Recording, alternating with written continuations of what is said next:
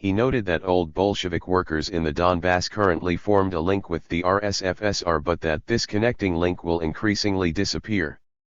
He also raised the danger of foreign intervention, if it were not for the danger of the separation of Ukraine, of the isolation of Ukraine, but for now this is not the case, and we should slow down, if necessary by artificial means, this rapid pace of Ukrainization. 62 In Chapter 5, we likewise noted criticism of the Belarusian and Ukrainian language reform endeavors for their orientation on the West.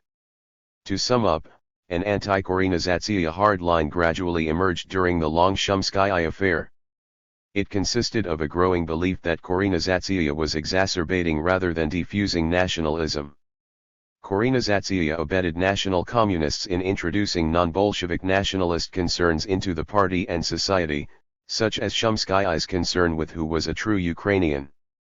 They were aided by the Ukrainian Smenovikhovstvo, whose ideas were leading important Ukrainian communists, such as Shumskaya and Khvailovaya, to defect to Ukrainian nationalism. Moreover, the initial foreign policy advantages of Ukrainization in attracting West Ukrainian support for Soviet Ukraine proved illusory, since making nationality the central aspect of cross-border ethnic influence allowed West Ukrainian nationalists to exert an increasing influence on Soviet Ukraine. Finally, this reverse Smenovikhovstvo had taken on an anti-Russian dimension, which was increasing the strength of Ukrainian separatism. Nationality and the left opposition. I now turn briefly to the politics of Korenizatsiya in the Soviet East. Once again there were substantial differences between East and West. The anti-Korenizatsiya hardline could only have emerged in the Soviet West, since only there was the foreign threat overwhelming. Likewise, only in the West was national communism a strong enough movement to plausibly dominate republican politics. On the other hand, there were fundamental similarities. In both East and West, factionalism ran rampant. In both regions, the role of Smenovikhovstvo was important and controversial. A distinctive aspect of Eastern politics was the tendency of titular nationals to divide into two competing party factions labeled left and right. This was potentially significant in terms of Stalin's battle with the all-Union left opposition throughout NEP. The left-right national split emerged in virtually every republic of the Soviet East, but most strongly in the two Tatar republics of Crimea and Tatarstan. 63 This was because these republics had the strongest pre-revolutionary intelligentsia, both nationalist and leftist, and the intelligentsia's fierce rivalries were imported into the Bolshevik Party. I will focus on Tatarstan. The unchallenged leader of the Tatar right, until his first arrest in May 1923, was Mirsad Sultan Galiev. 64 Other prominent members were K.G. Mukhtarov, Mansurov, Aminbeev, and Saburov. The leaders of the Tatar right came from the left wing of the pre-revolutionary nationalist movement and were attracted to Bolshevism almost exclusively due to the nationalities question. They nursed the hope they could reconcile nationalism with communism. 65 In other words, they were national Smenovikhovci. In Ukraine, Smenovikhovci were almost entirely excluded from important government positions and confined to the academy. In the Soviet East, where the dearth of national cadres was especially severe, Smenovikhovci could and did rise as high as head of the Republican Sovnarkom. As Smenovikhovci, the Tatar right was naturally zealously committed to Korenizatsiya. The Tatar right controlled the government of Tatarstan, but not the party, from August 1921 to February 1924. 66. The leadership of the Tatar left, on the other hand, consisted mostly of former socialist revolutionaries. They were joined by militant young Tatar Bolsheviks with no pre-revolutionary political loyalties. In 1920 and 1921, their leader was a moderate leftist, Sijabgiri Sedgaliev, who was chairman of the Tatar Sovnarkom. More radical leftists, such as G.K. Shamagulov, Sajidulin, and S. Atnagulov, denied the legitimacy of national culture entirely and called for the liquidation of Tatarstan and other national republics. They proudly called themselves internationalists and Bukharinites, consciously modeling themselves after the pre-1923 Bukharin who, along with Pyatakov, had denied the existence of an above-class national culture. 67 They bitterly attacked the Tatar right as crypto-nationalists, who had made a fetish out of the nationalities question in Tatarstan due to their distrust of the Russian proletariat. 68 The left controlled the Tatarstan government from June 1920 to June 1921 and again from February 1924 to October 1925. Left and right, then, simply signaled one's attitude towards Korenizatsiya. This was not the case in Ukraine. Khvylovyi consciously styled himself as an ultra-leftist with a provocative admiration for Trotsky. Shumsky despised Trotsky and, when categorized, was considered on the right. 69 Similarly, the anti-Ukrainization forces during the Civil War consisted of Pyatakhov's leftist internationalist faction in Kiev and Kvyring's rightist pro-RSFSR faction in Katerinoslav. There would seem to be two explanations for this pattern. First, although the nationalities question was a huge issue in Ukraine, it was still not so dominant for titular nationals that the entire party would split on the issue. Second, the greater social distance between Russians and titular nationals in the Soviet East meant that the left titular national faction could not merge with the anti-Korenizatsiya Russian forces, but instead existed independently and in an uneasy alliance with them. The first 5 years of Tatarstan's existence witnessed an open and continuous battle between two united and disciplined national factions, the Tatar left and right. In 1923, this local conflict emerged briefly onto the all-Union stage.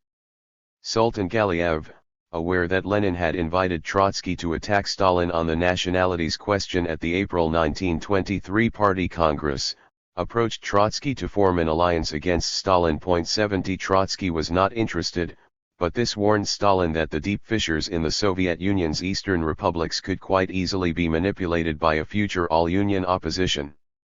In April 1923, the center intercepted two conspiratorial letters written by Sultan Galiev, which revealed he had Basmachi ties and indicated his willingness to exploit them to further his faction's agenda. With this evidence in hand, Stalin engineered Sultan Galiev's arrest in May 1923 and his formal denunciation at the June 1923 Task Conference on Nationalities Policy. Given the nature of Soviet symbolic politics, the left interpreted this as a signal that their time had come and attacked the right bitterly at this conference. 71 Shamagulov crowed, undiplomatically, that the left had declared in 1918 to 1919 that if Tisk would orient themselves on those nationalists with a bourgeois background, it would commit an error and would eventually take action against Soviet power. 72. Stalin, however, had no interest in driving the right, which was the larger of the two factions and the one with greater popular support, into the arms of Trotsky or any other future opposition faction. Stalin pointedly reminded the June 1923 gathering that he had been Sultan Galiev's patron and that he had also defended the Bashkir leader, Akhmedzaki Validov, who later defected to the Basmachi. He defended the practice of aggressively recruiting Eastern Smenovikhovsi, intelligenti, thinking people, even literate people, are so few in the Eastern republics that you can count them with your fingers. How then can we not treasure them? Stalin attacked the right for failing to become a reliable bulwark against the nationalist trend, which is growing and strengthening due to NEP. However, Stalin attacked the left still more fiercely. They do not know how to, and do not want to maneuver in attracting elements. If they think that one can transplant Russian models into distinct national conditions without considering local customs and circumstances, if they think that they can battle nationalism by throwing overboard all things national, then of the two dangers, the left danger may end up being the greater danger. 73 These remarks again demonstrate Stalin's serious commitment to Korenizatsiya and his conscious decision to promote it through Smenovikhovstvo. In fact, between 1923 and 1926, Stalin repeatedly intervened personally in support of Korenizatsiya and in opposition to the frequent local harassment of the Smenovikhovsi. A few months before the Nationalities Conference, Stalin had instructed the new party leadership of Kyrgyzia, "It is impossible to govern the Kyrgyz Republic without Kyrgyz. You need to teach and transform the human material that you have. There are no better people to be found. Therefore you must not declare war on the existing Kyrgyz elite. 74 In August 1924, Stalin wrote the Belarusian party leadership the following terse note objecting to the removal of Belarusian Smenovikhovsi. I've discovered that Jelukov and Balitsky and several other ethnic Belarusian assistant commissars have been purged from the party. Considering this step a fatal error, I strongly request that you take measures to prevent this error. Confirm receipt of this. 75 In January 1925, Stalin defended the head of the Tatar TSIK, the National Communist Vili Ibragimov, from harassment by the head of the Crimean Obkom Secretary, Schwarz, by sending an open letter to the Crimean Obkom instructing Schwarz to work with Ibragimov and, in general, adopt more flexible and more expedient tactics in the nationalities question. 76 Finally, in April 1926, 2 months before the outbreak of the Shumskaya affair, Stalin wrote the head of the Central Asian Bureau, Zelensky, with yet another ringing defense of the policy of employing the Smenovikhovstvo intelligentsia in pursuit of Korenizatsiya. 77. In cultural work, you should be guided by the principle that, even the most minimally loyal Uzbek intelligentsia should be recruited into government work instead of being driven away. One must not view the Uzbek non-communist intelligentsia as a single reactionary mass and threaten them with widespread arrests, as some comrades do, instead of appealing to them and attracting the best of them. Therefore I request that in this matter by the decrees of the Nationalities Conference that were passed several years ago and that remain to this day obligatory. The newly available archival evidence contradicts any assertion that Stalin's support for Korenizatsiya in the NEP years was either soft or cynical. On the contrary, the policy was identified with him personally and he backed it vigorously on numerous occasions. From 1923 to 1928, Tisk also consistently and persistently attempted to minimize the chronic national divisions within the Communist Party organizations of the Soviet East by categorically denying that these divisions had any ideological content. This new policy fine was articulated in a June 1924 Orgbero decree, which instructed the Tatar Obkom and especially First Party Secretary, Morozov, not to divide officials into left and right. 78 This principle was applied to other Eastern republics as well and likewise guided Kaganovicia's handling of the Shumskaya affair. Despite this effort to will the left/right conflict away, the Orgbero had to intervene dozens of times in the affairs of the national republics to resolve divisions whose primary causes were disagreements between titular nationals over the implementation of Korenizatsiya. 79. National factionalism was chronic because its cause was structural.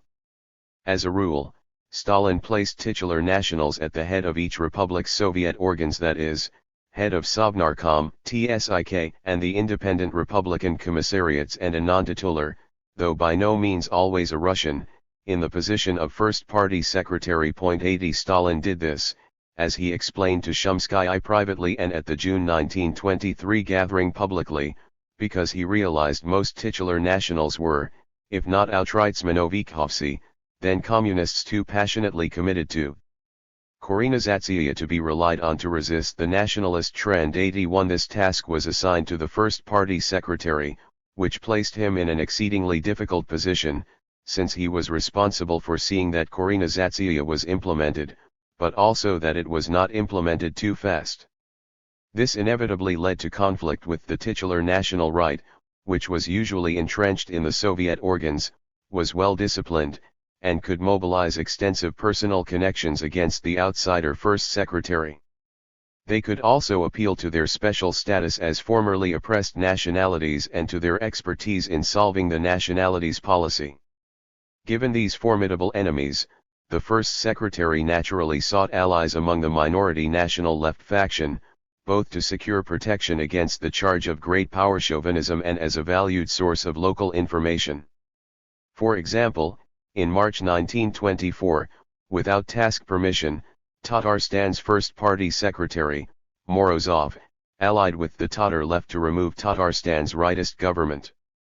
They even knowingly ignored a Politburo resolution ordering them not to remove the rightist Mukhtarov as head of Sovnarkom. 82 The position of a non-Russian First Secretary in a national republic in the 1920s, then, was an exceedingly difficult one. Stalin greatly esteemed administrators, like Kaganovich, who could successfully implement Korenizatsiya and control the local national communists. Most could not. From the formation of Tatarstan in May 1920 to October 1925, the Tatarstan assignment defeated 6 different First Party secretaries. In October 1925, the Orgbaro convened to censure and remove the latest failure, Morozov, and to instruct the new First Secretary once again to ensure cooperative work between the left and right and to implement Korenizatsiya at the proper pace. One person in attendance, I.M. Vairikis, who had experience working in Central Asia, objected that this goal was simply unrealizable. 83. As to the problem of group conflict, it is absurd to issue a demand that group conflict be extinguished in Tatarstan. One must not understand the conditions of work in a national republic to say that TISK can send a circular on the elimination of group conflict. There will be group conflict. Each one of us who has spent his time working in any national republic knows very well the strength of these group conflicts. Each of us set for ourselves the task of extinguishing this group conflict and in reality failed, because to extinguish these group conflicts completely and totally is impossible. Unfortunately for Vairikis, another person who rarely attended Orgbaro sessions, Stalin, was present this time and objected. 84. Comrade Vairikis is not correct if he thinks that we cannot issue a resolution on overcoming group conflict. Why not? We can.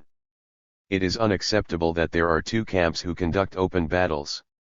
Cooperation among oblast organizations has not been achieved, that's a fact.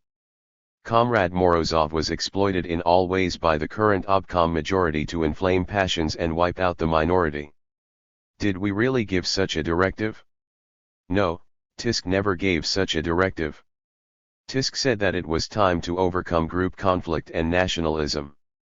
Comrade Morozov did not take all measures so that these disagreements and group conflicts did not escalate into a battle between the 2 camps. Stalin backed up his words with the decision to send an important figure to run Tatarstan, the head of TISK's influential Kadrs department, Kativik. 85. On his arrival in Tatarstan, Kativik quickly decided that reconciliation was impossible.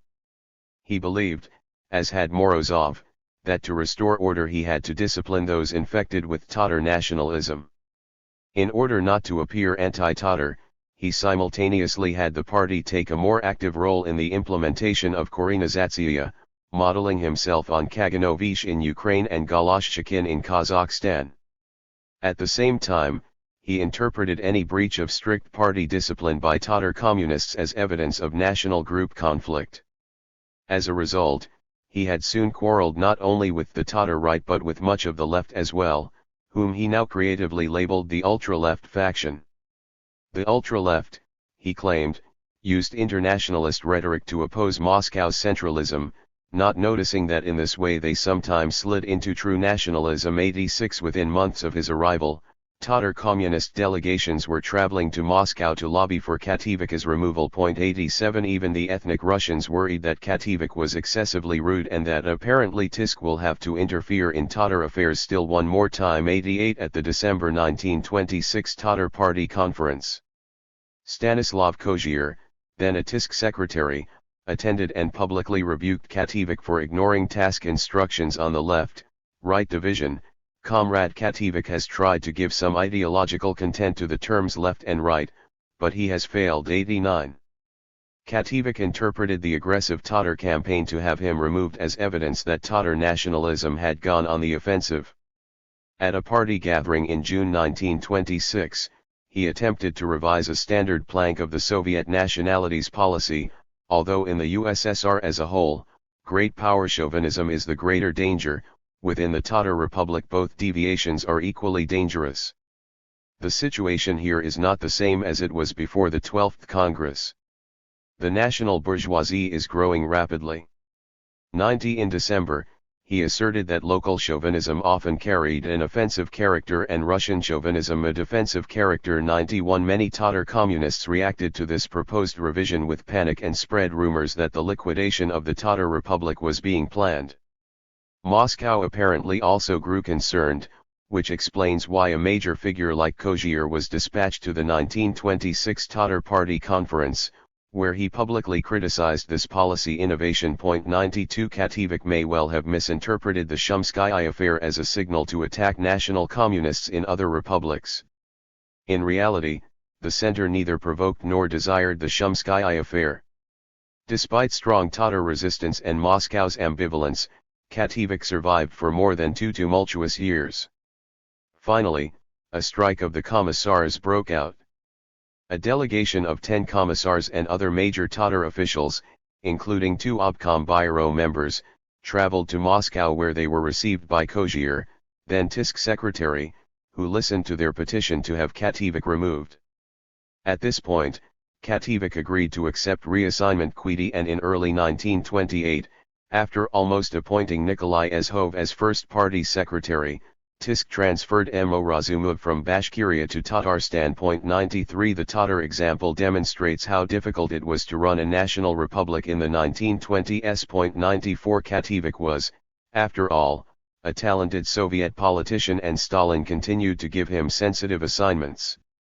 Only when the socialist offensive allowed a massive increase in coercion and terror were national First Party secretaries gradually able to turn their republics into personalistic fiefdoms. 95. The Tatar example illustrates how deep the divisions in the Eastern national republics were and how easy it would have been for the opposition to exploit them.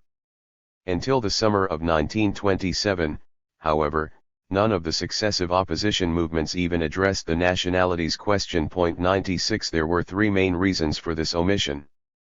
First, as the Stalin Group pointedly emphasized during the nationalities controversies in 1923, they were the nationalities specialists, and the future opposition leaders had virtually no personal experience in nationalities policy.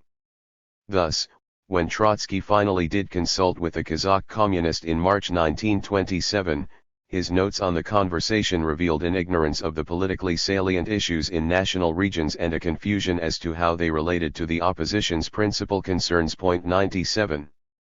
Second, the left opposition was ignorant about nationalities policy because it was fundamentally uninterested. It reflected the average Russian party member's sense that nationalities policy was not a major issue. For instance, Kazakhstan's first party secretary, Philip Goloshchikhin, reported in 1927 that when I mentioned question at our Kray conference, one opposition supporter yelled out that we have more important questions. 98 Third, many oppositionists were not only uninterested, but actively hostile to Lenin's nationalities policy. This was a continuation of Pyatakhov's principled internationalism. Vaganian's 1927 book, On National Culture, followed Pyatakov in arguing that the party should promote a single international culture, not separate national cultures.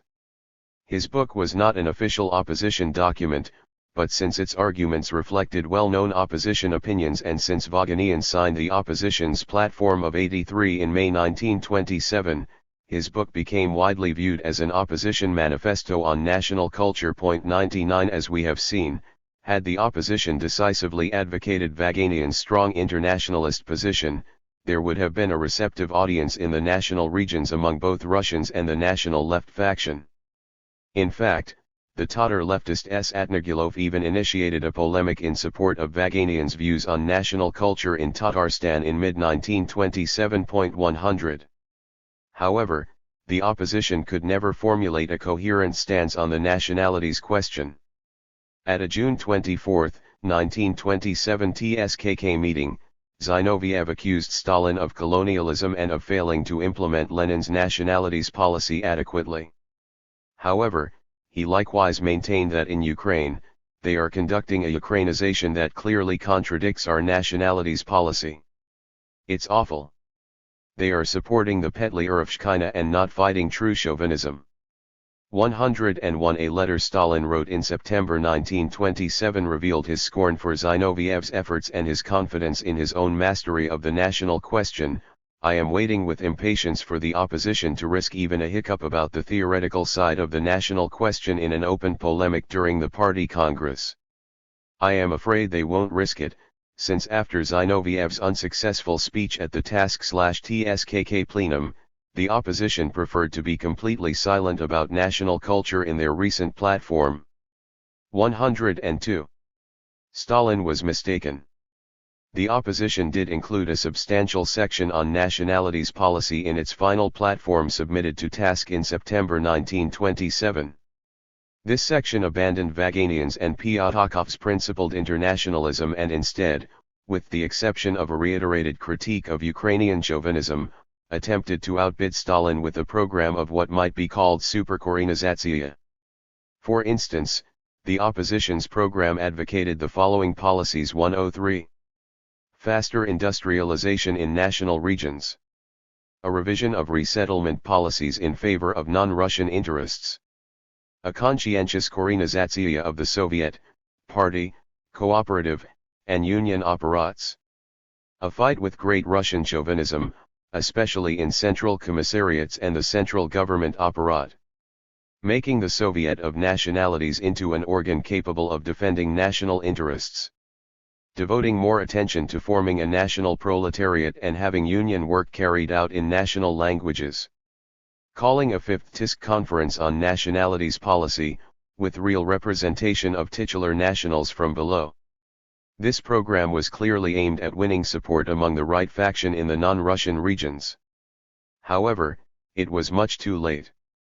The Ukrainians were delighted to be singled out for criticism and gleefully lambasted Zinoviev as a great power chauvinist. 104 In the East, where party divisions over nationalities policy were particularly deep, the opposition's platform had almost no resonance.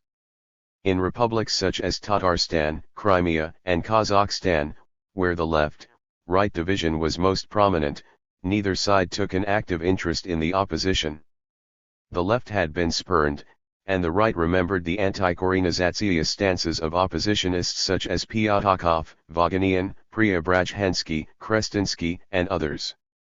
They assumed the opposition was hostile to national self-expression and, probably correctly, viewed their platform as hypocritical. 105 The opposition's only significant national support came in Georgia, where many members of the former Georgian leadership, who bore a grudge against Stalin and Orджоникидзе dating back to the Georgian affair of 1922 to 1923, joined the opposition. 106. Nationalities policy, then, played no role in determining the ultimate fate of the left opposition. However, the opposition's belated decision to address the nationalities question did play an important role in directing further central attention to the local left-right national schisms and linking them to all-Union high politics. Despite the opposition's hyper-nationalizing platform, popular party opinion continued to associate the left with the internationalist stance of Pyatakov and Vaganian. Given these associations, when in 1928 Stalin launched his revolution from above, declared the right deviation to be the greatest danger, and initiated the abolition of NEP, there was a widespread assumption in the party that this would mean the triumph of the true leftist position in nationalities policy as well. Neither Stalin nor his close associates shared the Vaganian/Pyatakov internationalist position on the nationalities question. They would, however, grow increasingly sympathetic to the anti-Korenizatsiya hardline stance that crystallized during the Shumskaya affair and that maintained that Korenizatsiya was in fact often exacerbating rather than diffusing nationalism. The Socialist Offensive and Cultural Revolution. The launching of the Socialist Offensive in 1928 marked a pivotal moment in the evolution of the national constitution of the Soviet Union. I have been using Socialist Offensive as shorthand for the period from 1928 to 1932 and for the extraordinarily rapid restructuring of Soviet society that was undertaken at that time: rapid industrialization, the abolition of private trade, the collectivization of agriculture, dekulakization, and greatly intensified and centralized dictatorship. 107 I have been using Cultural Revolution to refer to two specific aspects of the larger Socialist Offensive: a destructive process of class warfare, involving both state terror and the mobilization of militant Bolshevik proletarians, which was directed against formerly tolerated bourgeois elements and institutions, and a constructive process that involved a wave of utopian projects and experiments to create a new socialist way of life. 108 Cultural revolution can be profitably thought of as a strategy and a mood. The strategy was to mobilize Bolshevik militants to destroy stigmatized population categories. The mood was militant and utopian, and both the militancy and utopianism influenced the overall conduct of the socialist offensive. In chapters 4 and 5, I discussed the constructive aspect of cultural revolution in the Soviet East. In this section, I focus on the impact of the destructive aspect, in particular the state-led terror campaign. However, the main focus will be on the overall impact of the socialist offensive on both the implementation of Korenizatsiya as well as the larger evolution of the affirmative action empire.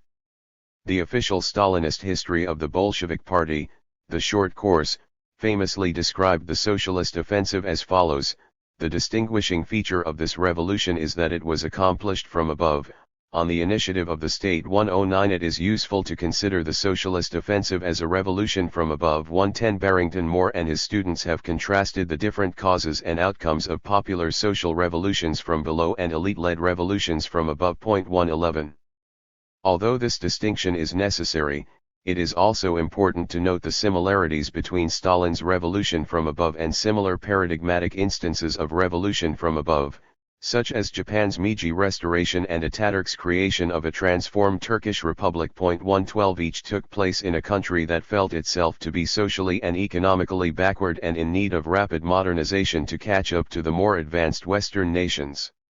In each case, the need for rapid modernization was driven by the perception of a military threat to the state's independence or even existence. Modernization involved a state-led fundamental transformation of the country's social structure, with the principal goal being forced industrialization. 113 Finally, in each case the revolution's ideology was statist and its effect was a centralization of political, military, and economic power. Of course, there were also fundamental differences. The ideology of a canonical revolution from above is typically not only statist but nationalist, with the national ideal usually defined as a past essence to be retrieved through the social and cultural purification of a decadent present. This nationalism manifests itself in a statist paternalist populism, which asserts the unity and subordination of the nation's population. Their duty is to make sacrifices for the nation's good, which is generally equated with the strength of the central state. In turn, the state is to care for the population.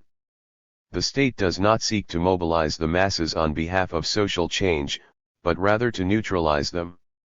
In addition, the revolutionary state gradually disarms and co-opts the former ruling class rather than destroying it suddenly and violently. 114 None of these were true of Stalin's socialist offensive. Stalin aimed at the rapid and violent annihilation of class enemies, to which end he solicited mass popular participation. More important, Stalin sought to mobilize the population primarily through an ideology of class warfare rather than nationalism. This was the strategy of cultural revolution. On the other hand, the examples just given of the canonical revolution from above state paternalism, popular demobilization, and emphasis on popular unity and submission describe very well the outcome of the socialist offensive. Stalin's revolution from above, then, differed from canonical revolutions from above more in its tactics, the strategy of cultural revolution, than in its ultimate direction. Cultural revolution intensified the affirmative action empire while at the same time, as we shall see, Stalin's revolution from above undermined certain of its premises. However, before drawing conclusions about the overall impact of the socialist offensive, I begin with a discussion of the initial popular cultural revolutionary mood and its hostility to Korenizatsiya and indeed the category of nationality itself. The popular attack on nationality. Nothing is more revealing of the popular party attitude toward Korenizatsiya than the initial response to the launching of the socialist offensive and the public denunciation of the right deviation in 1928. The following interpretation of the socialist offensive quickly took shape. Particularly in Ukraine, under NEP, the left deviation had been the greatest danger and manifested itself in the great power chauvinism of Pyatakov, Zinoviev, and Vaganian. Under the socialist offensive, The right deviation was now the greatest danger, therefore, local nationalism, which was the manifestation of the right deviation in the national republics, had likewise become a greater danger than great power.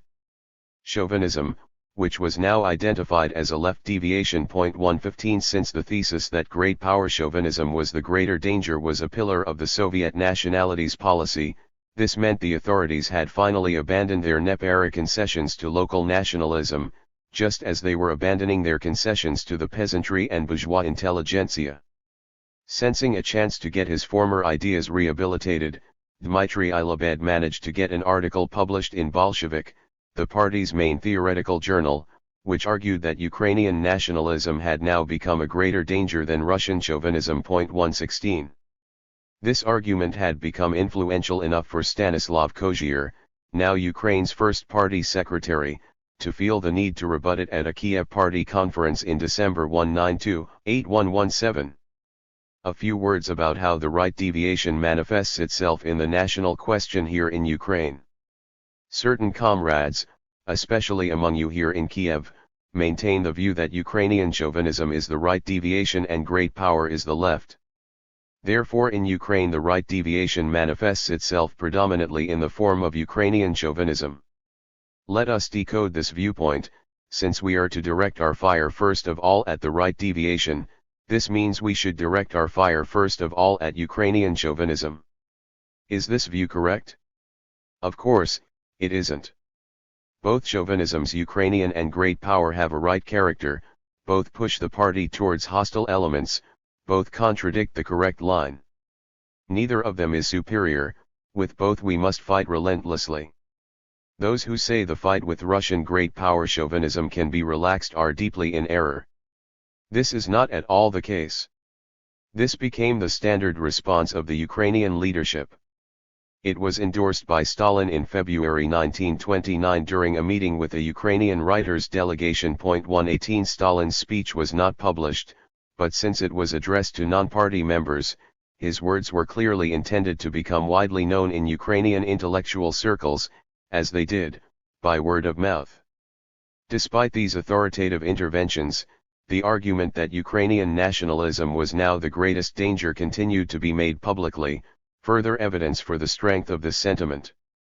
A Ukrainian historian published an article in a Moscow journal, a favored strategy for evading Ukrainian censors, arguing that great Russian chauvinism was no longer an important problem in Ukraine. 119 Two episodes particularly disturbed the leadership because they both occurred at party meetings organized to correct this interpretive error. In January 1929, at a special Kiev Okruzkom meeting devoted to nationalities policy, only a few weeks after Kozhier's remarks, several speakers again hinted that Ukrainian nationalism should be considered the greatest danger. 124 months later, during a discussion of the right deviation and the nationalities question at the Ukrainian Institute of Marxism-Leninism, several graduate students did likewise. 121 This latter episode particularly embarrassed the leadership since the institute existed to defend party orthodoxy and had its own nationalities department chaired by Skrypynyk himself. Moreover, it was also disturbing that young party activists seemed most attracted to an anti-Ukrainization stance. 122. The Ukrainian leadership responded energetically to this challenge. Its major nationalities specialists and leading politicians all published articles or delivered speeches on the impact of the socialist offensive on nationalities policy. 123 A December 1929 Kharkov Okruzkom decree, later confirmed by the Ukrainian task, rebuffed the Institute of Marxism-Leninism for allowing a majority and minority faction to form on nationalities policy. 124 The decree declared that great power and Ukrainian chauvinism were linked to neither the left nor the right, but could mask themselves in the phraseology of either deviation. Both would increase during the socialist offensive and so both must be combated. However, only a public intervention by Stalin in June 1930 would finally silence the anti-Koreanizatsiya militants. The movement to revise the Soviet nationalities policy in Ukraine was distinctive in that the battle lines were consciously drawn between Ukrainian and Russian chauvinism. Elsewhere, the movement to declare local nationalism the greater danger contrasted it to internationalism, which represented the positive utopian goal of the Cultural Revolution. This internationalism was opposed to all national cultures, but above all to Russian culture. We have already seen this utopian internationalism in the Latinization campaign. Other manifestations were the movement in support of Esperanto and the ascendancy of Mayer's ideas about the plasticity of ethnicity. 125 It likewise found expression in the national press. In December 1928, the Transcaucasus Kraykom newspaper, Zarya Vostoka, published an article openly asserting this position. For the left, the nation and national cultural are things of the past. For the right, nation and national culture remain and are the nearest truth. Therefore, the right deviation, not the Pyatakhovshchina or Vaganianshchina, is now the central danger in national relations. Not an underestimation, but an overestimation of the national question, falling sick with nationalist ideology and forgetting about internationalism. 126.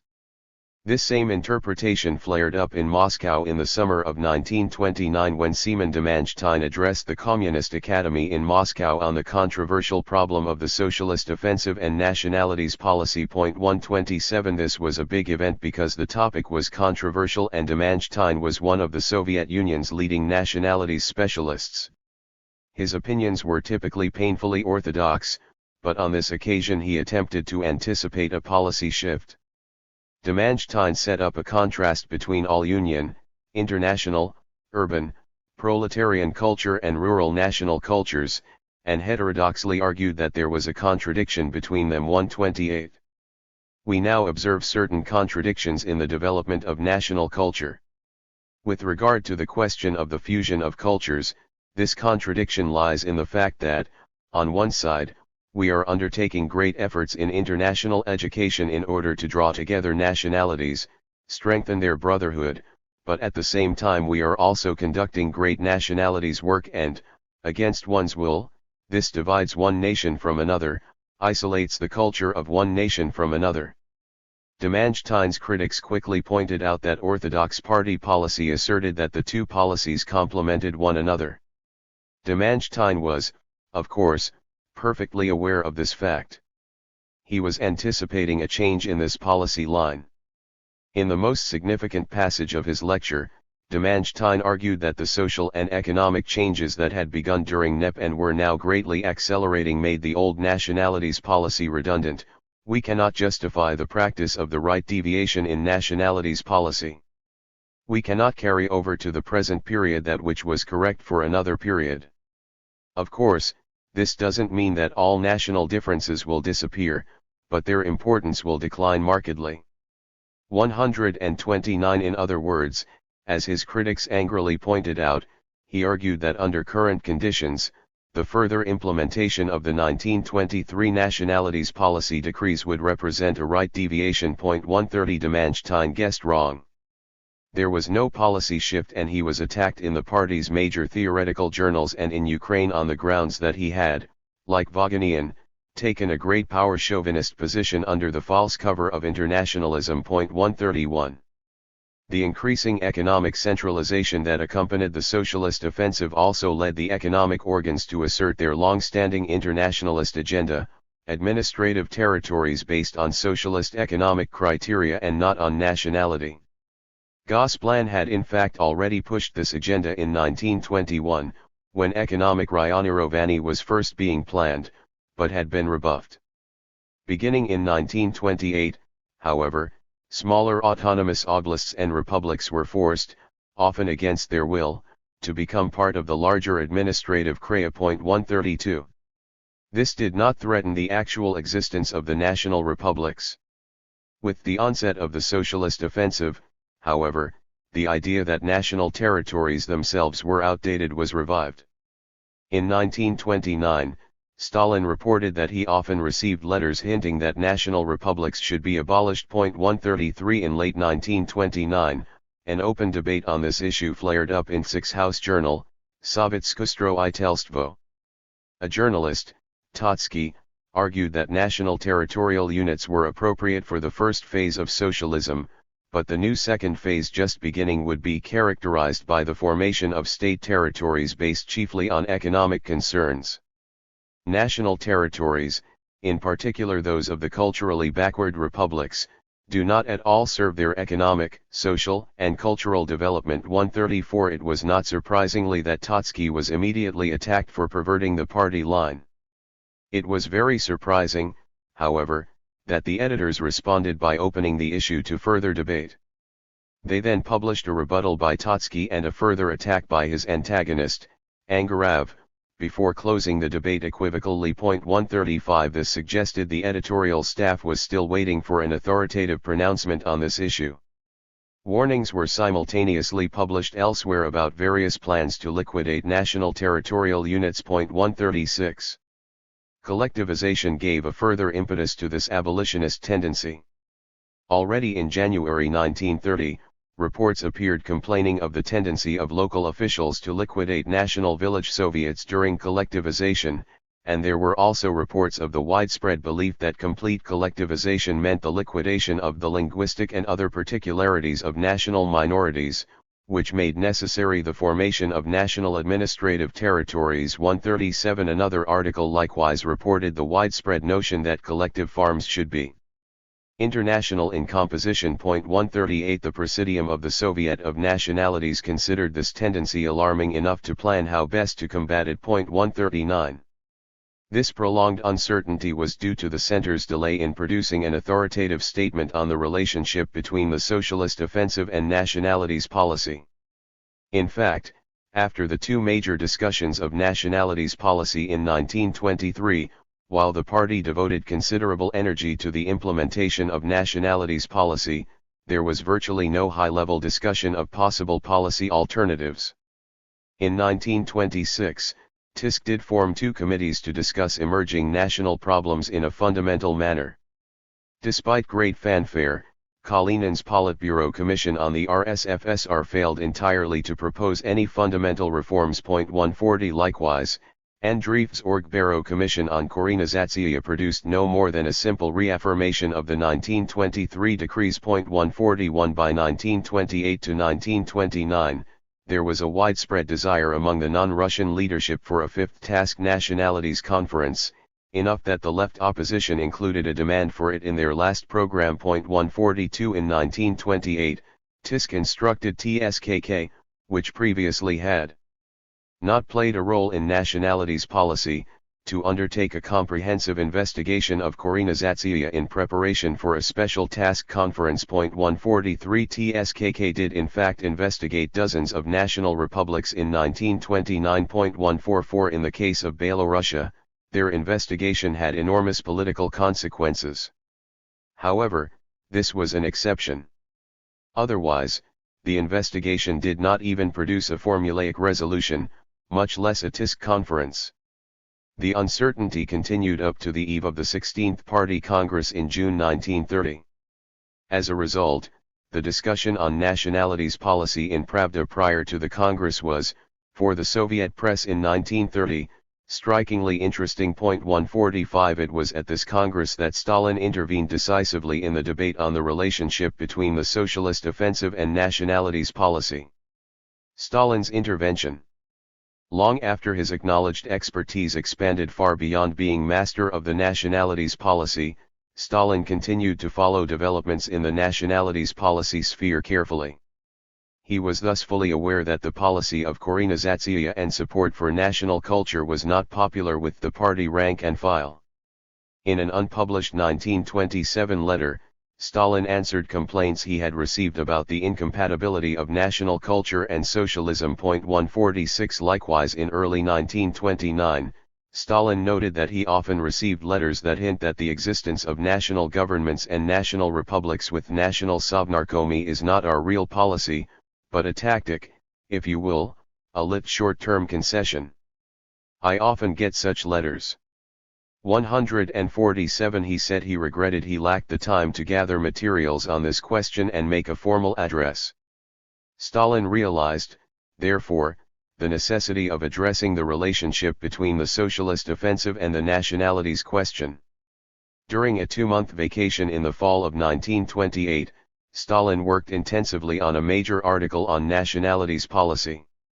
He asked for and received from his personal secretary, Tuvstuka, dozens of works on the nationalities question, including everything Lenin had ever written on the question. 148 By February 1929, he had a draft article ready to rebut the widespread opinion that the period of the transition from capitalism to socialism, that this period is the period of the liquidation of nations, the period of the dying away of national cultures and national languages. I decisively dispute this widespread opinion that has nothing in common with Marxism. 149 Stalin first made these ideas public during a February 1929 meeting with a Ukrainian writers' delegation in Moscow. He began his address to the writers with a quick sketch of popular party sentiment on this topic. 150. They claim that socialism is already causing the dying away of national culture and that a common, world language should be established in the transitional period from capitalism to socialism. In our union, it would seem all this should lead to the digestion of national cultures into one single culture and one language, obviously Russian, as the most advanced. They hint that the existence of national governments and national republics with national sovnarkomy, that this is not our policy, but a tactic, if you will, understand it as a kind of little concession, very temporary. I often receive such letters. Stalin categorically rejected this position. Indeed, the parenthetical obviously Russian reiterated his and Lenin's long-term stance that in Soviet conditions anti-Korenizatsiya internationalism was typically a superficial cover for Russian chauvinism. In rebuttal of the prediction of assimilation, Stalin repeated his favorite argument that just as Latvian and Hungarian cities had once been German and had subsequently been nationalized, this would also happen in the Soviet Union. This is a general law. He also reiterated the argument that nationhood was a stage all peoples had to pass through on their way to internationalism. We are undertaking a policy of the maximum development of national culture in order that it exhaust itself completely so that a base will be created for the organization of international socialist culture, not only in content but in form as well. This would happen, Stalin cautioned, only after the triumph of socialism worldwide, not during or after its complete triumph within the Soviet Union alone. Stalin assured his audience that national culture would not disappear. What perspectives are there? These perspectives, that the national cultures of even the very smallest peoples of the USSR will develop and that we will help them develop. 151. Stalin's speech to the Ukrainian writers was clearly designed to reassure them that Ukrainian culture and Ukrainization were not under threat. However, Stalin's speech was not published. Only in June 1930, at the 16th Party Congress, did Stalin supply a fully public and authoritative denunciation of the internationalist position. Once again Stalin began with a summary of his opponent's viewpoint, although now he unambiguously labeled it as Great Russian Chauvinism. 152. The essence of the Great Russian Chauvinist deviation is the desire to do without the national differences of language, culture, and way of life, the desire to prepare for the liquidation of national republics and oblasts, the desire to undermine the principle of national equality and to overthrow the party's policy of the nationalizatsiya of the apparat, the nationalizatsiya of the press, schools, and other state and social organizations. Supporters of this deviation reason that since with the triumph of socialism nations should merge into one, and their national languages should be transformed into a single common language, therefore the time has come to liquidate national differences and to reject the policy of support for the development of the national cultures of the formerly oppressed peoples. This deviation, Stalin went on, hides itself under the mask of internationalism and the name of Lenin, and so is the most subtle and therefore the most dangerous form of Great Russian Chauvinism. 153. At the same Congress, Kaganovich identified Gosplan as one of the institutions most infected with this form of chauvinism, presumably a reference to their new economic Ryanurovany plans. Kozier cited the Central Soviet apparat in general. And SKRYPNYK once again lit into the National Communists' favorite punching bag, Semen Demanstein. 154. There could hardly be a more definitive rejection of the position advanced by the nationalities policy militants and sympathized with by a broad segment of popular party opinion. However, Stalin now went beyond the rejection of the militants' position and asserted a positive interpretation of the impact of the Cultural Revolution on national culture. 155. The deviationists are mistaken when they assume that the period of the construction of socialism in the USSR is the period of the collapse and liquidation of national culture. The opposite is true. In reality, the period of the dictatorship of the proletariat and the construction of socialism in the USSR is the period of the flowering of national culture, socialist in content and national in form. They obviously do not understand that the development of national culture should unfold with new strength with the introduction and establishment of mandatory universal elementary education. As we saw in Part 1, these remarks provided an unambiguous program for cultural revolution in the sphere of nationalities policy, an acceleration in the pace of Koreanizatsiya and the development of national culture, with a particularly strong emphasis on the developmentalist project of overcoming cultural backwardness among the Soviet Union's eastern nationalities. The affirmative action empire would be strengthened, not abandoned. Acceleration provided an outlet for the utopian energies of the Cultural Revolution. Only a week before Stalin delivered this speech, the Orgburo met to discuss the practical forms that the Cultural Revolution should take in national regions. In line with Stalin's comments, the Orgburo endorsed a significant increase in the tempos of cultural construction. 156 At the party congress, Kaganovich had noted that if we have some achievements in the more progressive republics, such as Ukraine, in a series of eastern republics, is still in a very bad condition. 157 The Orgburo agreed and recommended the state's energies be directed toward the more backward, eastern nationalities. 158 As we have seen, the Cultural Revolution did in fact mark a shift in attention from the Soviet West to the East. In practical terms, Cultural Revolution as acceleration involved the following policies. Accelerated tempos for the achievement of universal primary school education. Aggressive affirmative action programs for culturally backward nationalities in central universities. Affirmative action to create a native proletariat in the Soviet East. Renewed efforts at the Koreanizatsiya of government in the Eastern National Republics. The completion of the network of national Soviets. The recognition of new Soviet nationalities' ethnic proliferation. The creation of new written languages. The Latinization of a large number of Soviet languages, including several that used the Cyrillic script. Increased efforts to promote and strengthen the Soviet Union's national cultures. With the exception of the attack on national Smenovikhovstvo, which we will turn to shortly, the Cultural Revolution resulted in a practical strengthening of the affirmative action empire. Stalin's categorical rejection of internationalism in 1929–1930 was a pivotal moment in the evolution of the Soviet national constitution. It marked the last time under Stalin that the idea of creating a united Soviet nationality was seriously considered. It also marked the last time that the regime had sufficient energy and purpose to pursue such a radical strategy. Therefore, the Soviet Union would remain a multi-ethnic state. Stalin had unambiguously defended his own policy of Koreanizatsiya. He had, however, also called for a more intense struggle against local nationalism and great power chauvinism. In Chapter 4, we saw how Stalin's comments led to an immediate campaign against great power chauvinism in the industrial workplace in the Soviet East.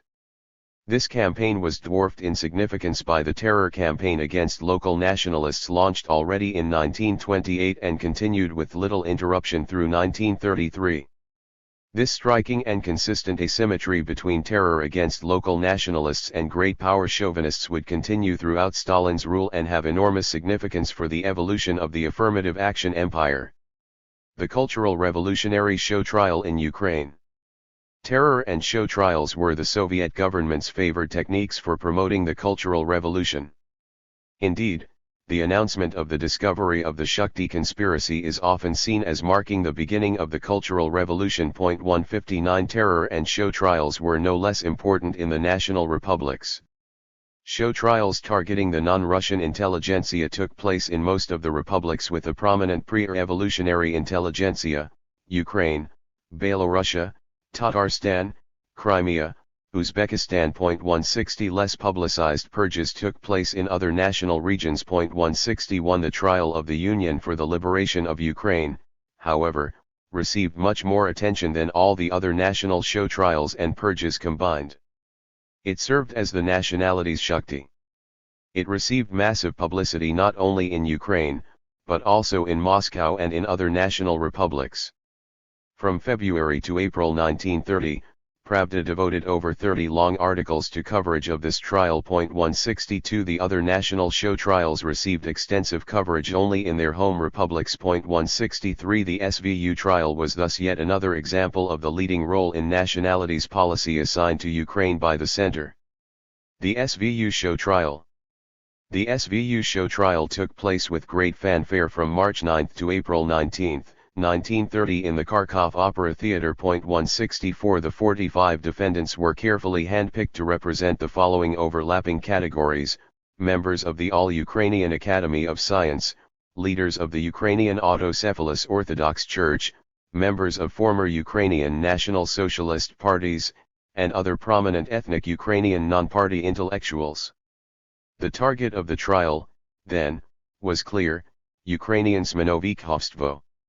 SVU's purported leader and organizer was Serhiy Affirmative, a prominent Ukrainian literary critic, a leading member of the Ukrainian Socialist Federalist Party during the Civil War, and former vice president of VUAN. 165 The VUAN connection was not an accident.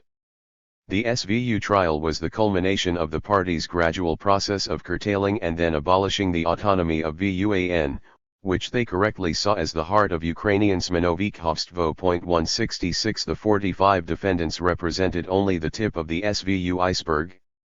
Already by December 1, 1929, 700 people had been arrested across all of Ukraine in connection with SVU. The final total would be in the thousands. The GPU's overall investigation produced 254 volumes of materials. 167. Because of recent publications, we know more about the preparation of the SVU affair than about most other Stalinist show trials. In May 1928, the Ukrainian GPU was ordered to increase repression against Kulak elements in the countryside and hostile intelligentsia elements in the city. 168 At the same time, the GPU was ordered to renew work on the Affirmative case. 169 A year later, on May 18, 1929, the Kiev GPU arrested a student, M.V. Pavlishkov, who lived with Affirmative. He was forced to confess that he was a member of a counter-revolutionary group called the Union of Ukrainian Youth and that Affirmative had ideologically inspired and organized the group. 170 On June 7, Balitsky reported to the Ukrainian task about the existence of this group. 171 On June 27, Pavlishkov began to confess the existence of a superior organization, SVU, which was headed by Affirmative himself. This led to Affirmative's arrest on July 21. Affirmative initially denied the existence of SVU, but by September 10, he had been forced to confess its existence. 172. On November 3, the Ukrainian Politburo authorized a show trial in Kharkov with no more than 40 defendants. By December 1, the Ukrainian GPU had worked out an elaborate historical scenario about the growth of SVU and a series of pedagogical lines to be emphasized at the coming show trial: academic, school, youth, church, literary publishing, cooperative, and rural lines. 173 They had also already worked out a preliminary list of those arrested in Kiev, who are proposed as representatives at the trial SVU. The list included 41 individuals plus 9 possible additions representing 7 of the trial's proposed lines. Another list of candidates for the trial SVU from the periphery was compiled with 14 individuals from 8 Ukrainian okrugi plus the Moldavian ASSR. 174 During the preparation for the trial, the Ukrainian TISK received regular instructions from the All-Union Politburo, including at least one telegram from Stalin, who, foreshadowing the doctor's plot, insisted on the inclusion of a medical line. 175 The Ukrainian Tisk appointed Panis Lyubchenko, a former Borovyi as prosecutor. It was his job to explain the meaning of the SVU show trial to the public. The Ukrainian GPU and Ukrainian Tisk, with oversight by the All-Union Task, devoted considerable attention to the pedagogical function of the SVU show trial. I will now attempt to explicate the meaning that the Ukrainian and All-Union Party leadership intended the SVU trial to convey to various sectors of the Soviet population. Soviet show trials of the Cultural Revolution era had at least four main functions. They had, first of all, a positive mobilizing function. Shakti, for instance, was designed to energize working-class support for the socialist offensive. Second, show trials had a scapegoating function. Shakti deflected working-class anger away from Bolshevik institutions toward the bourgeois specialists. Third, they also had a negative intimidating function. Shakti aimed to terrify the bourgeois specialists and so preempt any opposition to the socialist offensive. Finally, show trials served to mark the regime's policy priorities. Shakti signaled that the regime was deadly serious about their agenda of rapid industrialization. The positive mobilizing function was marginal in both the SVU show trial as well as the other national show trials of the Cultural Revolution. The group that could be mobilized by SVU consisted of the anti-Korenizatsiya militants. However, at the same time it was publicizing the SVU trial, the Ukrainian leadership was struggling to demobilize these militants. The only major instance where cultural revolutionary militants were mobilized to implement nationalities policy came with the campaign to unveil women in Central Asia and other Islamic regions. 176 As a substitute for the mobilization of Bolshevik militants, the Ukrainian leadership somewhat half-heartedly argued that the SVU trial would mobilize young ethnic Ukrainian students to replace the old discredited bourgeois Ukrainian intelligentsia with a new purely proletarian Ukrainian intelligentsia committed to an even more rapid implementation of Ukrainization. 177 The difficulty with this strategy was that, as we have seen, the student body was not militantly in favor of Ukrainization, but rather lukewarm if not openly hostile. The negative intimidating function of the Soviet show trial was, however, well developed in Ukraine. The SVU show trial was directed overwhelmingly at Ukrainian Smenovikhovstvo. Indeed, the Cultural Revolution show trials in all national regions were used to decisively mark the end of the era of national Smenovikhovstvo. The elaborate historical narrative concocted by the Ukrainian GPU for the SVU trial emphasized exactly this point. According to the GPU scenario, after the defeat of the Polish invasion in 1920, Affirmative took over the leadership of a Ukrainian conspiratorial group, which collapsed in 1924 due to the Smenovikhovstvo mood of the anti-Soviet Ukrainian intelligentsia. 178 As the GPU put it, Smenovikhovstvo is a counter-revolutionary bourgeois conception that emerged due to the necessity to fight against the dictatorship of the proletariat by using all legal means to exert anti-Soviet ideological influence on the broad masses. 179 With this new goal in mind, Affirmative's group went to work in VUAN 180. Exploiting the circumstance that Soviet power was extensively recruiting specialists and intelligentsia to work in cultural and economic construction, the members maliciously took advantage of that trust that was put in them, as qualified specialists, and used the broad possibilities given to them by the will of the worker and peasant masses, not to the benefit but to the harm of those masses, organizing active sabotage in all areas where they worked. This passage perfectly represented the regime's conflicted attitude towards Smenovikhovstvo. On the one hand, they sponsored the movement to dissolve anti-Soviet groups, on the other hand, this only gave the group still greater opportunities to work legally against Soviet power. One SVU defendant testified that the Academy of Science Island within Soviet power, which enjoyed a unique political extraterritoriality. 181 This quotation was repeated frequently in the SVU propaganda. Again, it served as a symbol of VUAN and of Ukrainian Smenovikhovstvo, an ideologically foreign and inassimilable presence within the Soviet organism. The GPU narrative, with its fantastic conspiracies, served to give this psychological disposition a concrete counter-revolutionary form. In their scenario, by mid-1926 the VUAN intellectuals were not only distressed by their inability to reorient Soviet power, but they were also actively plotting with West Ukrainian nationalists to form SVU. They were not only opposed to and afraid of the socialist offensive, but they had formed a plot to provoke a popular uprising as a prelude to foreign intervention. 182 Presumably, the party leadership hoped the population would literally believe the story. 183 For the party leadership, it represented a psychological truth. With the advent of the socialist offensive, the Smenovikhovstvo intelligentsia would surely act this way if given an opportunity, and therefore they must be preemptively annihilated. To sum up, then, the SVU trial and its cousins in other national regions purposefully targeted the national Smenovikhovstvo intelligentsia and likewise decisively marked the end of national Smenovikhovstvo. The Ukrainian terror, then, was clearly directed at the old Ukrainian intelligentsia. It also had an implied audience in Europe, as a telegram sent by Stalin to the Ukrainian Politburo on January 2, 1930 made clear. 184. When do you propose to hold the trial on Affirmative and the others?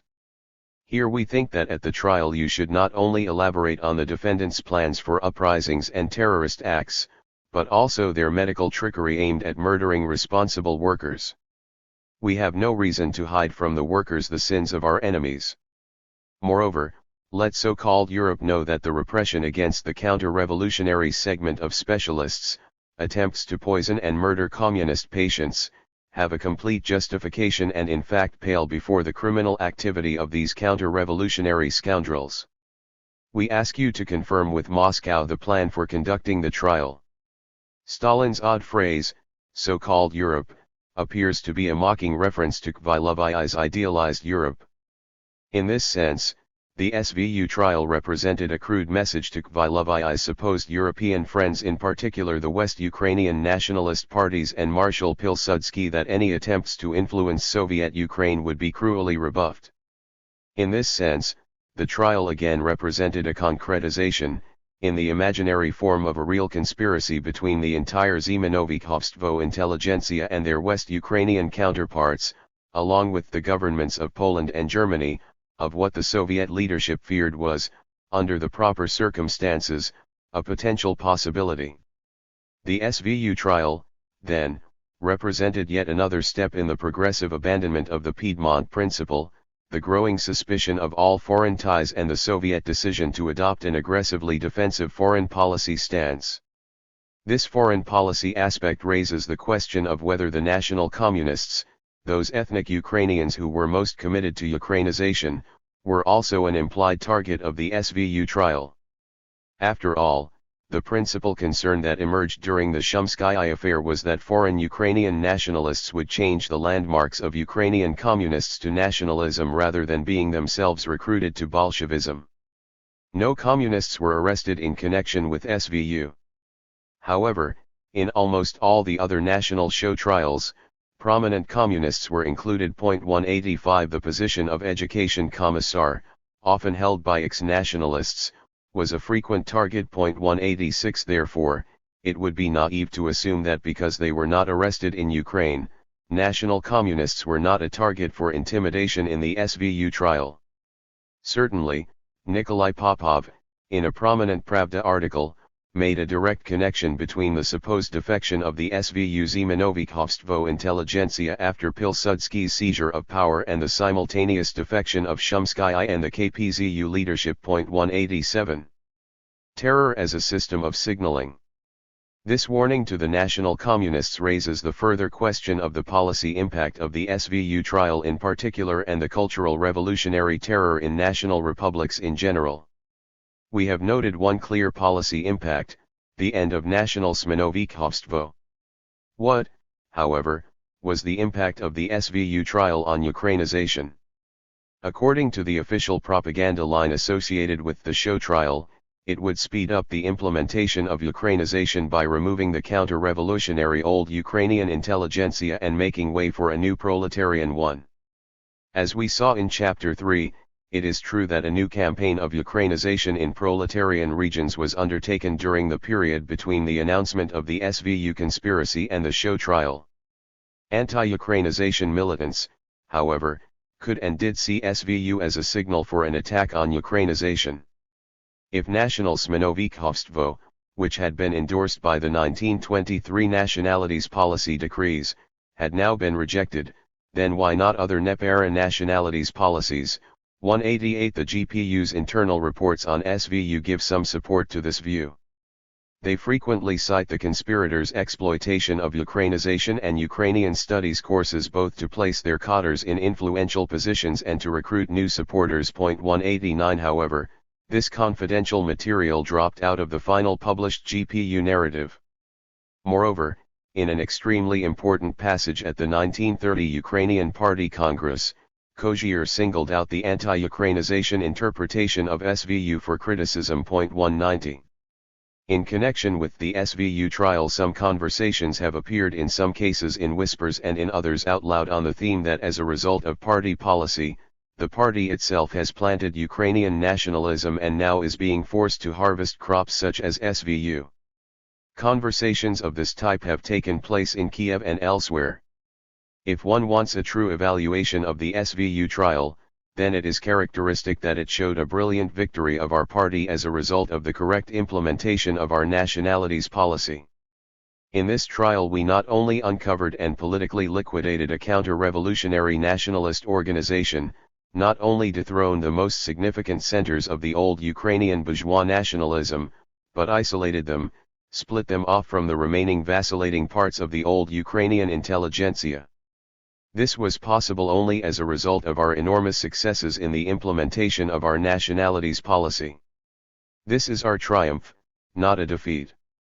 Those who attempt to present the SVU trial as a defeat for the party, in fact repeat the words of Zinoviev, who, in June 1927 at a meeting of the TSKK Presidium, announced, "In Ukraine they are conducting a Ukrainization that clearly contradicts our nationalities policy, helps the Petliarovshchina and gives no rebuke to true chauvinism." I have quoted Kozier at length, because the position he attacks, that Ukrainization was actually arming rather than disarming Ukrainian nationalism, was one that only those in open opposition could state publicly, but that clearly had growing party support. For the time being, however, Kozier successfully enforced the existing party line, that great power chauvinism remained the greater danger. If great power chauvinism was indeed the greatest danger, then why was terror being mobilized exclusively against Ukrainian nationalism? This question had long preoccupied Mykola Skrypynyk. Already in April 1923, he objected to Stalin's double bookkeeping. All the time we try to achieve balance in the nationalities question. Everyone tries to find a middle line. Every criticism of great power chauvinism has to be compensated with an opposing criticism of the chauvinism of the non-state-bearing peoples, and so we end up with double bookkeeping. In this way, we never end up fighting great power chauvinism. 191 2 months later, when confronted with the case against Sultan Galiev, Skrypynyk abandoned his call for terror biased against great power chauvinists and merely pleaded for equality. Skrypynyk began with an anecdote about how in antiquity a new building was dedicated by pouring the blood of a sacrificial victim under the cornerstone. Skrypynyk portrayed the persecution of Sultan Galiev, whose guilt he in fact doubted, as a blood sacrifice poured under the edifice of the new Soviet nationalities policy. However, he complained that there were also many great Russian chauvinists in Ukraine who falsely persecuted ethnic Ukrainian communists. It seems to me that the blood of one of these criminals ought also to be placed under the cornerstone of a correct party policy, along with the blood of the criminal type. Sultan Galiev 192. With this appalling metaphor, Skrypynyk candidly pointed to the connection between terror and policy implementation. This asymmetrical use of terror continued throughout the Stalinist period. For the NEP period, a comparison between the fate of Lebed and Shumskaya is instructive. Lebed openly attacked the official party line on the eve of the 12th Party Congress. After losing that polemic, he continued to espouse his views in a published pamphlet. He was never forced to undergo a public self-criticism.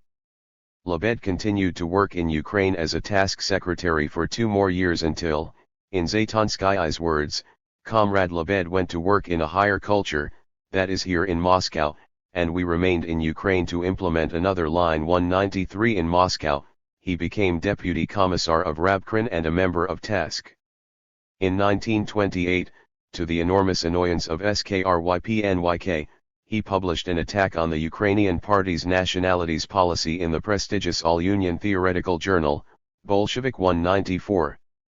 Shumskaya, on the other hand, only complained privately about the pace of the implementation of Ukrainization. Yet, he was required on numerous occasions to engage in self-criticism, and when he failed to do so sufficiently abjectly, he was denounced as the ideologue of a fascist national deviation. He was exiled first to Saratov and then to minor posts in St. Petersburg, where he could not publish. In 1933, he was arrested and convicted as the leader of a counter-revolutionary Ukrainian nationalist organization. This asymmetry of terror increased with the Cultural Revolution. For instance, in April 1929 the TSKK inspection team headed by Azishin accused the Ukrainians of fighting Russian chauvinism more than Ukrainian chauvinism. 195 The Ukrainians reacted with indignation and bewilderment. Ukraine's GPU representative presented a long list of Ukrainian nationalist organizations that the GPU had uncovered. Others noted Lebed's current unscathed position. 196 SKRYPNYK was outraged. 197 SKRYPNYK, I would like to ask in recent time who we have beaten as a Russian chauvinist. What campaigns have we conducted against great power chauvinism? Who have we attacked? Kvilia, this is our shortcoming. Lyubchenko, Militsky. SKRYPNYK, and what did we do? We gave him a reprimand when as a member of the Supreme Court, he demanded, and did so vehemently, that we speak with him only in Russian. After that, how can you say we fight more with great Russian chauvinism? Did we conduct a campaign? No. We had a resolution. And against Shumskaya we conducted a massive battle. Militsky was not only a member of the Ukrainian Supreme Court but also its president. In January 1928, he had complained bitterly when the book he wrote in Russian was published first in a Ukrainian translation. He was called before TSKK, given a strong reprimand, denounced once in communist, but allowed to keep his position. 198. The SVU trial naturally alarmed SKRYPNYK, but he deployed a creative strategy for defusing the trial's potential to undermine Ukrainization. SKRYPNYK defined SVU as a necessary attack on the nationalism of Ukrainian bourgeois specialists in order to balance the previous attack on the great Russian chauvinism of the Shukti specialists, who were tenacious Russian nationalists. You know the desperate and conscious resistance they offered to Ukrainization and the creation of Ukrainian national culture. 199 In this scenario, both trials primarily targeted nationalism and so politically cancelled each other out. However, SKRYPNYK later lamented that his interpretation had failed. 200. One unfortunately must confess that this aspect of the Shukti trial was not emphasized by our press as a separate subject and analyzed from the perspective of nationalities policy theory. And yet this fact is important, very significant. The written declarations, confessions, and testimony of the Shukti wreckers clearly show how hostile they were to the party's nationalities policy in Ukraine. They showed their great Russian orientation. In their practical work, they offered fanatical resistance to the Ukrainization of the economic organs, rejecting all that even smelled of the Ukrainian language.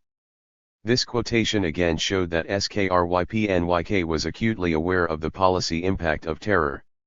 He was not only desperate that Shukti be used to balance SVU, but that it also be given a clear policy line. The Shukti saboteurs were being punished for the passionate resistance shown to Ukrainization by the all-Union economic organs. In this he clearly failed. On March 20, 1930, in the middle of the SVU trial, SKRYPNYK pleaded in a letter to Kozier that some balance be achieved within the SVU trial. He asked that a positive witness be allowed to speak about VUAN's potential for positive work on behalf of Ukrainian national culture. 201 He again failed. SVU established a pattern of asymmetric terror in Ukraine and the other national republics, which continued with the Ukrainian National Center in 1931, the Ukrainian military organization in 1933, and a plethora of other affairs from 1933 to 1938. Trials of great Russian nationalists did take place frequently, but they typically took place in the center, received less publicity, and, most significantly, lacked the connection to nationalities policy that SKRYPNYK attempted to attach to Shakti. 202. This asymmetric deployment of terror was crucial to the fate of Ukrainization. The regime had great difficulty in getting its decrees implemented. By the time of the socialist offensive, verifying implementation was perhaps the leadership's most pressing concern. 2031 response was to use terror to mark those hard fine policies where no opposition would be tolerated. Soft fine policies were still consistently supported, but terror was not mobilized to force their implementation. As we have seen, the key to Kaganovish's early successes was his construction of a hard line on Ukrainization, which featured the use of pressure in the form of dismissals for resisting Ukrainization. This hard fine, however, was not backed up with terror. All union institutions would rehire those fired, hire others who did not speak Ukrainian, and even openly use Russian in their paperwork. They never received a signal, in the form of a show trial, that this bureaucratic resistance would not be tolerated. On the contrary, they frequently received the contrary signal that Ukrainian nationalists, those too committed to Ukrainization and Ukrainian national culture, were the main danger. In this case, the hardline language of terror trumped the soft fine insistence that great Russian chauvinism remained the greater danger. Why did this peculiar divergence between party fine and practice of terror emerge? There are at least 4 reasons that nationalities policy remained a soft line policy whereas national repression earned a hard line response. First, as argued earlier, Bolshevik culture did not view the construction of an affirmative action empire as a core Bolshevik task, whereas the fight against bourgeois nationalism was viewed as such. Pressure was considered appropriate for the former task, terror for the latter. Second, in practical terms, local nationalism usually expressed itself in written form, whereas Russian chauvinism expressed itself as bureaucratic infighting. Third, as shown in the Shumskaya affair, due to cross-border ethnic ties, local nationalism became associated with the threat of foreign influence and ideological defection, a threat serious enough to warrant terror. Finally, the socialist offensive markedly increased the centralization of the Soviet state and therefore the reach of all union enterprises and commissariats. Since central bodies worked in the Russian language, centralization exacerbated local linguistic conflicts. It also increased the perception of the center as Russian and the periphery as non-Russian. Accusing central officials of Russian chauvinism, then, could easily be interpreted as resisting legitimate centralization and an expression of localism. Here an exchange between Ukrainian representatives and Stalin in February 1929 is relevant. One Ukrainian complained that Ukraine had conscientiously fought with local nationalism according to the formula of the 1923 Decrees 204. But this formula is poorly understood in the governing organs, even in Moscow. If one speaks of a fight with great power chauvinism, then now we need to uncover that chauvinism in some kind of concrete form. In Ukraine we had such a concrete form, Shumskyism, and we fought against it. But in practice, Moscow workers and RSFSR workers don't do this, although one could name many facts of chauvinism in relation to Ukraine. This question has great significance and should be publicized in a concrete form. Clearly, the Ukrainian representative was asking for some sort of exemplary punishment. Stalin responded, "You have produced some sort of declaration. I spoke about this several times with comrades Petrovsky, Shubar, and Kaganovich, when he worked in Ukraine. They expressed unhappiness that the apparats of the Central Commissariats demonstrated a complete neglect of the economic and cultural needs of Ukraine. These comrades can confirm this. Every time I asked them, name at least one person whom we could cut down in the eyes of everyone. I asked them and not once did they try to name anyone.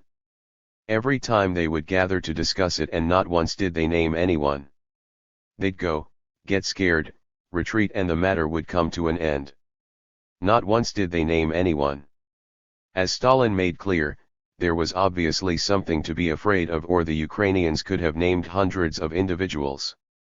However, they clearly felt that a call for exemplary punishment, much less terror, against central officials for neglecting national interests would be neither successful nor welcome.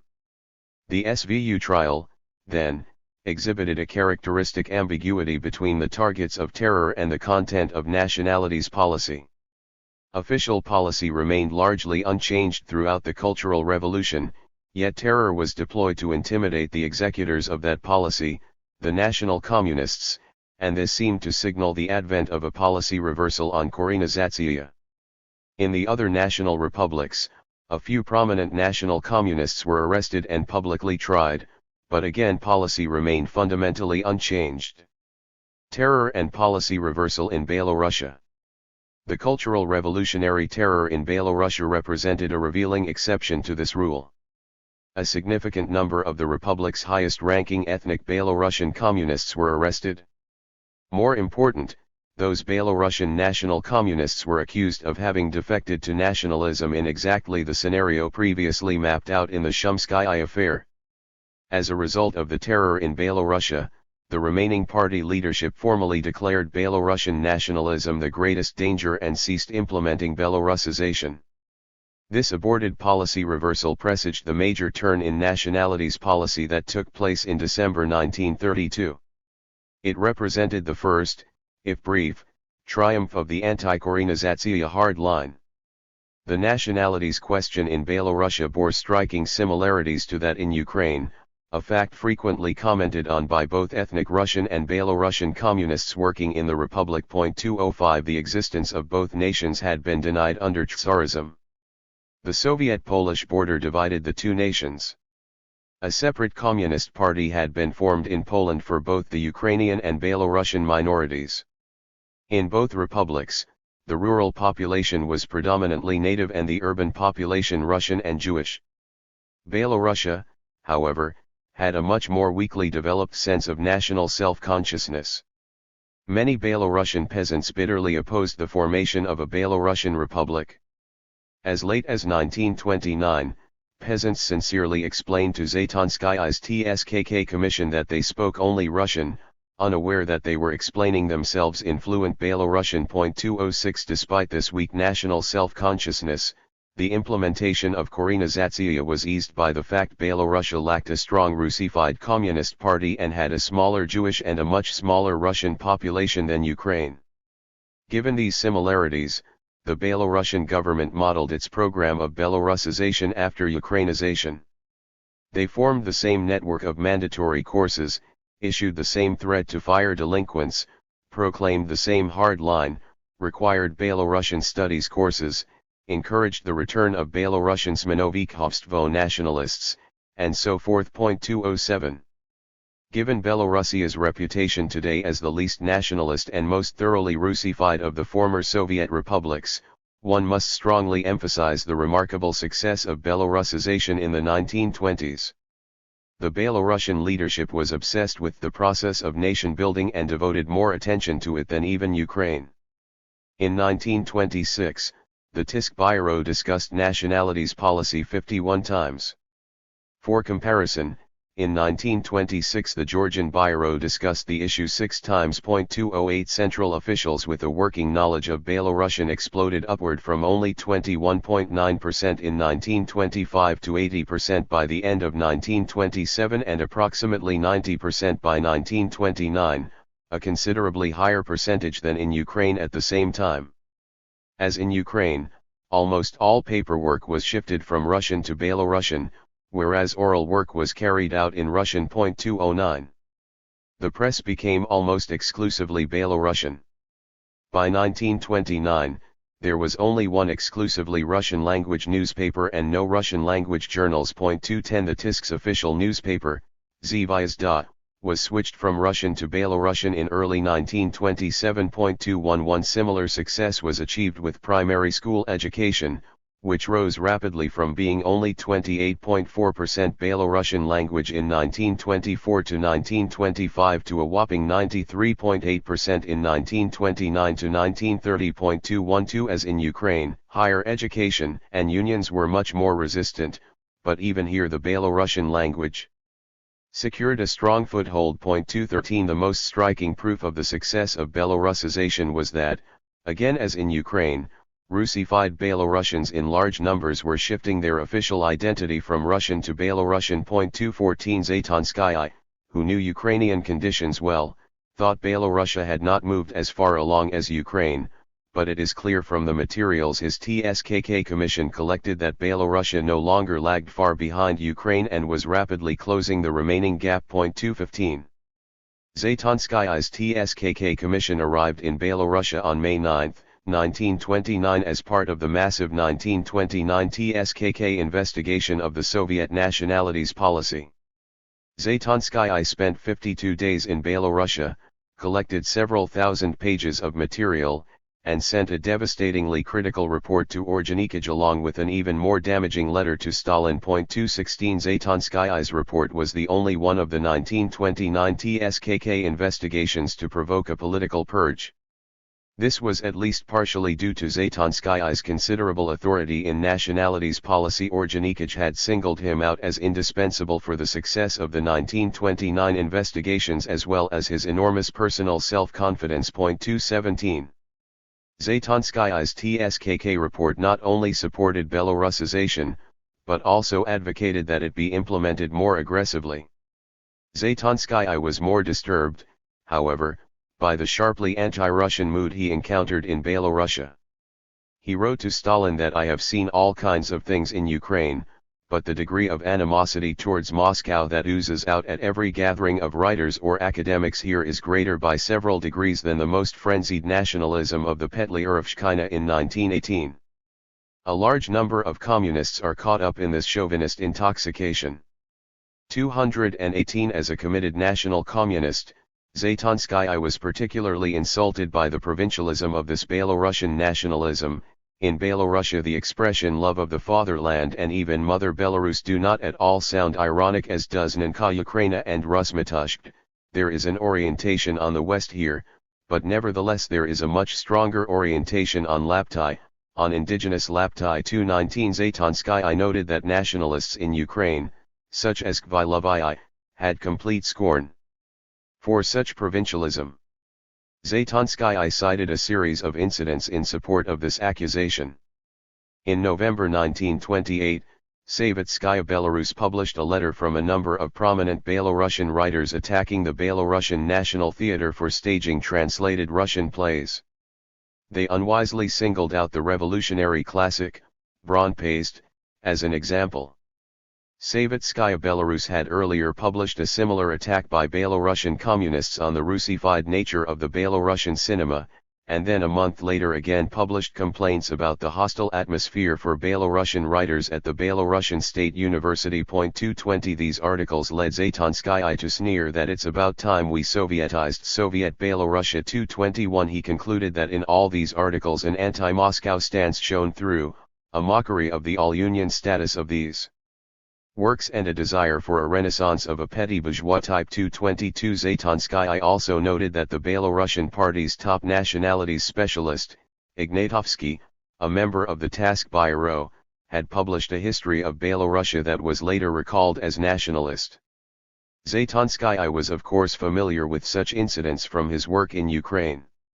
What alarmed him, therefore, were not the events themselves, but what he saw as the irresponsibly delicate response to them by the Belarusian party leadership. 223 Based again on his Ukrainian experience, Zaytonskaya felt the Belarusian party leadership was far too deferential to its Smenovikhovstvo intelligentsia and had in fact fallen under their ideological influence.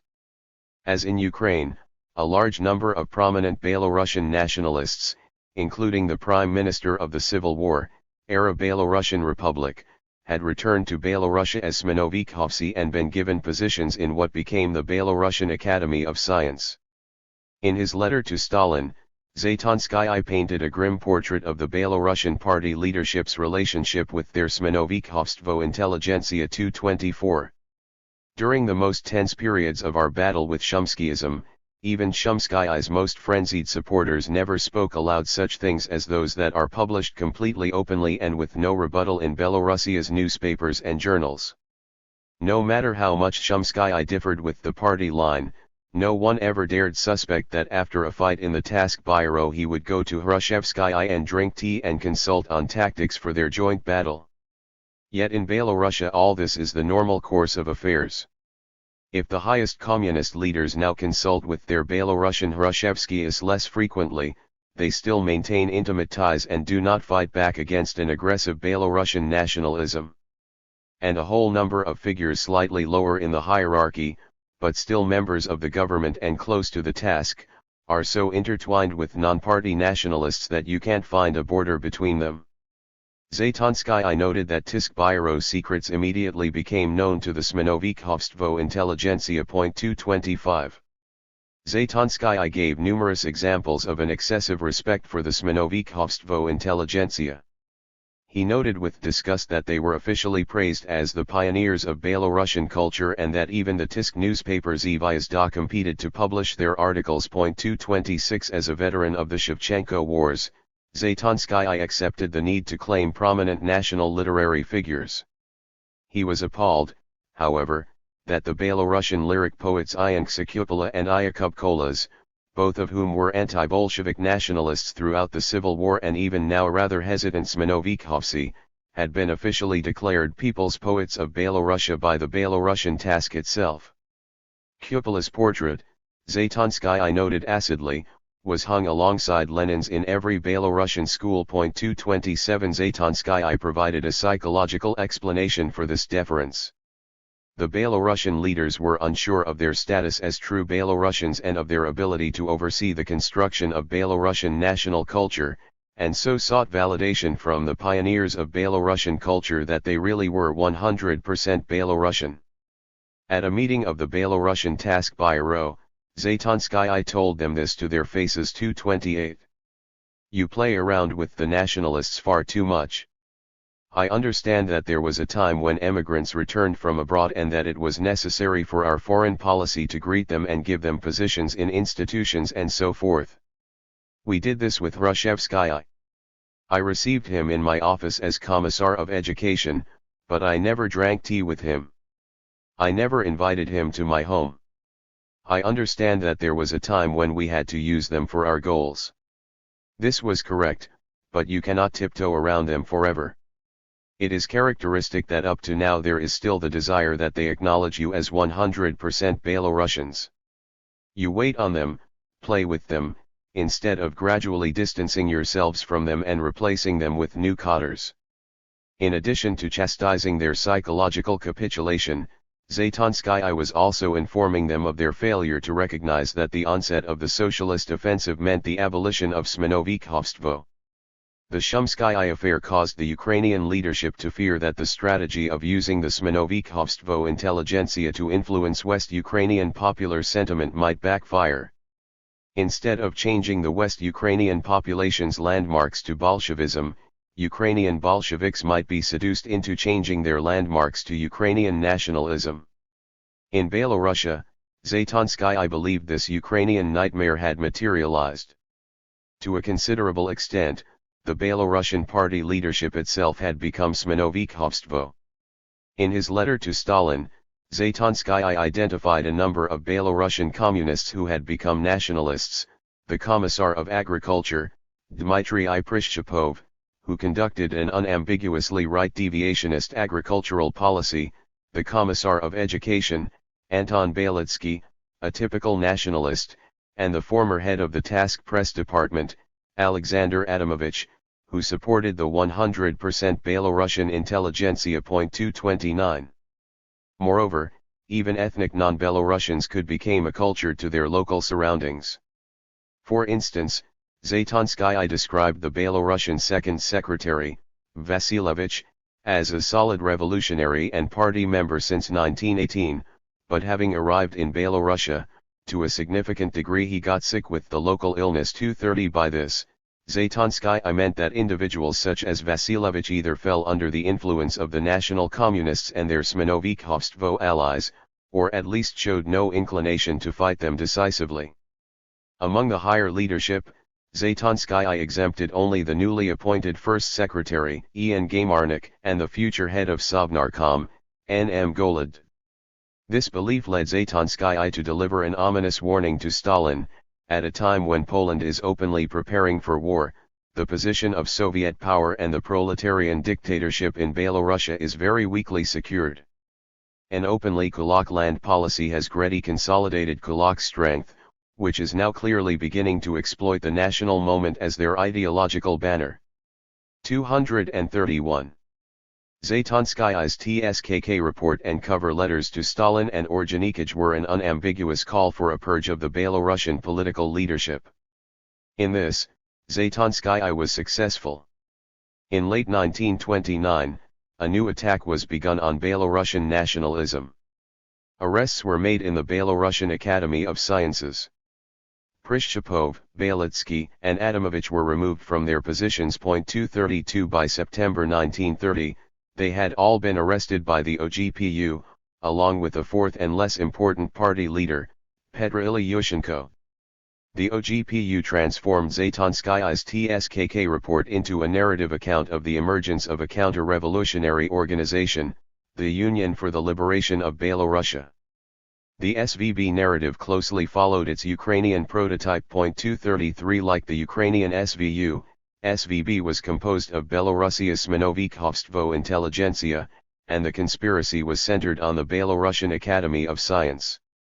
SVB was also portrayed as an alliance of Belarusian intellectuals living in Belorussia and Poland, who took orders from the Polish government. Like SVU, the goal of SVB was to prepare and, at the proper moment, unleash a popular uprising to pave the way for foreign intervention and the formation of a separate Belarusian state under Polish hegemony. The chronological developments of SVU and SVB were almost identical. 234 Affirmative was even said to have made contact with the leaders of SVB to coordinate efforts as part of a planned union of nationalities. 235. There was, however, one enormous difference between SVU and SVB. The latter included prominent Belarusian party leaders. The OGPU narrative asserted that the four accused party figures were not formally part of SVB, but rather met regularly with the conspirators and together they formed a united front. 236 It is striking to what degree the OGPU's invented narrative integrated Zaytonskaya's concern over social contacts between party leaders and the Belarusian intelligentsia. According to the OGPU, the SVB leadership worked out its agricultural policy under the noise of social gatherings with Prishchapov and likewise discussed educational policy through the invitation to all sorts of social gatherings. Balitsky and Prishchapov said they conducted these meetings to discuss issues preliminarily. Again, picking up on Zaytonskaya's concerns, the OGPU had these meetings take place at the offices of Savitskaya Belarus and the apartment of the people's poet, Cupola. 237 This blunt message of the SVB affair was quickly absorbed by the remaining Belarusian leadership. Shortly after an account of SVB was first published in the press, the head of Belarusia's Agitprop department, A. Sankovic, who was not implicated in the affair, wrote a self-critical letter to TSKK. He defended himself on all counts except for the crudest political error of attending social gatherings and banquets with the Belarusian intelligentsia. 238. The OGPU narrative, then, merely translated into conspiratorial form Zaytonskaya's concern that part of the Belarusian leadership had psychologically defected to the Smenovik-Hovstvo intelligentsia and was implementing its political fine. The OGPU had one SVB leader say that in 1926, the leadership set itself the goal that all questions, before being decided by the government, should be preliminarily discussed by the Belarusian intelligentsia and then ratified by the government. Another conspirator described this as an attempt to replace the dictatorship of the proletariat with a dictatorship of the Belarusian intelligentsia. Moreover, since SVB followed the orders of the Polish government, the OGPU had one SVB defendant boast that the budget of the Belarusian SSR was confirmed not in Moscow, but in Warsaw. 239. This again transformed into a conspiratorial narrative. Zaytonskya's real worry that the anti-Russian mood of the Belarusian leadership could be exploited by Pilsudski's government. The OGPU, in fact, did accuse SVB of conspiring to seize neighboring RSFSR territory, and to de-Russify and Polonize the Belarusian language. Their goal, according to the OGPU, was to isolate Belarusia from all Russian influences through the creation of artificial barriers to the east. 240. In Ukraine, the OGPU only hinted that Ukrainization might have helped produce the SVU conspiracy, and Kozier resolutely denounced the argument that Ukrainization had strengthened, rather than disarmed, nationalism. In Belarusia, where the SVB affair implicated to some extent the entire Belarusian party leadership, the OGPU went further. As in the SVU trial, the SVB leaders confessed their aim was to seize control of Belarusization. Since their co-conspirators included the Commissar of Education and the head of the Task Press Department, however, it was more plausible to claim they had succeeded. Balitsky confessed to the OGPU that courses in Belarusian studies had been introduced on the advice of SVB and that these courses, as a number of the arrested have testified, were a true school for the production of national democratic propagandists and agitators. Adamovich was also denounced for his aggressive Belarusization of the eastern regions, for instance, the Belarusization of Kalinin Okrug at breakneck pace. 241. Since Belarusian studies courses and aggressive Belarusization were official party policy, their criticism here implied that Belarusization was in line for revision, if not abolition. The shaken Belarusian party leadership took the hint. Zaytonskya's TSKK report and the subsequent OGPU purges led them to reverse a fundamental pillar of the Soviet nationalities policy. In late 1929, Zvezda published an article declaring that Belarusian nationalism was now the greatest danger in Belarusia. The major Belarusian journals immediately followed suit. 242. The argument was the same as the one made unsuccessfully by the Ukrainian revisionists in 1928 to 1929. The socialist offensive meant that the right deviation had become the greatest danger, and local nationalism was identified with the right. 243. In Belarusia, this argument was buttressed by the fact that Zaytonskaya had already linked Prishchapov's Kulak agricultural policy with his Belarusian nationalism. As in Ukraine, the foreign policy threat from Pilsudski, who had supposedly allied himself with Belarusian national fascism, was also invoked. Belarusian national fascism succeeded in recruiting the communist Mzaritsky from a Soviet position. In connection with this activation of a battle against the Soviet Union, we must now direct our chief fire against Belarusian nationalism and national democracy, which is in fact conducting an assault on the USSR. 244. As we have seen, the greatest danger principle was closely linked to Korenizatsiya. Therefore, its reversal put the policy of Belarusization in doubt. No formal repudiation occurred, but, after years of insistent emphasis, the issue suddenly disappeared from the Belarusian press and from party resolutions. It turned out that the Belarusian leadership misinterpreted, understandably, the center's signals. In June 1930, Stalin declared great power chauvinism was still the greatest danger throughout the entire Soviet Union. The Belarusian press immediately shifted course and, as penance, launched an attack on poor Seaman Dimanchetin. 245 articles once again emphasized the threat of great power chauvinism to Belarusization. 246 The Belarusian Tisk formally reversed its policy at an October 1930 plenum. 247 The Belarusian leadership was officially rebuked for its error at a February 1931 Orgbaro session. Kaganovich noted an anti-Belarusian mood in the Russified Gomel region and called for militant work on the nationalities question. 248.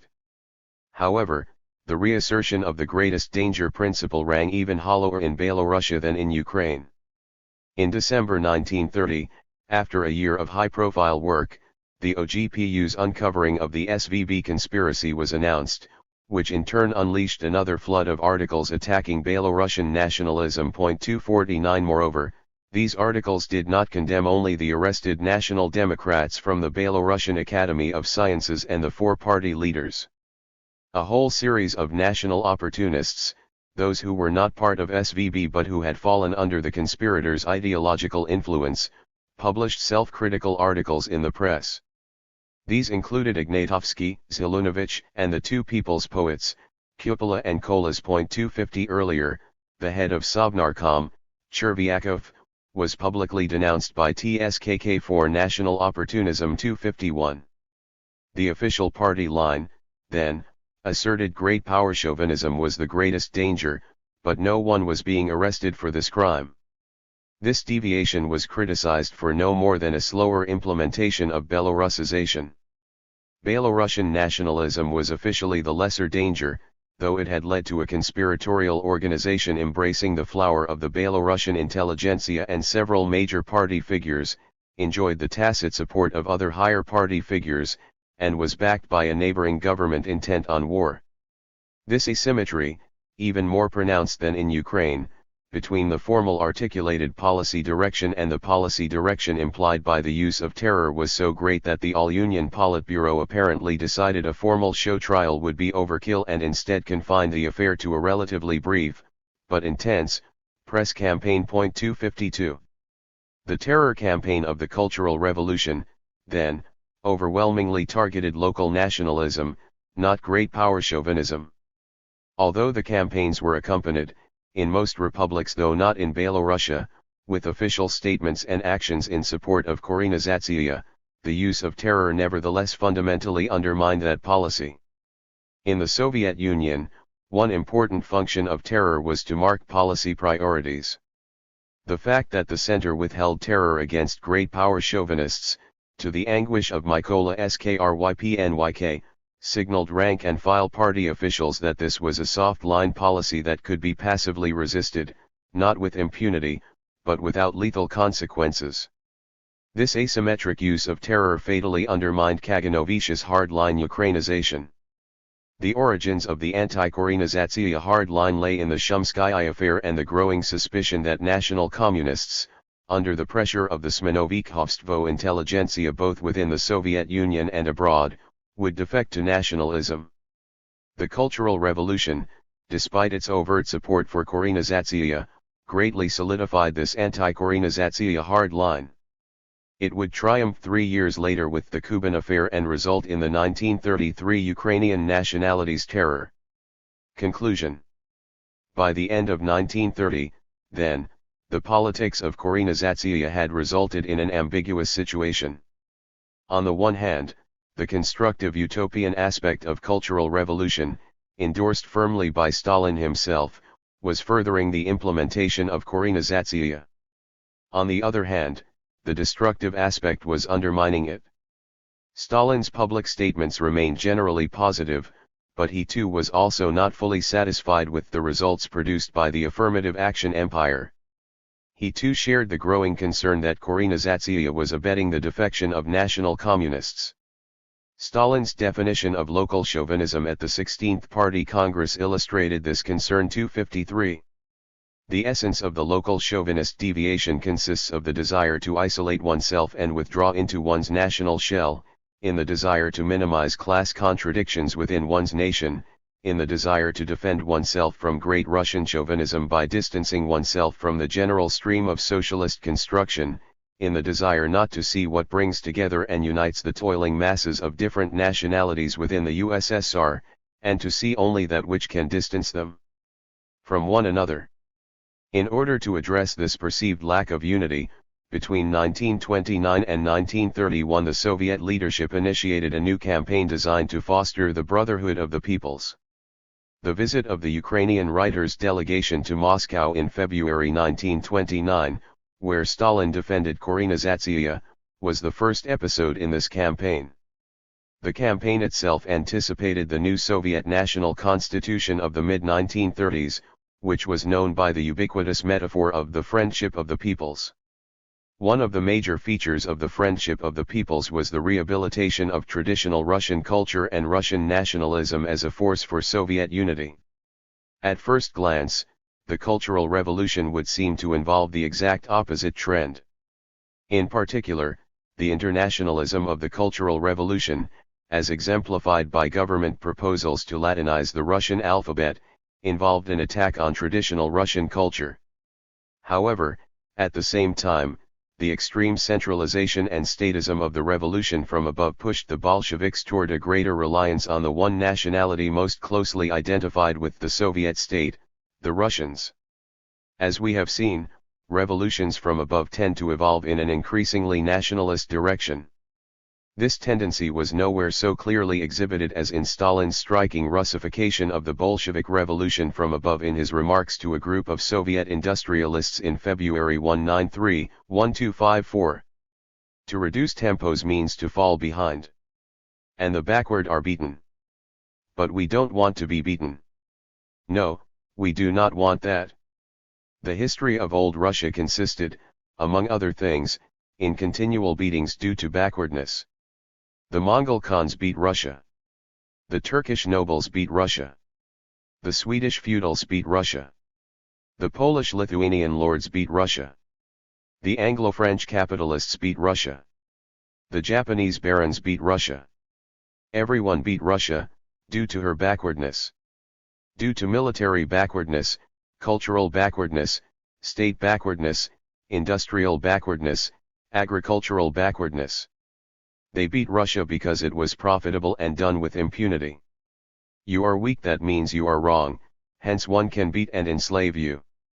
If you are mighty, that means you are right, one must be careful of you. This is why we can lag behind no more. We are 50 to 100 years behind the leading countries. We have to cover this distance in 10 years. Either we do it, or they crush us. Stalin's remarks were a classical statement of the agenda of a nationalist revolution from above. They were also an enormous distance from his June 1930 Party Congress remarks. In those remarks, overt internationalism was denounced as covert Russian nationalism. In these remarks, overt Russian nationalism was suddenly made state policy. Moreover, in his remarks Stalin went on to assert that overcoming Russia's historic backwardness was not only a duty before the Soviet working class, but our duty before the world proletariat. 255 Thus, overt Russian nationalism became covert internationalism. Where did this Russian nationalism come from? One can identify four possible sources. First, the centralization and statism of the socialist offensive led to a growing reliance on and trust of the Russians as the nationality most identified with the central state. Resistance toward central dictates, in particular Ukrainian resistance toward the use of the Russian language by all union organs, could now be increasingly imagined as anti-Russian. A second source was foreign policy. As the Soviet Union increasingly abandoned the Piedmont Principle and adopted a defensive foreign policy stance, the cross-border ethnic ties of the non-Russians became increasingly suspect. The Cultural Revolutionary Terror exemplified these suspicions. As the Central Soviet nation, Russians were less marked by such foreign ties. Third, collectivization was resisted more fiercely and more violently in the Soviet Union's non-Russian regions. 256 This again made Russians seem a more reliable nationality. Fourth, Stalin was increasingly concerned about Russian resentment of the affirmative action empire. In his unpublished remarks to the Ukrainian writers, he expressed concern about Russian resentment of Korenizatsiya and Russian resentment over the transfer of Russian territory to non-Russian republics. 257 Since this resentment expressed itself within the Communist Party, it was cause for some concern. Popular party opinion favored internationalism. Having rejected that alternative, Stalin instead assuaged ethnic Russian feelings by an appeal to Russian nationalism. As the class warfare mobilization strategy of the revolution from above was gradually abandoned, state propagation of Russian nationalism increased. Centralization, increased xenophobia, and collectivization were all aspects of the revolution from above. Russian resentment was an ongoing problem associated with the affirmative action empire, although it did worsen during the socialist offensive. Therefore, while the socialist offensive brought an overt strengthening of the affirmative action empire, it likewise covertly undermined its major premises. Russian nationalism, which gradually emerged into the regime's public discourse after 1933, was already present in Stalin's discourse in late 1930.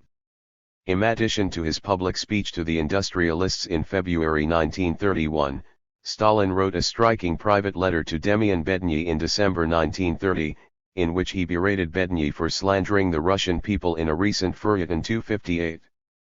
The revolutionary workers of all countries unanimously applaud the Soviet working class and, above all, the Russian working class, the advance guard of the Soviet workers, its acknowledged leaders, having conducted a more revolutionary and activist politics than any other proletariat of the world could dream of. The leaders of the revolutionary workers of all countries study eagerly the enormously instructive history of the Russian working class, knowing that in addition to reactionary Russia, there existed a revolutionary Russia, the Russia of Radishchevs and Chernyshevskys, Gelyabovs and Ulyanovs, Kalchurinias and Alexovs. All of this instills in the hearts of the Russian workers a feeling of revolutionary national pride, able to move mountains, able to create miracles. This extraordinary passage foreshadowed the entire propaganda campaign of the 1930s. It is quite clear from this passage that Stalin aimed quite instrumentally to motivate Russian workers through an appeal to their national pride in order to create miracles. It is therefore especially significant that Stalin first articulated this strategy in response to a slander of the Russian people 259. And you have proclaimed to the whole world that in the past Russia represented a vessel of iniquity and desolation. That laziness and the desire to sit on the stove are almost the national characteristics of the Russians overall, and that means the Russian workers as well, those who accomplished the October Revolution, of course, did not stop being Russians. And you call this Bolshevik criticism? No, highly esteemed comrade Demian, this is not Bolshevik criticism, but the slander of our people, the dethroning of the USSR, the dethroning of the proletariat of the USSR, the dethroning of the Russian proletariat. As in the mid-1930s, the appeal to Russian national pride was framed as a response to national slander. The Russian pride propagated was designed to appeal to a resentful Russian audience, an audience that to a considerable extent did in fact exist. Finally, in the last sentences we see the identification of the Russian proletariat with both the Soviet proletariat and with Russian history. Russian history, culture, and tradition would become the new force uniting the Soviet peoples. The only major difference between Stalin's letter and the later propaganda campaigns of the mid-1930s was that the leading role in the Soviet Union was still being assigned to Russian workers, not the Russian people. Nation, however, would soon supplant class entirely. 7. The national interpretation of the 1933 famine. By 1931, a highly ambiguous political atmosphere surrounded the policy of Korenizatsiya. On the one hand, an anti-Korenizatsiya hardline had crystallized during the Cultural Revolution and caused a momentary policy shift in Belorussia. The terror campaign against the national Smenovikhovstvo intelligentsia and against select national communists continued to send compromising signals about Korenizatsiya. Growing centralization was undermining linguistic Korenizatsiya in Ukraine and elsewhere. There was an increasing tendency to interpret anti-Russian sentiments and conflict between titular nationals and Russians as evidence of anti-center and pro-Western feelings. Perhaps most important, foreign policy concerns about cross-border ethnic ties continued to intensify after the defection of the Communist Party of Western Ukraine. All of these factors combined to create a growing concern that Korenizatsiya might be intensifying rather than disarming nationalism. On the other hand, the utopian strain in the Cultural Revolution had strengthened the developmentalist project of nation-building in the Soviet East. It had also intensified the stigmatization of traditional Russian culture. Finally, Stalin had publicly and decisively intervened in support of Korenizatsiya, silenced its critics, and reversed the Belarusian policy change. Before Stalin would give his backing to the anti-Korenizatsiya hard line, a further policy shock would be required. This shock was the grain requisitions crisis of the fall of 1932, which culminated in the Cuban Affair and the decisive December 1932 anti-Ukrainization Politburo decrees. The Cuban Affair had its origins in a prolonged territorial dispute between the Ukrainian SSR and the RSFSR. This dispute began over the delineation of the Ukrainian, RSFSR border and then persisted because of Ukraine's insistent demands that the RSFSR form Ukrainian National Soviets. In fact, the creation of Ukrainian National Soviets would be the completing act in the formation of the grandiose pyramid of National Soviets, just as their abolition would initiate the pyramid's gradual dismantling. This decade-long territorial dispute would be increasingly interpreted by central authorities as important evidence in support of the anti-Korenizatsiya hard line. It would be seen as an aggressive attempt by Ukrainian national communists to project Ukrainian influence into central RSFSR regions. Moreover, not only was this endeavor considered evidence of Ukrainian nationalism, it would also be connected to the growing concern over cross-border Ukrainian nationalist influence, the same cross-border influence that led to the defection of Shumskaya and Khvailovaya and that was now increasingly seen as an important threat to the unity of the Soviet Union itself. The Piedmont Principle and Soviet border disputes. The connection between Soviet foreign policy goals and the formation of national territories within the Soviet Union, and particularly internal disputes over the borders of those territories, is not immediately apparent. However, it was surprisingly direct. In the 1920s, the Soviet leadership placed great hope in the Piedmont Principle, the belief that cross-border ethnic ties could be exploited to project Soviet influence into neighboring states. The Piedmont Principle was not the primary justification of either Korenizatsiya or the formation of national territories. Disarming and preventing the growth of nationalism within the Soviet Union was the main goal, but it was an important factor strengthening the leadership's commitment to Korenizatsiya in all of its border regions. As we noted in Chapter 2, the Piedmont Principle was one of the reasons that National Soviets emerged first in Ukraine. They served to embarrass Poland, which refused to provide such territories for their Ukrainian and Belarusian populations and whose treatment of these national minorities was under constant attack at the League of Nations. 1 Soviet newspapers regularly reviled Poland's mistreatment of their Ukrainians and Belarusians, and the Soviet Foreign Affairs Commissariat even made formal diplomatic protests. 2.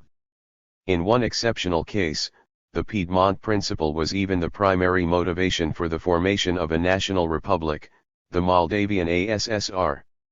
The Soviet Union never recognized Romania's annexation of the Tsarist province of Bessarabia. In 1924, they began to exert maximum pressure to provoke an uprising there.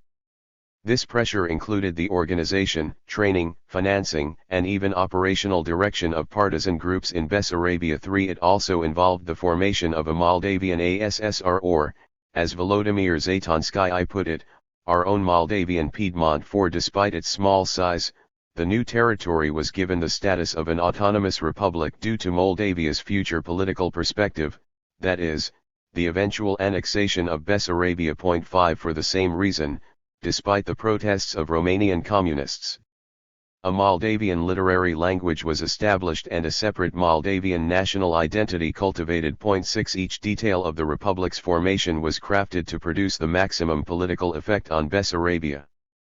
The Moldavian ASSR remained a part of the Ukrainian SSR, and so the Ukrainian leadership eagerly supported its formation. Both Ukraine and Belarusia, however, invoked the Piedmont Principle in order to claim territory from the RSFSR. This provoked an acrimonious struggle over the final borders between the three Slavic republics. Since the Belarusian leadership achieved their territorial goals, and thereby established a precedent for Ukrainian territorial claims, I begin with that episode. After the 1921 Treaty of Riga had ceded large swaths of majority Belarusian territory to Poland, the remaining Belarusian Republic had a population of about 1.5 million, which its leaders lamented was almost a caricature of an autonomous republic in its insignificant size. 7 million of Belarusians lived compactly in neighboring RSFSR regions, but these regions had been excluded from the original Belarusian Republic formed in December 1918, because of both the weakness of Belarusian national consciousness and Soviet fears of Polish claims to Belarusian territory. 8. By late 1923, the Soviet Union had reversed its foreign policy stance and adopted an aggressive posture toward Poland, which included attempts, similar to those undertaken in Bessarabia, to provoke uprisings among Poland's Belarusian and Ukrainian populations. 9. To further this use of the Piedmont Principle, the Politburo voted in November 1923 to expand Belorussia by transferring to it adjacent RSFSR territory inhabited by Belarusians. 10. This decision immediately triggered the familiar pattern of ethnic politics described in Chapter 2. The Russian leadership of the threatened Vitebsk and Gomel gubernia began an aggressive campaign among their population in opposition to this transfer. They were apparently very successful, since all sides in the dispute admitted that the relevant population, although overwhelmingly Belarusian, opposed the transfer. 11.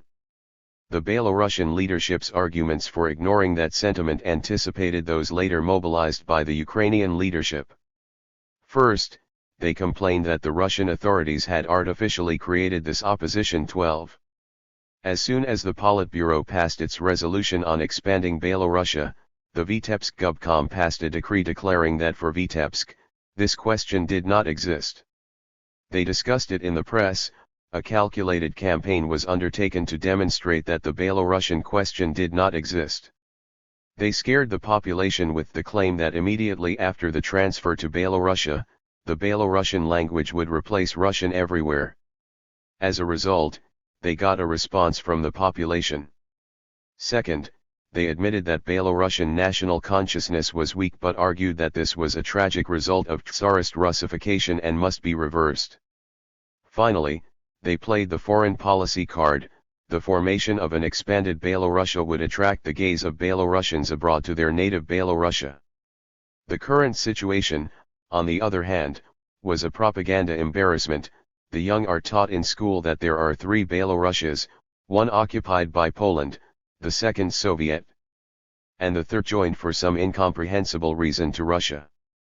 13. This remark daringly analogized the Polish-Belarusian border, which official Soviet doctrine considered the result of Polish imperialist aggression, with the disputed Belarusian RSFSR border. The foreign policy argument prevailed. Abel Inukij, chairman of the Border Dispute Commission, made this clear. 14. One must speak frankly.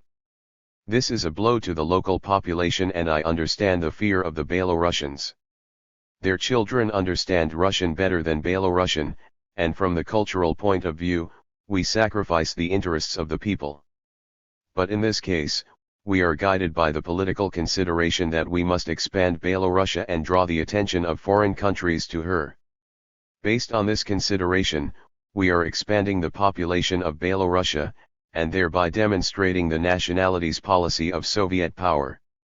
In March 1924, the Border Commission voted to transfer 16 USD to Belorussia. This action illustrated both the influence of the Piedmont Principle in the Soviet Union's border republics and the rejection of the right to even voluntary assimilation. In December 1926, another 2 USD were transferred from Gomel gubernia to Belorussia, which produced the final Belorussia, RSFSR border. 15. After this final land transfer, the border largely satisfied the Belarusian authorities and defused any possibility of a Belarusian question emerging within the RSFSR. Table 25 shows that very few Belarusians were left in bordering RSFSR USD. Likewise, Table 26 shows that with the exception of Gomel, Belarusians also formed an overwhelming majority along their side of the Belarusian, RSFSR border.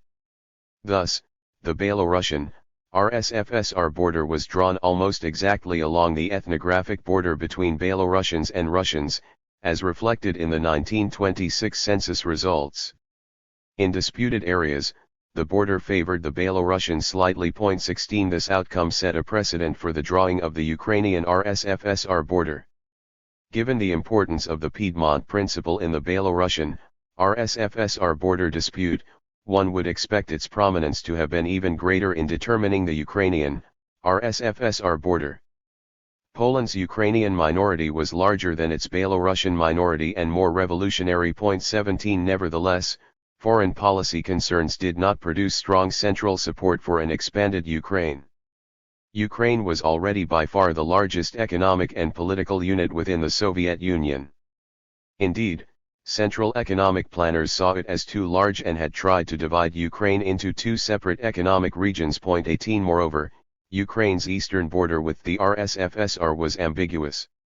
The highly industrialized Donetsk region had developed an almost purely Russian urban culture, whereas the local Ukrainian-speaking peasantry lacked a strong national identity. 19 In January 1918, local Bolshevik leaders even made a bold attempt to separate from Ukraine by forming a short-lived Donetsk Voivodeship Republic. 20 In December 1919, the re-established Ukrainian Republic was given control of this region and part of the former Don Cossack territory. Local Russian communists therefore felt Ukraine had already received preferential treatment. In 1924, the formation of a large and politically powerful North Caucasus region led instead to territorial claims on Ukraine's eastern border regions. The North Caucasus claimed the majority Russian region surrounding the industrial city Shukti, as well as the majority Ukrainian region surrounding the port city of Taganrog. Following the now familiar pattern, the North Caucasus leadership successfully solicited support among the local population. The TSIK Commission formed in April 1924 to adjudicate this dispute reported that it received a whole series of petitions from the local population supporting the North Caucasus position. 21. The Ukrainian leadership reluctantly admitted that economic arguments and the local population's desires favored a territorial concession. 22 In a November 1924 decree, VUTSIK conceded the majority Russian Shukti region and part, though not all, of Taganrog Okrug. However, in the same decree they aggressively counter-claimed a much larger swath of RSFSR territory located along their northeastern border in the RSFSR gubernia of Bryansk, Kursk, and Voronezh. 23 In these regions, Ukrainian propaganda efforts were more successful. They attracted a large number of petitions and letters supporting a territorial transfer to Ukraine. 24 Local Russian authorities complained of illegitimate methods. 25 The policy of the Ukrainian authorities is to use various strategies to attract the population, such as granting higher salaries to village Soviet workers, artificially raising the price of bread, and collecting petitions to unite with Ukraine by individually canvassing each local household. After 19 months of haggling and lobbying, an October 1925 TSIK decree finally endorsed a compromise. The North Caucasus received the Shukti region and 3/4 of Taganrog Okrug. In exchange, Ukraine received about half the territory it had claimed from the RSFSR. 26 This decision satisfied the North Caucasus but left Ukraine profoundly unhappy. A comparison of the Belorussia, RSFSR and Ukraine RSFSR borders at the time of the 1926 census helps explain Ukraine's dissatisfaction. As noted earlier, the Belorussia, RSFSR border was drawn almost exactly along the ethnographic boundary between Russians and Belarusians. Table 27 shows how much territory Ukraine would have received along its eastern border with the RSFSR using the same ethnographic principle. In total, therefore, Ukraine could legitimately claim RSFSR territory with a population of slightly over 5 million people. Not only in the size of its claim, but in having any claim at all on RSFSR territory, Ukraine was unique. In every other case throughout the entire Soviet Union, borders had been drawn to favor non-Russian territories at the expense of the Russian regions of the RSFSR. 27. Ukraine's reply to the border compromise was encapsulated nicely in a striking Visti VUTSIK lead editorial signed by Ukraine's chief negotiator, VUTSIK Secretary Butsenko. Butsenko rejected the finality of the border settlement, since 1.5 million Ukrainians in areas directly bordering Ukraine but, despite this fact, are still included in the RSFSR. He argued that by ethnographic and economic considerations they should belong to Ukraine, and therefore the state border between the Ukrainian SSR and RSFSR remains unregulated and the fate of the Ukrainian population of Voronezh and Kursk undecided. 28 Ukraine insisted, successfully, on the formation of yet another commission, whose work continued through 1929.29. The Ukrainian Politburo even sent a powerful delegation of Kaganovich, Shubar, and Petrovsky to argue their case at the All-Union Politburo. 30 Only modest success was made. In 1926, Ukraine acquired 3 districts with a population of 178,508.31. Ukraine continued to hope the Politburo would intervene on its behalf. As late as 1929, Mykola Skrypnyk published an essay arguing the case for Ukraine's territorial expansion. 32 When Odessa's daily newspaper was Ukrainized in 1929, the new editor chose the name the Black Sea Commune to emphasize the Ukrainian claim to the Black Sea region of Kuban. 33 In February 1929, during a meeting of Stalin with a Ukrainian writers' delegation, the Ukrainian nationalities specialist Andrei Kvylia raised the issue of Ukraine's borders. Stalin gave the following highly interesting response. 34. We've discussed this question several times, for we often change our borders, too often we change our borders too often. This produces a bad impression within the country and without. Internally we must be especially careful, because such changes provoke enormous resistance from some Russians. One must consider this factor. Every time we discuss this question, people start to growl that millions of Russians in Ukraine are being oppressed, that they can't use their native language, are being forcibly Ukrainized and so forth. This is a purely practical question. We've discussed it twice and put it off both times. We change our borders very often. Belorussia now wants part of Smolensk gubernia. This provokes resistance from Russians. I think such a question should be decided carefully, not running too far ahead, so as not to produce a negative reaction from one or the other side of the population. Stalin here acknowledged that the frequent border changes of the 1920s had exacerbated ethnic conflict. This realization explains why after 1928 the redrawing of internal borders largely ceased. More important, Stalin showed his growing concern over Russian national sentiment. He was still able to joke about the passionate resistance to Ukrainization by Ukraine's Russian population, but not about the resistance of RSFSR Russians to the territorial expansion of Ukraine and Belorussia. Here he counseled great caution. This echoed several other contemporary episodes. As we have seen, in February 1930 the Politburo cancelled plans to shift the Russian language to the Latin script. In December 1930, Stalin severely rebuked Demian Bedny for insulting Russian national feelings. 35. You've started to pronounce to the whole world that Russia in the past was a vessel of abomination and desolation. That laziness and the desire to sit on the Russian stove are almost the national traits of Russians in general, and that means Russian workers too, who having made the October Revolution, of course, do not cease to be Russians.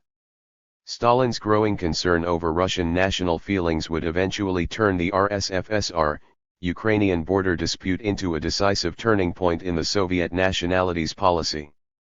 However, Stalin also remained deeply concerned about Ukrainian national sentiment. His meeting with the Ukrainian writers had been organized to reassure the Soviet Ukrainian intelligentsia that the socialist offensive did not mean an abandonment of the Soviet nationalities policy. After his informal address, Stalin tellingly inquired of his audience, "How are things going in Galicia?" Stalin noted that prior to the revolution Galicia had been the political and cultural center of the Ukrainian movement, and he wanted to know if hegemony is in your hands. Stalin was naturally assured that whereas Galicia had previously been considered the Piedmont of Ukrainian culture, the opposite was now the case. When Stalin asked if Galicians could understand the Ukrainian spoken in Soviet Ukraine, one writer, picking up on Stalin's irredentist foreign policy goal, playfully replied, "You can unite Galicia to Ukraine, they understand us." 36. Stalin's meeting with the Ukrainian writers revealed two important facts about the Ukrainian, RSFSR border dispute. First, the increasing importance of Russian national sentiment; second, that despite the impact of the Shumskaya affair and the collapse of the KPZU, the Piedmont Principle remained an important factor in Stalin's foreign policy thinking. These conflicting claims led Stalin and the Politburo to temper. They never definitively rejected Ukraine's claims, but they also did not authorize another territorial transfer after a final October 1928 TSIK resolution, which transferred a meager 14 villages from the RSFSR to Ukraine. 37. The Ukrainian question in the RSFSR. Ukraine's second response to the unsatisfactory 1925 border resolution, also articulated in Butsenko's 1925 Visti Vutsk lead editorial, was to defend the national rights of the RSFSR Ukrainians. Butsenko maintained that 6.5 million RSFSR Ukrainians were being denied their national rights, and that Ukraine must interest itself in the question of the RSFSR's Ukrainian population. 38. Butsenko's article was remarkable not only in publicly claiming RSFSR territory, but also in its open complaints about the RSFSR's mistreatment of its Ukrainian minority, which echoed in a more polite form the simultaneous shrill press campaign being undertaken to protect the Ukrainian minority in Poland. Mykola Skrypnyk, in fact, went so far as to make this analogy explicit. At an April 1925 Ukrainian Tisk plenum, he praised a December 1924 Comintern resolution, which had called for the eventual transfer of all majority Ukrainian regions of Poland, Czechoslovakia, and Romania to Ukraine, and went on to advocate the extension of this principle to the majority Ukrainian regions in the RSFSR. 39. The Ukrainian SSR was adopting the role of Piedmont not only for Ukrainians living outside the Soviet Union, but also for those living in Russia. The 1925 border compromise, then, led to the emergence of a Ukrainian question in the RSFSR.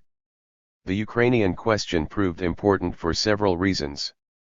First, the 1926 census registered 7,873,331 Ukrainians living in the RSFSR. Ukrainians were thus twice the size of the next largest minority and represented 29.7% of all non-Russians living in the RSFSR. If one excludes autonomous republics and oblasts, Ukrainians made up 53.1% of all non-Russians living in the Russian regions of the RSFSR. 40. The status of these Ukrainians would largely determine whether the RSFSR would become a multi-ethnic or an almost purely Russian national space. Second, the Ukrainian question also touched on the important issue of assimilation. In 1926, only 67% of RSFSR Ukrainians reported Ukrainian as their native language. 41. Most local officials viewed this process of assimilation as natural, and argued it should not be artificially impeded. However, Soviet policy was consistently hostile to assimilation. The Ukrainian question therefore also represented a test case in the Soviet commitment to preventing even voluntary assimilation. Third, the fate of the RSFSR Ukrainians became a major point of tension between Ukraine and its neighboring Russian territories and so intersected with Stalin's growing concern over Russian national resentment, in particular as it manifested itself within the local Russian party leadership. Fourth, in Kuban the Ukrainian question became intertwined with the Cossack question, and therefore with questions of land ownership, political reliability, and estate identity. As we observed in Chapter 2, the presence of these factors made the resistance to the formation of national Soviets in Kazakhstan, Kyrgyzia, and the North Caucasus autonomous oblasts particularly fierce and led to popular attempts to expel Russians from those territories.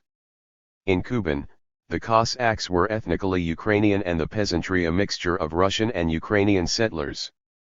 Nevertheless, this coincidence of conflict along Soslavy, land ownership, and national and territorial lines once again proved particularly explosive.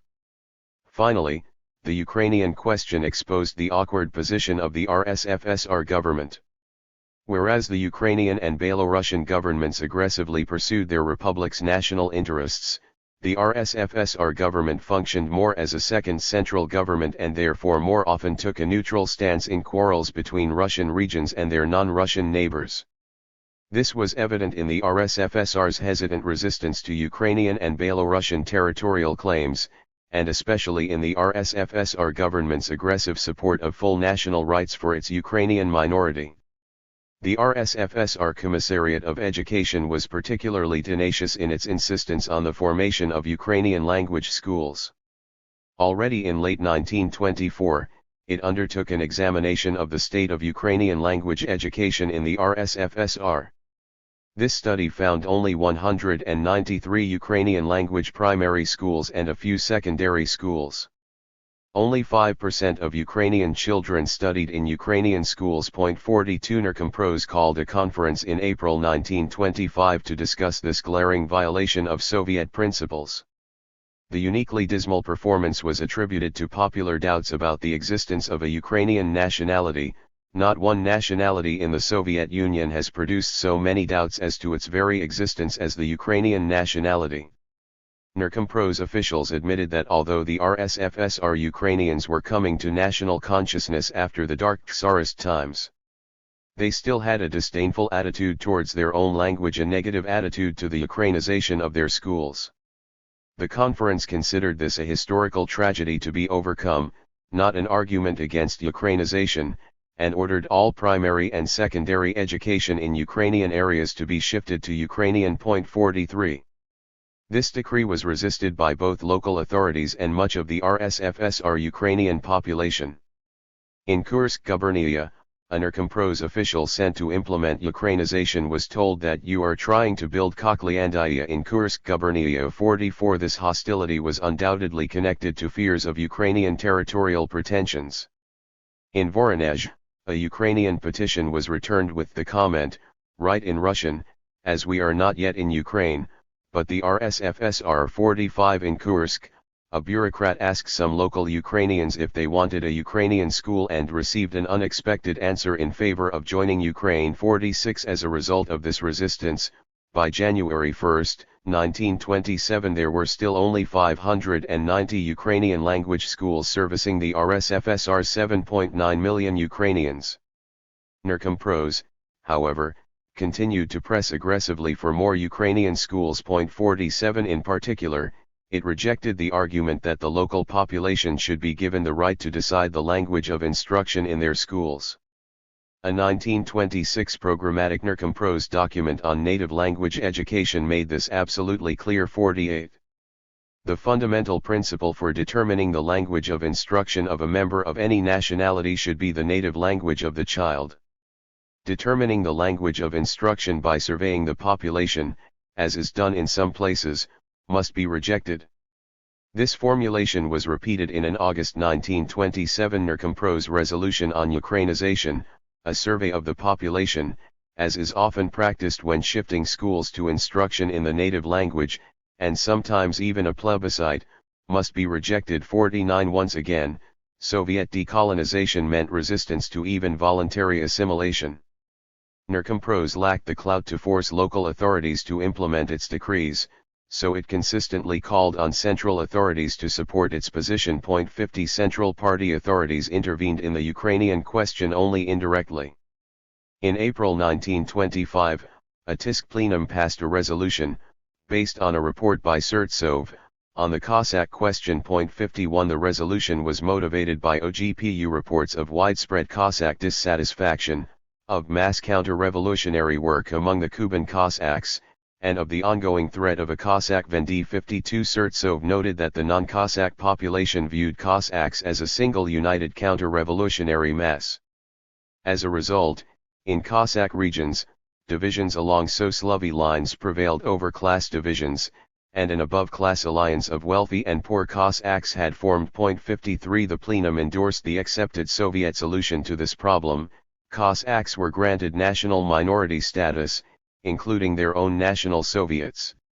In Kuban, where the Cossacks spoke a Ukrainian dialect and the overwhelming majority declared themselves Ukrainians in the 1926 census, this meant Ukrainization. Kuban would be the decisive testing ground for Ukrainization in the RSFSR. The Kuban Okrug had a Ukrainian population of 915,450, of which about 580,000 were Kuban Cossacks. 54 In 1917 and 1918, the Kuban Cossacks had formed a separatist local government, and many Ukrainian language schools and cultural institutions had been established. These were all abolished after the Bolshevik victory in the Civil War, after which the word Ukrainian was understood as meaning counter-revolutionary. 55 However, by 1924 to 1925, despite strong opposition from North Caucasus authorities, 150 Ukrainian schools had re-emerged in Kuban. 56 The Tisk Cossack Resolution dramatically accelerated this process. The North Caucasus Kraykom immediately relented and decreed the Ukrainization of schools throughout the North Caucasus. 57 Ukrainization was thus not confined to the 580,000 Kuban Cossacks, but extended to all 3 million North Caucasus Ukrainians. In Kuban itself, a June 1926 party conference resolution supported the Ukrainization of the entire Kuban Okrug government. 58. However, these decrees were never realized due to fierce resistance from local Russian officials and from within the North Caucasus government itself. VTSIK sent a research team to investigate this resistance and found 4 local arguments against Ukrainization.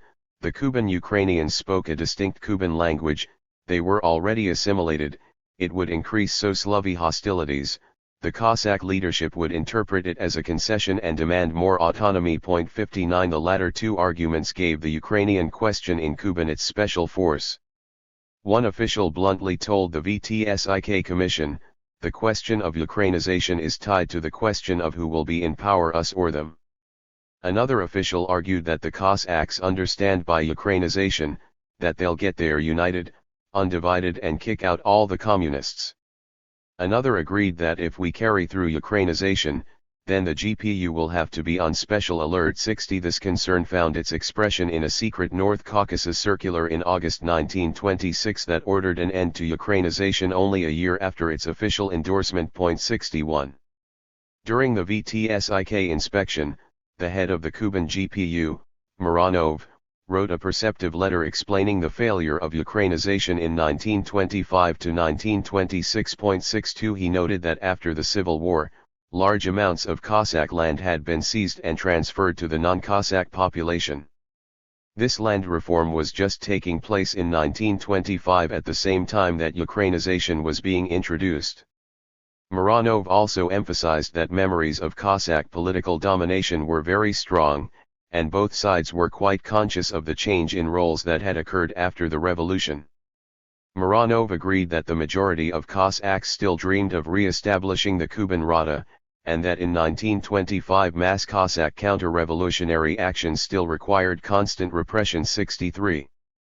He entire party Soviet active thought that meant giving power into the hands of Cossack counter-revolution, especially since it coincided with the land transfer and the vicious battle over land reform. The non-Cossack population, only just having received land, but not yet settled on it, met with panic and opposed it ferociously. Mironov's account bore a striking resemblance to the conflict in Kazakhstan. In each case, the combination of conflict along national, land ownership, status, and territorial lines proved exceptionally fierce. In the North Caucasus, this conflict was complicated by the interference of Ukraine.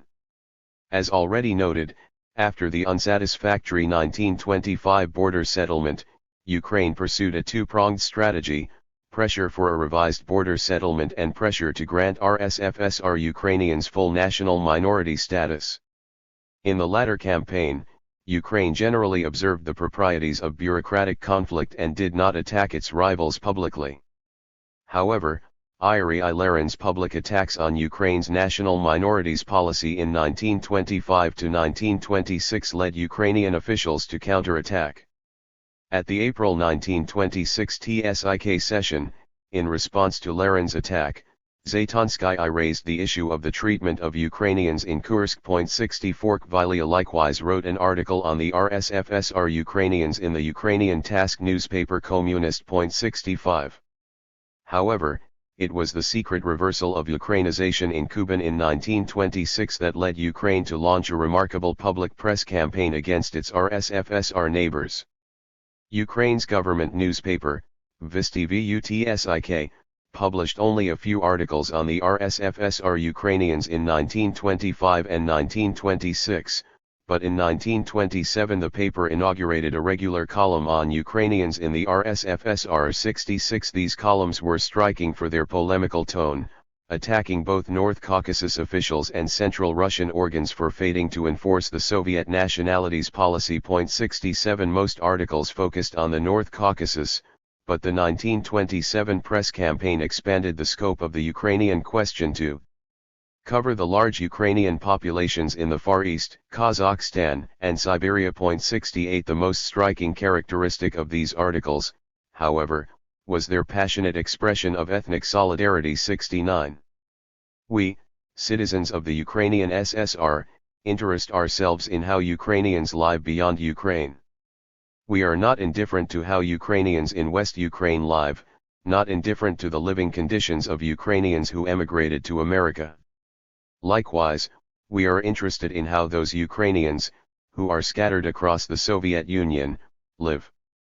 In this spirit, a 12-article travelogue about the North Caucasus instructed Ukraine's readers about the historic Ukrainian presence there and about the interest of North Caucasus Ukrainians in their ethnic brothers in Ukraine. 70 RSFSR Ukrainians did, in fact, appear to be increasingly aware of the Ukrainian SSR and increasingly disposed to view her as a cultural and political patron. Both Ukrainian state organs and Ukrainian newspapers reported receiving from RSFSR Ukrainians large numbers of complaints about mistreatment on national grounds and requests for Ukrainian cultural assistance. 71 Ukraine responded by sending books, journals, and even Ukrainian teachers. 72 Thus, Ukraine began to be perceived as a Piedmont for RSFSR Ukrainians. This emerging relationship infuriated and threatened North Caucasus leaders. 73 I will not speak about the official polemic, which is being carried out on the pages of the Ukrainian press. Everyone knows about that. But we know of another, unofficial side. We have this on the basis of GPU information. This is a course directed towards an independent Ukraine. This comment by the head of the North Caucasus government may have referred to a group arrested by the GPU in 1927 for organizing to help unite Kuban to Ukraine. Ironically, one member of this group confirmed North Caucasus suspicions by petitioning for clemency on the grounds that he had been inspired by Andrei Ichvilia's 1926 newspaper article. 74 Or alternatively the comment might have referred to GPU informational reports, such as the following October 1928 report on the anti-Soviet movement in the countryside. 75 In the North Caucasus, one must not forget that in Kuban, besides estate antagonism, there also exists a national attraction of anti-Soviet elements to establishing ties with anti-Soviet elements in Ukraine, and the chauvinist slogans of the latter are also present in the Kuban anti-Soviet movement.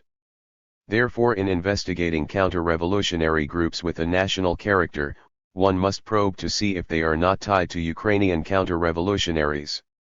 It was exactly these putative nationalist ties between Kuban and Ukraine that would form the basis of the national interpretation of the famine that would emerge in December 1932. With the spread of national Soviets throughout the RSFSR in 1926 and 1927, VTSIK joined Nerkompros RSFSR in its campaign for Ukrainian national institutions. In late 1927, a VTSIK instructor, Z. Ostrovsky, was sent to research Ukrainization in Voronezh and Kursk, where he found Vitsik's decrees on national Soviets had been almost entirely ignored. 76 Ostrovsky issued a scathing report. With Kazakhstan having capitulated and formed Russian National Soviets in 1927, the RSFSR Ukrainians remain the major glaring flaw in the pyramid of National Soviets. At Vitsik's 1928 National Minorities Conference, the Ukrainian question now predominated. 77 The combination of increased VTSIK attention and the onset of Cultural Revolution led to rapid progress. Voronezh and Kursk-Kubernyi combined in 1929 to form the Central Black Earth region, which immediately passed an ambitious plan calling for the Ukrainization of 27 majority Ukrainian districts and 780 village Soviets. 78.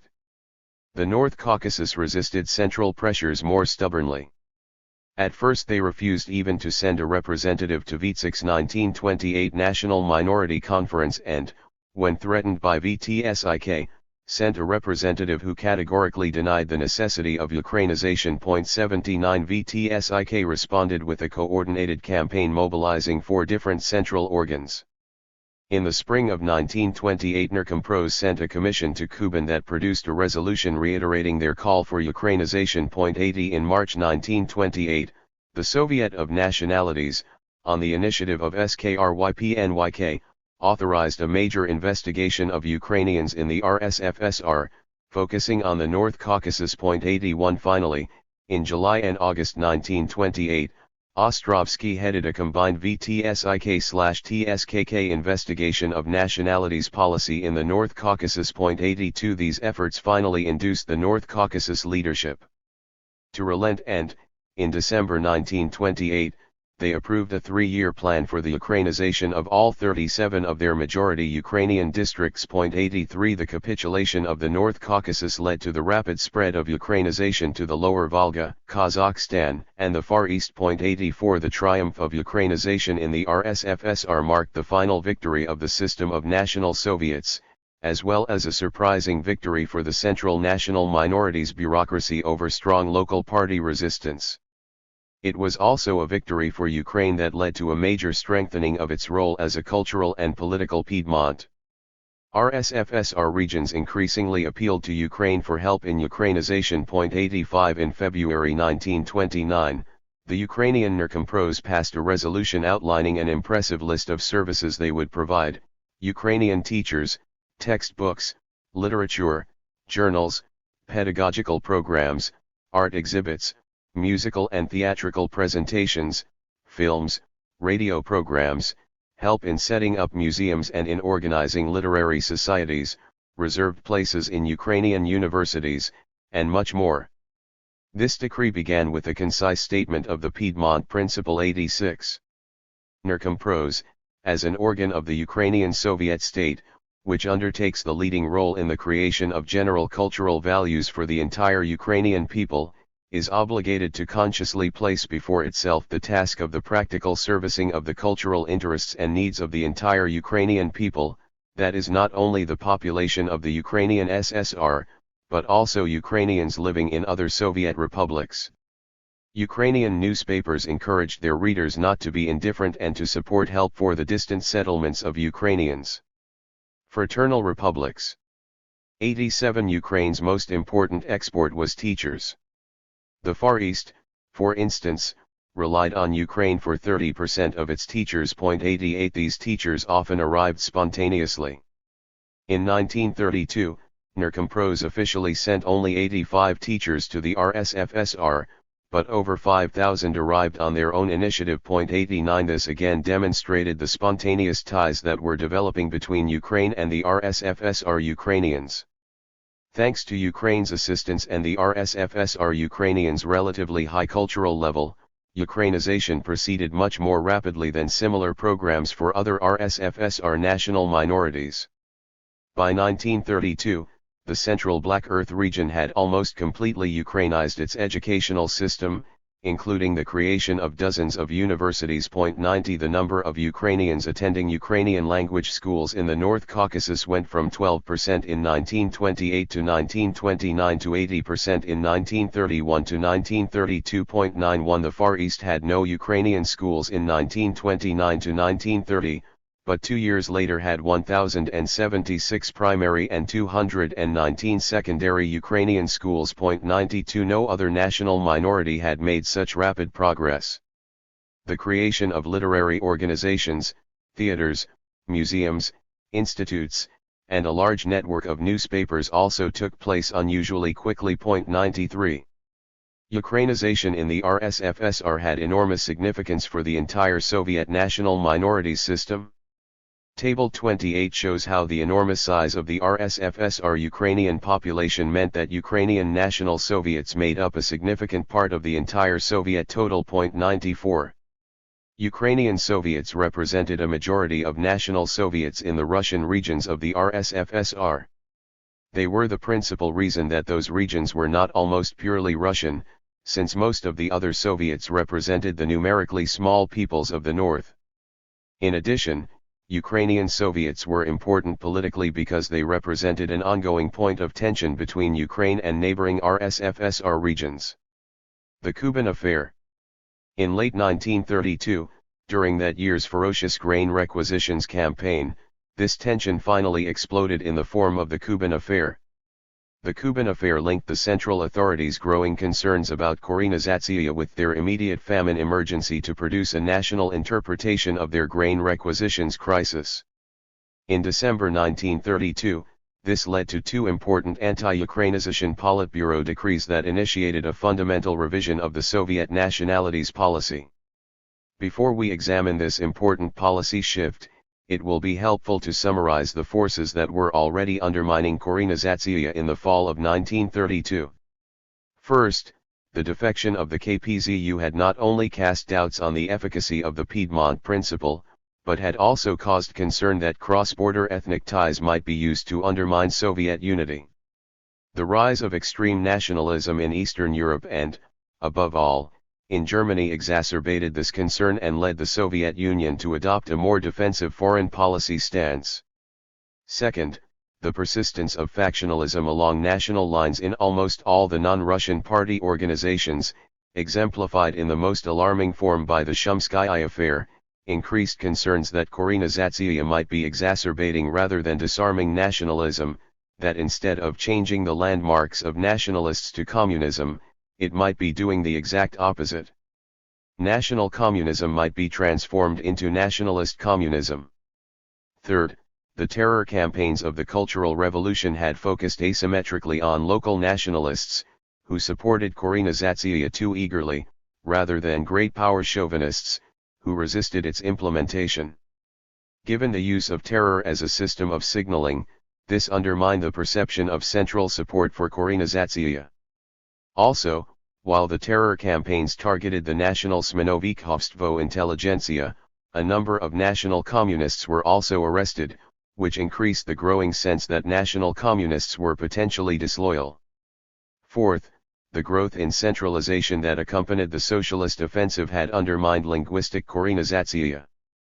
Perhaps more important, it had increased the tendency to interpret national communist assertiveness as fundamentally anti-center and therefore disloyal. Fifth, this emerging belief that the affirmative action empire was not providing sufficient Soviet unity for the new environment created by the socialist offensive and an increasingly alarming foreign policy threat prompted a reconsideration of the Russian question. The affirmative action empire required a de-emphasis of Russian national self-expression in order to strengthen the unity of the multi-ethnic Soviet state. By 1930, Stalin was expressing concern about the Russian national resentment this strategy had produced. Symbolic hostility to traditional Russian culture in Belorussia and Ukraine, though not in the Soviet East, was likewise being interpreted as evidence of Prow's turn and therefore anti-Soviet sentiment. The interpretation of local anti-Russian sentiment and the existence of Russian resentment as evidence of anti-center and therefore anti-Soviet sentiment would greatly compromise both the policy of Korenizatsiya and the affirmative action empire itself. Ukraine's campaign to annex neighboring RSFSR territory and to serve as the cultural and political patrons of the RSFSR Ukrainians exacerbated most of these five concerns.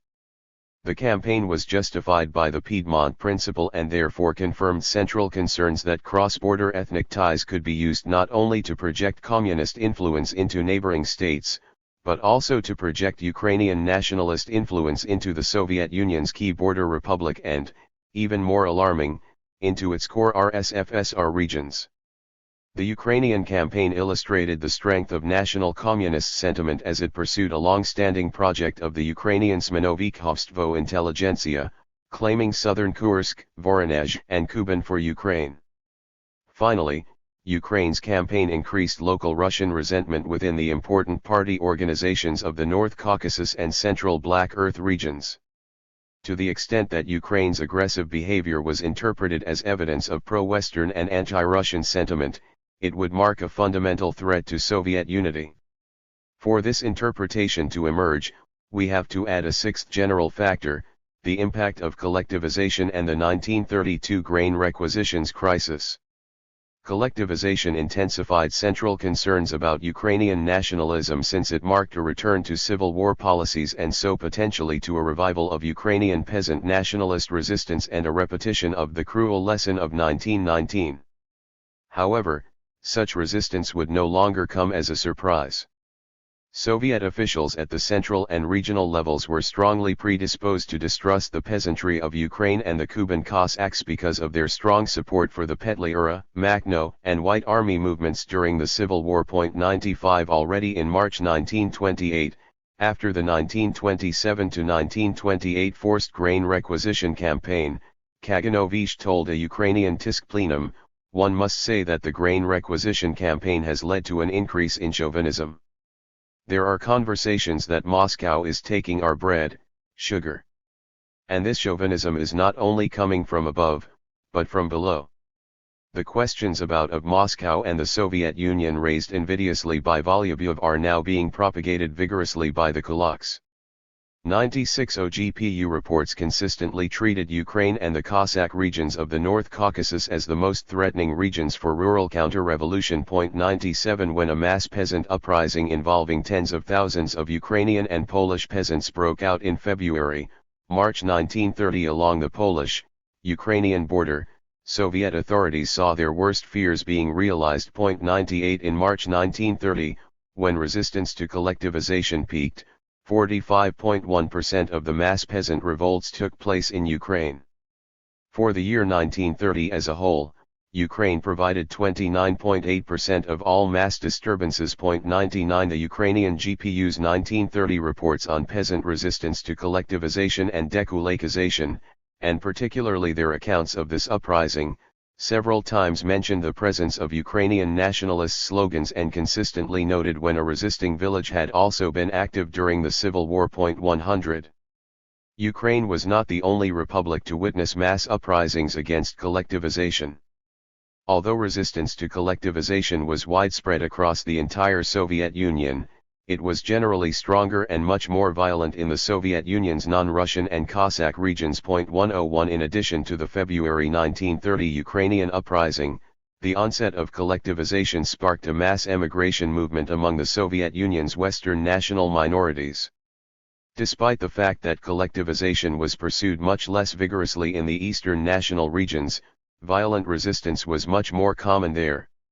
Of the 1,197 rural Soviet officials and activists murdered in 1930, 438 died in the eastern republics of Central Asia, Kazakhstan, the Transcaucasus, the North Caucasus national regions, Bashkiria and Tatarstan. 102 The Central Asian region of Fergana exploded in another February 1930 uprising, which involved 5,200 participants and led to a revival of the Basmachi guerrilla resistance movement that was only suppressed with the intervention of the Red Army. 103 Red Army troops were also sent to Chechnya, Ingushetia, Karachay-Cherkessia, and Dagestan to put down armed bands typically numbering from 200 to 800, but in one case including a force of 1,200 bayonets, 400 sabers and artillery. 104 In both Karachay-Cherkessia and Chechnya, the Red Army fought 10-day battles with the rebels, in the latter case suffering 8 dead, 18 wounded,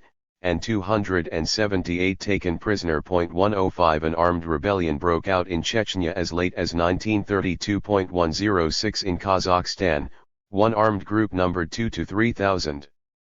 With two others bands of about 500. 107 Red Army troops were likewise required in Azerbaijan where several thousand peasants formed armed insurrectionary bands. 108 Such violent, armed resistance occurred almost exclusively in the eastern national regions, although resistance was also extremely strong in the Cossack regions of the North Caucasus. The Politburo responded to this severe resistance by convening an emergency TISK conference on collectivization in the East. This conference produced a secret February 20 decree, on collectivization and the battle with the kulaks in national economically backward regions, which forbade applying methods used in advanced Russian regions to the national regions of Central Asia, Kazakhstan, Transcaucasus, the North Caucasus, and Buryat Mongolia. 109 In implementing this decree, other eastern regions were also included. 110 In early March, Kalinin accused the head of Tatarstan's TSIK of counter-revolution for sponsoring mass dekulakization in a national republic. 111 The center, then, was forced to make a short-term concession on the pace of collectivization in eastern regions. In the long term, the strength of non-Russian resistance to collectivization was a further important factor in leading the Soviet leadership to view its Russian core as more politically reliable than its national periphery. This was also one of the preconditions of the Kuban affair. By reviving civil war attitudes toward the Kuban Cossacks, as well as by provoking considerable resistance from them, collectivization stiffened North Caucasus resistance to Ukrainization. North Caucasus officials argued that Ukrainization obstructed this campaign, and North Caucasus proponents of Ukrainization were frequently branded as nationalists who favored the forced Ukrainization of the Russian population. 112 In late 1931, the scope of North Caucasus Ukrainization was abruptly reduced from 37 to 20 districts. 113 The center, however, continued to support Ukrainization in both Ukraine and the North Caucasus.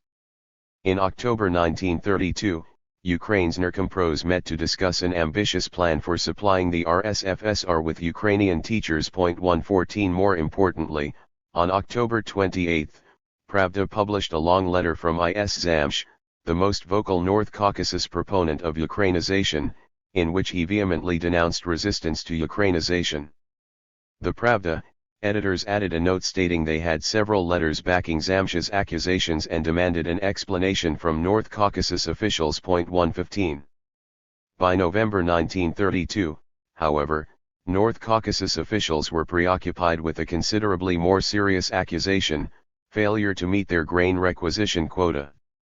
Since the onset of collectivization, central demands for grain delivery had grown increasingly onerous. 116 By the end of the 1931 campaign, Ukraine and the North Caucasus were already on the verge of catastrophic famine. 117 In the spring of 1932, the Politburo undertook several measures, such as the authorization of collective farm trade and the repeated granting of additional seed loans, which seemed to hint at a new, softer line. 118 However, the poor 1932 harvest was met with unreachably high grain requisition quotas.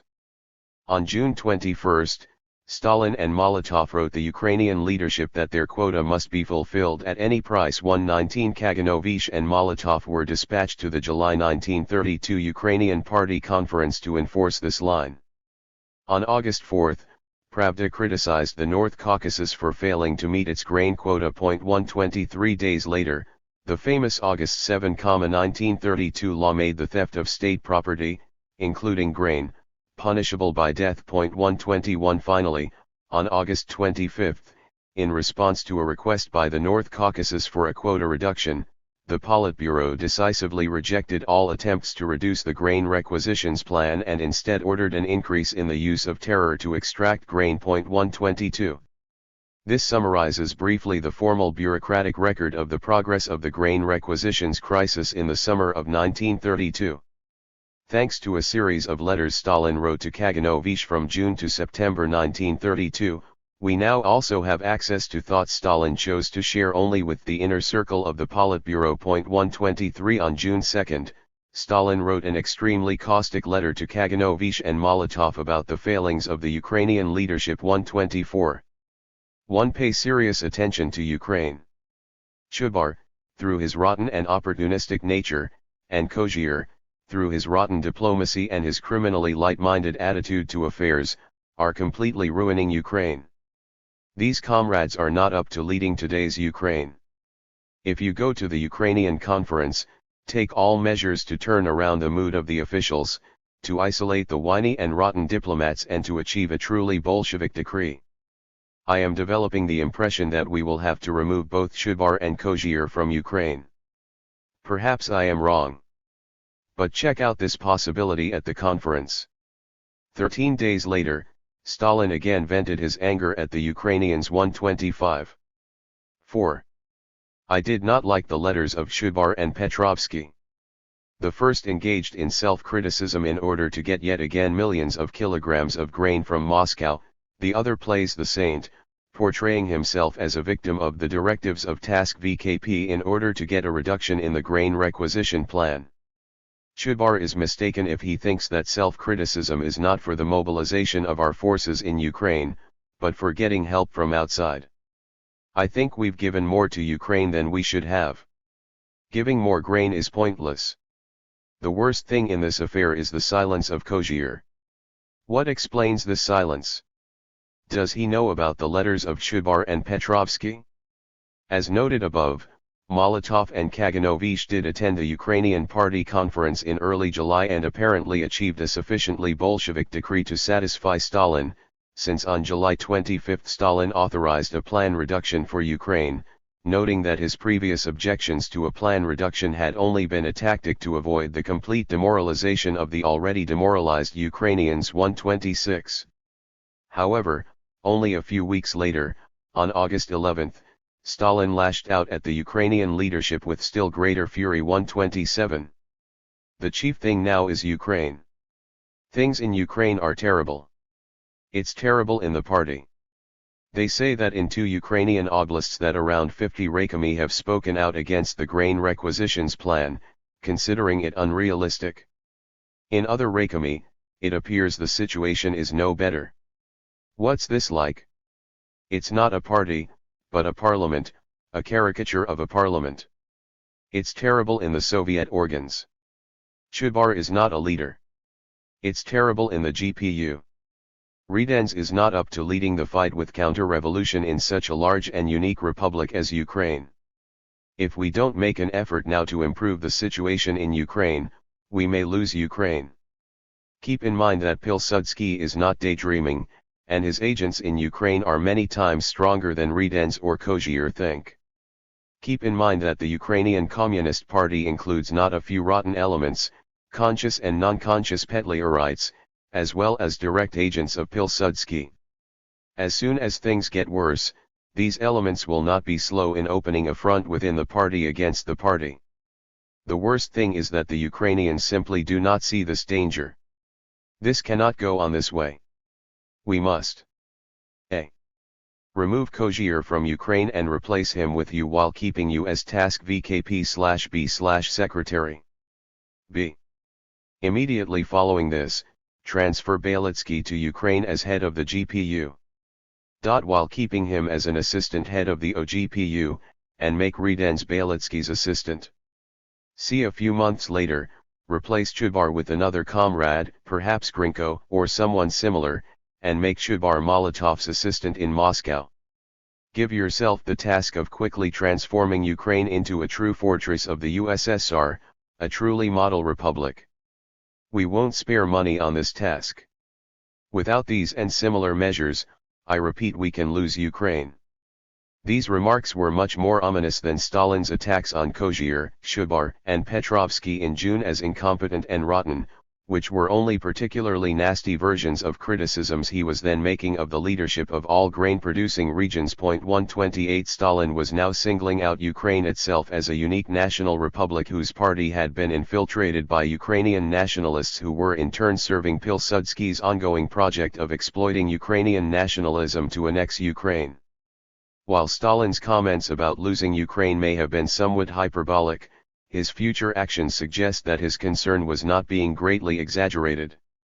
Stalin quickly decided he could not afford to send Kaganovich to Ukraine. 129 Major personnel changes were made only in January 1933, after the Kuban affair and the December 1932 anti-Ukrainization Politburo decrees. Stalin remained positively disposed to the North Caucasus leadership and their first party secretary, Boris Shabaldov, throughout the summer of 1932 until Shabaldov also erred by asking for a plan reduction.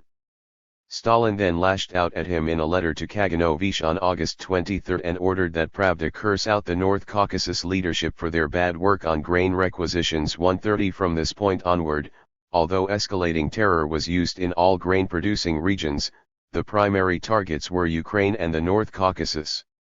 On October 22, the Politburo formed commissions headed by Molotov and Kaganovich to travel to Ukraine and the North Caucasus, respectively, to increase the collection of grain. 131 When Shabaldov came to Moscow to plead with Stalin for a quota reduction, the latter responded by adding authoritative representatives, in particular from the state's punitive organs, to the Kaganovich Commission, A.I. Mikoyan, G.G. Iagata, M.F. Shkiriatov, I.B. Gamarnik. 132 This extraordinary commission met personally with Stalin for over an hour on October 29. 133 They arrived in the North Caucasus on November 1 and unleashed the wave of terror known as the Kuban Affair. 134 The primary target of this terror was the North Caucasus peasantry and especially the Kuban Cossacks.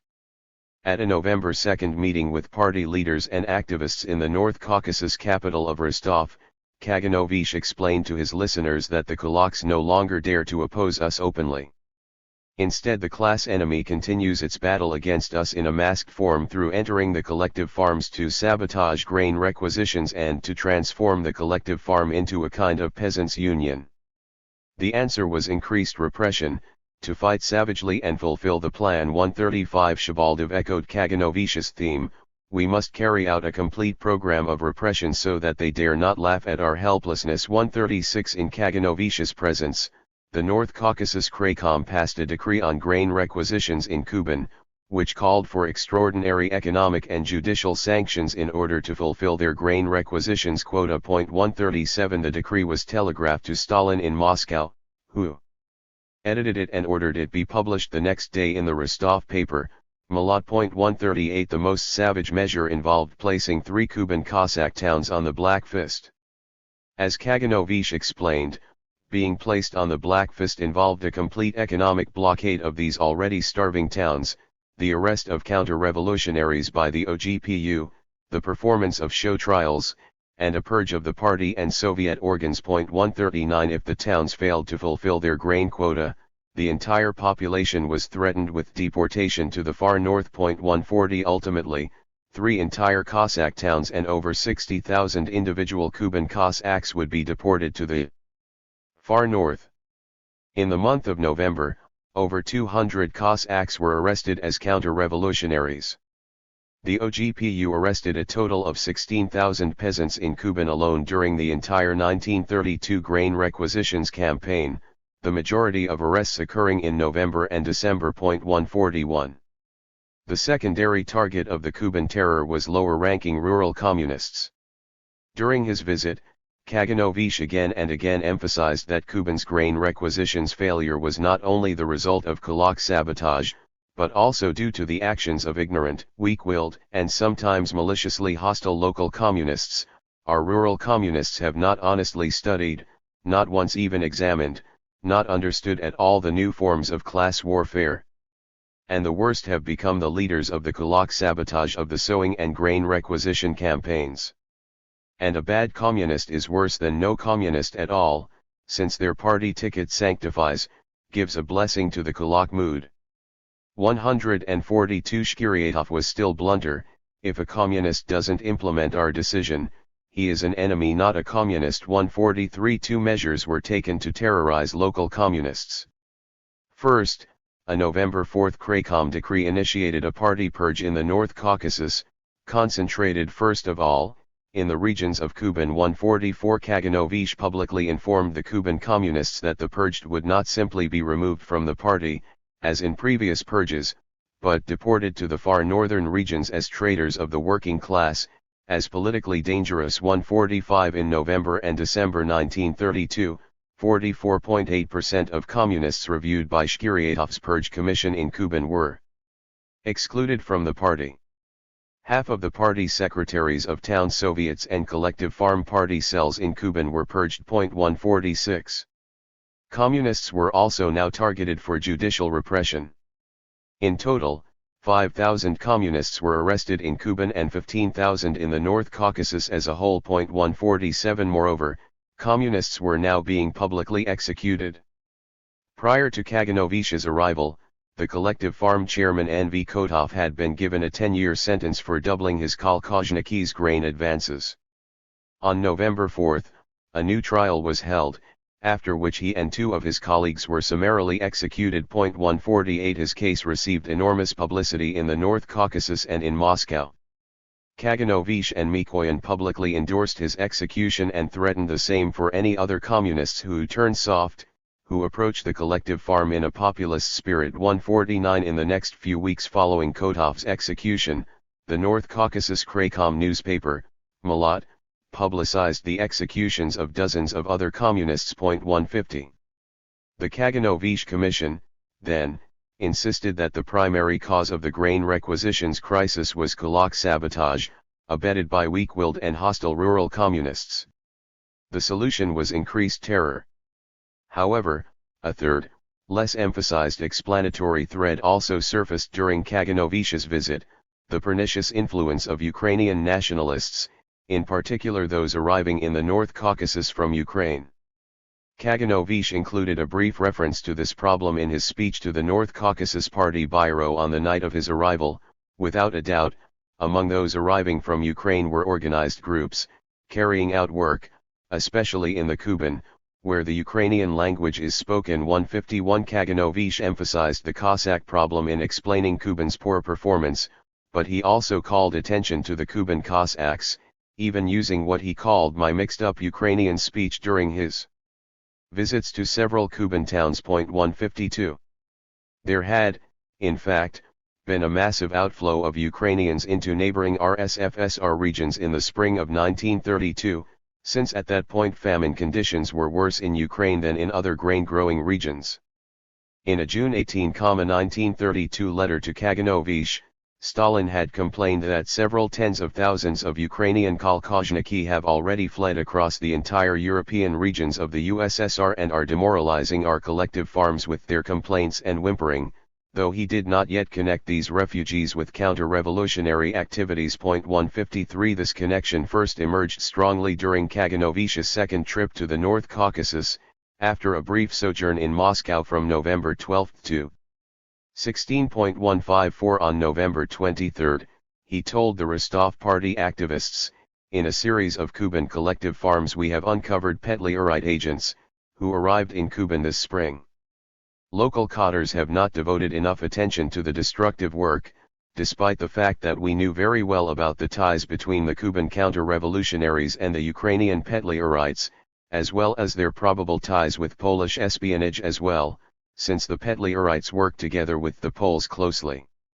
155 The Pilsudski Petliurite infiltration of the Ukrainian Communist Party, discerned by Stalin in August, had now been extended to include Kuban as well. 156. The national interpretation of the grain requisitions crisis. Kaganovich completed his second trip to the North Caucasus on November 25. At the same time, Molotov completed his commission's work in Ukraine and also returned to Moscow. Molotov's commission had presided over an intensification of the grain requisitions terror in Ukraine, only slightly less severe than in Kuban. 157 In the month of November and the first 5 days of December, under Molotov's supervision, the Ukrainian GPU arrested 1,830 individuals from the leadership of various collective farms. In addition, 327 communists were also arrested. 158 By December 15, approximately 16,000 individuals had been arrested, including 435 party members and 2,260 collective farm officials. Of these, 108 had been sentenced to be executed. 159 After the return of Kaganovich and Molotov, the Politburo convened on December 14 and issued a secret decree on grain collection in Ukraine and the North Caucasus. 160 This decree was the most important central intervention on nationalities policy since the 1923 decrees that first codified the Soviet nationalities policy. It marked the first time that the Soviet leadership officially declared that the 1923 policy of Korenizatsiya, as implemented in Ukraine and the North Caucasus, had not disarmed nationalist resistance as was intended, but rather had intensified it. The December 14, 1932 Politburo decree articulated the national interpretation of the 1932 grain requisitions crisis. Ukraine and the North Caucasus were singled out for their lack of vigilance, which had allowed kulaks, former officers, Petlerites, and supporters of the Kuban Rada to penetrate the collective farm leadership. Likewise, their lack of vigilance empowered the most evil enemies of the party, working class and kolkhoz peasantry, the saboteurs of grain requisition with party tickets in their pocket. 161 In both Ukraine and the North Caucasus, the Politburo blamed this lack of vigilance on Ukrainization. 162. Tisk and Sovnarkom note that instead of a correct Bolshevik implementation of the nationalities policy, in many Ukrainian regions Ukrainization was carried out mechanically, without considering the specifics of each district, without a careful choice of Bolshevik Ukrainian cadres. This made it easy for bourgeois nationalist elements, Petlerites, and others to create a legal cover for their counter-revolutionary cells and organizations.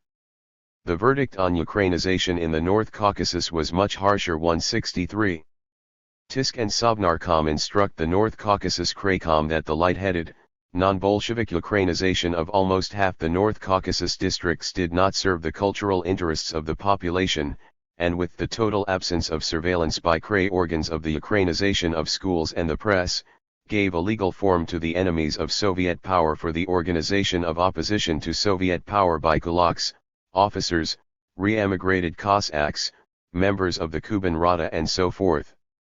In short, the grain requisitions crisis was the product of resistance by traitors within the Soviet and party apparat, and many of them received their positions due to the policy of Ukrainization. This represented the national interpretation of the grain requisitions crisis.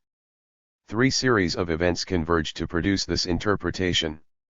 First, as outlined in Chapter 6, an anti-Korenizatsiya hardline stance that maintained Korenizatsiya was exacerbating rather than disarming nationalism gradually emerged in response to the perceived defection of national communists such as Shumskaya to a position of nationalism, the perceived influence of cross-border ethnic ties in causing such defections, as well as the Cultural Revolution terror campaigns against the national Smenovikhovstvo intelligentsia and the centralizing thrust of the socialist offensive.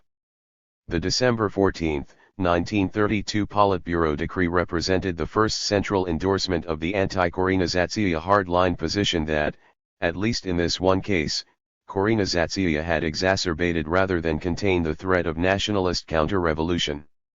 Second, as described in this chapter, Ukraine's effort to annex neighboring RSFSR regions and to serve as the patron of the RSFSR Ukrainians both exacerbated central concerns about Ukrainian national communism and created a perceived political link between the Soviet Union's two most important grain-growing regions, Ukraine and the North Caucasus. Third, collectivization both elicited more violent resistance in the Soviet Union's non-Russian border regions, further exacerbating central concerns about national separatism, and resulted in a major political crisis in the fall of 1932 that made the perceived separatist threat in Ukraine intolerable. The national interpretation, then, was not a cause of the grain requisitions crisis and famine. Rather, it emerged as a consequence of it. Although Ukrainization had lost momentum by 1932, there were no signals in Ukraine that the policy was being called into question in a fundamental way prior to December 14, 1932.164. In fact, on the eve of that decree, the Ukrainian Commissariat of Education had just launched another campaign to verify the implementation of Ukrainization. 165. Likewise, as noted earlier, Pravda published an article in defense of Ukrainization in the North Caucasus only 2 days before Kaganovish's commission departed for Rostov. Most strikingly, in the available internal correspondence concerning grain requisitions in Ukraine, the national factor is mentioned only once prior to November 1932.166. From his letter to Kaganovish, we know that by August 11, Stalin had already linked Ukrainian nationalist infiltration of the party with the grain requisitions crisis in Ukraine, but not yet with the crisis in Kuban and the North Caucasus. We have also seen that Kaganovich alluded briefly to counter-revolutionary sabotage by groups from Ukraine in a speech delivered on his arrival in Rostov on November 1.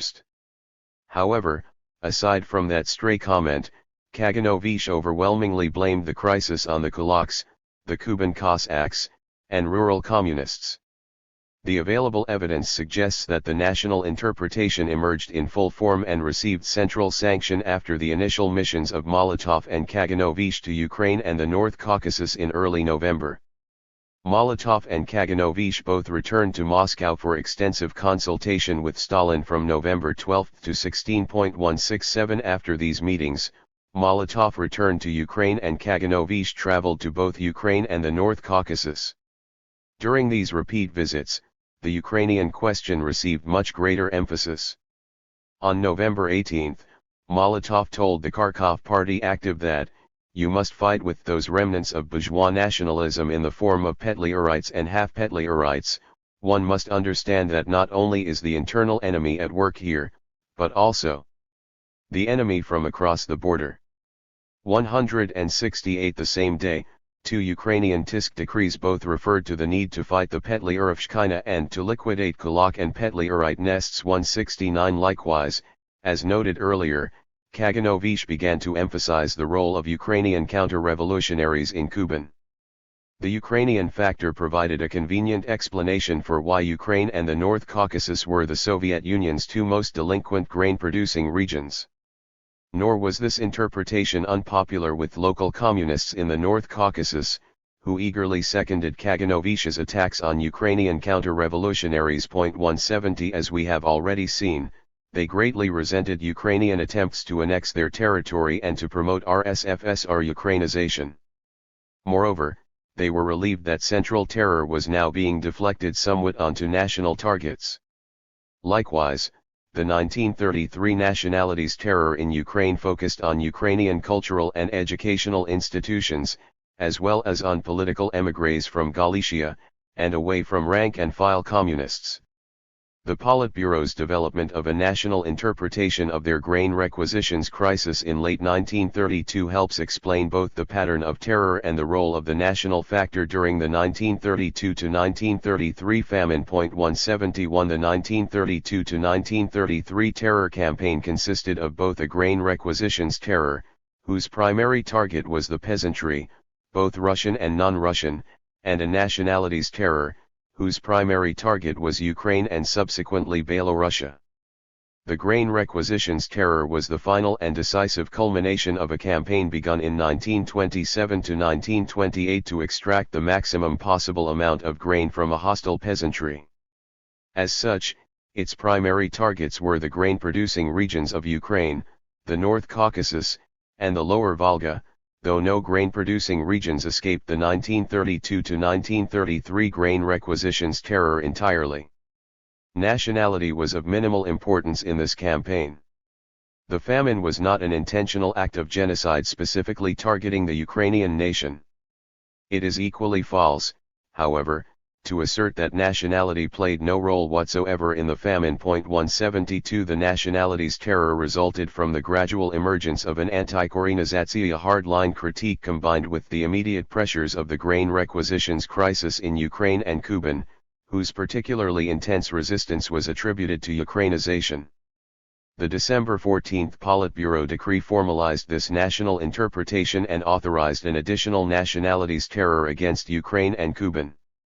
A second Politburo decree, on December 15, formally abolished Ukrainization throughout the entire RSFSR. 173. A third Politburo decree, a day later, extended the nationalities terror to Belorussia as well. 174. My analysis explains why the 1932-1933 grain requisitions terror embraced both Russian and Ukrainian territories and also why the terror was worse in Kuban and Ukraine than in the Lower Volga. The Lower Volga was visited by an extraordinary Politburo commission headed by Postashev in December 1932, which did unleash a wave of terror against both the peasantry and local communists, but the level of terror never reached that of Ukraine and Kuban. 175. By March 1933, as a result of the grain requisitions terror, there were 90,000 individuals in Ukraine's jails and concentration camps, 75,000 in those of the North Caucasus, and 29,000 in those of the Lower Volga. 176. These numbers understate the actual difference, since 30,000 individuals had been transferred out of the North Caucasus camps in January, and Ukraine's camp population had already been reduced in late November. 177.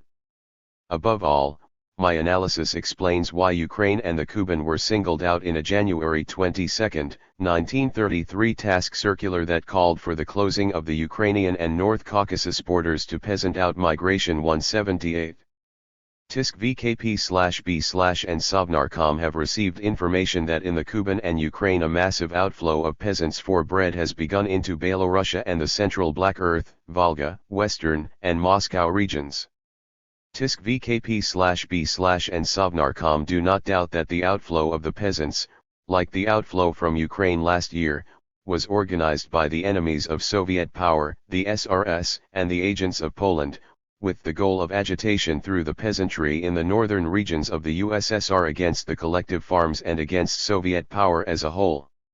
Last year the party, Soviet, and Chekist organs of Ukraine were caught napping by this counter-revolutionary trick of the enemies of Soviet power.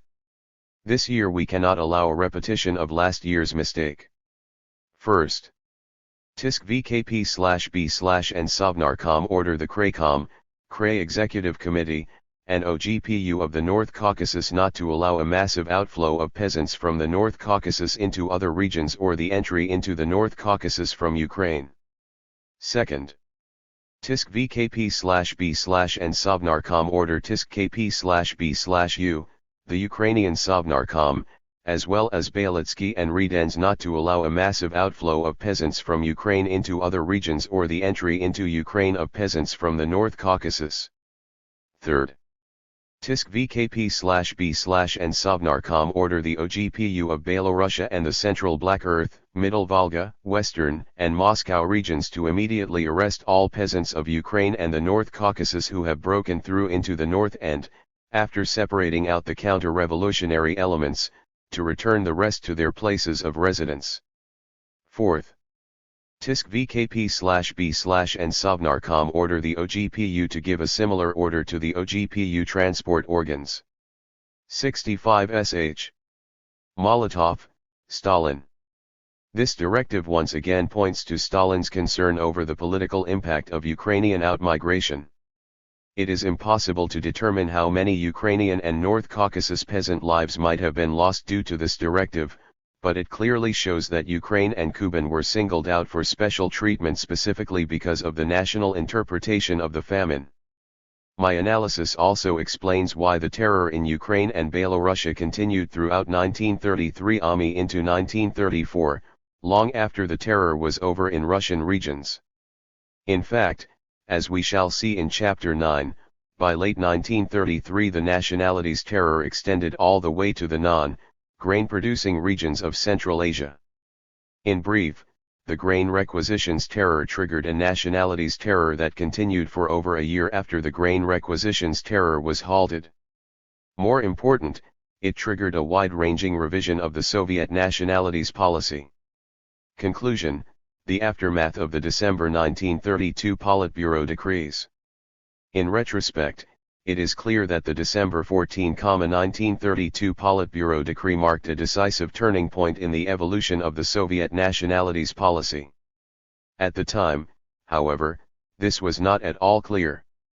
The decree did not condemn Ukrainization wholesale, but rather its mechanical implementation and the failure to make a careful choice of Bolshevik Ukrainian cadres. The suggested solution was not Russification, but rather serious attention to the proper implementation of Ukrainization and the careful choice and education of Bolshevik Ukrainian cadres. 179 Only time would tell what exactly the shift to Bolshevik Ukrainization would mean. It is true that the December 15 Politburo decree abolished Ukrainization throughout the entire RSFSR, and this was an unambiguous policy innovation. However, given the high levels of assimilation among the RSFSR Ukrainians, it could easily have been understood as a single exception that proved the rule. Moreover, the decree was issued in the midst of a major political crisis, which involved a large-scale year-long terror campaign. That campaign was officially brought to a halt on May 8, 1933. 180 At that point, the December 14 decree could easily have been allowed to lapse, especially since it was never published. This did not occur.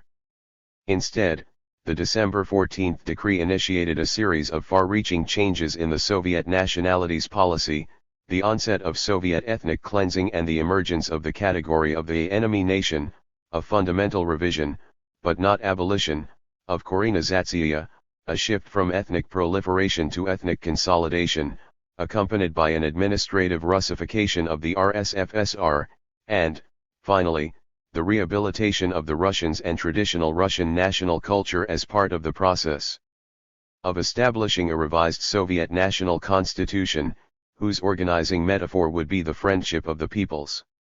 The gradual and uneven emergence of the new Soviet national constitution will be the subject of chapters 8 to 11.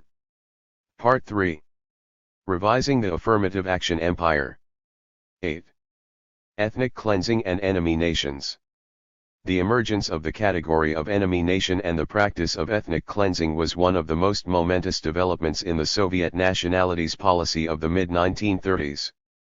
Between 1935 and 1938, at least 9 Soviet nationalities, Poles, Germans, Finns, Estonians, Latvians, Koreans, Chinese, Kurds, Iranians were all subjected to ethnic cleansing. 1 In 1937 to 1938, these and many other diaspora nationalities were labeled enemy nations and specifically targeted for arrest and execution due solely to their ethnic identity.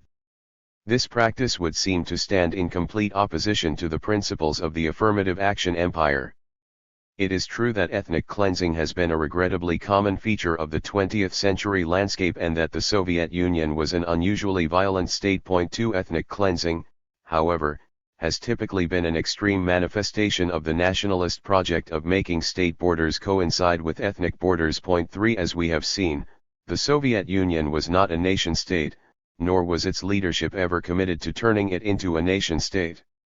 No attempt was made to forge a new Soviet nationality, and even voluntary assimilation was strongly discouraged. The Soviet regime devoted considerable resources to the promotion of the national self-consciousness of its non-Russian populations. Moreover, as we shall see, this commitment continued throughout the 1930s. This would seem to have made the Soviet Union a highly unlikely site for the emergence of ethnic cleansing. Indeed, the simultaneous pursuit of nation-building and nation-destroying in the 1930s is a paradox in need of explanation.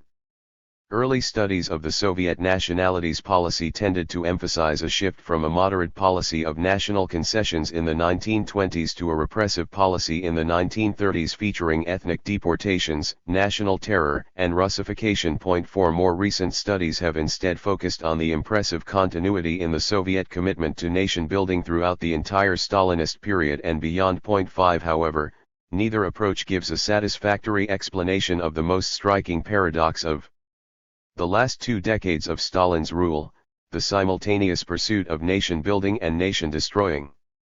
My account of the origins of Soviet ethnic cleansing will attempt to address this paradox by showing how the same principles that informed Soviet nation-building in the 1920s, under certain conditions, could and did lead to ethnic cleansing and ethnic terror against a limited set of stigmatized nationalities, while leaving nation-building policies in place for the majority of non-stigmatized nationalities. The border regions.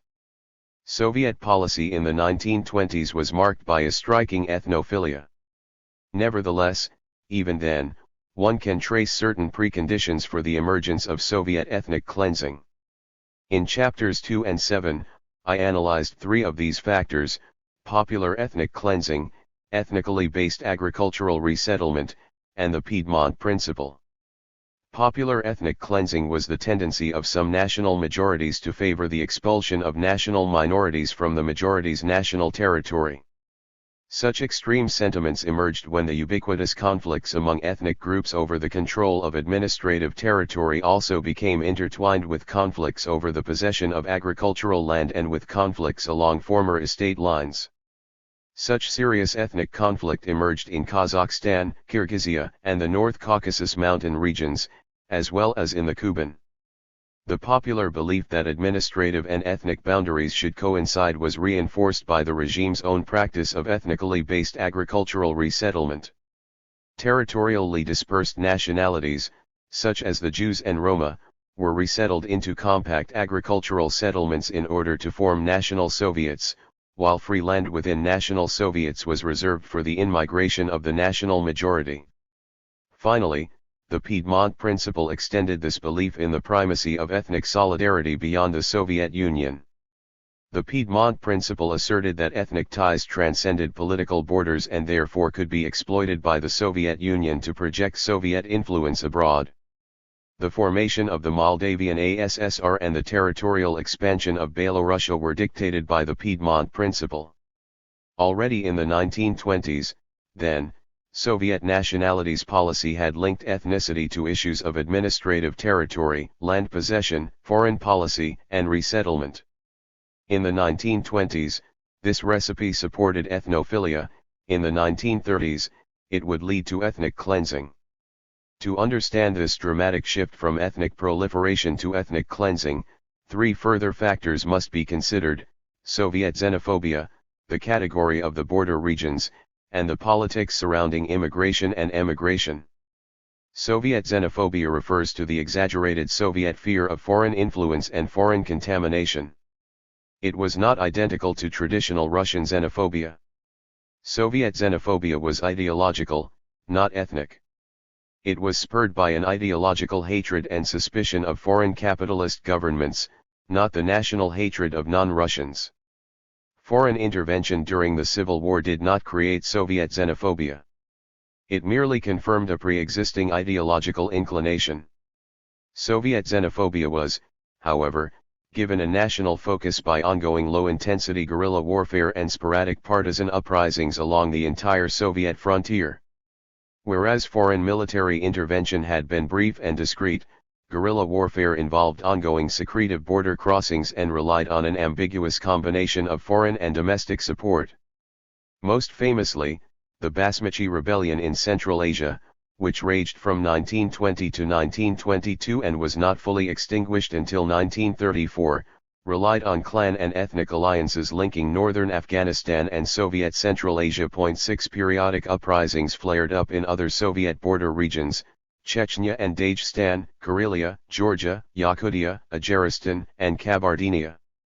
As noted in Chapter 6, collectivization sparked a series of major armed insurrections in the Soviet borderlands.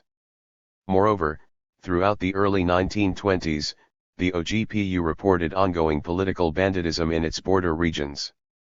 GPU reports from the second half of 1922 note 14 instances of long-term armed political bands with over 100 members, all of which were operating in national regions along the Soviet border and surviving by frequently crossing into neighboring states. 7 Political banditism across the Soviet Polish, Ukrainian border remained a persistent problem and concern into the mid-1920s. 8 This problem deepened Soviet fears of surreptitious foreign penetration and focused Soviet xenophobia on the largely non-Russian border regions.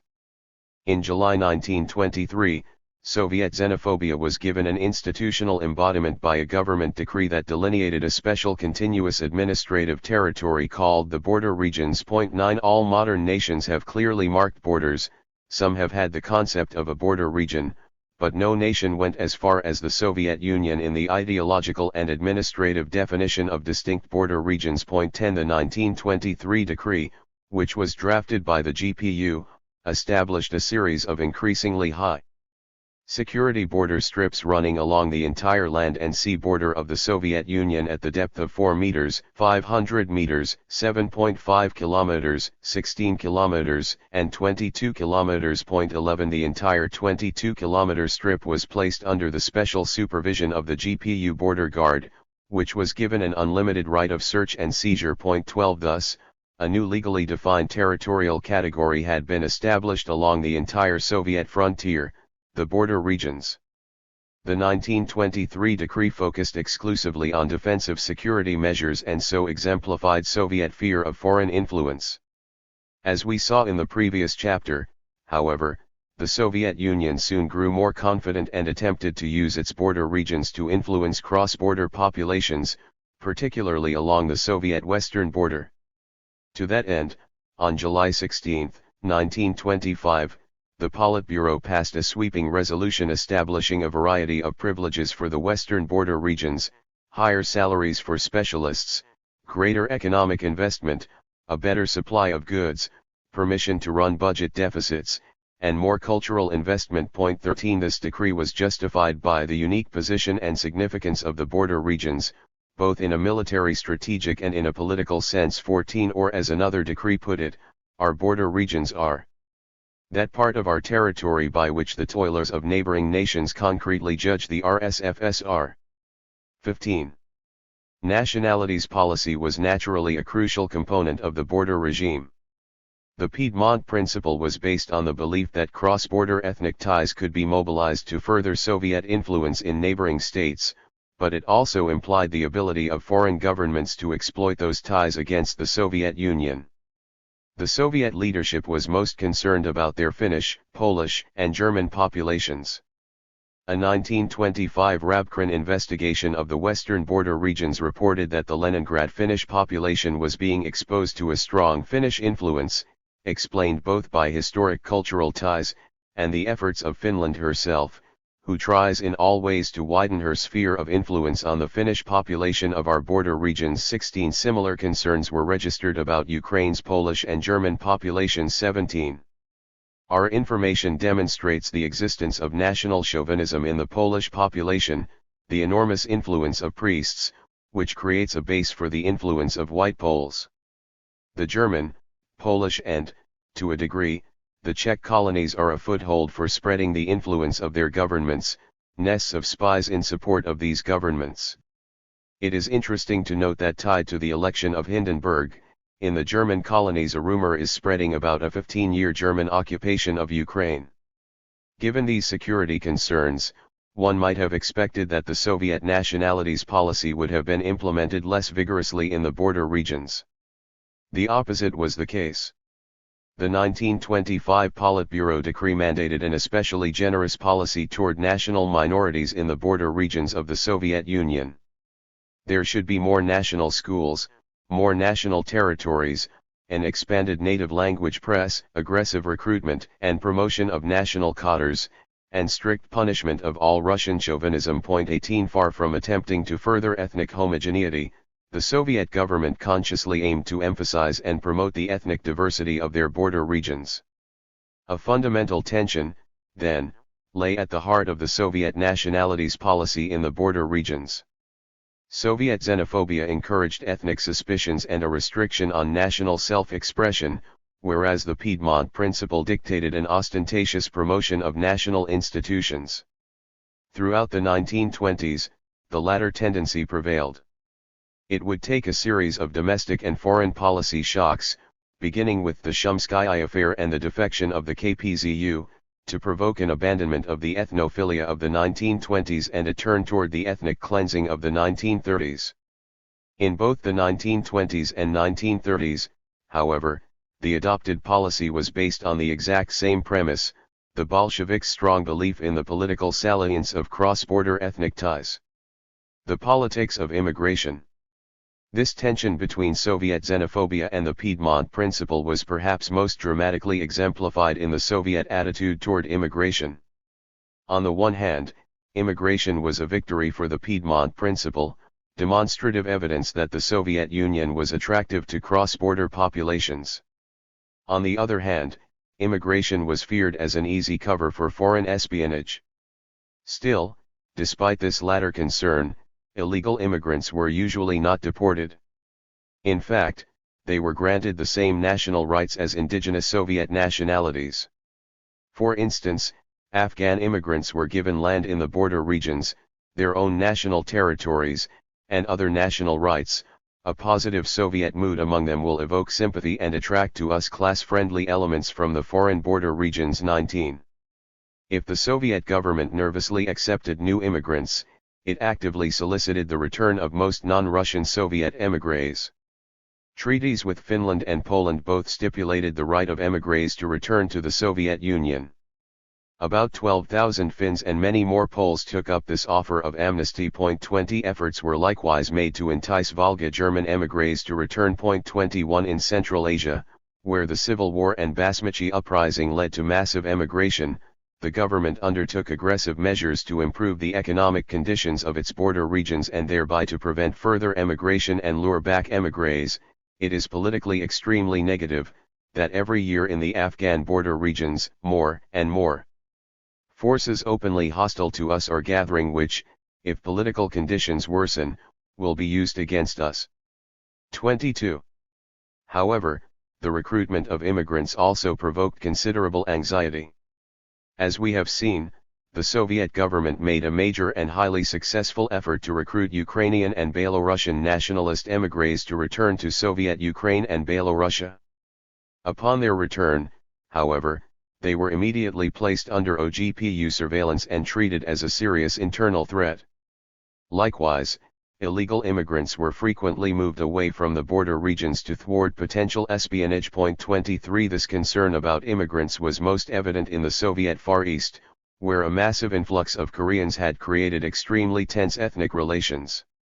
From 1917 to 1926, the Soviet Korean population tripled from 53,600 to 168,009.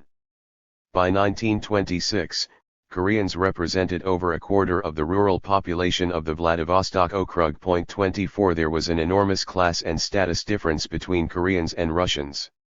In 1922, 84.3% of Korean households were landless and only 32.4% even possessed Soviet citizenship. In 1925, 68.8% of Koreans still cultivated exclusively rented land. The average Korean household possessed less than one-third the land of local Russians. 25 Conflict centered on land possession, since Soviet policy called for transferring land to those who cultivated it. This meant giving Russian land to immigrant Korean tenants. Russians responded by refusing to rent land and, according to the OGPU, by demanding the resettlement of Koreans into a different region. 26. Soviet policy, as dictated by the Piedmont Principle, however, demanded the exact opposite, the formation of an autonomous Korean national territory. Mass Korean immigration had eloquently demonstrated the attractiveness of the Soviet Union for the Koreans of Japanese-occupied Korea. The formation of an autonomous Korean territory would further attract Koreans and put pressure on the Japanese colonial regime.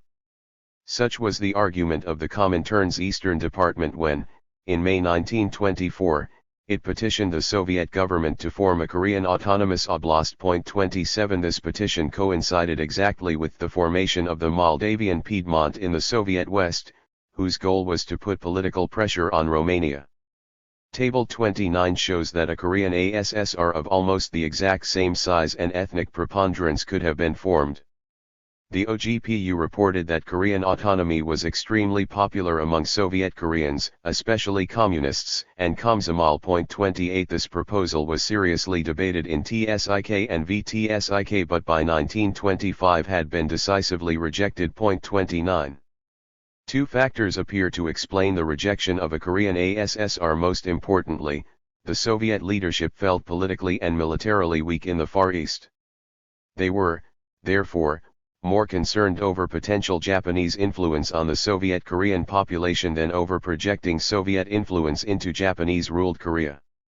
A 1929 Rabkrin report bluntly stated that Japan viewed Korean immigration to the Soviet Union as the natural expansion of the boundaries of Korea, which at the proper moment could be claimed formally. 30 This fear led the Foreign Affairs Commissariat in January 1926 to demand emergency measures to stop Korean immigration. 31 In addition, the Far Eastern Communist leadership gave expression to popular ethnic hostility.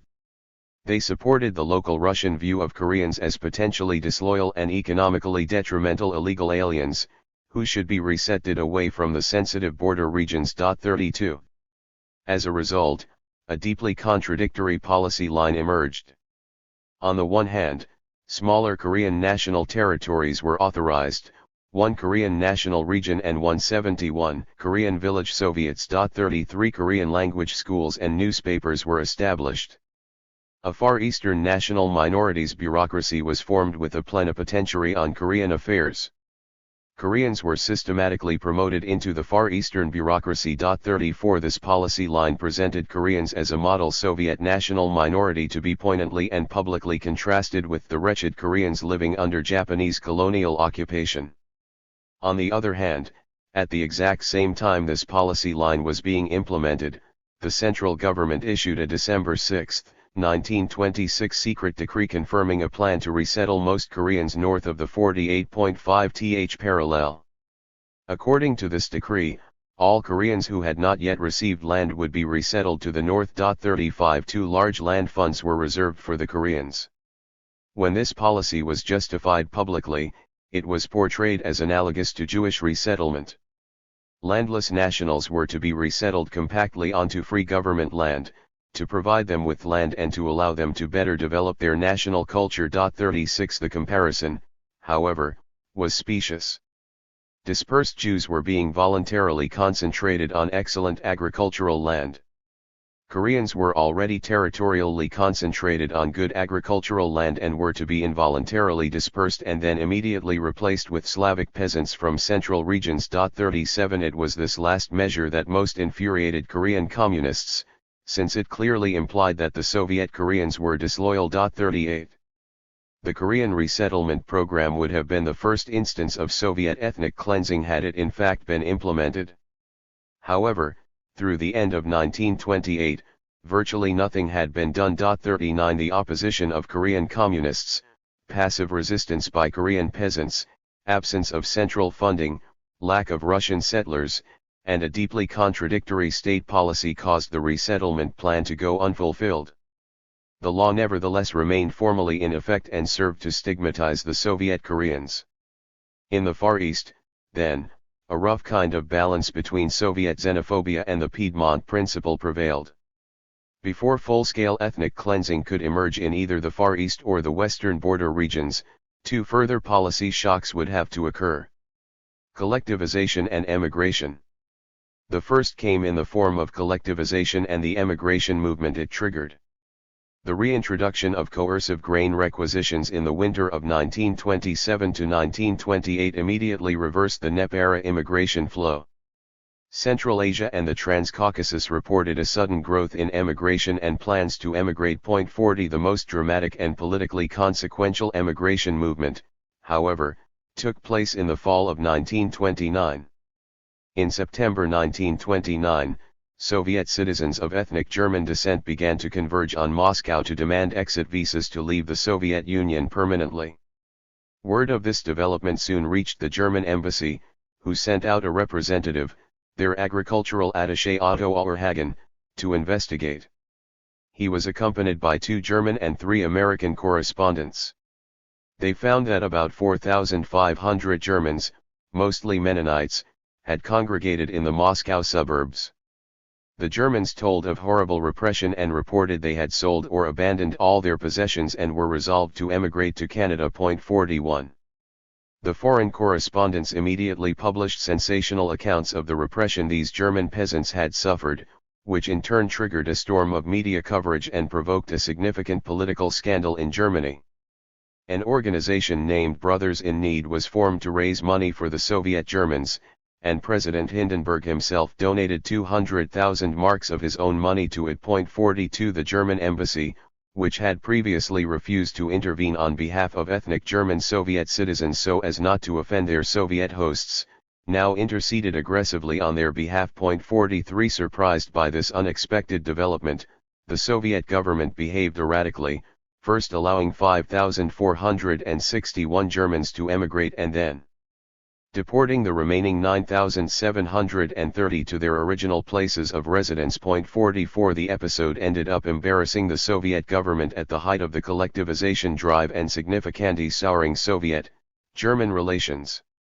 In theory, collectivization was not supposed to have had an ethnic dimension, but, as the German emigration movement demonstrates, it quickly developed one. The anarchy and violence of collectivization, with its sudden reversal of the NEP order, enabled the expression of ethnic hostility.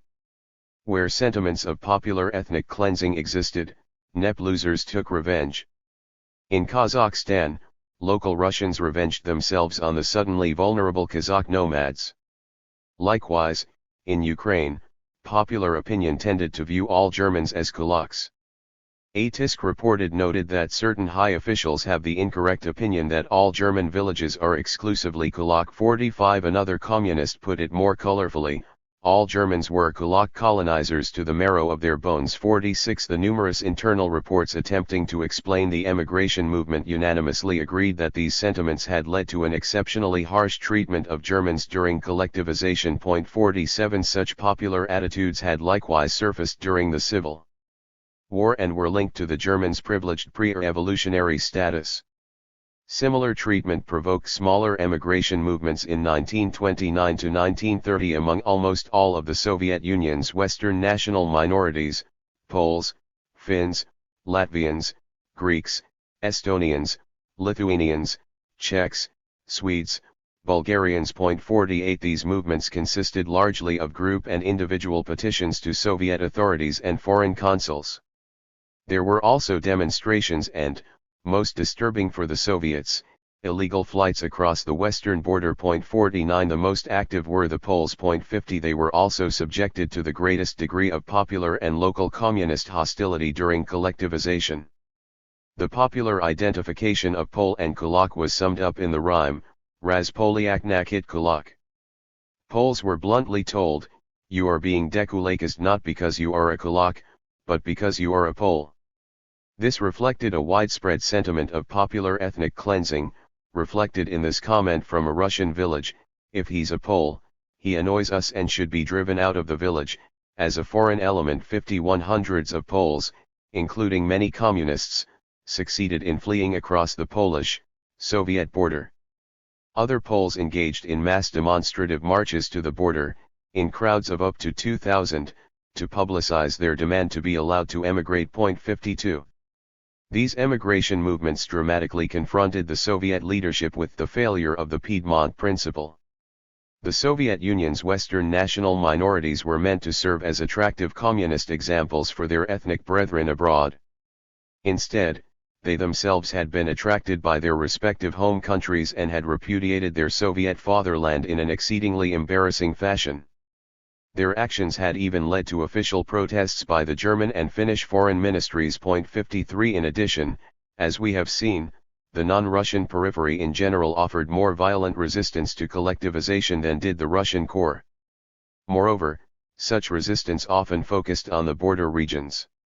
The Basmachi movement received cross-border assistance from related clans in Central Asia. The worst peasant uprising of the collectivization era broke out along the Polish-Ukrainian border in late February 1930. Both the emigration movements and these mass uprisings deepened Soviet concerns about the loyalty of their non-Russian periphery and about the security of their border regions. Given this outcome, one might have expected dramatic policy revisions.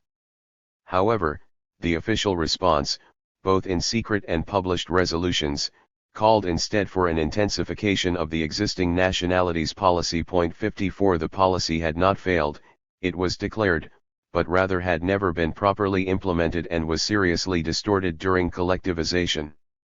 This was not simply verbal cover for a real change in policy. Throughout 1930, enormous effort was put into increasing the number and quality of German national institutions. 55 The same was true for Poles and other Western national minorities. 56 Of course, there was also an increase in repression against notoriously malicious elements, but the policy emphasis remained on promoting, rather than attacking, national identity. There were, however, two important exceptions. The mass processions of Poles to the Polish border particularly alarmed Soviet authorities, since they took place in late February 1930 during the mass uprising against collectivization in the Ukrainian border regions. Although this uprising involved mostly Ukrainian peasants, Poles also participated. 57 OGPU and government reports spoke of increased Polish espionage and Polish government encouragement for the uprising. 58 The Soviet nightmare scenario was a mass Polish emigration movement, akin to the German one, but directed toward the Polish border rather than Moscow. 59 Recently we have registered facts that work is being undertaken in order to prepare a mass demonstrative departure of Poles from the USSR to Poland. There is no doubt that this campaign has the goal of preparing popular opinion to justify an armed attack on the Soviet Union. It was in this environment that the Soviet leadership authorized its first explicitly ethnic deportation. On March 5, 1930, the Politburo passed the following Resolution 60. Deport from the border Okrugi of Belorussia and Right Bank Ukraine. A. The families of individuals condemned for banditism, espionage, active counter-revolution, and professional contraband. B. Independent of whether they are regions of complete collectivization, Kulak households of all three categories in the first line, those of Polish nationality in addition to the quota already fulfilled, from Belorussia 3,000 to 3,500 families and from Ukraine 10 to 15,000 families. In Belorussia and Ukraine, as part of this total may be deported those Polish noble families, regardless of their material position, whose presence near the border is determined by the OGPU and local party officials as dangerous. The decree also called for the OGPU to increase its surveillance of the border to stop unauthorized border crossings. This was the first instance of ethnic deportation. 61. A follow-up decree on March 11 made clear these deportations were directed primarily against Poles and that foreign intervention was a major concern. 62.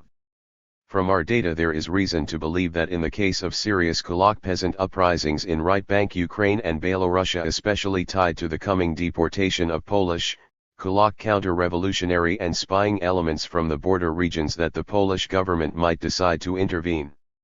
In order to avoid this, 5. Prepare the operation for the arrest and deportation of Kulak Polish counter-revolutionary elements with great care and carry out in a maximally short period. 6. Carry out the operation of deporting Kulak Polish elements with maximum organization and without fanfare. Collectivization, dekulakization, the Polish emigration movement, and intense Soviet concern over the security of their border regions, then, led to the first case of Soviet ethnic cleansing. 63. Still, after this deportation, Soviet policy toward the Poles did not undergo a dramatic change. Remarkably, in 1932 a new Polish national district was even established along the Belarusian, Polish border. 64. In the Soviet Far East, collectivization also provoked increased ethnic tension and growing security concerns. Anti-Korean and anti-Chinese popular violence increased dramatically from 1928 to 1932. 65. This atmosphere led to a mass outflow of Chinese migrant labor. 66. Approximately 50,000 Koreans also fled back to Korea. 67. The authorities did not oppose this emigration. In fact, they revived plans to resettle much of the remaining Korean population away from the Soviet, Korean border. On April 13, 1928, a decree was passed calling for the resettlement of Koreans from Vladivostok Okrug and the more strategically vulnerable points of Primorye into Khabarovsk Okrug. The land of the resettled Koreans was to be immediately transferred to settlers from overpopulated agrarian regions of the Soviet Union. 68. The plan was to settle demobilized Red Army soldiers into the far eastern border zones to form Red Army collective farms. 69. Disloyal Koreans were to be replaced with loyal Slavs. An official 5-year plan called for resettling 88,000 Koreans north of Khabarovsk. 70. All Koreans without Soviet citizenship were to be resettled, except those having proved their complete loyalty and devotion to Soviet power. 71. The suspected disloyalty of the majority of Soviet Koreans was thus assumed. Anyone refusing resettlement was now threatened with arrest. Leaders of Korean village Soviets that harbored illegal aliens were likewise threatened, showing that even Korean Soviet officials were now suspect. 72. The deportation was scheduled to begin in 1930.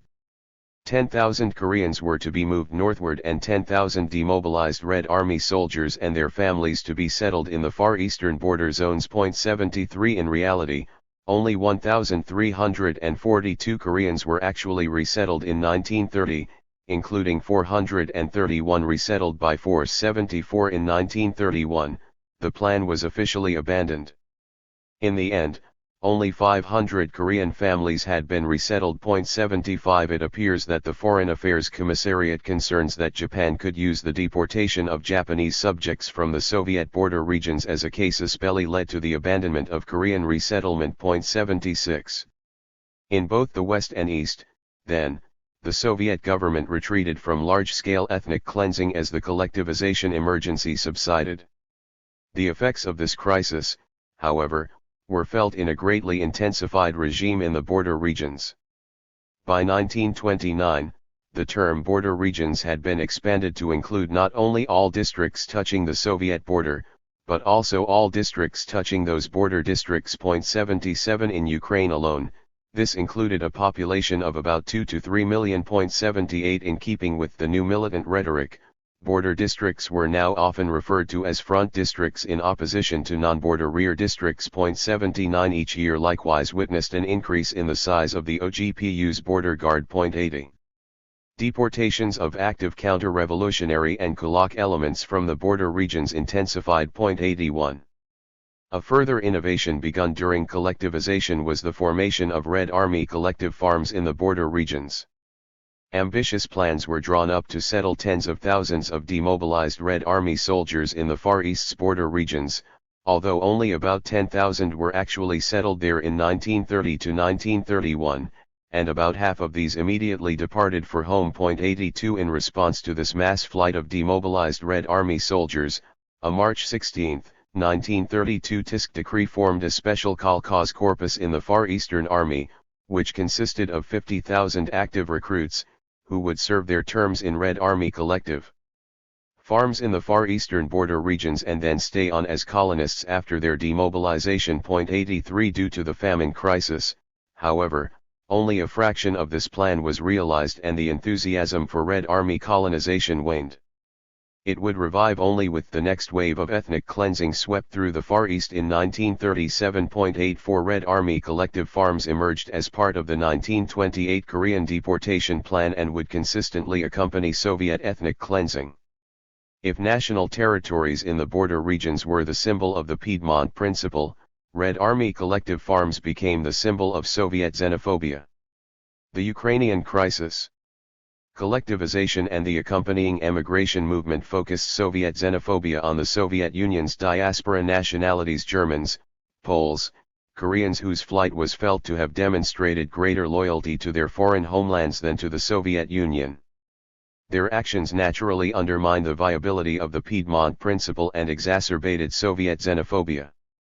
The diaspora nationalities, however, were of little importance to domestic Soviet nationalities policy and of less importance to Soviet foreign policy ambitions than were large border republics such as Ukraine and Belorussia, whose cross-border ethnic ties were key to the Soviet goal of undermining Polish rule in Poland's majority Ukrainian and Belarusian territories.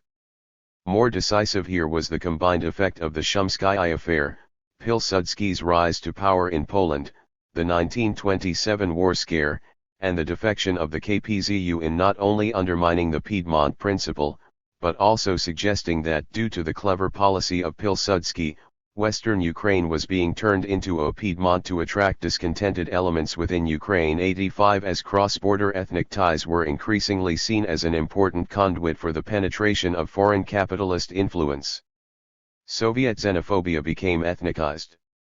The balance between the Piedmont Principle and Soviet xenophobia tipped decisively in favor of the latter with the national interpretation of the grain requisitions crisis in the fall of 1932. It was now official doctrine that cross-border ethnic ties had made a substantial contribution to a major domestic crisis. The December 14, 1932 Politburo decree represented not only a turning point in the history of Koreanizatsiya, but also the triumph of an ethnicized Soviet xenophobia and an important milestone in the onset of Soviet ethnic cleansing. In addition to criticizing Ukrainization, the December 14 decree also ordered the deportation of the entire population of the Kuban Cossack town of Poltava, except those truly devoted to Soviet power and not involved in the sabotage of grain delivery. 86 This decree led to the deportation of all 9,187 Cossack residents to the far north, with only non-Cossacks being spared. 87 In the next month, all inhabitants of 2 more Kuban Cossack towns and the majority of a third town were also deported. 88. The final total of deported Kuban Cossacks exceeded 60,000. 89. Following the emerging Soviet norm, the deported Cossacks were replaced with 14,090 demobilized Red Army soldiers. 90. The majority of these were Russians, but settlers were recruited from Belarus and Ukraine as well. There is no evidence that the goal of Red Army settlement was Russification. 91. The same was true of the resettlement, with ordinary peasant households, of the hardest hit South Ukrainian famine regions. 92. The deportation of the Kuban Cossacks marked an important transition from class-based to ethnic-based deportation. The launching of the dekulakization campaign in February 1930 began the great era of mass forced relocation that would continue until Stalin's death in 1953. Approximately 1.8 million individuals were deported as kulaks in 1930 to 1931, and another 340,000 in 1932 to 1933. 93. These exiles were given the status of special settlers and were used both as a source of forced labor for industrialization and to colonize remote regions in the far north, Siberia, and Kazakhstan. 94. The grounds for deporting a kulak were his class status or the possession of kulak political views as demonstrated by resisting collectivization. All kulaks were deported as individuals. Entire villages were never deported or officially threatened with deportation. The deportation of 3 large Kuban Cossack towns would appear to have been the first officially sanctioned mass deportation of an entire settlement since the deportation of the Terek Cossacks from the Mountaineer ASSR in 1920 to 1921. Throughout the Kuban affair, Shabaldov and Kaganovich emphasized the principle of collective responsibility. In current circumstances, everyone must answer for their neighbors. 95. Kaganovich also drew an explicit parallel to the previous Cossack deportations. All the Kuban Cossacks must be reminded how in 1921 the Terek Cossacks were deported. It's the same situation now. 96. The Kuban Cossack deportation was not, strictly speaking, an act of ethnic cleansing. The Cossacks were a former privileged status group and their resistance to collectivization was understood as the response of the formerly privileged. In this sense, their deportation could be and was interpreted as a special instance of dekulakization. 97. However, the Cossack deportations were much more similar to the coming wave of ethnic cleansing. First, entire villages were deported on the principle of collective responsibility and collective guilt. Second, the Kuban Cossacks were a peculiar Soslavy group. They were not a layer of society like the nobility, but a complete regionally based society with its own traditions, dialect, and identity, in effect, an unrecognized Soviet ethnicity. Third, as in many future cases of ethnic cleansing, there was strong hostility between the Kuban Cossacks and the local Slavic peasantry due to the coincidence of conflict along status, territorial, land ownership, and ethnic lines. Fourth, the Kuban Cossacks were labeled Ukrainian nationalists by the December 14 decree and linked to Ukrainian nationalism in Soviet and Polish Ukraine. The Kuban Cossack deportation, then, marked a transition from the class-based deportations, which predominated prior to 1933, to the ethnic deportations that would predominate from 1933 until Stalin's death in 1953. The national interpretation of the grain requisitions crisis also launched the 1933 Ukrainian Terror, during which tens of thousands of putative Ukrainian nationalists were arrested for allegedly conspiring with the new Nazi leadership in Germany, as well as Pilsudski's Poland, to separate Ukraine from the Soviet Union. The pernicious role of cross-border ethnic influence was a major propaganda theme during the 1933 terror, and the major target for arrest was the diaspora community of West Ukrainian émigrés, most of whom were communist refugees. 98 The attitude toward Ukraine's German and Polish populations in 1933 was ambiguous. Since the Ukrainian leadership was being accused of mistreating their national minorities, there was some effort to improve the national institutions of the Poles and Germans. 99 However, this tendency was dwarfed by the overwhelming fear of cross-border ethnic influence. For the first time, ethnic Germans and Poles were now specifically targeted for arrest. 100 The Ukrainian GPU uncovered a putative covert Polish military organization. 101 It was supposedly based in the Institute of Polish Culture in Kiev, where a majority of the institute's staff and students were arrested by the GPU. Other Polish institutes were also found to have been in reality dens of spies and counter-revolutionaries. 102 Similar purges took place in German academic institutions. 103 Ukraine's border regions regime was once again strengthened through the deportation of various categories of unreliable elements, among which were now 1,200 ethnic German households. 104 The Piedmont Principle had now been irrevocably abandoned. With the rise of fascist and authoritarian regimes throughout East Central Europe, official Soviet propaganda, adopting a phrase from Stalin's August 11 letter to Kaganovich, now instead emphasized turning Ukraine, and indeed the entire Soviet Union, into a fortress against all foreign influence. 105 Ethnic cleansing. Large-scale ethnic cleansing began in the Soviet Union's western border regions in 1935. The targets were again diaspora nationalities, that is, national minorities with cross-border ethnic ties to a foreign nation-state. As we have seen, the Soviet leadership already sanctioned positive ethnic resettlement in the 1920s. Also, the diaspora nationalities were subject to considerable popular ethnic hostility, which led to harsh treatment during collectivization and the resulting emigration movements that in turn raised concern about their loyalty. These concerns escalated in 1933 to 1934, when a campaign was launched in Germany to help their starving German brothers in need in the Soviet Union by sending tens of thousands of food packets and foreign currency remittances. 106 This campaign provided further evidence that the diaspora nationalities could be used by foreign governments as weapons against the Soviet Union. From the moment of Hitler's rise to power, there was a significant rise in activity in our German National Soviets and among the German consuls in Ukraine. The Hitler government through its organizations organized in the fascist press a broad anti-Soviet campaign about famine in Ukraine, organized displays of photographs of starving and published provocational declarations of the German population in Ukraine asking for help. 107 The Ukrainian GPU also reported that Poles were soliciting similar help from the Polish consul in Kiev. 108 As Hitler solidified power in Germany and destroyed the powerful German Communist Party with surprising ease, Soviet concerns escalated. They peaked with the ominous German-Polish Non-Aggression Pact of January 1934. In response to these events, the Soviet government undertook a re-evaluation of its policy toward its Polish population and yet another, more thoroughgoing intensification of the Western Border regions regime.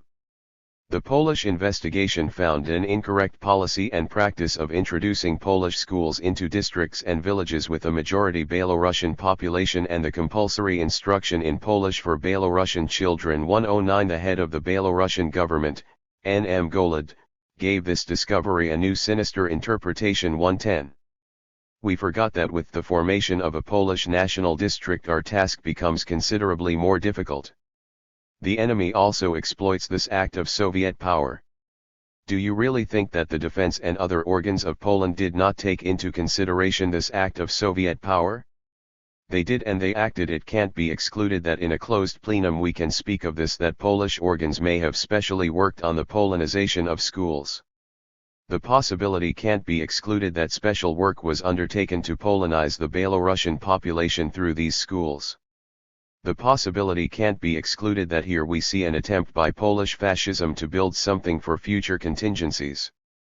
This statement represented a fundamental shift, for it sanctioned the view that Polish national institutions had fostered rather than disarmed nationalism, an interpretation that would justify both the abolition of national institutions and the onset of ethnic cleansing. 111 In the fall of 1934, the Politburo formulated a new regime for its western border regions. 112 This regime created yet another border category, the Forbidden Border Zone, into which no one could enter without special NKVD permission. 113 This zone was officially only 7.5 kilometers deep, but in Leningrad Oblast it ran as deep as 90 kilometers along the Latvian and Estonian borders. 114 A variety of security measures accompanied this decree. One of them was ethnic cleansing. Between February 20 and March 10, 1935, a total of 8,329 families were deported from the border regions of Kiev and Vinnytsia Oblasts to eastern Ukraine. Although Germans and Poles made up only a few percent of the local population, they represented 57.3% of the deportees. 115 This limited initial action against unreliable elements was expanded in the course of 1935. In July 1935, Kiev officials wrote the Ukrainian Central Committee that the number of households deported and resettled had not completely cleansed the Marklevsky district of anti-Soviet elements. They asked for and received permission to deport 300 additional Polish households. 116 This was now a completely ethnic deportation. In October 1935, the Ukrainian TISK petitioned Moscow for permission to deport still another 1,500 Polish households. 117 In response, NKVD chairman Genrikh Yagoda wrote Molotov that the spring deportations had significantly cleansed the border regions, especially Kiev Oblast, from counter-revolutionary nationalist and anti-Soviet elements. In the border regions of Vinnytsia Oblast there remain significant cadres of counter-revolutionary Polish nationalist elements. 118 The charge of counter-revolution and the language of ethnic cleansing had now fully emerged. In January 1936, before this third deportation had even been completed, the order was given for a massive new deportation of 15,000 German and Polish households, now to Kazakhstan rather than eastern Ukraine. 119 In Kazakhstan, they were quickly reduced to the same status as the formerly deported kulaks, which meant they were placed under NKVD supervision and subject to forced labor and other deprivations. 120 These deportations, however, still remained partial. Not all Germans and Poles were labeled counter-revolutionary and deported. The deportations of 1935 to 1936 included approximately half the German and Polish population of the Ukrainian border regions. 121 No Poles or Germans from outside the border regions were deported. The Germans and Poles who remained in Ukraine saw a gradual abolition of their national institutions. 122 By June 1935, 36 Polish village Soviets and 367 Polish schools had been abolished in Ukraine and Belorussia. Both the deportations and the abolition of national institutions were marked, however, by an odd duality. The actions clearly indicated an intentional policy of national repression. However, unlike the former attacks on the kulaks or the Kuban Cossacks, there was no mention of these actions in the public press. On the contrary, public rhetoric insisted that nothing had changed. This duality even penetrated the Soviet bureaucracy. The Soviet of Nationalities, the paradigmatic soft-line institution supervising nationalities policy, fearing a tendency toward a total reversal of Korenizatsiya, declared in June 1935 that the process of abolishing German and Polish institutions was over. 123 They were ignored. In July 1935, the Ukrainian Politburo abolished Ukraine's only Polish district, Marklevsky, and the German border district of Pulinsky, both of which had been hard hit by the spring deportations. 124 Several major Polish and German cultural institutions were also abolished. 125 In October, 40 Polish village Soviets and 117 Polish schools were abolished as artificially created. 126 This would become the patented phrase for justifying the abolition of national institutions. Belorussia followed Ukraine's lead. By September 1936, it had abolished 19 of its 40 Polish Soviets. 127 Nevertheless, the duality persisted. The majority of German and Polish national institutions continued to function. Public discourse about Poles and Germans remained largely unchanged. They were portrayed as loyal Soviet nationalities. A wide gap had opened between practice and discourse at all but the highest levels of the Soviet state. For instance, in responding to a censure by the Soviet of Nationalities, a Kiev official could only defend the abolition of Polish and German village Soviets with this euphemistic reference to the 1935 to 1936 deportations. The percentage of Polish and German population in the National Soviets has changed in the direction of reduction 128 as a result. From 1934 to 1937 the Soviet of Nationalities consistently pressured local Ukrainian and Belarusian authorities to maintain Polish and German institutions. As late as 1937, the Soviet of Nationalities was accusing Ukraine of distortions in its policy toward Germans and Poles. 129 This duality, characteristic of Soviet nationalities policy in the aftermath of the December 1932 decrees, would only be resolved during the Great Terror with the emergence of the concept of enemy nations. Ethnic cleansing in Leningrad Oblast followed the Ukrainian pattern closely.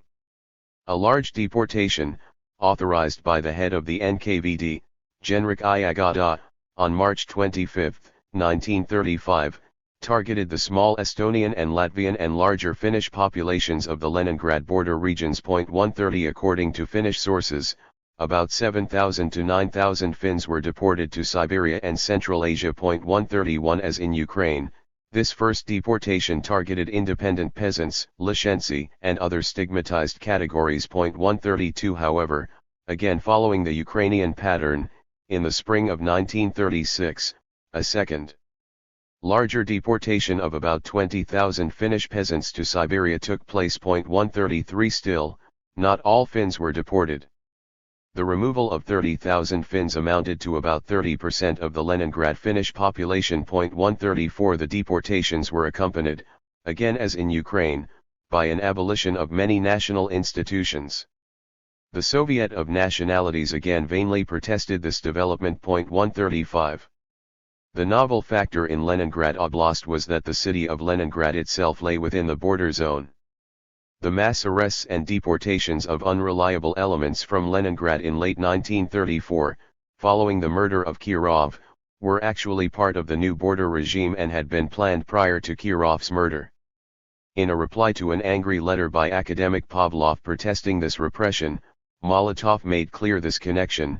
In Leningrad special measures are being taken against malicious anti-Soviet elements, which is tied to the special border position of the city. 136 Again, a major target of this wave of repression were the Western national minorities, Finns, Latvians, Estonians, Germans, Poles. 137 By 1936, then, the Soviet Union's Western diaspora nationalities had been stigmatized as collectively disloyal and subjected to ethnic cleansing. In the Far East, although Koreans had been threatened with deportation already in 1926, ethnic cleansing was delayed.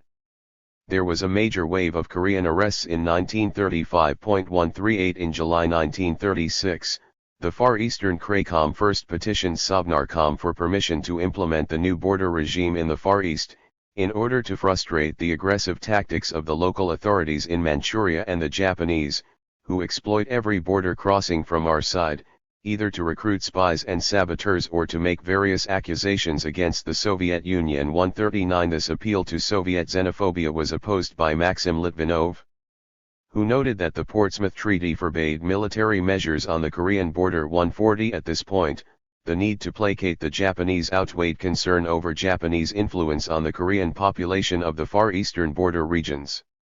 Only on July 28, 1937, after interventions by Nikolai Ezhov and Kliment Voroshilov, was the Foreign Ministry forced to accept the introduction of the new border regions regime in the Far East. 141 On August 18, 1937, Stalin and Molotov sent a draft proposal for a Korean deportation to the Far Eastern leadership. 142 This proposal was similar to the 1935 deportations in Ukraine and Leningrad Oblast in that the deportation was confined to 12 border districts, but distinct in that it targeted only Koreans and all Koreans were to be deported. 3 days later, the official Tisk and Sovnarkom deportation decree was expanded to include 23 districts, which increased the number of Koreans to be deported from 44,023 to 135,343. Demobilized Red Army soldiers were also to be settled in formerly Korean collective farms. 144 The scope of the deportation continued to expand until finally, on September 22, 1937, the assistant head of the NKVD, V.V. Chernyshev, asked Ezhov for the right to deport every last Korean from the Far Eastern Krai. His reasoning was highly revealing. 145. To leave these few thousand Koreans in the Far Eastern Krai, when the majority have been deported, will be dangerous, since the family ties of all Koreans are very strong.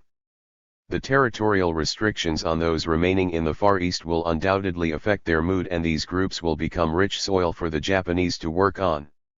In other words, we have injured some Koreans, therefore we can assume all Koreans are now our enemies. This psychology is extremely important not just for the spread of ethnic cleansing, but for the ratcheting up of all Soviet terror.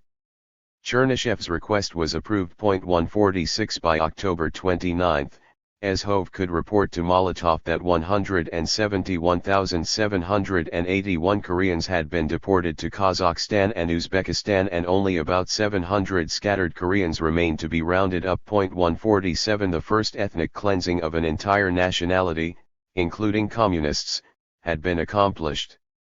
When the Kolkhoznik Kim Sen-men was told that all Koreans were being deported to Central Asia, he responded that in all likelihood, they will create for us a Korean autonomous oblast there. 148 Kim's comment was as revealing as Chernyshev's, for it illustrated the continuity between the 1920s policy of ethnically based agricultural resettlement and the 1930s policy of ethnic cleansing.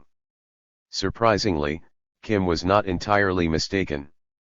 The deported Koreans were settled in separate Korean collective farms. Korean language schools were formed. 149 Ezhov himself authorized the transfer of an entire Korean pedagogical school, a Korean publishing house, and a Korean newspaper to Central Asia. 150 Even in the midst of 100% ethnic cleansing, where every Korean had been declared a potential spy and traitor, the formulas of the Soviet nationalities policy could still not be entirely abandoned. Enemy nations. The Korean deportation took place at the onset of the mass operations of the Great Terror, which helps explain why that deportation spread so quickly to become a total deportation of all Koreans. The Great Terror witnessed the culmination of a gradual shift from exclusively class-based terror to terror that targeted entire nations. At this time, the duality that allowed for the simultaneous deportation of all Koreans and the formation of new national institutions in their place of exile was finally resolved. At the 1937 Ukrainian Party Congress, Oleksandr Schlichter, an ideology specialist, spoke of the wrecking of various nations in reference to the Germans and Poles of Ukraine. 151 Few others were so blunt in such a relatively public forum, but this sentiment underlay a new internal party discourse that justified collective terror against the Soviet Union's diaspora nationalities and ended the protests of soft-line institutions such as the Soviet of Nationalities. The Great Terror saw an extension of ethnic cleansing to all the Soviet border regions and all of the Soviet Union's diaspora nationalities. On July 17, 1937, Sovnarkom issued a decree extending the new border regions regime to territory bordering on Iran and Afghanistan. The new regime included ethnic cleansing, the deportation of over 1,000 Kurdish families in late 1937 and 2,000 Iranian families in 1938. 152 In September 1937, a separate Tisk order called for the cleansing of the Autonomous Republic of Nakhchivan, which located along the Turkish border. 153 The next month, a further Tisk order called for the deportation of Kulak and Basmachi elements from the border regions of Tajikistan, although this would not in fact be carried out until 1938. 154 By the end of 1938, the new regime had been extended along the entire Soviet border. 155 There were also further ethnic deportations from the western border regions. In November 1937, the Odessa Obkom ordered the deportation of 5,000 German households. 156 The decline in the German and Polish populations of Ukraine and Belarus between the 1937 and 1939 censuses suggests there may have been other deportations as well. 157 Most significantly, not only did ethnic cleansing spread outward to all the Soviet border regions, but terror against diaspora nationalities spread inward to embrace the entire Soviet Union. 158 This process began with the anti-German and anti-Polish campaigns during the 1933 Ukrainian terror. It took on all Union dimensions with the November 5, 1934 Politburo decree, on the battle with counter-revolutionary fascist elements in the German colonies, which led to mass arrests and show trials not only in Ukraine, but also in central territories such as the Slavgorod German district in Siberia. 159 Likewise, the Leningrad repression following Kirov's murder also targeted diaspora nationalities.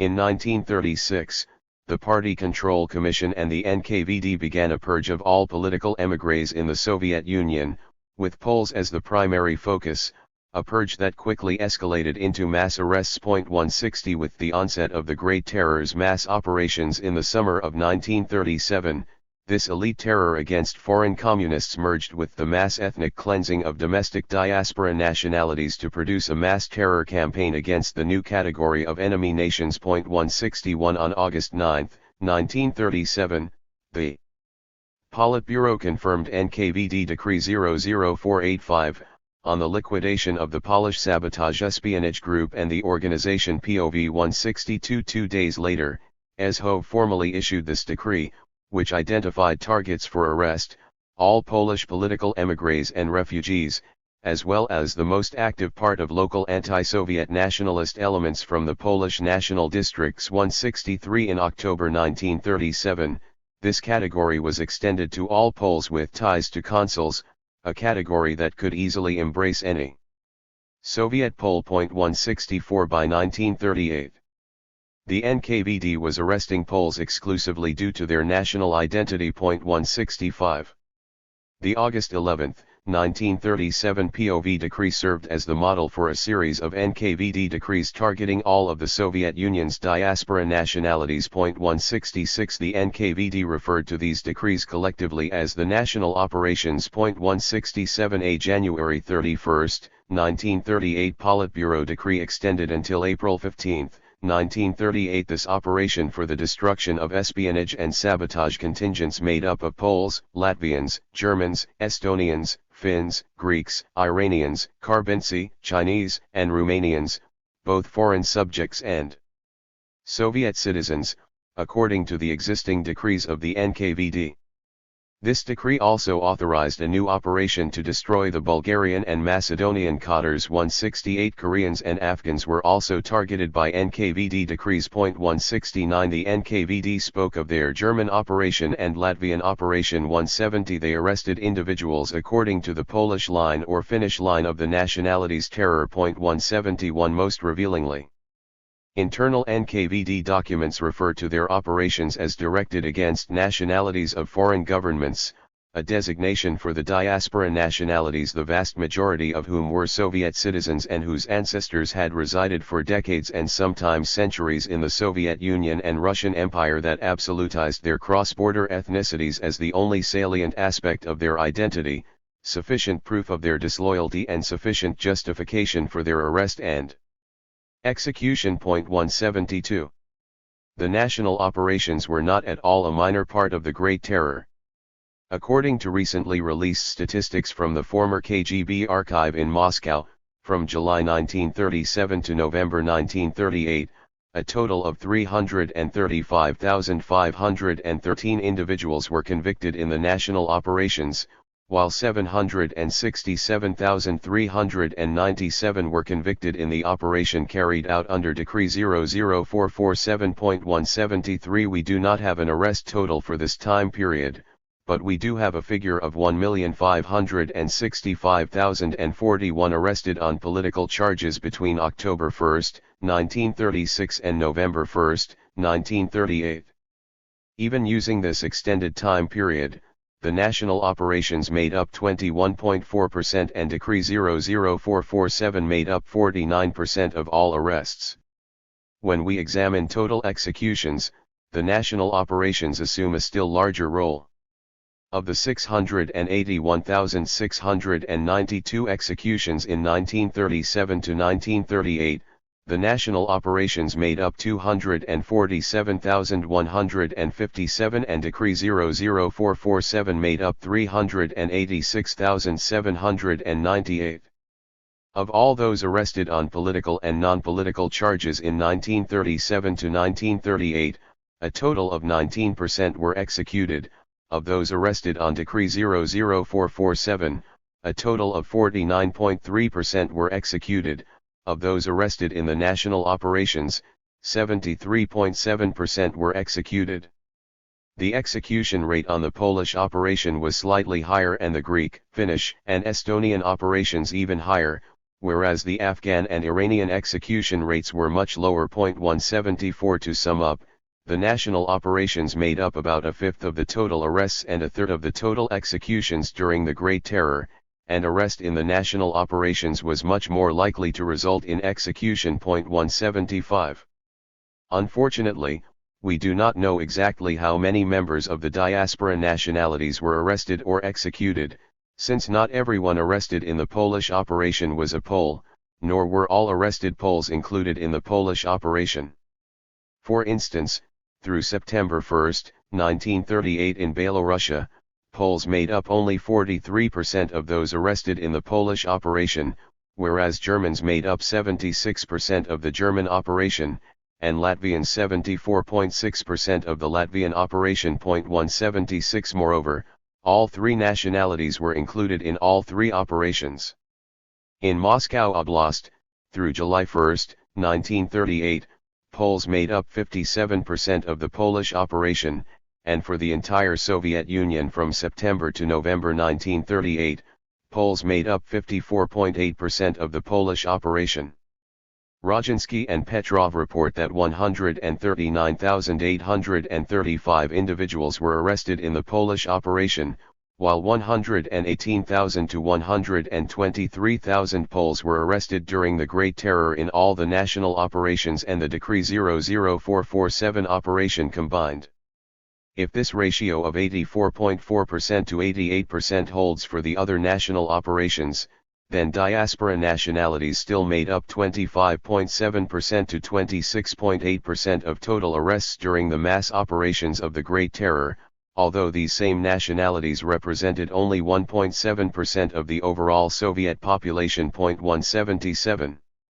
Mass ethnic cleansing and the national operations were unsurprisingly accompanied by decrees in December 1937 abolishing all national Soviets and national schools of the stigmatized diaspora nationalities. 178. These decrees allowed the party to articulate an internal non-public explanation for the nationalities' terror. These national institutions were declared to have been artificially created, that is, they were not even historically justified. Moreover, Malenkov stated that it was often not even the party that had created them. It has now been established that in numerous cases national districts were created by the initiative of enemies of the people in order to ease the development of counter-revolutionary espionage and wrecking. 179. Likewise, a delegate to the October 1937 task plenum stated, "The Poles, through their national fascist and Trotskyist agents, filled the border regions with their people, such that their person became head of the kolkhoz, head of the village Soviet, and so forth." 180. Although expressed in the paranoid vocabulary of the Great Terror, these comments essentially express the following realization: we thought National Soviets would disarm nationalism, but they have strengthened it. We thought they would ensure loyalty from our diaspora nationalities, but they have undermined it. We felt they would help project our influence abroad, but the exact opposite occurred. The previously unappreciated scope of the mass terror against diaspora nationalities has important consequences for our understanding of the Great Terror. Approximately 800,000 individuals were arrested, deported, or executed in the ethnic cleansing and mass national operations from 1935 to 1938. This represents around a third of the total political victims in that time period. 181 That fact alone requires at least two revisions to our interpretations of the Great Terror. First, in terms of the origins of the Great Terror, in addition to elite political explanations that focus on Stalin and his circle, regional explanations that highlight tensions in center-periphery relations, ideological explanations that emphasize the continuation of class-based terror, and social explanations that focus on leadership panic over crime, we must add the national or xenophobic explanation that I have outlined here. 182 In other words, the origins of Soviet ethnic cleansing are an important part of the origins of the Great Terror. Second, in terms of the course of the Great Terror, it is striking that the terror itself exemplified, and to some degree completed, the larger transition from a primary focus on class-based terror to a preponderant emphasis on ethnic-based terror, which would then continue until Stalin's death. Rojansky and Petrov, based on extensive work in the Central NKVD archives, conclude that from January-February 1938, the National Operations eclipsed Decree 00447 as the primary focus of NKVD activity. By the final months of the terror, they were virtually the exclusive focus. 183 Indeed, with only minor exaggeration, one might say that by November 1938 the Great Terror had evolved into an ethnic terror. Conclusion. This chapter began with a paradox. How did a state with no ambition to turn itself into a nation-state, indeed with the exact opposite ambition, nevertheless become the site of large-scale ethnic cleansing? In fact, the Soviet turn toward ethnic cleansing in the 1930s was not even accompanied by a trend favoring assimilation, but rather by an increased emphasis on the distinct primordial essence of the Soviet Union's nationalities. Three factors converged to create this outcome. First, the Soviet leadership was already committed to ethnic resettlement in the 1920s to promote ethnic consolidation and the formation of national territories. Lenin and Woodrow Wilson were the two great propagandists for the right of nations to self-determination. While Lenin and Stalin opposed the creation of a Russian nation-state, they accepted the principle of the nation-state and sought to create the basic essentials of the nation-state: a national territory, elite, language, and culture for each Soviet ethnic minority. They were, if you will, affirmative action nationalists. 184. Second, popular ethnic hostility played a role in the origins of Soviet ethnic cleansing. Due to the coincidence of status and ethnic divisions with conflicts over land and territory, some of the most important diaspora nationalities became the target of popular ethnic hostility. This hostility led to harsh treatment during collectivization, which helped provoke mass emigration movements. It led local communists to stigmatize these groups. Here there is again a link to the spread of Soviet ethnic cleansing beyond diaspora nationalities during World War II to embrace several North Caucasus nationalities. These nationalities had been involved in the most severe popular ethnic conflict during the 1920s and 1930s. 185. Third, and most important, the Soviet belief in the political salience of ethnicity, which was reflected in their entire policy of supporting national institutions, led to their adoption of the Piedmont Principle, the attempt to exploit cross-border ethnic ties to project influence abroad. However, the exaggerated Soviet fear of foreign capitalist influence and contamination, what I have called Soviet xenophobia, also made such cross-border ties potentially suspect.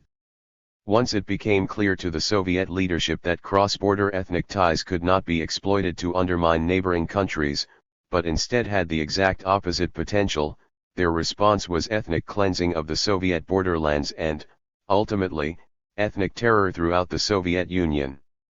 Again, ethnic cleansing of nationalities with suspect cross-border ethnic ties away from the Soviet borderlands continued throughout the late Stalinist period with the removal of the Crimean Tatars, Greeks, Armenians, Bulgarians, Meskhetian Turks, Kurds, Iranians, and Chemshils from the Black Sea and Transcaucasian border regions. 186.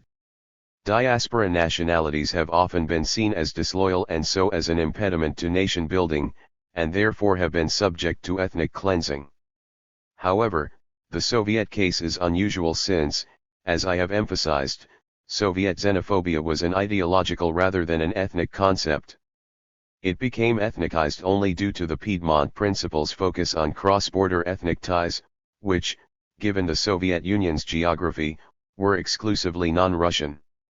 In the late 1930s, alongside ethnic cleansing and ethnic primordialism, there was also a revival of a rather virulent state-sponsored Russian nationalist rhetoric, a revival that in fact peaked at the height of the Great Terror. However, this Russian nationalism is best understood as an effect rather than a cause of Soviet xenophobia. The growing fear of non-Russian nationalism and disloyalty due to the greater resistance to collectivization and the ethnicization of Soviet xenophobia through the reversal of the Piedmont Principle led the Soviet government to identify the state to a greater extent with its Russian core. This did not prevent, however, under certain circumstances, even Russians from becoming an enemy nation. The January 1938 Politburo decree targeted the following diaspora nationalities for terror: Poles, Latvians, Germans, Estonians, Finns, Greeks, Iranians, Chinese, Romanians, and Karbinci. 187 In this context, Karbinci sounds like some exotic Eurasian ethnicity. In fact, Karbin was a town in northern China where the headquarters of the Chinese, Manchurian Railway were located. Until the mid-1930s, the railway was owned and operated by the Soviet Union. Karbinci, who were primarily ethnic Russians, were the railway workers. After the sale of the railway to Japan, many returned to the Soviet Union. For the Soviet leadership, although they were ethnic Russians, their cross-border ethnic ties to the Karbinci remaining in China turned them into the functional equivalent of a diaspora nationality. And so, despite their Russianness, they too became an enemy nation targeted as part of the national operations during the Great Terror. 188 This seems convincing evidence that it was Soviet, not Russian, xenophobia that drove the practice of Soviet ethnic cleansing. 9. The revised Soviet nationalities policy, 1933 to 1939. For the Soviet Union's diaspora nationalities, the revisions made in the Soviet nationalities policy in the aftermath of the December 1932 Politburo decrees produced the unprecedented disaster of ethnic cleansing, mass arrests, and several 100,000 executions. These nationalities, however, made up only 1.7% of the Soviet Union's total population, though during and after World War II the practice of ethnic cleansing was extended to numerous indigenous Soviet nationalities, and the Soviet Union's Jewish population gradually fell into the category of enemy nation as well. 1 Nevertheless, in the second half of the 1930s, none of the Soviet Union's indigenous non-Russian nationalities were categorized as enemy nations, and there is no compelling evidence that they were specifically targeted in any of the Soviet terror campaigns. However, the anti-Ukrainization decrees clearly put the future of Korenizatsiya, both the promotion of non-Russian languages and non-Russian cadres, in considerable doubt. It was unclear to local elites if the decree's literal message that Ukrainization should be revised and pursued with renewed vigor was meant to be implemented, or if the terror campaign accompanying the decrees was a signal that Korenizatsiya should be abandoned, or if the passing of the famine emergency and the end of dekulakization would lead to a restoration of the status quo ante. Moreover, since the decrees criticized only Ukrainization and Belarussization, it was equally unclear if their message was also intended for the Eastern National Republics or if, as was the case during the Cultural Revolution, there would be a divorce between policy trends in the Soviet East and West. The SKRYPNYK affair. These questions were answered not by the December 1932 decrees, but by the signals sent in the year-long terror and propaganda campaign in Ukraine known as the SKRYPNYK affair.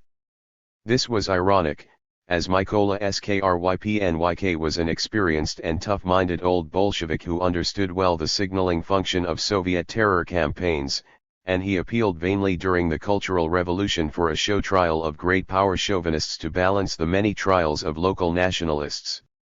Instead, he himself became the object of the most significant nationalities terror campaign of the entire interwar period.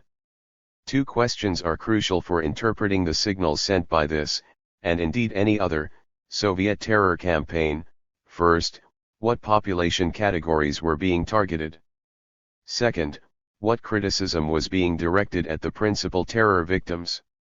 During the 1933 Ukrainian terror, in addition to Germans and Poles, three main categories were targeted: national communists, Ukrainian cultural specialists, and the West Ukrainian émigré community. The multitudinous charges leveled against SKRYPNYK can be divided into four general categories, creating a dangerous theoretical combination of nationalism and Bolshevism, grossly exaggerating the significance of the nationalities question, improperly invoking the Piedmont Principle, and attempting the forcible Ukrainization of Russian school children. Mykola Skrypnyk was the Soviet Union's paradigmatic national communist. He was either the pioneer or one of the most avid proponents of numerous important Soviet nationalities policy initiatives: comprehensive Ukrainization, terror against great power chauvinists, the scientific study of the nationalities question, the Piedmont Principle, the Pyramid of National Soviets, territorial claims on the RSFSR, and Ukrainian linguistic reform. However, Skrypnyk was also an old Bolshevik with party membership since 1899. He had been a member of the military, revolutionary committee that planned the October Revolution. He was an influential member of the Ukrainian Politburo and the All-Union Tisk. Therefore, both his national and communist credentials were impeccable. If Skrypnyk could be accused of defection to nationalism, no national communist was safe. This was, of course, exactly the message being sent in the Skrypnyk affair. The Skrypnyk affair began with the December 14, 1932 Politburo decree and concluded with a November 1933 Ukrainization decree and an authoritative intervention by Stalin at the January 1934 Party Congress. 2 After Kaganovish's departure from Ukraine in 1928, Mykola Skrypnyk had assumed a dominant position as Ukraine's leading nationalities policy specialist. Publicly he was unassailable. However, Skrypnyk's vigorous pursuit of Ukrainization, advocacy of territorial expansion into the RSFSR, and support of cross-border cooperation with West Ukrainians all led to increasing attacks from both without and within Ukraine. He was denounced as a nationalist by a visiting TSKK delegation in 1929. Several times the Ukrainian Politburo had to reprimand Ukrainian party members for criticizing Skrypnyk. 3 The campaign against Ukrainian nationalism also began to claim his protégés.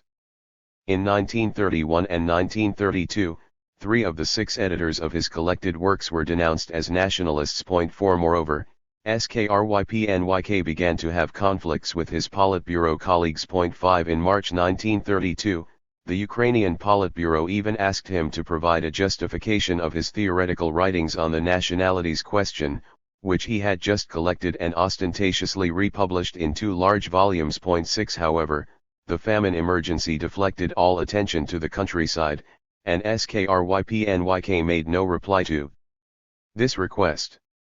In January 1933, Stalin implemented a revised version of the personnel changes that he had first proposed to Kaganovich in August 1932.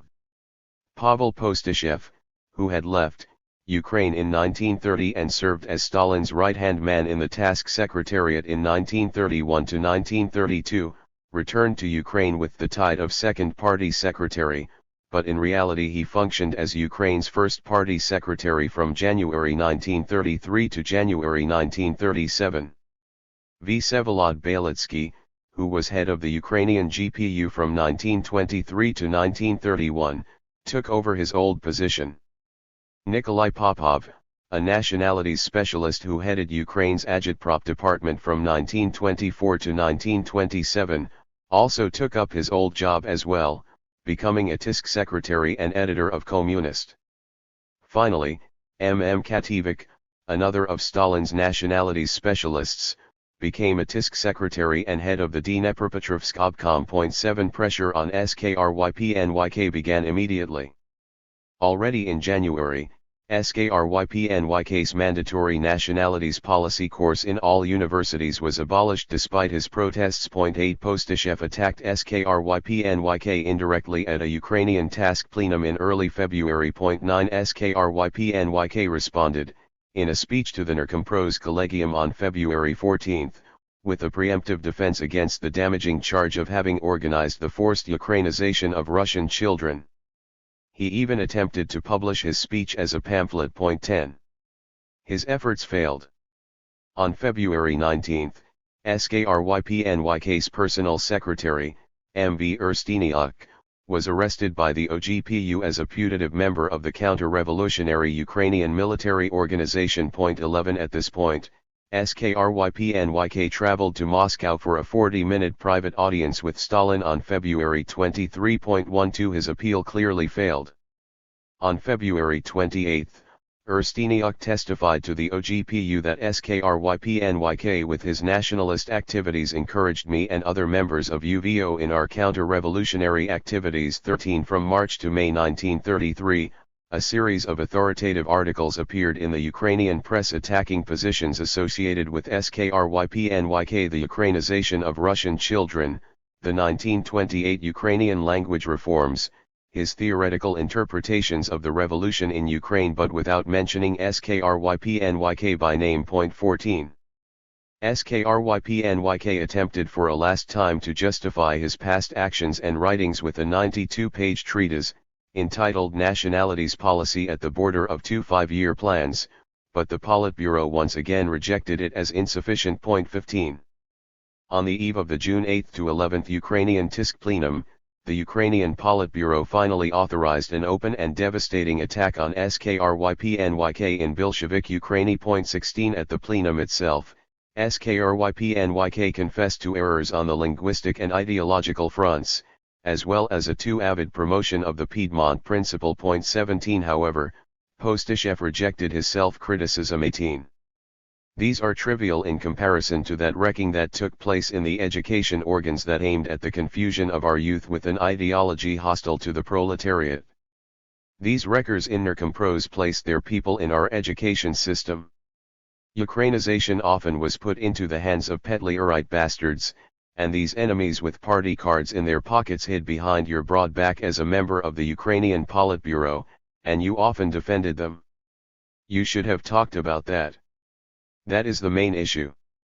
Following the plenum, the Ukrainian press was filled with articles, some written by Politburo members, now directly attacking SKRYPNYK. 19 On July 7, the Politburo declared that SKRYPNYK has not completed his obligation to give the Tisk a short letter admitting his errors and decisively criticizing them for publication in the press. 20 This decision was taken in the absence of SKRYPNYK, who had left the meeting earlier, gone to his office, and shot himself. 21 In the aftermath of his suicide, due to his status as an old Bolshevik, SKRYPNYK was not labeled an intentional counter-revolutionary, but rather a distinguished Bolshevik who regrettably weakened his revolutionary vigilance and allowed wreckers with ties to counter-revolutionary organizations into important positions on our ideological front. 22 Stalin even resorted to theological language to describe the biblical fall of SKRYPNYK. 23.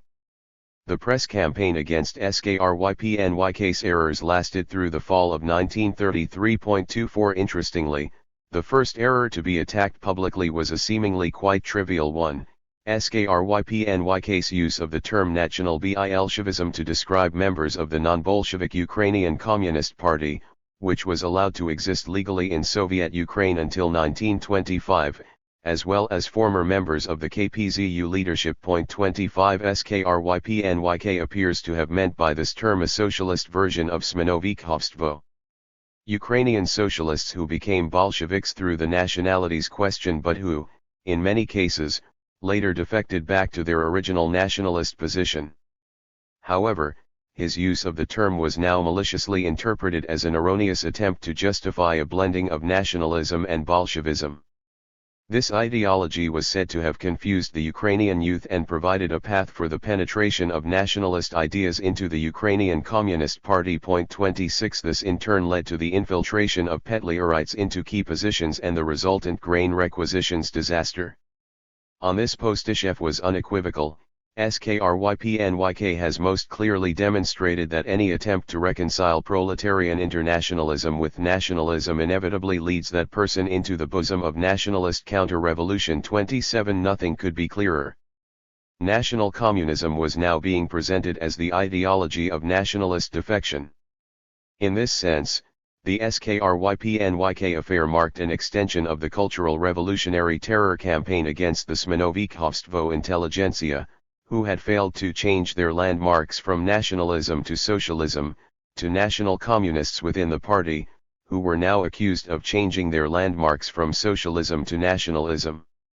This new emphasis threatened the many influential former Borobisti in the Ukrainian leadership, in particular the task secretary, Panis Lyubchenko. In early January 1933, word reached Lyubchenko that at the December 14, 1932 session of the Politburo, gave an extremely severe evaluation of role in implementing the nationalities policy in Ukraine. 28 In a panic, Lyubchenko wrote Stalin 2 long letters detailing his many disagreements with SKRYPNYK over the previous 3 years, including his denunciation of SKRYPNYK's theory of national Bolshevism at a March 1932 Ukrainian Politburo meeting. He recounted how, on becoming a task secretary, he had removed the majority of Borobisti and West Ukrainian émigrés from their positions in task and had failed to remove them from Nerkompros only because of the extraordinarily privileged position occupied by SKRYPNYK, best characterized by the words, "Everything was permitted for him." 29 Lyubchenko survived and in 1934 was promoted to head of the Ukrainian Sovnarkom, but only because he had embraced the principle that all other Borobisti were suspect as nationalists. This bloodless purge of the Borobisti foreshadowed the mass operations of the Great Terror, when Borobisti were one of the population categories targeted for arrest and execution, and when Lyubchenko avoided that fate only by imitating SKRYPNYK and preemptively committing suicide. 30. The concern that nationalism was surreptitiously infiltrating the party under the cover of Korenizatsiya, and that SKRYPNYK's writings on national Bolshevism had abetted that process, was at the heart of the Kuban and SKRYPNYK affairs. This concern led to the revival of Stalin's favorite Civil War-era metaphor of the national flag. Lyubchenko, for instance, quoted a 1918 Stalin article, "The national flag is only attached to the cause to fool the masses, as a popular flag, useful for covering up the counter-revolutionary intentions of the national bourgeoisie." 31 Masking rhetoric pervaded the 1933 discourse. The dominant tint of the class enemy, with which he masks himself, is above all the national flag, national clothes. 32 Using this metaphor, SKRYPNYK was repeatedly accused of having prettified bourgeois Ukrainian parties and ideas. 33 Both Stalin and Lenin saw nationalism as a dangerous masking ideology that allowed hostile class interests to form a united national front. Korenizatsiya was designed to disarm this nationalist potential by granting the forms of nationhood. 10 years later, however, Stalin considered that policy a failure in Ukraine. 34. I spoke about the vitality of the vestiges of capitalism. One should note that the vestiges of capitalism are much more vital in the realm of nationalities policy than in any other area. They are more vital because they have the possibility to mask themselves very effectively in a national costume. Many people think that the biblical fall of SKRYPNYK was an isolated instance, an exception to the rule. This is not true. This was an enormously important statement. It marks Stalin's growing conviction that in many cases, nationalism could not be disarmed by Korenizatsiya, but would remain a permanent, lurking danger necessitating periodic purges and terror campaigns. In addition to his theoretical error concerning national Bolshevism, SKRYPNYK was also accused, in Kozhier's words, of greatly exaggerating, of fetishizing the nationalities policy. 35 Citing Stalin, the Ukrainian leadership accused SKRYPNYK of making the nationalities policy something self-contained, part of the general problem of the proletarian revolution. 36 His nationalities policy courses were much mocked. Lyubchenko noted that SKRYPNYK required that universities devote no hours to teaching nationalities policy and only 60 hours to Leninism. The nationalities question was blown up to enormous proportions. In all speeches at the faculty, in all his articles on the nationalities question, there is no class-based Marxism, no Marx, Engels, Lenin, and Stalin, no citations to them. 37 The repeated attacks on SKRYPNYK's exaggeration of the importance of the nationalities question marked the definitive death of hardline Ukrainization, a mocking and incredulous dismissal of the notion, propagated by Kaganovich himself only 8 years earlier, that the nationalities question could be a core Bolshevik concern. SKRYPNYK's vocabulary: the national cause, national consciousness, our national interests, was also described as more nationalist than Bolshevik. 38 As we saw in the Shumskaya affair, most Ukrainian party members were highly uncomfortable with the rhetoric of national identity that accompanied Ukrainization. That rhetoric was now discarded. After 1933, Ukrainization would continue to be implemented, though much less energetically, but it would no longer be incessantly discussed. This was not, in fact, a trivial difference. Russian party members resented being told on a daily basis that they were members of the former great power nationality who must now make sacrifices on behalf of the formerly oppressed nations. The propaganda campaign against mixing nationalism and Bolshevism, as well as exaggerating the importance of the nationalities question, was accompanied by a GPU terror campaign directed against Ukrainian cultural and nationalities policy specialists. In his letter to Stalin, Lyubchenko noted that instructors teaching the nationalities question were extremely suspect in the sense of the firmness of their Leninism.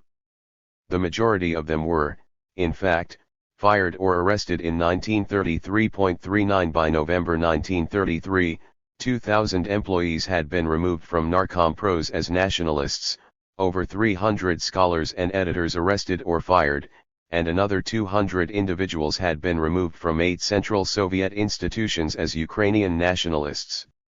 The new Commissar of Education, Volodymyr Zaytonskyi, reported to the November plenum that 16,000 new teachers had to be prepared by short-term courses as the old teachers have amortized. Some of them died, some were fired and some were taken away by the GPU. 40 When Zaytonskyi reported that 11 of 29 directors of pedagogical institutions had been fired, a TISK member joked, 18 still remain. 41 This terror campaign reinforced the propaganda campaign's message that national communism was a dangerous phenomenon and that the nationalities question and building Ukrainian national culture were being downgraded to a secondary, soft fine status. SKRYPNYK was also criticized for his support of the Piedmont Principle. By the time of the November 1933 Ukrainian TISK plenum, with Hitler securely in power, the threat of foreign intervention to separate Ukraine from the USSR, a goal openly stated by Hitler's Eastern specialist, Alfred Rosenberg, was now a dominant theme. 42 In a speech entitled, Soviet Ukraine the Unshakable Fortress of the Great USSR, Postyshev argued that SKRYPNYK's errors could lead to the separation of Ukraine from the Soviet Union, would be the beginning of the end of the entire Soviet Union, the beginning of the end of proletarian and peasant power. 43 Before his suicide, SKRYPNYK realized that his vociferous advocacy of the Piedmont Principle had become a major liability. During his last public defense at the June 1933 plenum, he stated that in 1927, I said that Soviet Ukraine was the Piedmont of the entire Ukrainian people, all those living in Ukraine's ethnographic territory. With the development of fascism in Poland and Germany, we have witnessed a change in the West Ukrainian people, who now use the slogan of a united Ukraine as the slogan of fascist union for battle against the Soviet Union. SKRYPNYK likewise apologized for his advocacy of the 1928 reform of the Ukrainian script, which had made concessions to Galician usage and so gave the opportunity for traders and provocateurs arriving here to do their vile and black deeds. 44. In the 1920s, a large number of West Ukrainian intellectuals had emigrated to Soviet Ukraine to escape Polish persecution and to participate in Ukrainization. They now became the primary target of the 1933 Ukrainian Terror. Galicians, as West Ukrainians were now called to emphasize their alien origins, began to be arrested in December 1932.45 since many of SKRYPNYK's close allies were of Galician origin. Baden, Erstini Uk, Rikijski. These arrests also compromised his position. In fact, the attack on Galicians was simultaneously an attack on a large number of the cadres who supervised the implementation of Ukrainization. In May 1933, the GPU forwarded a list of 31 arrested party members to the Ukrainian Politburo to be approved for inclusion in a show trial of Ukrainian nationalists. They were all Galicians. 46. Unsurprisingly, the KPZU was now subjected to another devastating purge. 47. In 1938, it would be abolished. From 1933 onward, the Piedmont Principle only served to strengthen an ethnicized Soviet xenophobia and weaken the government's commitment to Korenizatsiya. The fear of Ukrainian separatism was accompanied by a new shrill rhetorical insistence on the unshakable unity of the Soviet Union. Here, SKRYPNYK was blamed for his frequent protests against all union organs during his tenure as Commissar of Justice in the 1920s. 48. Postashev insisted that SKRYPNYK approached all union organs with hostility. He saw the USSR as some kind of League of Nations, where people sit and chat periodically, but which has no influence on the life of each separate republic. 49. Of course Chubar and Kaganovich had also frequently and vigorously protested all union decisions during the 1920s.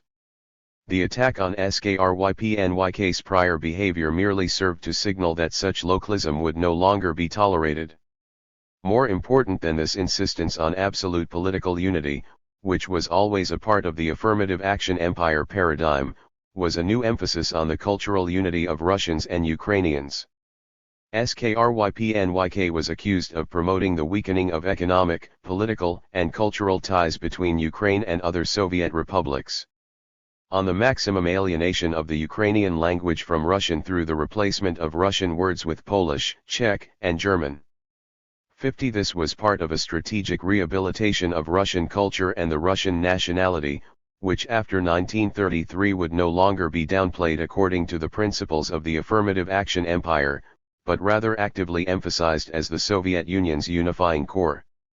The rhetoric of the 1933 Ukrainian terror was filled with appeals to brotherhood, the flowering of the Ukrainian SSR in the fraternal family of the USSR, proletarian internationalism, strengthened by the brotherhood of the peoples. 51. SKRYPNYK's promotion of a cultural competition between the RSFSR and Ukraine, as well as his efforts to support the annexation of neighboring RSFSR territory and to assist RSFSR Ukrainization, were now decisively condemned. 52. This newly emphasized rhetoric of the brotherhood of the peoples would be transformed in 1935 into the friendship of the peoples, which would thereafter serve as the ubiquitous metaphor of the new Soviet national constitution.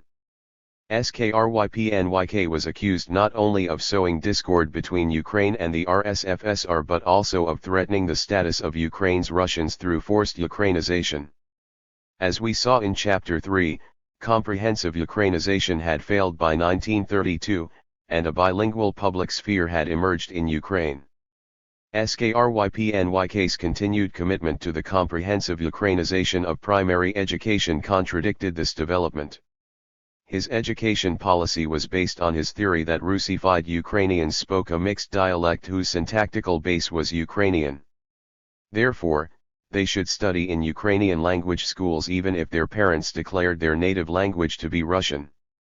SKRYPNYK was exceedingly fond of this theory and repeated it as late as the fall of 1932.53. Immediately after SKRYPNYK's removal, the new education commissar, Volodymyr Zaytonsky, denounced Skrypnyks theory as forced Ukrainization and de-Russification. 54. One critic cleverly noted that Skrypnyks theory bore a striking similarity to the old Tsarist theory that Ukrainian was at root a Russian dialect and therefore Ukrainians should speak Russian. 55.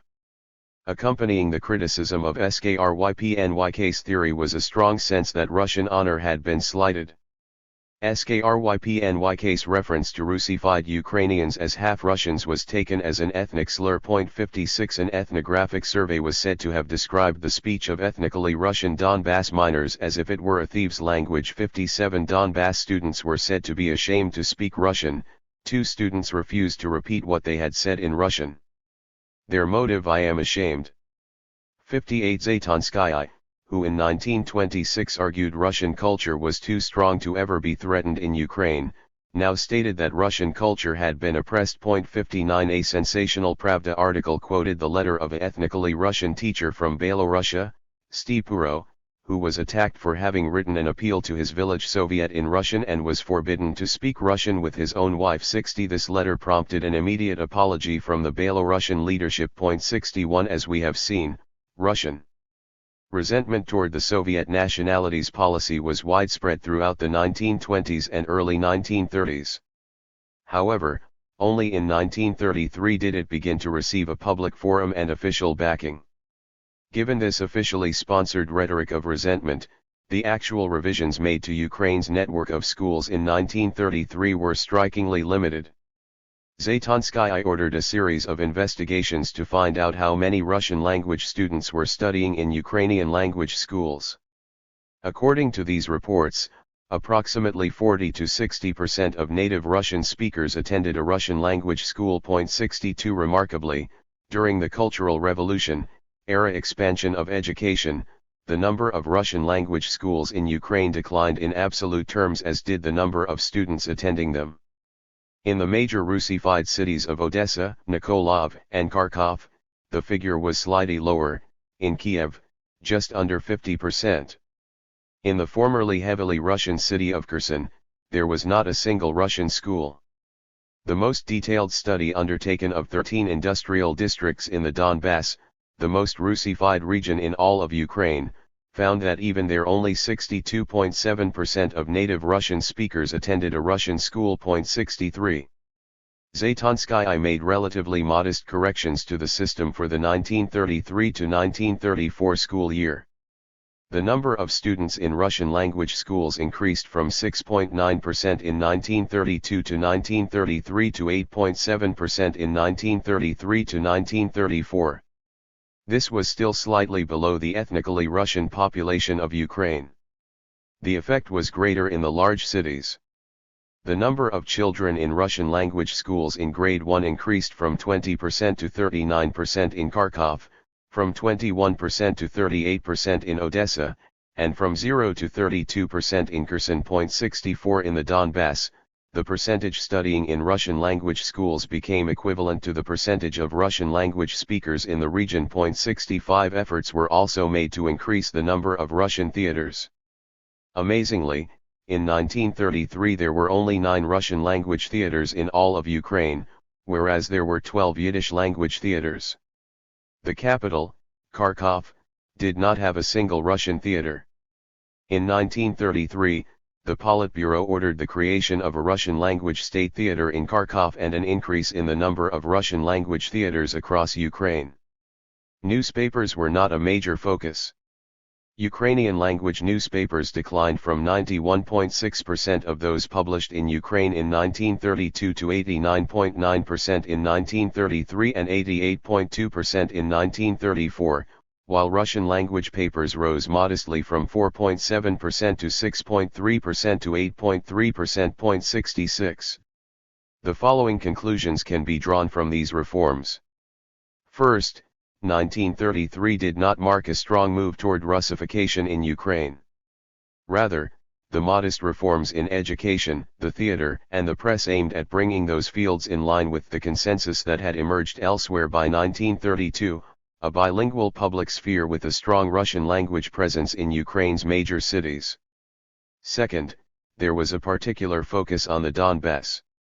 This meant that after 10 years in which Ukraine's leadership attempted to project its cultural influence into the neighboring Central Black Earth and North Caucasus regions of the RSFSR, now the reverse was taking place.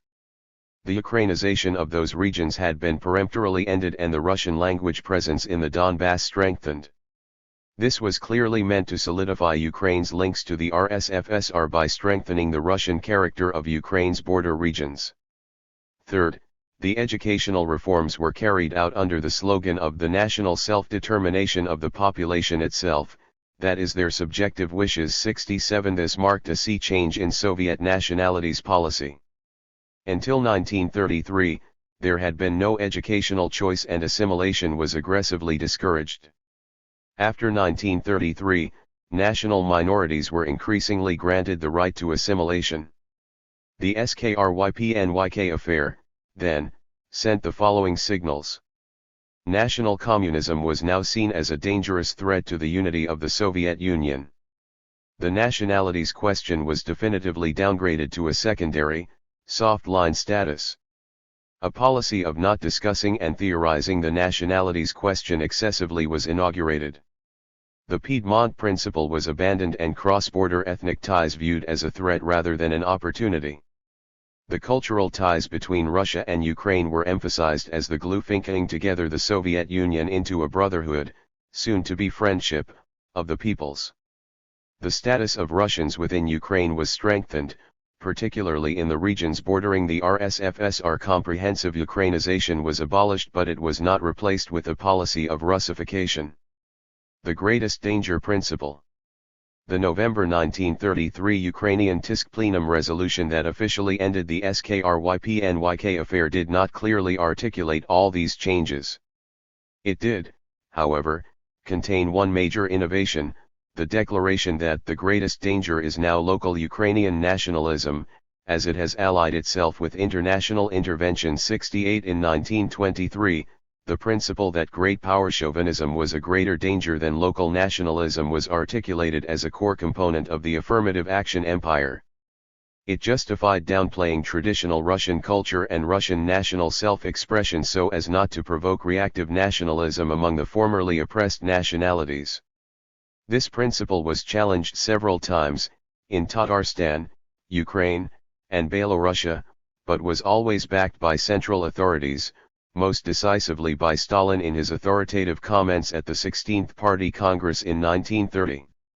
The reversal of this principle in Ukraine, due to the threat of international intervention, was therefore a particularly significant signal. It remained to be determined, however, what impact this change would have on policy in the rest of the Soviet Union. The SKRYPNYK affair received considerable publicity across the entire Soviet Union and was carefully followed by nationalities policy specialists. Pravda published the November 1933 Ukrainian TISK plenum's resolution and the speeches of Postashev and Kozier, as well as a lead article on the issue. 69 These three documents were translated into dozens of Soviet languages, including Romani, Komi, and Mordvinian. 70 This was yet another example of the leading role Ukraine played in the formulation of the Soviet nationalities policy. Belorussia typically followed the Ukrainian pattern, and in 1933 a very similar nationalities terror campaign was unleashed in Belorussia. Belarusian leaders repeatedly stated that their nationalities policy failures were analogous to those of Ukraine. 71 A December 1933 Belarusian TISK plenum produced an identical resolution to the November 1933 Ukrainian one, including the exact same title and the same declaration that Belarusian nationalism was now the greatest danger in Belorussia. 72 Both the Ukrainian and Belarusian resolutions, however, also added that great power Russian chauvinism remains, as before, the greatest danger in the Soviet Union as a whole. 73. This declaration initiated a process of sorting out exactly where local nationalism had become the greatest danger. In Karelia, a December 1933 plenum also declared local nationalism the greatest danger, again due to the fact that the remnants of bourgeois Kulak and nationalist elements of Karelia have united with the interventionist circles of fascist Finland, with the goal of annexing Karelia and uniting her to Finland under the slogan of a Great Finland extending all the way to the Urals. 74 Karelia's leadership had established Finnish as Karelia's state language and aggressively recruited Finnish settlers from Canada and the United States. 75 This practice was now condemned and the Republic instructed to pursue a policy of Karelization. 76 As we have seen, the 1933 terror in Ukraine also led to arrests of Poles, Germans, and Finns, and initiated the process leading to the deportation of the Soviet Union's Western national minorities, which began in late 1934. Finally, in Crimea, despite the titular nationality's status as culturally backward, local nationalism was also judged the greatest danger, again as a result of its putative alliance with interventionist forces in Turkey. 77 The Crimean decision was particularly significant because it suggested that local nationalism could be declared the greatest danger in the Soviet Union's eastern culturally backward republics as well, in particular in the many Turkic republics such as Azerbaijan, Kazakhstan, and Uzbekistan. In Ukraine and Belorussia, Korenizatsiya had already lost momentum from 1928 to 1932, and the 1933 decrees marked a continuation of this trend. In the Soviet East, however, Korenizatsiya did not begin to be implemented seriously until the Cultural Revolution, so a reversal would have marked a much more dramatic and unexpected change. In fact, in the first half of 1933, there was a renewed effort to speed up the implementation of Korenizatsiya in Central Asia. In August 1933, a Central Asian Bureau plenum included a report on the implementation of Korenizatsiya for the first time since 1927. The report excoriated great power chauvinists for sabotaging the implementation of Korenizatsiya across Central Asia. 78 A press campaign in support of Korenizatsiya was launched in the wake of the plenum. 79 Within the RSFSR, a November 1932 VTSIK resolution calling for an accelerated implementation of Korenizatsiya in the RSFSR's autonomous oblasts and republics likewise led to renewed efforts. 80 In Kazakhstan, the effect was even more dramatic.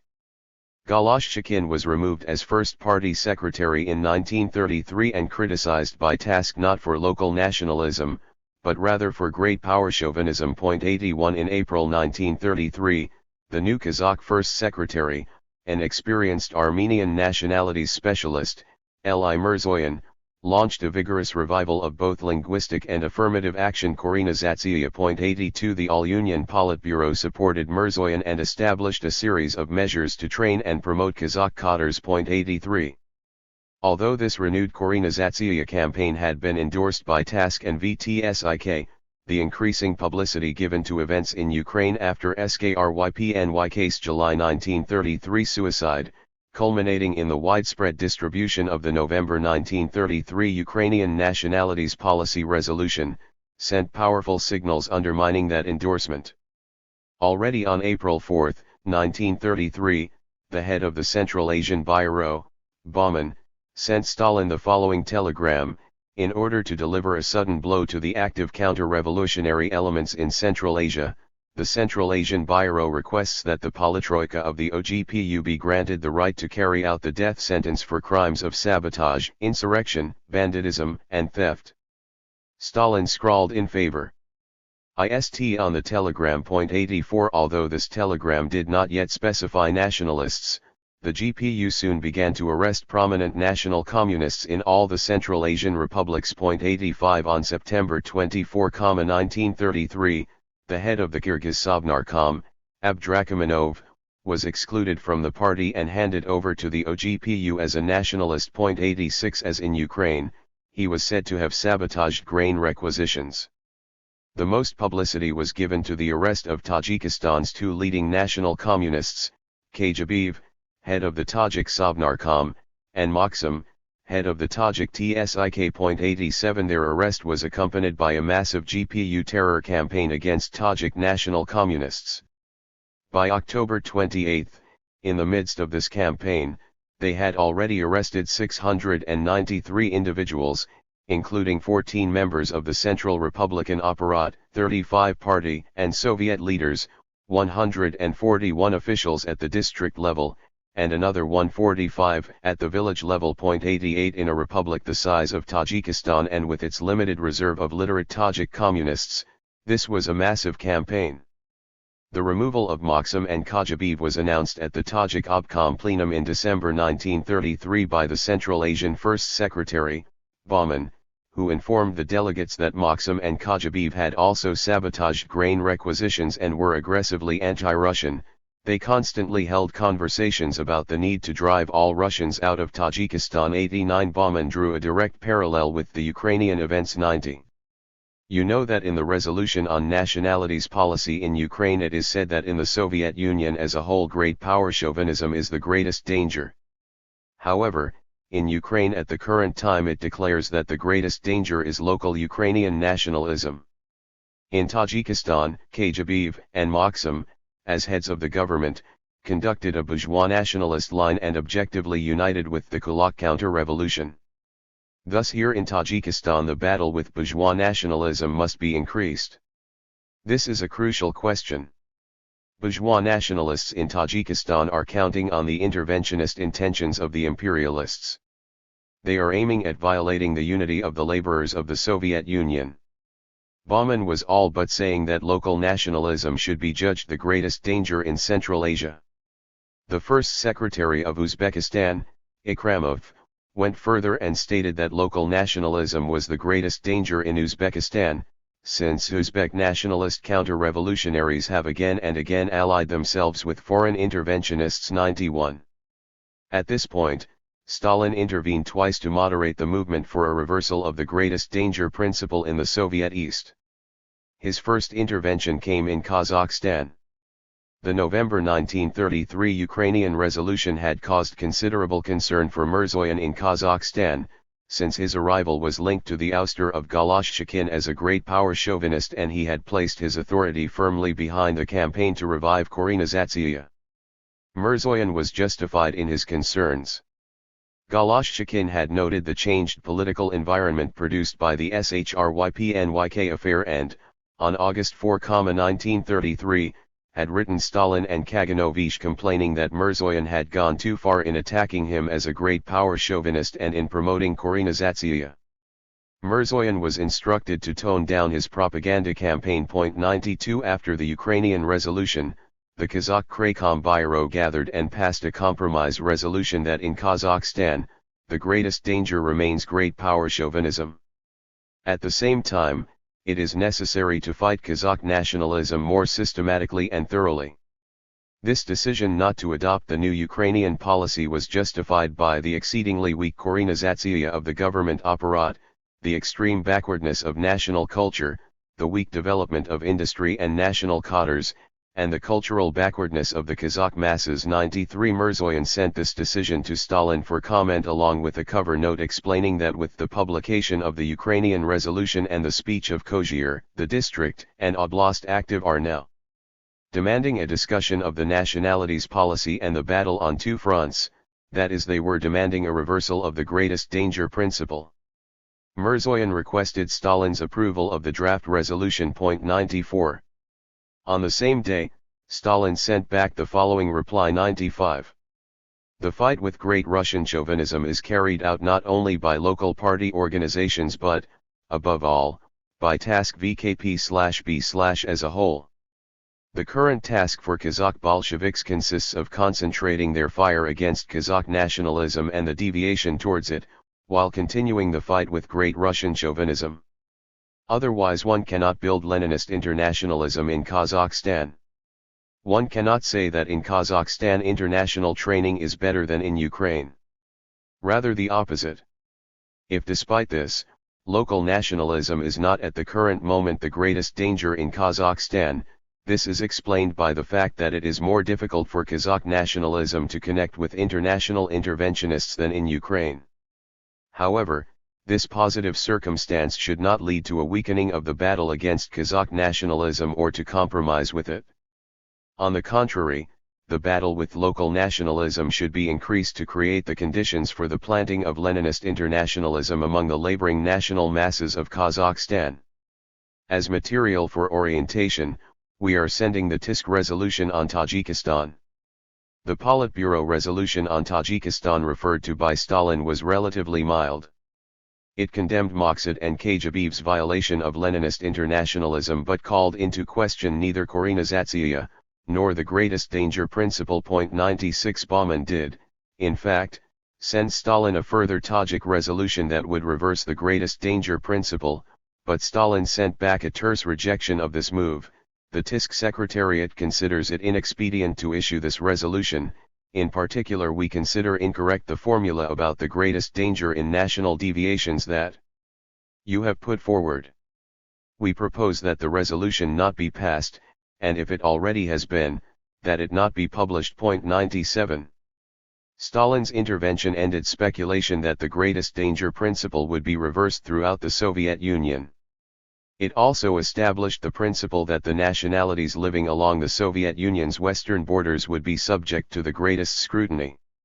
In this sphere, then, the distinction between Soviet Eastern and Western nationalities did become a geographical rather than a developmental one. Not only in backward Kazakhstan, but also in cultured Georgia, Beria could resolutely and successfully state that our situation is of course not like it was in Ukraine. The greatest danger here remains great power chauvinism. 98 In the Middle Volga autonomous republics, far from any border, the issue was not even raised. 99 Mirzoyan's Koreanizatsiya campaign continued in Kazakhstan. At the 17th Party Congress in January 1934, Stalin publicly put an end to further debate about the greatest danger principle. 100. People argue about which deviation represents the greatest danger, Great Russian chauvinism or local nationalism. In today's circumstances, this is a formal and therefore empty debate. It would be stupid to give a formula that would be valid for all times. Such formulas do not exist. The greatest danger is that deviation against which one ceases to battle and which therefore grows into a danger to the state. Thus Stalin officially abandoned one of the pillars of the affirmative action empire. This paved the way for the rehabilitation of Russian national culture. No longer were Russians or Russian culture held responsible for the sins of Tsarism. In practice, of course, terror had already been deployed asymmetrically against local nationalism rather than Russian chauvinism. Stalin's telegram to Mirzoyan, with its insistence that local communists concentrate their fire on local nationalism, indicated this pattern would continue, as it did. In January 1937, at the beginning of the next great wave of terror, the greatest danger principle made its last appearance when Kazakhstan, the republic that had most insisted on the greatest danger of great power chauvinism in 1933, formally declared that local nationalism was now the greatest danger in Kazakhstan. 101 This would remain the case for the rest of Stalin's rule. This meant recurrent terror campaigns against local nationalism, but it did not, as we shall now see, mean the abolition of Koreanizatsiya. Ukrainization after the SKRYPNYK affair.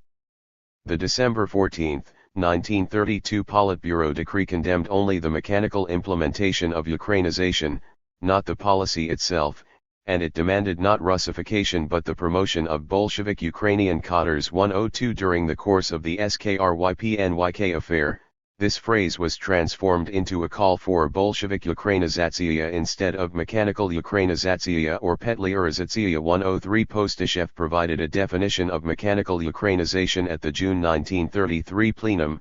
Comrades, it is a fact that in the party and Komsomol people were accepted only because of their national identity, only because they were Ukrainians.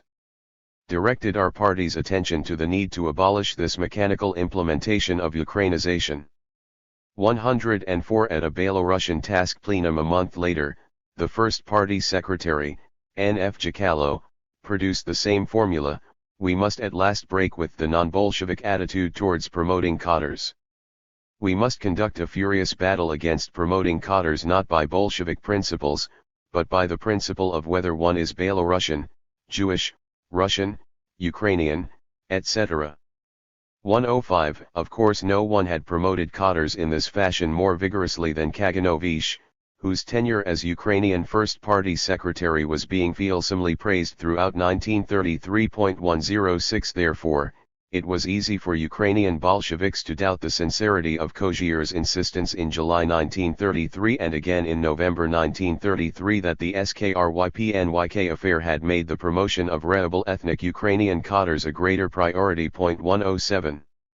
In fact, the 1933 terror campaign, which annihilated the entire Narkompros apparat devoted to monitoring the implementation of Ukrainization, along with their influential patron, unsurprisingly led to a spontaneous wave of de-Ukrainization.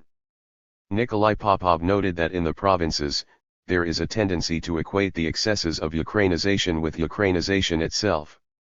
Some comrades think that the liquidation of the excesses means the liquidation of Ukrainization.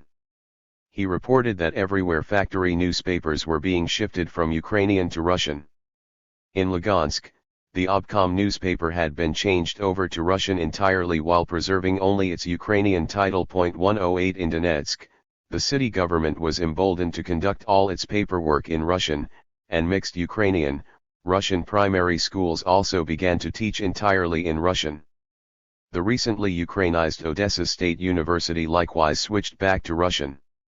The assistant director explained, "It's now time to start teaching people." 109 The Italian embassy reported that Russian was being increasingly used by the bureaucracy and that a circular has been issued to all offices requiring that employees be asked if they have studied Ukrainian willingly, or against their will. 110 The director of the Odessa Fine Arts Technicum was the most honest. "Prior to the matter with SKRYPNYK, all our courses were beginning to be taught in Ukrainian. But after the SKRYPNYK affair, everyone switched back to Russian fearing that otherwise they would be labeled a Ukrainian nationalist." 111. This spontaneous wave of de-Ukrainization was sufficiently strong that it was felt necessary to renounce it already at the November 1933 plenum. 112. Great power Russian chauvinists and Ukrainian nationalists attempt to interpret the party's decisive battle with Petlurite elements as a revision of the nationalities policy. We must give the most merciless rebuttal to these slanderous and provocational attempts.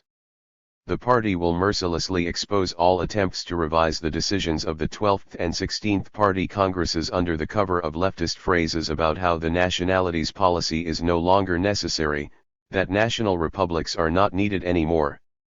Nevertheless, the November 1933 plenum did not call a halt to the terror campaign against Ukrainian nationalists, a campaign that continued well into 1934 and that brought with it further spontaneous de-Ukrainization.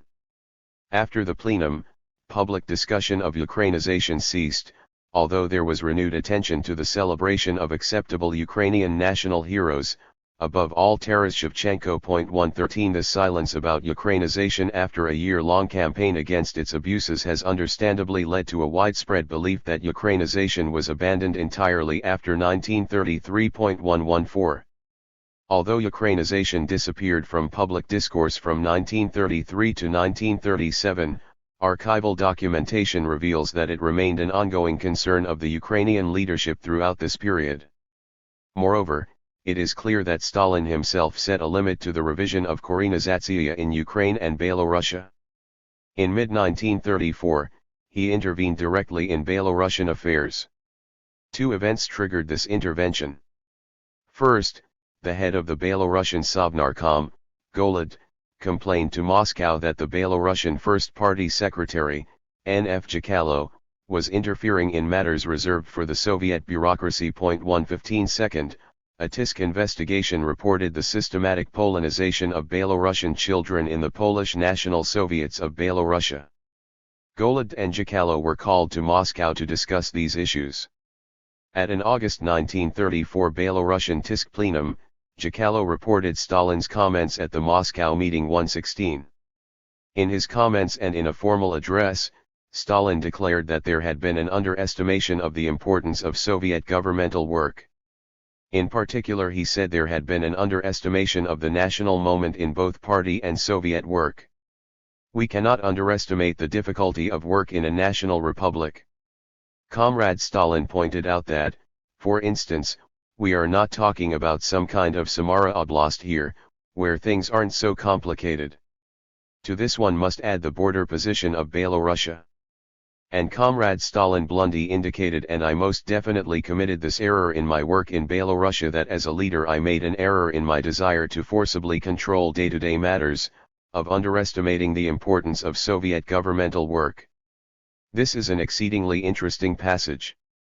In December 1932, Stalin accused the Ukrainian Party of failing to supervise the implementation of Ukrainization by the Soviet organs and launched a wave of terror by the hardline party and GPU against the soft-line Soviet institutions. 117 Now, he was intervening to protect the soft-line Soviet institutions, to whom he assigned the task of promoting Korenizatsiya, from excessive control by the hard-fine party bureaucracy.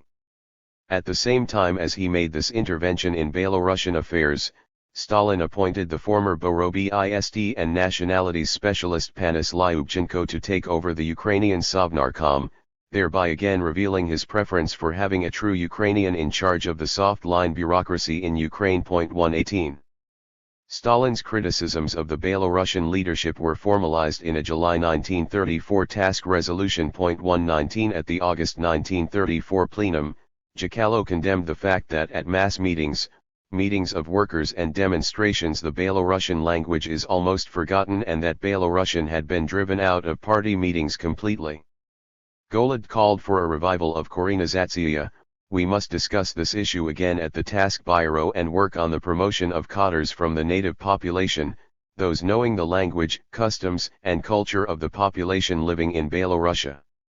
The plenum also condemned the persecution of the Belarusian language in Polish regions and called for a much greater protection of the interests of the Belarusian language. 120 It is not clear what impact Stalin's invention had on the implementation of Belarusization, though by 1935, Jakallo was at least bragging about the fact that 1,624 of 1,858 schools in Belorussia were Belarusian language. 121.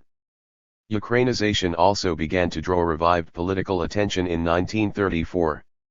In March 1934, Kozyr presented a proposal to the Ukrainian Politburo, calling for an investigation of the state of Ukrainization in government organs, and the forthcoming investigation was even to be publicly announced in the Ukrainian press. 122 By May 1934, TISK's Kultprop department had produced a draft decree that read almost as if it had been written in the mid-1920s. 123.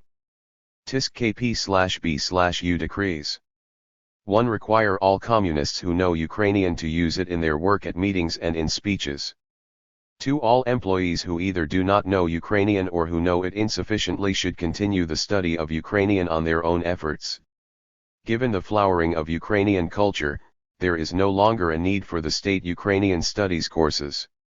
3. Reiterate that every employee of a state and cooperative institution is required to know Ukrainian well enough to a/understand exactly written and oral instructions, b/carry out assignments, c/write grammatically.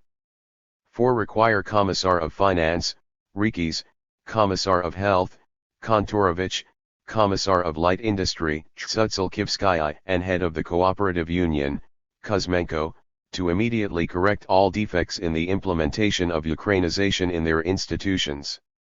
In the future, place the responsibility for the state of Ukrainization personally on the head of each institution. The Politburo created an authoritative commission to revise this decree for publication. It was, however, never published.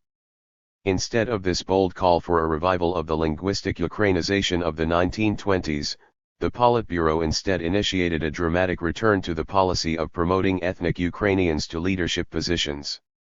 On February 26, 1935, the Ukrainian Politburo ordered the TISK cadres department to 124. 1. Draw up a list of 120 to 150 ethnic Ukrainians to promote to the position of Raycom secretary and another 120 Ukrainians to promote to chairman of district executive committees. 2. Produce a list of ethnic Ukrainians who are now secretaries of a Raycom or district executive committee to be promoted to work in the oblast or central party and Soviet organs. 3. Draw up a list of agricultural students to be promoted into leadership positions in the district, oblast, and central party and Soviet apparat. In addition, all TISK departments were required to 4. Fined no less than 300 Ukrainians from among party committees and party activists for promotion to leading party and Soviet work as well as work in the Oblast, party, and Soviet apparat. 5. Compose a list of all Ukrainians who work in the Obkom, Oblast Executive Committee, and Central Soviet apparat. Finally, the Komsomol was ordered to present proposals to task relating to the promotion of new Ukrainian cadres to leadership positions in the Komsomol. Such aggressive affirmative action had not been practiced in Ukraine since the height of Kaganovish's 1925 Ukrainization drive. This surprising decree was followed up by an even more unprecedented June 3, 1935 Tisk decree that required all Ukrainian commissariats to promote ethnic Ukrainians immediately into positions of leadership. 125 The resultant actions exceeded even the mechanical Ukrainization of the 1920s. A series of Orgbaro decrees required ethnic Ukrainians to be promoted into high-ranking leadership posts. For instance, in the Commissariat of Health, ethnic Ukrainians were to be promoted to the head of oblast health departments and city health departments, the director of health institutions, the directors of sub-departments and so forth. 126 In the Commissariat of ethnic Ukrainians were to be installed in the positions of Assistant General Procurator, Commissariat of Justice Procurator, members of the Supreme Soviet, Oblast Procurators and their assistants, heads and assistant heads of Oblast courts. 127.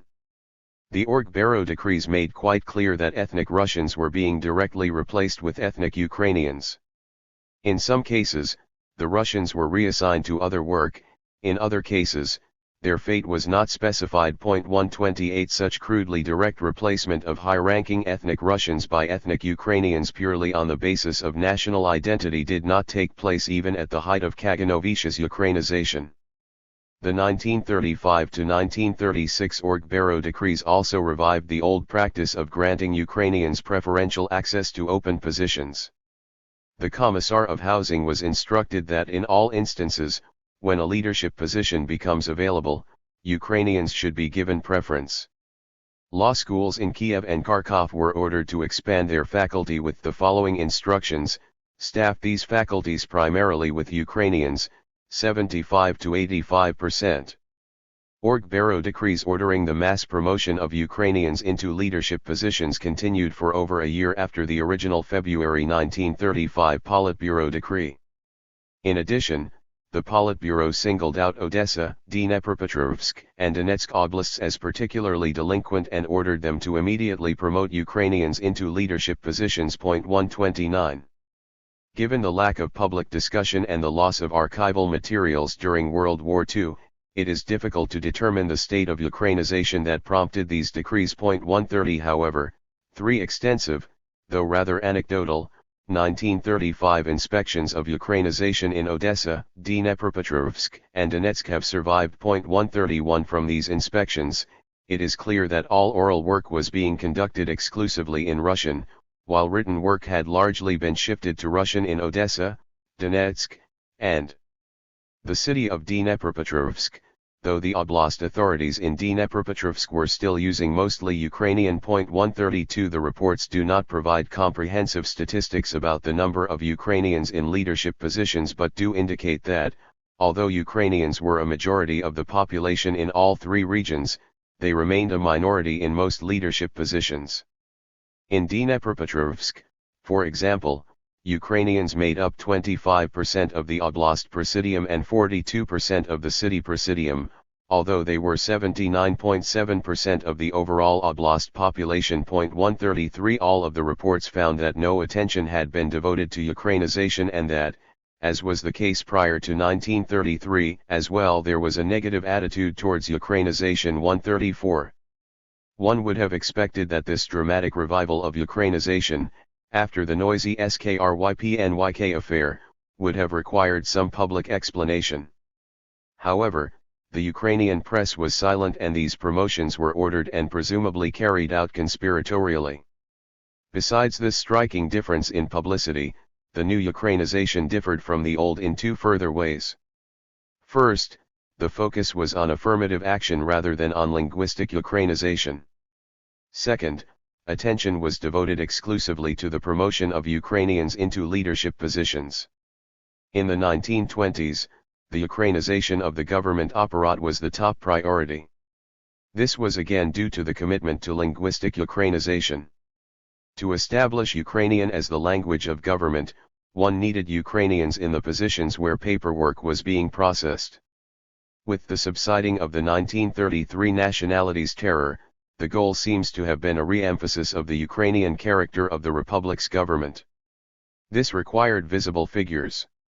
Although Stalin eventually gave up on linguistic Korenizatsiya, he never abandoned the reasonable belief that nationalist feelings would be assuaged if the Republican leadership was predominantly composed of titular nationals. It is difficult to judge the impact of the mid-1930s Ukrainization campaign. From figures provided by Postashev in January 1936 and Kozier in May 1937, it would seem that a sizable de-Ukrainization had occurred during the terror of 1933 to 1934, which was more than corrected for by the 1935 to 1936 campaign. Postashev provided the following statistics on the number of ethnic Ukrainians in various jobs on January 1, 1934 and January 1, 1936, Raycom and Assistant Raycom Secretaries, 179 of 431, Heads and Assistant Heads of Oblast Departments, 14 of 32, Propagandists, 5,000 of 9,500, District Newspaper Editors, 213 of 319, Directors of Machine Tractor Stations, 384 of 604, Heads of District Executive Committees and City Soviets, 250 of 332.135. According to Kozier, in 1936 to 1937, the number of Ukrainian students in universities ranged from a high of 74.4% in agricultural institutes to a low of 31 to 40% in industrial institutes. By comparison, in 1932 to 1933, 54.5% of students in Ukraine's institutes were ethnically Ukrainian. 136 in 1937, the state apparat was 52.7% Ukrainian, up slightly from 51.4% in 1930, while the party was 57% Ukrainian, up solidly from 52.9% in 1930.137. The Komsomol expanded from 66.1% Ukrainian in 1928 to 74% in 1937.138. These highly anecdotal statistics suggest that the representation of Ukrainians in higher education and government was slightly higher in 1937 than at the height of the Ukrainization campaign. Of course, given the massive influx of Ukrainians into the cities and the ongoing expansion of government and education, Ukrainian representation should have grown with no government efforts. This was why affirmative action was not a priority at the height of Ukrainization. This natural growth of Ukrainian cadres was momentarily reversed by the 1933 terror and purges, but then corrected by the 1935 to 1936 Ukrainization campaign. Table 30. Newspaper circulation in Ukraine, 1930 to 1939. Calculated from Presa Ukrainskoy RSR, 1918, 1973,176, 77. The use of Ukrainian in government, the dominant issue from 1925 to 1932, was a secondary concern in the mid-1930s. 139. As noted above, there was a substantial linguistic de-Ukrainization after 1933, which led to a September 1935 Politburo decree berating the Donetsk, Dnepropetrovsk, and Odessa obcoms. 140. In the press and primary education, the Ukrainian language remained dominant. Table 30 shows that the percentage of newspapers published in Ukrainian peaked in 1932 and then began a decline that was briefly reversed by the 1935 to 1936 Ukrainization campaign and then accelerated again during the 1937 to 1938 terror. These statistics undoubtedly overstate the dominance of Ukrainian since a variety of sources suggest that newspapers with a Ukrainian title would sometimes publish in Russian. 141. In late 1935, Postashev noted that none of Ukraine's 32 central newspapers and only one of its 23 oblast papers was Russian language.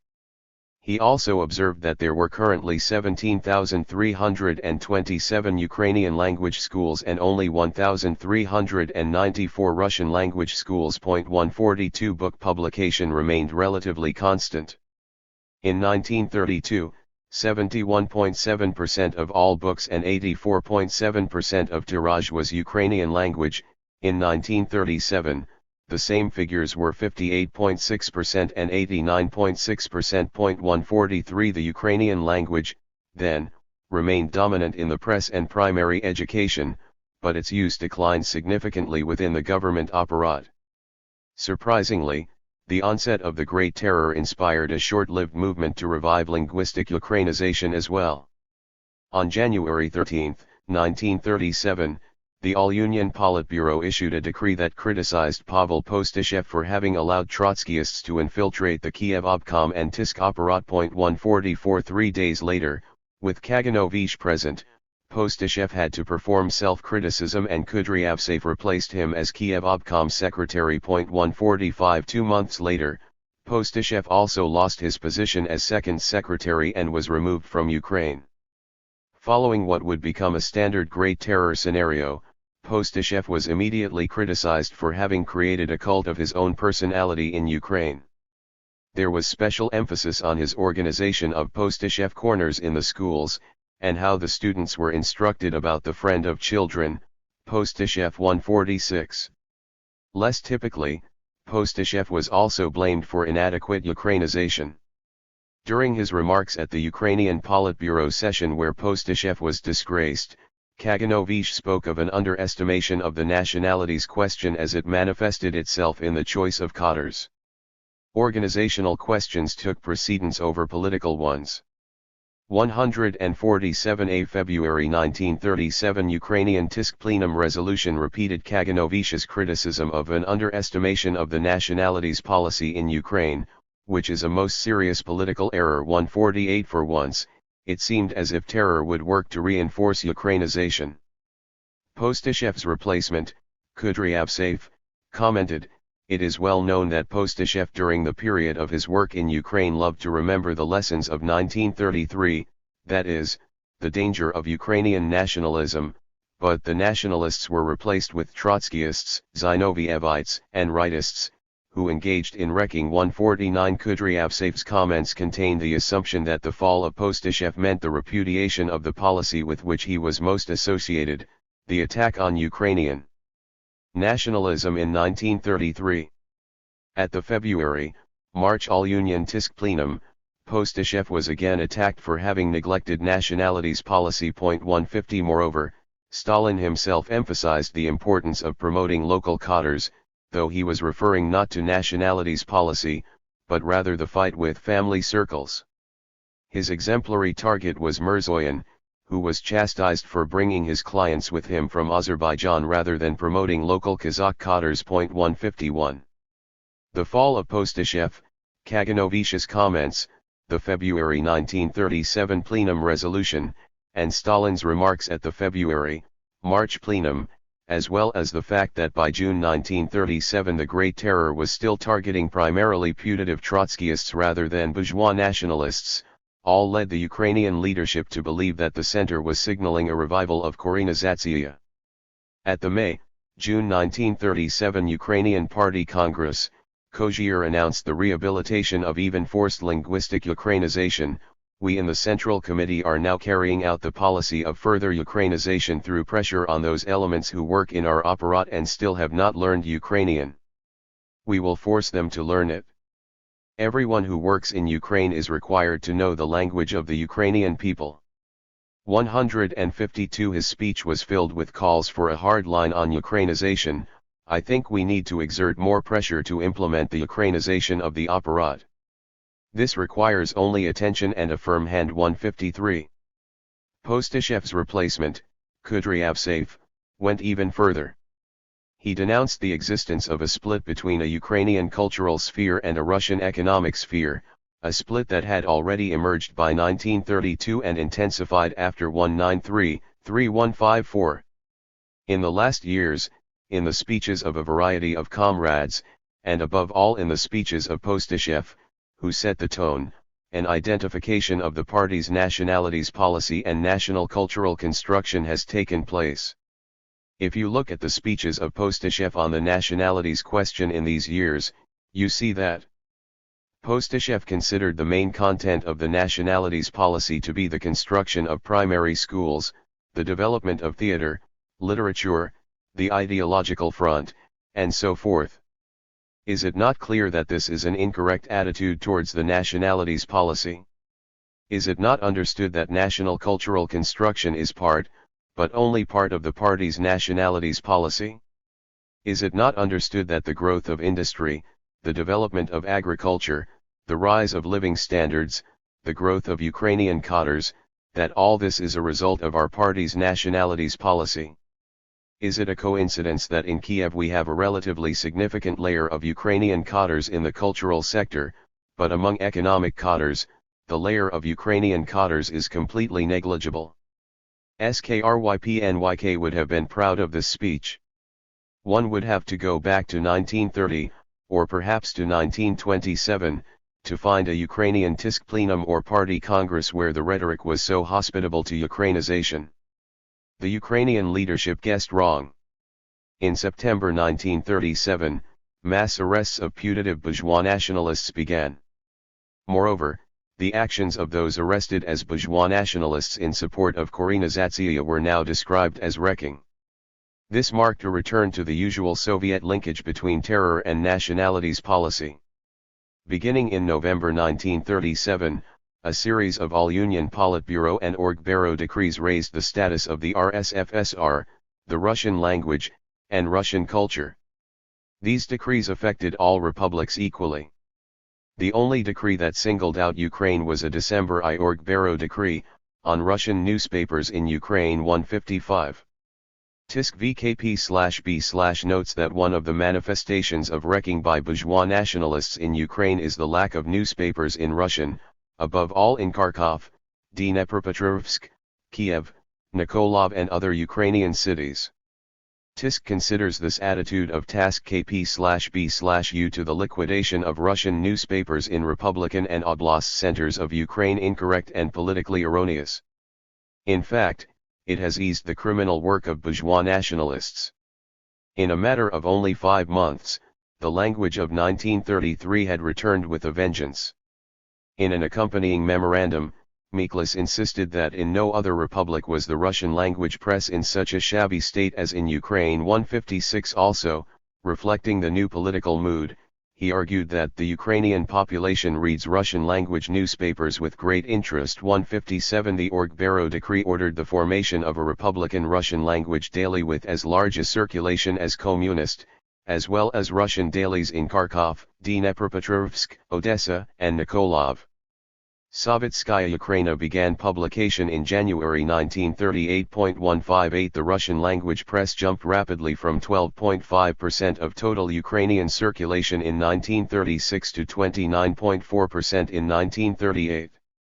This marked the liquidation of the last remnant of comprehensive Ukrainization.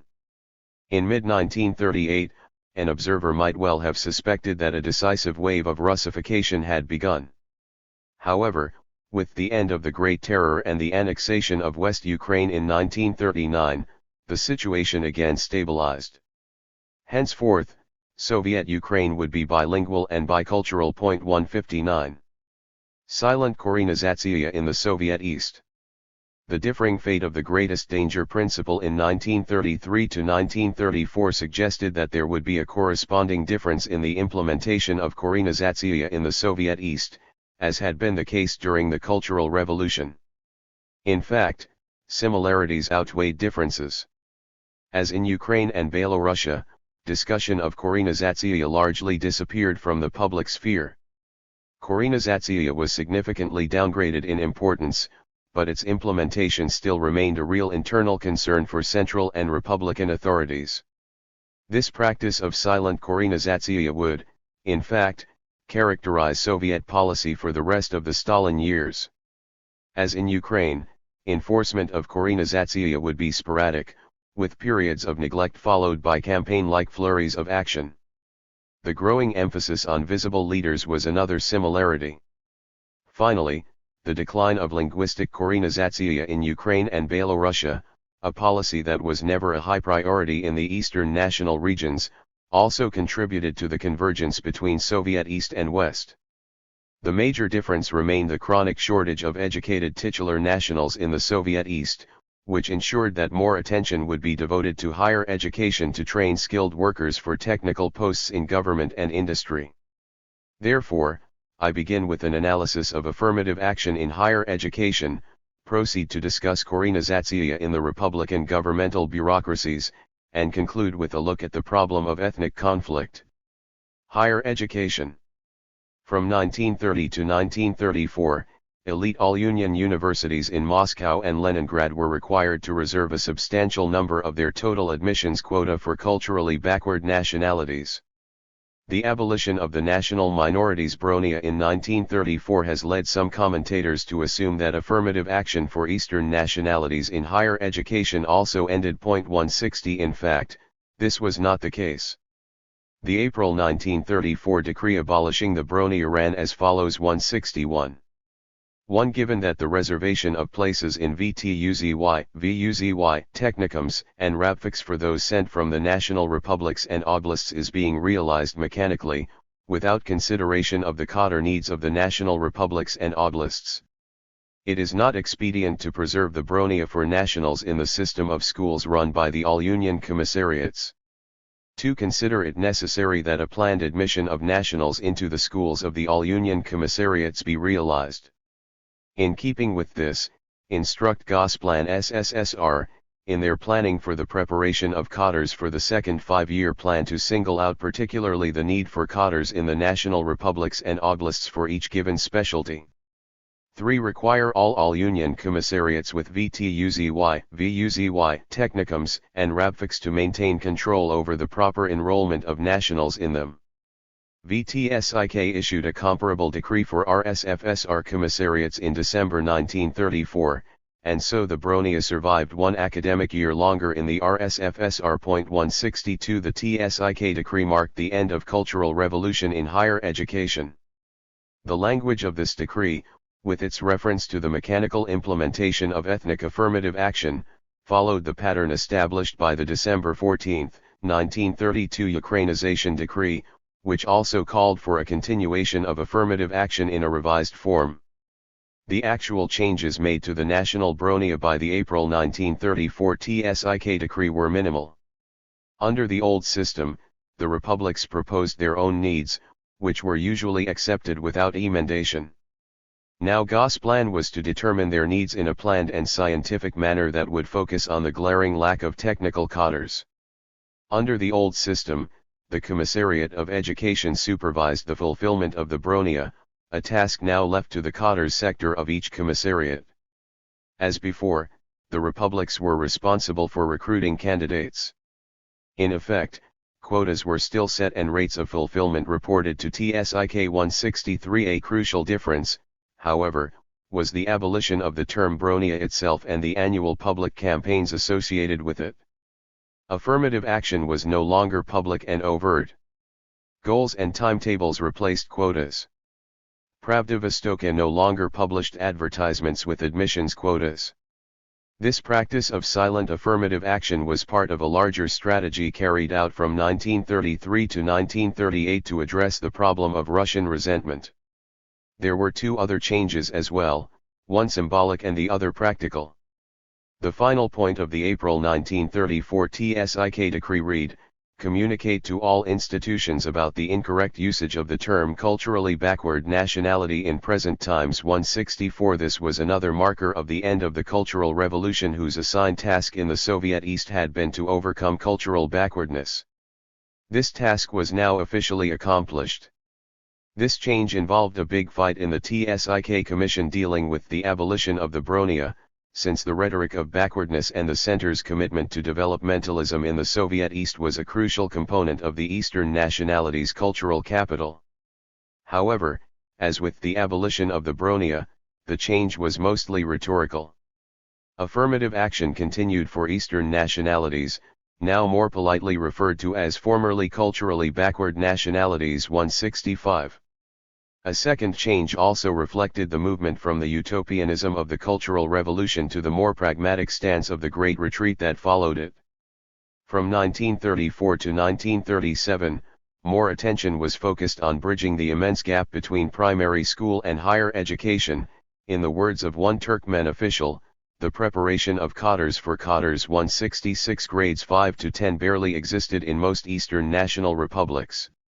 As late as 1935 in Tajikistan, only 130 Tajiks graduated from grade 7 and not one from grade 10, whereas the Republican plan for 1935 to 1936 required 1,402 Tajiks to enter its technicums. 167 In 1937 in Kyrgyzia, there were only 30 Kyrgyz studying in grades 8 to IO in the entire republic. 168 As a result, throughout the Cultural Revolution and into the 1930s, remedial courses and the rabfics served as the primary links between primary school and higher education. 169 The construction of a network of elementary schools had barely begun by 1938 when it was supplemented by a second campaign to improve the teaching of Russian as a second language.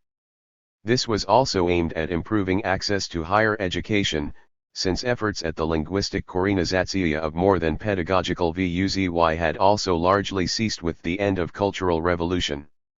As in Ukraine, the abolition of the Bronia in 1934 was initially interpreted, despite the decree's wording, as a signal that affirmative action was being abolished.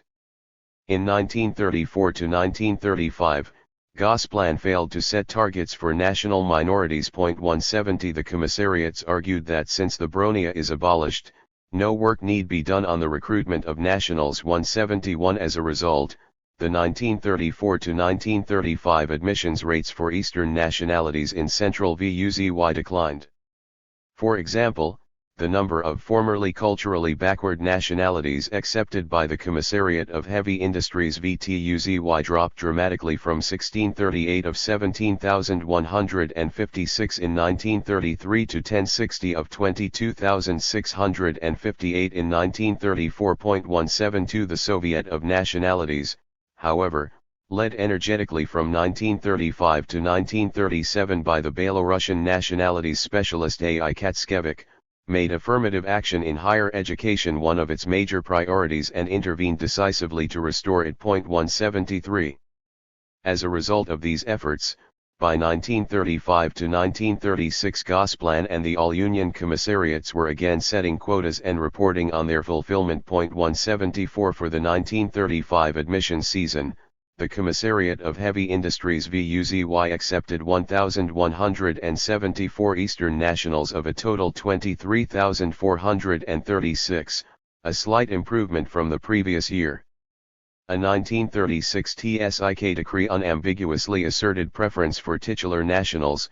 Beginning in 1936, admissions to technicums should consist primarily of titular nationals. 175 At a special conference on the production of national cadres, Katskevich called an agricultural VUZ in Turkmenistan where Turkmen made up only 30 of 450 students a scandal and a crude violation of party and government directives. Specialists should be prepared primarily from indigenous nationalities. 176 At another special conference on preparing national cadres, Grigory I. Petrovsky rebuked Gosplan and KTVO for insufficient promotion of nationalities and asserted, if Comrade Stalin heard about this, you know that it would be very bad. 177 The vehemence of this intervention suggests that the All-Union Commissariats were not fulfilling their quotas.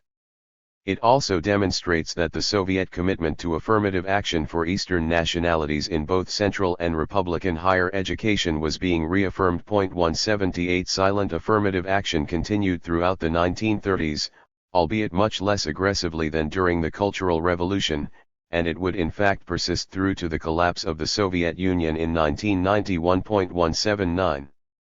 Table 31.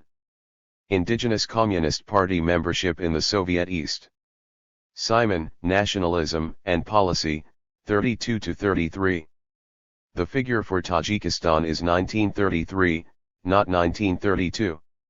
The figure for Kazakhstan in 1932 is from Martha Alkut, The Kazakhs, 277. The government bureaucracy. As in Ukraine, the end of the Cultural Revolution witnessed a spontaneous decline in Korenizatsiya levels in the Soviet East. After several years of impressive growth, the percentage of titular nationals in the Central Republican Apparat declined from 18.9% to 13.8% in Turkmenistan, from 16.3% to 15.0% in Tajikistan, and from 20.7% to 13% in Kyrgyzia. 180 The same pattern was evident elsewhere in the Soviet East. As Table 31 illustrates, Native Party membership also peaked in 1932 and then tapered off slightly. This trend was briefly resisted in the second half of 1933 as the Central Asian Bureau and Kazakhstan launched new Korenizatsiya campaigns, but by early 1934 these efforts had collapsed and, as in Ukraine, the issue of Korenizatsiya disappeared from public discussion. 181. With a few notable exceptions, central government officials also ignored Korenizatsiya after 1933.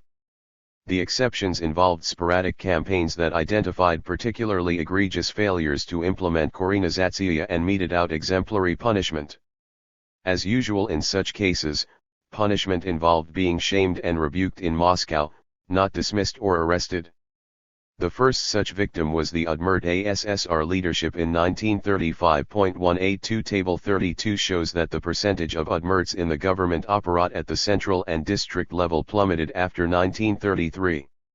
It was the enormous decline in the number of Udmurt skilled technical workers, at the same time that Udmurt representation in leadership positions was actually increasing, that attracted central attention. The problem of the national hole in the middle, strong Korenizatsiya at the leadership and menial level but a minimal national presence at the skilled positions in between, had been recognized as the most troublesome Korenizatsiya issue already in 1925 and led to the adoption of the method of functional Korenizatsiya. This problem worsened after 1932. The reduced central commitment to Korenizatsiya still involved a strong desire to keep titular nationals in visible leadership positions, which was not that difficult, but at the technical level administrative efficiency increasingly trumped affirmative action in hiring decisions. This meant a greater reliance on ethnic Russians and therefore the dominance of the Russian language, which in turn made it still harder to promote non-Russians. In Udmurtia, an October 1928 Orgbaro decree had demanded complete linguistic Korenizatsiya in 2 years' time, a typically utopian cultural revolutionary demand.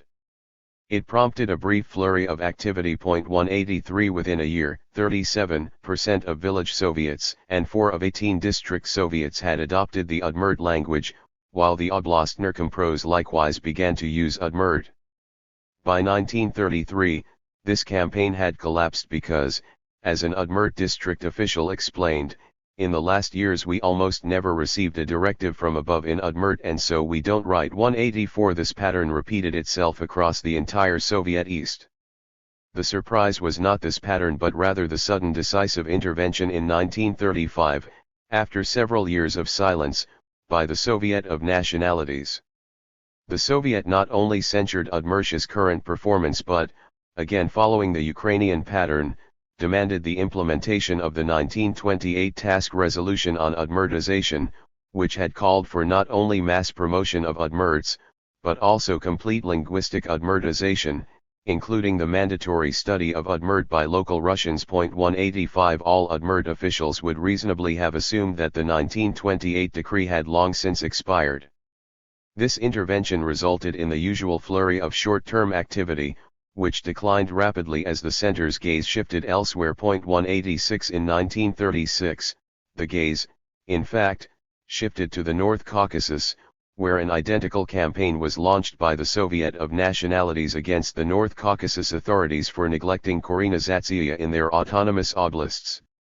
Again, the demand was to implement several cultural revolution-era Korenizatsiya decrees. 187 Finally, in 1936 to 1937, the Soviet of Nationalities launched a coordinated campaign to improve the training of national cadres by the all-union universities and to promote those graduates to technical positions in the government and industrial bureaucracies of Bashkiria, Kyrgyzia, and Kazakhstan, all of whose Korenizatsiya records were declared to be catastrophic. 188 As in Ukraine, this campaign continued and indeed intensified in the period leading up to September 1937, the moment when the mass operations of the Great Terror began to target bourgeois nationalists and the resulting arrests decimated the leadership of the Soviet of Nationalities. 189 When the Soviet of Nationalities began functioning again in late 1938, its new leadership abandoned the Korenizatsiya campaign. In fact, even at the height of the Great Terror, in an October 1937 telegram to Stalin from Tajikistan describing the purges he was carrying out there in the party and in the border regions, Andreev emphasized the need to transfer Tajik cadres from Uzbekistan to preserve Korenizatsiya in the Republic. 190 Stalin approved Andreev's proposals. 191 Despite public silence, then, the policy of Korenizatsiya did continue to receive active central support. This support, however, differed fundamentally from that received prior to 1933, since now only the soft-line Soviet of Nationalities was involved. In 1928, it was the Orgburo that issued a decree on Udmurtization, after an authoritative inspection by a task instructor and in the presence of the Obkom First Party Secretary. 192 The Orgburo followed this pattern on dozens of occasions from 1923 to 1932. From 1933 to 1938, the Orgburo did not once intervene in support of Korenizatsiya, nor did TISK instructors undertake any comparable investigations. Nothing remotely similar to the authoritative 1926 to 1927 Orgburo Korenizatsiya Commission, headed by A. Andreev, was established. Particularly in 1937 to 1938, however, the Orgburo and Politburo did carefully supervise and endorse the abolition of national institutions and a strengthening of the position of the Russian language and Russian culture. This division of labor reflected Stalin's intentions. The December 1932 decrees marked a decisive repudiation of hardline Korenizatsiya and an orientation of the party toward fighting local nationalism. Stalin's 1934 Belarusian intervention in support of the soft-line Soviet organs, and in opposition to a complete neglect of Korenizatsiya, made clear that soft-line Korenizatsiya was not simply a rhetorical stance but a real, if secondary, policy concern. Korenizatsiya in 1939. Given that Korenizatsiya was implemented continuously from 1923 to 1939, albeit with great variations in intensity, one would like to be able to illustrate statistically the effects it had on the social structure of the non-Russian republics. This is difficult for two reasons. First, one simply cannot separate out the specific effects of Korenizatsiya from the enormous changes produced by Stalin's socialist offensive, mass industrialization, urbanization, bureaucratization, migration. If we instead ask what were the effects of Korenizatsiya in tandem with these larger social processes, there is still a major data problem. With a few exceptions, Soviet Korenizatsiya statistics always tended to be anecdotal rather than systematic, and the quality of the anecdotal data worsened considerably with the onset of silent Korenizatsiya. Fortunately, data from the 1939 census on the social structure of the titular nationalities in the non-Russian republics have recently been published. 193.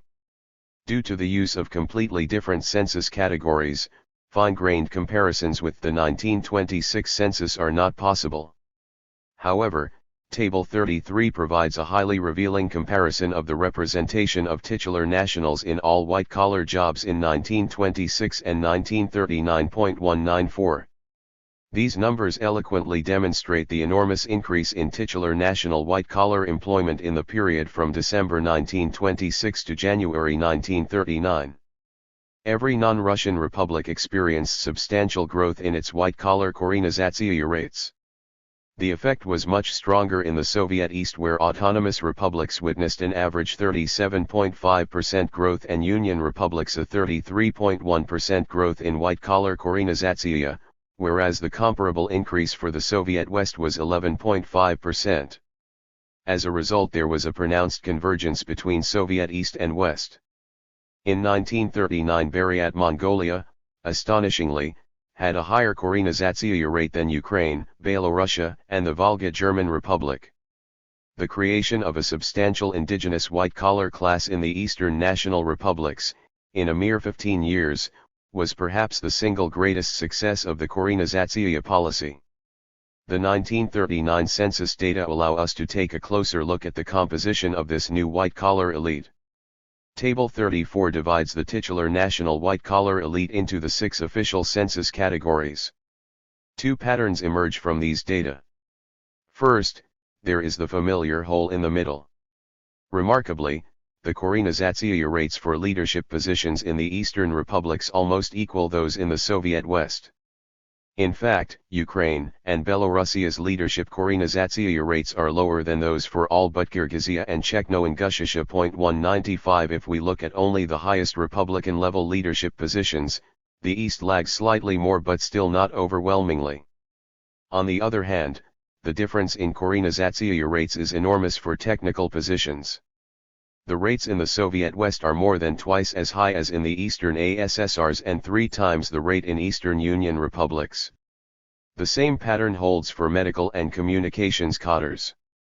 This leadership/technical split in the Soviet East was mirrored by a technical/cultural split. Korenizatsiya rates for cultural educational white-collar work are almost equally high in Eastern and Western republics. Calculated from Visasoyoznaya Parapi Nasaliniya 1939 Gota, 148 to 227. The average figures for Eastern ASSRs include not only the 11 republics listed, but also the other side republics for which data are available. The average figures for Eastern ASSRs include not only the 11 republics listed, but also the other 8 republics for which data are available. The technical/cultural split becomes even more pronounced when we break down the technical, medical, and cultural educational census categories further. Table 36 reports Korenizatsiya rates for 6 major technical and cultural jobs. For Bolsheviks, the engineer was a particularly esteemed hardline profession. Tens of thousands of proletarians were trained to become Red Engineers during the mass proletarian affirmative action programs of the Cultural Revolution. 196 Many were later recruited into leading party positions, and they eventually dominated the Brezhnev Politburo. 197 Despite an analogous affirmative action program for Eastern nationalities, the Korenizatsiya rates for engineers remained abysmally low in 1939.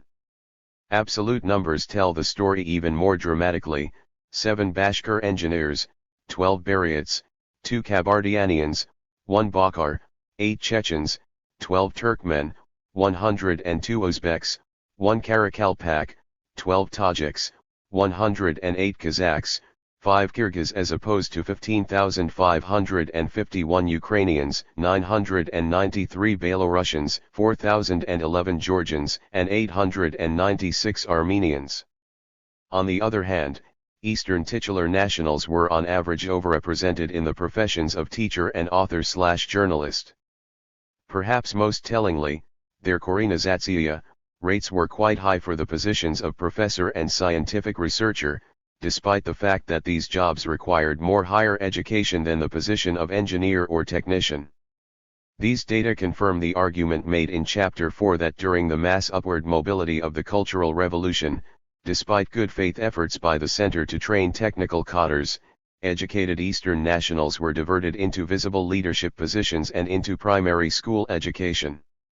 Table 37 illustrates this process by presenting not Korenizatsiya rates, but rather data on how the scarce resource of educated titular nationals were distributed by profession. 198 Leadership and cultural, educational cadres represented 61.4% of all white-collar employees in the Eastern ASSRs and 75.1% in the Eastern Union republics, but just under half in the Western republics. The single job of primary and middle school teacher occupied about a third of the white-collar workforce in the Eastern Union republics and just under half in Tajikistan and Kyrgyzia. To sum up, by 1939 the policy of Korenizatsiya in combination with the social transformation initiated by Stalin's socialist offensive had produced in the non-Russian republics, both Eastern and Western, a sizable indigenous white-collar class. 199 In leadership positions and the cultural sector, titular nationals had on average achieved proportionate representation. In the Soviet East, however, titular nationals were poorly represented in the technical, medical, and communication spheres, creating a hole in the middle as well as a pronounced technical/cultural split. One might view this in purely developmentalist terms. Technical cadres simply take longer to develop, and in one more generation the technical gap would be filled. The 1939 data and my analysis of affirmative action in Chapter 4, cast doubts on this scenario.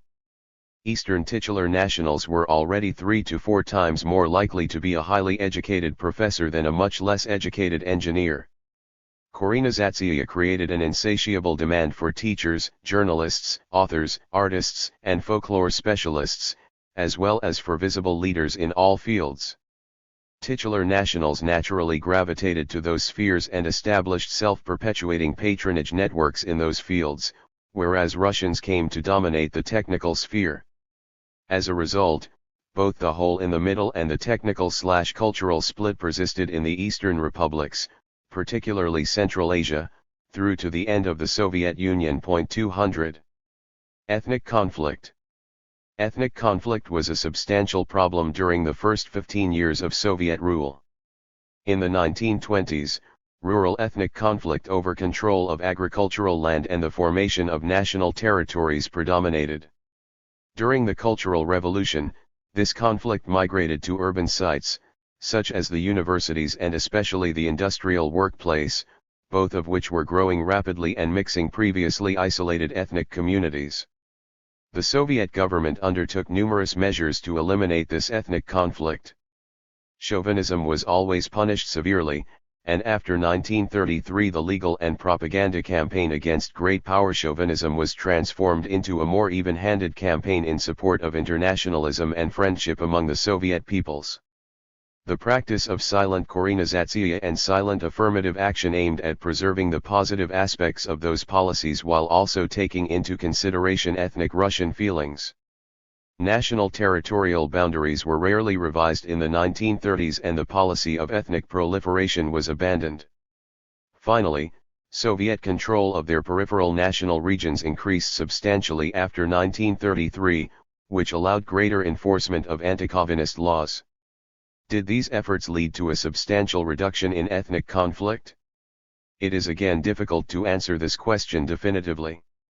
Ethnic conflict was never widely discussed in the public press, and with the onset of silent Korenizatsiya, this topic disappeared almost entirely. 201 Important archival documentation is also missing or inaccessible. 202 Conversely, the records of the Harvard Interview Project, which in 1950 to 1951 conducted in-depth interviews with several hundred Soviet citizens about their pre-war life experiences, provide unique and valuable insights into popular perceptions of ethnic relations in the period immediately preceding World War II. 203 The interview sample is not ideal for our purposes, since it consists overwhelmingly of Ukrainians, Belarusians, and Russians from Smolensk and Leningrad regions, which were not areas of particularly high ethnic conflict. Moreover, the respondents' attitudes to the nationalities question were clearly influenced by their wartime experiences of Nazi racism as well as by the influence of émigré nationalist organizations who were active in the displaced persons camps where the interviews were conducted. 204 Nevertheless, keeping in mind these limitations, the interviews provide interesting insights into popular ethnic attitudes. The interviewers did not ask the respondents directly about ethnic conflict. Instead, respondents were asked to list the distinguishing characteristics of Russians, Ukrainians, Jews, Georgians, Armenians, Kalmyks, and Tatars. 205 This request for ethnic stereotypes elicited a surprising response. About 1/5 of the respondents initially denied that there were any ethnic differences whatsoever. 206 When pressed by the often astonished interviewer, it turned out that the respondents did not literally mean that there were no cultural differences between these nationalities. Rather, they had inferred that the interviewer was really interested in two quite different questions. First, did the Soviet state treat their nationalities differently? In particular, did they engage in national persecution? Hence, the following two responses to the question about distinguishing characteristics, politically and in living standards: no. In national customs, Yes, yes.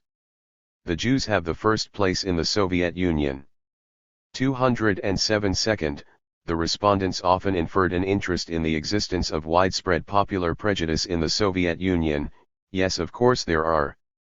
But the nationalities are not enemies because of that, but that does not mean that there are necessarily antagonistic feelings between us. 208.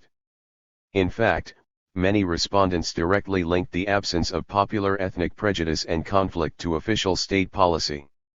In response to the distinguishing characteristics question, a dozen respondents spontaneously asserted that there was no openly expressed national prejudice in the Soviet Union because the Soviet state punished such speech so severely. 209. The revised Soviet nationalities policy, 1933 to 1939. No, that is impossible.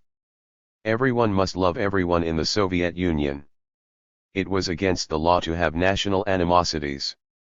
There is no chauvinism, you can get 10 years for it. In the army, a soldier got 7 years for calling a Jew Zhid. All are alike. You cannot tell somebody that he is a Ukrainian and brag that you are a Russian or you would be arrested.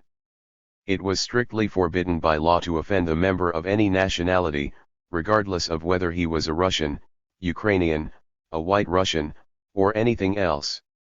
If you cussed out a member of the minority group, there was serious trouble. If you call a Jew a Zhid, he can go to the police and you will get a prison sentence. In the Soviet Union, national animosity was forbidden and it was punished. You could dislike a person of another nationality, but you couldn't reveal that dislike. The use of the one word Zhid would mean a 5 to 10 year sentence in a concentration camp. One primary school teacher even related a personal tale of how she had used the Russian proverb, "An untimely guest is worse than a Tatar," in a public place and almost lost her job after being denounced by a hostile colleague. 210 When one considers that the interviewer neither asked about national prejudice nor about state policy, these spontaneous responses are impressive testimony to the success of the Soviet campaigns against great power chauvinism and in favor of internationalism and friendship among the Soviet peoples. The majority of respondents agreed that the Soviet state treated its nationalities equally. 211. The equalization of the nationalities must be considered an achievement of the Soviet system. All the nationalities are treated the same. There are no differences between them. Legally and administratively, all the nationalities were treated alike. A smaller sample of respondents was asked whether the 1936 Constitution's guarantee of equality for all nationalities was in fact observed. Despite their assertions that the Constitution was in general a complete fraud, the overwhelming majority answered in the affirmative, correct, and this is true, it was like that. In this case there is no conflict between the text of the Constitution and reality. All nations have the same rights. 212 A small dissenting group claimed that either Jews, Georgians, or Caucasians received preferential treatment, citing either Stalin's nationality or the putative disproportionate representation of Jews in leadership and white-collar positions. 213 Another 9 respondents made reference to Soviet affirmative action policies, but there was no strong sense that these policies were a fundamental violation of national equality since they were referred to in a developmentalist framework as help for the less cultured peoples. 214. This assertion of national equality did not always indicate a positive evaluation of the Soviet nationalities policy. In fact, the most typical assertion was that all nationalities were equally oppressed. 215. It's all the same. The Russians and the Ukrainians and the Belarusians, they all get the same raw deal. I can't say, it is difficult to say. Everybody is the same. Everybody is equally impoverished. Stalin's policy consists of making all nationalities slaves. They have no real differences. Each one has suffered as much under Stalin as the other. This response was particularly common in answer to the question about the 1936 Constitution's guarantee of national equality. 216. They are only equal in the sense that they are suffering equally under the Soviet regime. Equal in their poverty, in their fear and in the treatment that they get in the concentration camp. In the Soviet Union, there is no difference between different nationalities, because the unhappiness makes one people just like the next people. Absolutely true, they are all the same in their lack of rights. They are all equally under the thumb of the Communist Party. This rhetoric is particularly helpful in understanding the evolution of ethnic conflict in the 1930s. Inkeles and Bauer, summarizing the results of the Harvard interview project, emphasized their respondents' tendency to use a we/they dichotomy to describe Soviet society, with they being an oppressive and alien party elite and we being a largely undifferentiated and oppressed people. 217 Sarah Davies found that the same we/they dichotomy was ubiquitous in the overheard conversations reported in the Leningrad NKVD and party informational reports on popular mood. 218 Inkeles and Bauer argued that the ubiquitous we/they dichotomy explained their respondents' extremely low levels of perceived class rivalry despite the overwhelming evidence that objectively the Soviet Union in the 1930s was a class-based society. 219 It would appear that the we/they dichotomy had the same effect on popular perceptions of ethnic rivalry. This was a somewhat ironic success for the affirmative action empire strategy, since one of its primary goals was to prevent non-Russians from interpreting unpopular Soviet policies as national oppression. At all costs, the center should not be perceived as Russian. In this, they were successful. The Harvard interviewers asked a sample of their respondents whether the RSFSR and the Great Russian people can claim a leading role in relation to the other nationalities in the Soviet Union and whether the equality of minorities compatible with the outstanding role of the Russian people. 220 These questions were responding to the Soviet propaganda campaign asserting a leading role for the Russians that was launched in the mid-1930s and intensified during World War II. Again, almost half of the respondents denied the question's premise that the Russians did play a leading role. I can't see the eminent role of the Russian people. I just simply can't see it. 221 15 respondents denied that Russians should have a leading role, without addressing whether they in fact enjoyed such a role.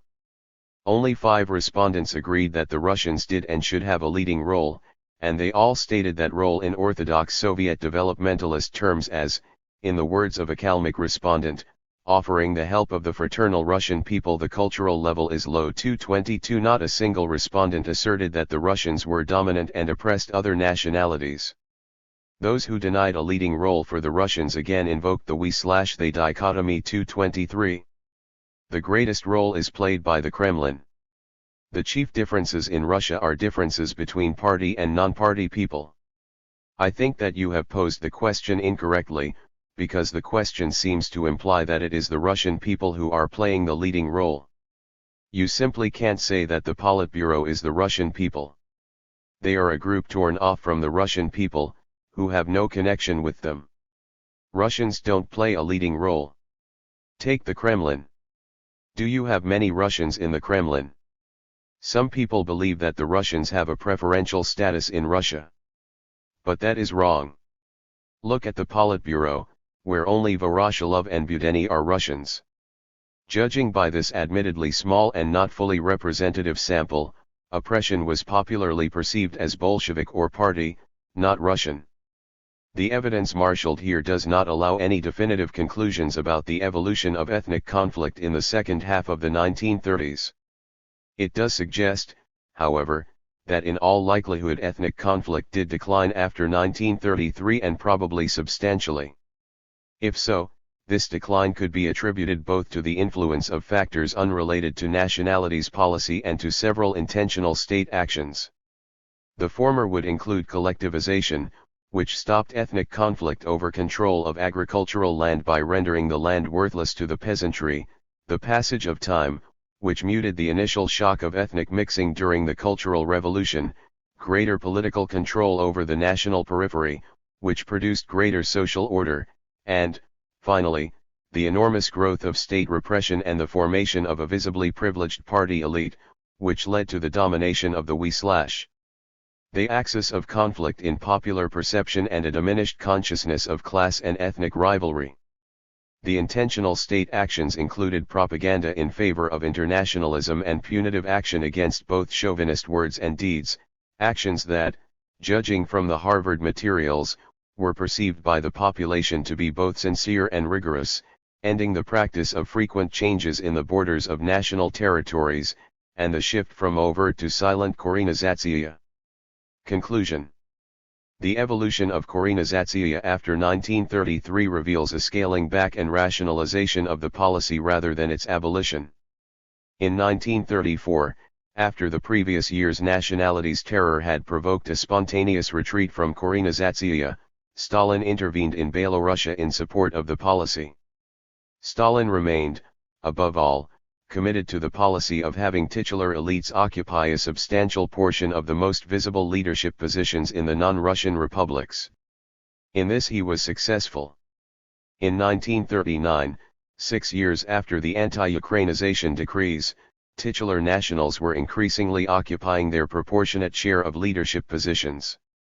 To achieve that goal, the Soviet state continued to practice affirmative action in higher education. When necessary, it was also willing to sanction, despite the outraged denunciations of mechanical Korenizatsiya in 1933, the promotion of titular nationals based on their ethnicity alone. In Ukraine, the party even sanctioned the direct replacement of Russians with titular nationals. Indigenization did not end in 1933. It did, however, change considerably.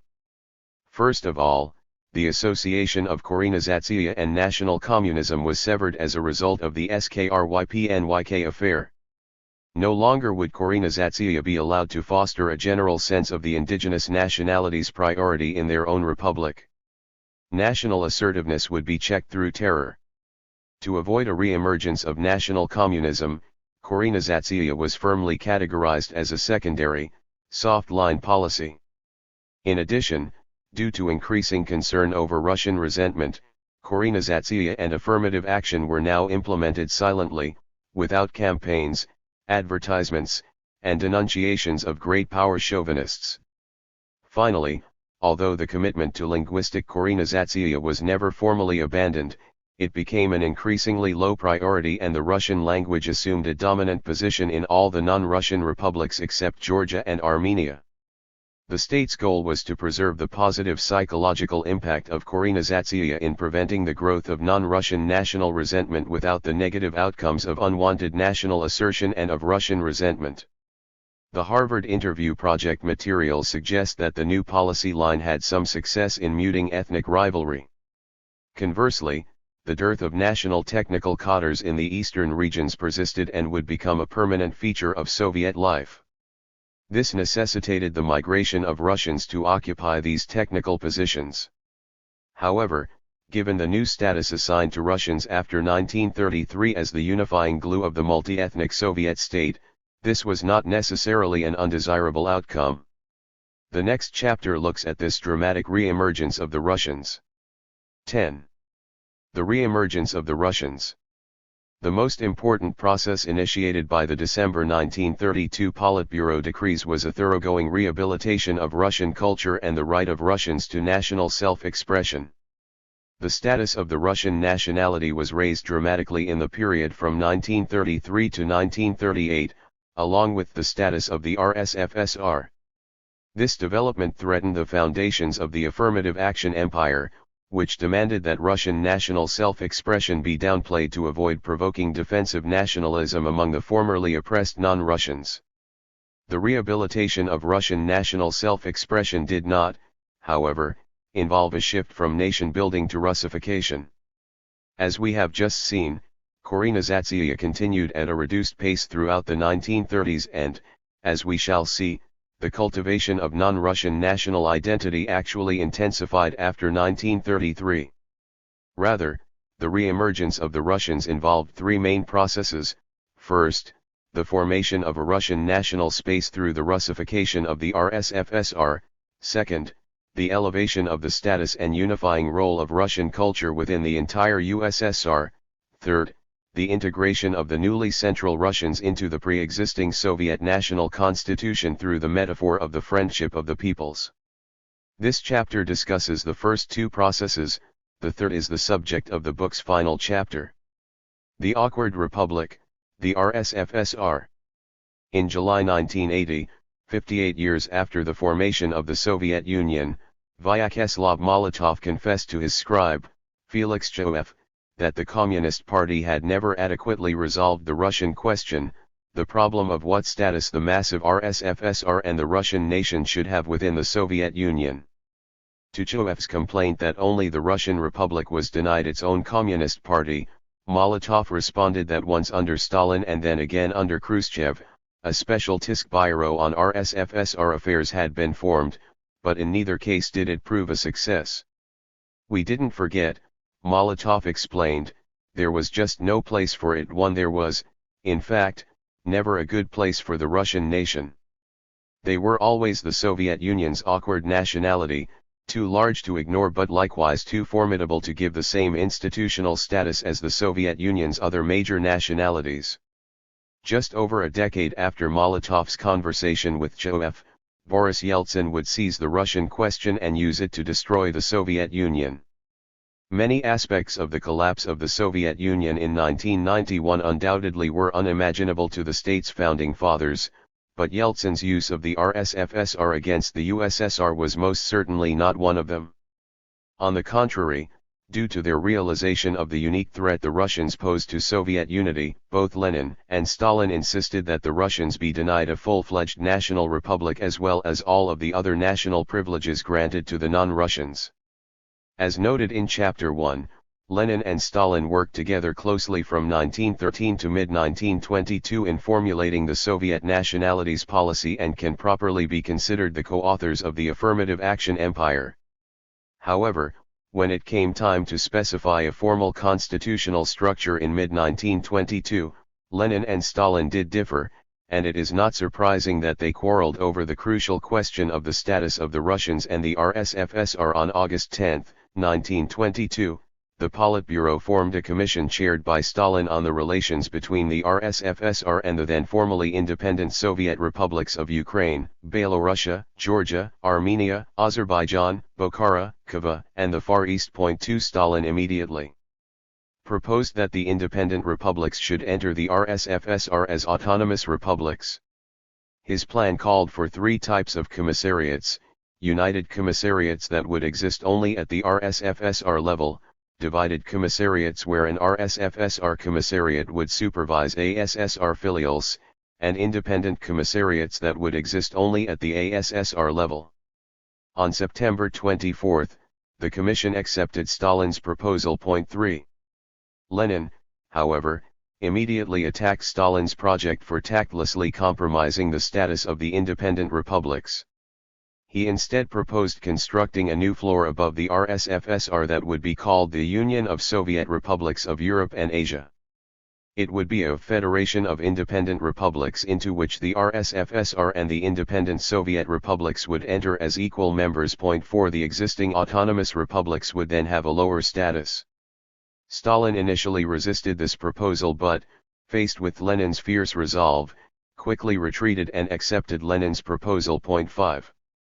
Lenin's conflict with Stalin over the constitutional form of the Soviet state has often been portrayed as Lenin's defense of national minorities from Stalin's great power chauvinism. 6. This was certainly how Lenin framed it in his December 1922 article attacking Stalin, Orджоникидзе, and Dzerzhinsky as great power chauvinists. 7. However, this is enormously deceptive.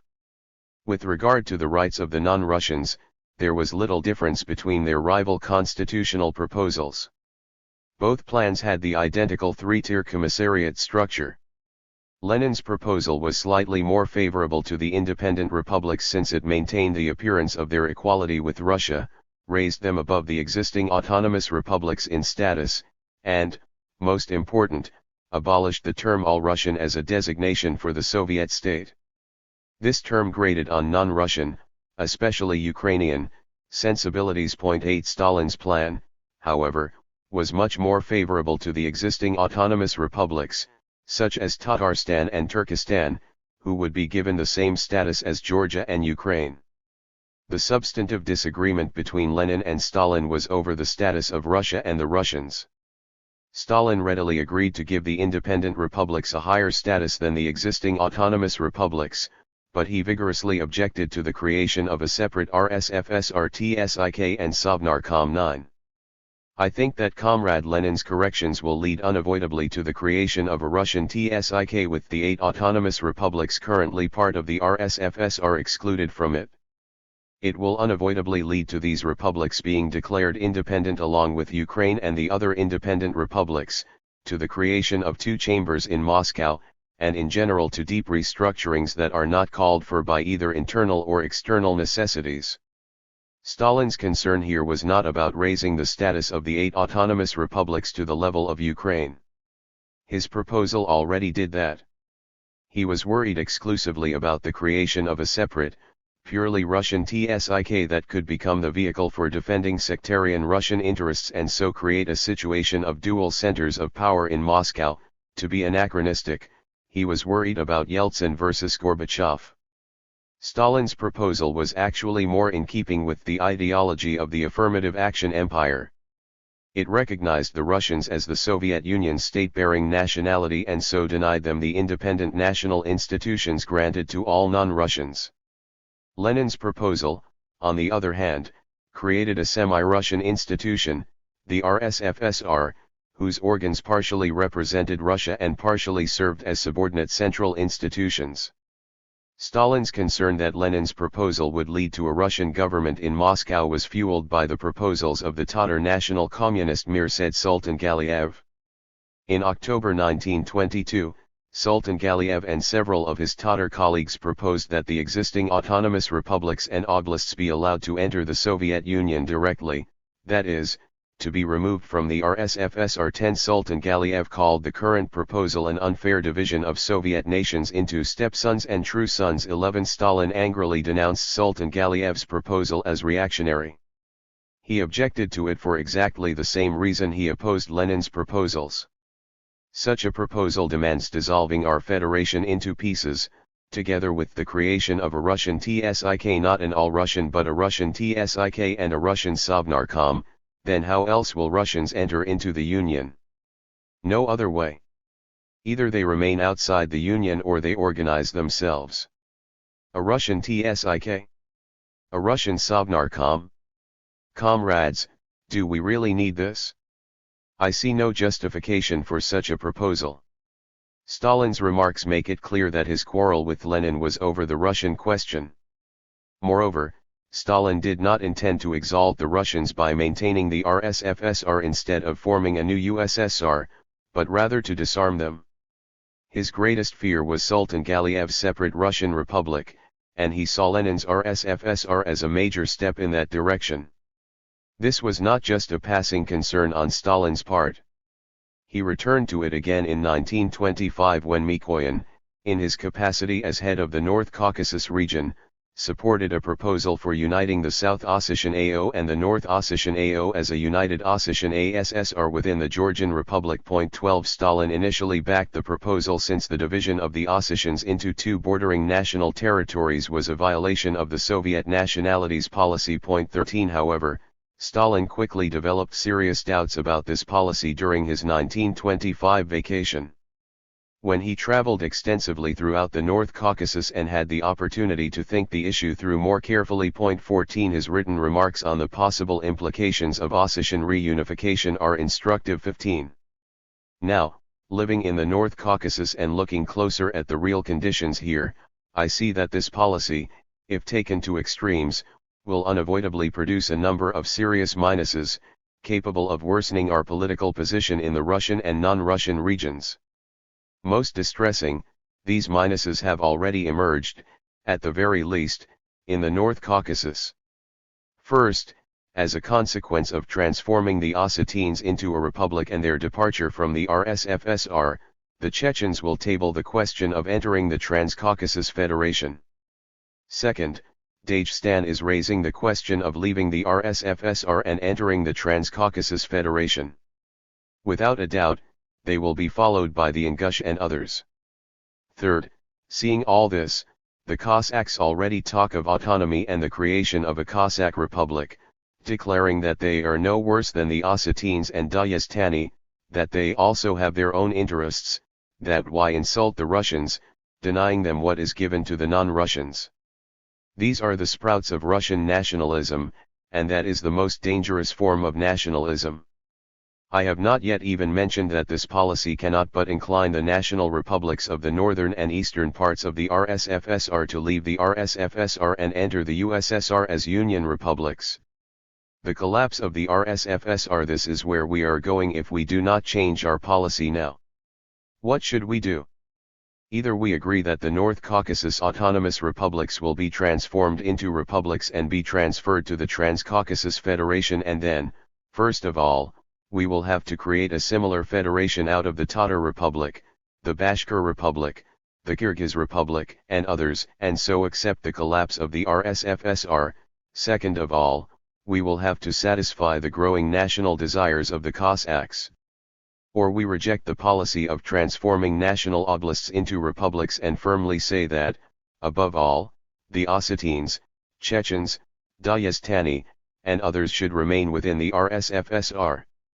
Once again, Stalin unambiguously highlighted the danger of the collapse of the RSFSR and the formation of an ethnically Russian republic with the accompanying growth of Russian nationalism, the most dangerous form of nationalism for the Soviet Union.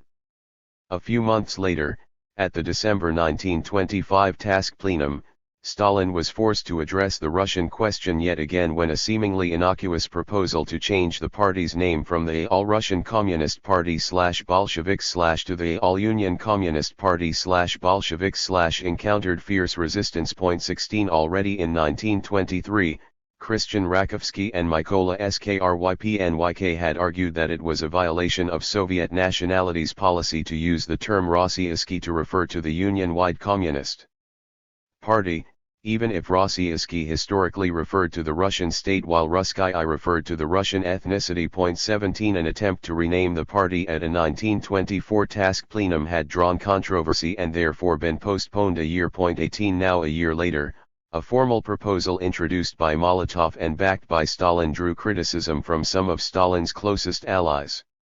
Ordzhonikidze objected to the proposal with an argument familiar to Stalin: we will fall into the position where alongside an all-union task, we will also have a Russian Central Committee. Such a situation, in my opinion, will not help overcome nationalism, but will inflame it. 19 Voroshilov noted that similar objections had been raised when the issue had been discussed at the Politburo and seconded Ordzhonikidze. Now that they want to rename the party after the name of the government, then logically one must organize a Russian Communist Party. We will have to organize a Russian party so that the Russian comrades do not consider themselves insulted, and so that we do not inflame Russian nationalism. 20 Finally, Mikoyan likewise warned of the possible danger to party unity that a Russian party would imply. The danger of the formal contradiction is much less than the danger of creating two party centers in Moscow, for alongside the general party TISK will be a TISK RKP that will unite 2/3 of our whole party. This circumstance will be a dangerous wedge, making a schism in the party much easier. 21. These objections put Stalin in a difficult position. First, all three dissenters were close allies and all had extensive nationalities policy experience in Stalin's home region of the Caucasus. Second, their objections closely echoed Stalin's own concerns about the Russian question. Stalin's response was, therefore, interesting. He dismissed the concerns about Russians being insulted as comical and, presaging his 1930 letter to Demian Bedny, called the Russians the largest, the most cultured, the most industrial, the most active, and the most Soviet of all nations in our country. 22 Most important, he drew his characteristic distinction between the RSFSR and a Russian republic. Ordzhonikidze, Voroshilov, and Mikoyan are talking about a Russian party, but we in fact do not have a Russian republic. There is the All-Russian Federated Republic. It is not Russian, it is all-Russian. 23 For Stalin, this was the crucial distinction. In fact, he had ended his remarks on the Ossetin question with three proposals for strengthening the multi-ethnic nature of the RSFSR: adopt a course oriented on the strengthening of the RSFSR and the uniting around it the national oblasts and republics. Strengthen the budget of the RSFSR while taking into account the interests of the national oblasts and republics. Promote a national to the position of assistant head of the RSFSR Sovnarkom. 24. Despite Stalin's efforts, the awkwardness of the RSFSR became increasingly apparent. 25 RSFSR organs always had a semi-central status. For instance, the RSFSR Narkompros supervised the All-Union Affirmative Action Program for Central Universities. This semi-central status made it difficult for RSFSR organs to defend Russian interests aggressively, a fact that was particularly evident during the Ukrainian RSFSR border disputes of the 1920s. On the other hand, RSFSR organs were distinctly second-rate central institutions, always dominated by their all-union counterparts. Therefore, despite Stalin's claim that the idea of Russian resentment was comical, Russian regional leaders did feel that they lacked a republic and a Republican Party that would defend their interests as aggressively as the Ukrainian Republic defended Ukraine's national interests. In June 1926, in response to this discontent, the Politburo formed a special commission with the grandiose title, the construction of the RSFSR, national republics and oblast organs within the RSFSR. 26 The commission was charged with finding solutions, including constitutional ones, to the problematic relations of RSFSR institutions with both all-union authorities and with their own autonomous republics and oblasts. 27 Mikhail Kalinin was put in charge of the commission because, as head of the RSFSR TSIK, he was the Politburo member most identified with Russian national issues. The Kalinin Commission worked laconically over the period of its 9-month existence and ultimately achieved nothing practical. However, its deliberations revealed issues and attitudes of fundamental importance. 28. In particular, the Kalinin Commission offered the first and only politically sanctioned opportunity for the expression of RSFSR resentment directed both at RSFSR domination by all union organs and at the relatively privileged status of the other union republics. RSFSR officials were particularly envious of the audacity and success of Ukrainian protests against all union decisions.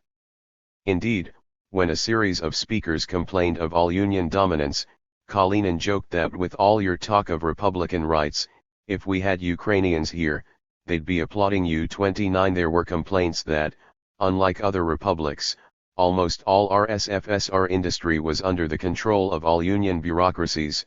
Why does the RSFSR occupy the worst position in the union? Another member complained, you can count on your fingers what belongs to the RSFSR. Stanislav Kozier, then a TISK secretary, declared that the task is to give the RSFSR all those advantages that are enjoyed by the other Union republics. 30 This amounted to tacit acknowledgement of the RSFSR's inferior status. There were also complaints about the RSFSR's lack of certain institutions. Vitsek's secretary, Kiselev, even called for the formation of a Russian Communist Party with its own central committee, for which he was later criticized but not punished. 31 The habit of filling the same all-union and RSFSR positions with one person. Rykov and Kalinin were heads of the RSFSR and all-union Sovnarkom and TSIK, respectively, was condemned as belittling the importance of the RSFSR organs. 32 There were also complaints about central favoritism toward non-Russian regions, that backward nationalities, for the most part, live off the central Russian peasantry. 33 The Kalinin Commission, then, was a rare, perhaps unique, forum for the expression of grievances from the great power nationality. However, it amounted to little more than venting anger. The Kalinin Commission completed its work in March 1927 and forwarded its resolutions to the Politburo for consideration. Its demands were exceedingly modest and, as already mentioned, none of them were acted on. The Politburo delayed consideration of the Kalinin Commission's report until February 1928, when it laconically transferred the Commission's materials to the files of TSKK Rabkrin with no further comment, an ignominious end to the Commission's work. 34 The period of constitutional change and claims for sovereignty had passed. With the first 5-year plan, RSFSR claims against the center became even less tenable. The internationalization of the RSFSR. In fact, as we have seen in earlier chapters, the status of Russian culture reached a nadir during the Cultural Revolution. The Latinization campaign now embraced languages that used the Cyrillic or Russian alphabet, which was declared to be in its history, the alphabet of autocratic oppression, missionary propaganda, Great Russian National Chauvinism. 35 A renewed legal and propaganda campaign against great power chauvinism was launched. Moreover, after Stalin's declaration that the accelerated construction of socialism would witness a flowering of nations, the process of ethno-territorial proliferation also accelerated, which in turn led to a further internationalization of the RSFSR. By 1932, after the formation of Ukrainian and Belarusian National Soviets, over the protests of local Russian officials, the RSFSR had a network of approximately 290 national districts, 7,000 national village soviets, and well over 10,000 national collective farms, in addition to its 10 autonomous republics, 12 autonomous oblasts, and 9 autonomous okrugi. The flowering of nations during the Cultural Revolution even led to the discovery of new nations. The small Mari nation splintered into Meadow and Mountain Mari, with the latter, smaller group being given its own national district within the Mari Autonomous Oblast. 36 In Georgia, the Mingrelians demanded the same status and were likewise granted their own national press and schools, although not a national district. 37 Not only did the flowering of nations involve the recognition of new nations, it also meant the elevation of the tribe to the status of nationality. In the early 1920s, the Soviet Union's numerous small peoples of the North had been granted a special status and special institutions due to their extreme tribal backwardness. They were organized in extraterritorial clan Soviets, which represented only the native population and were supervised by a paternalistic committee of the North based in Moscow. 38 From the perspective of the Cultural Revolution, this system looked hopelessly antiquated and colonial.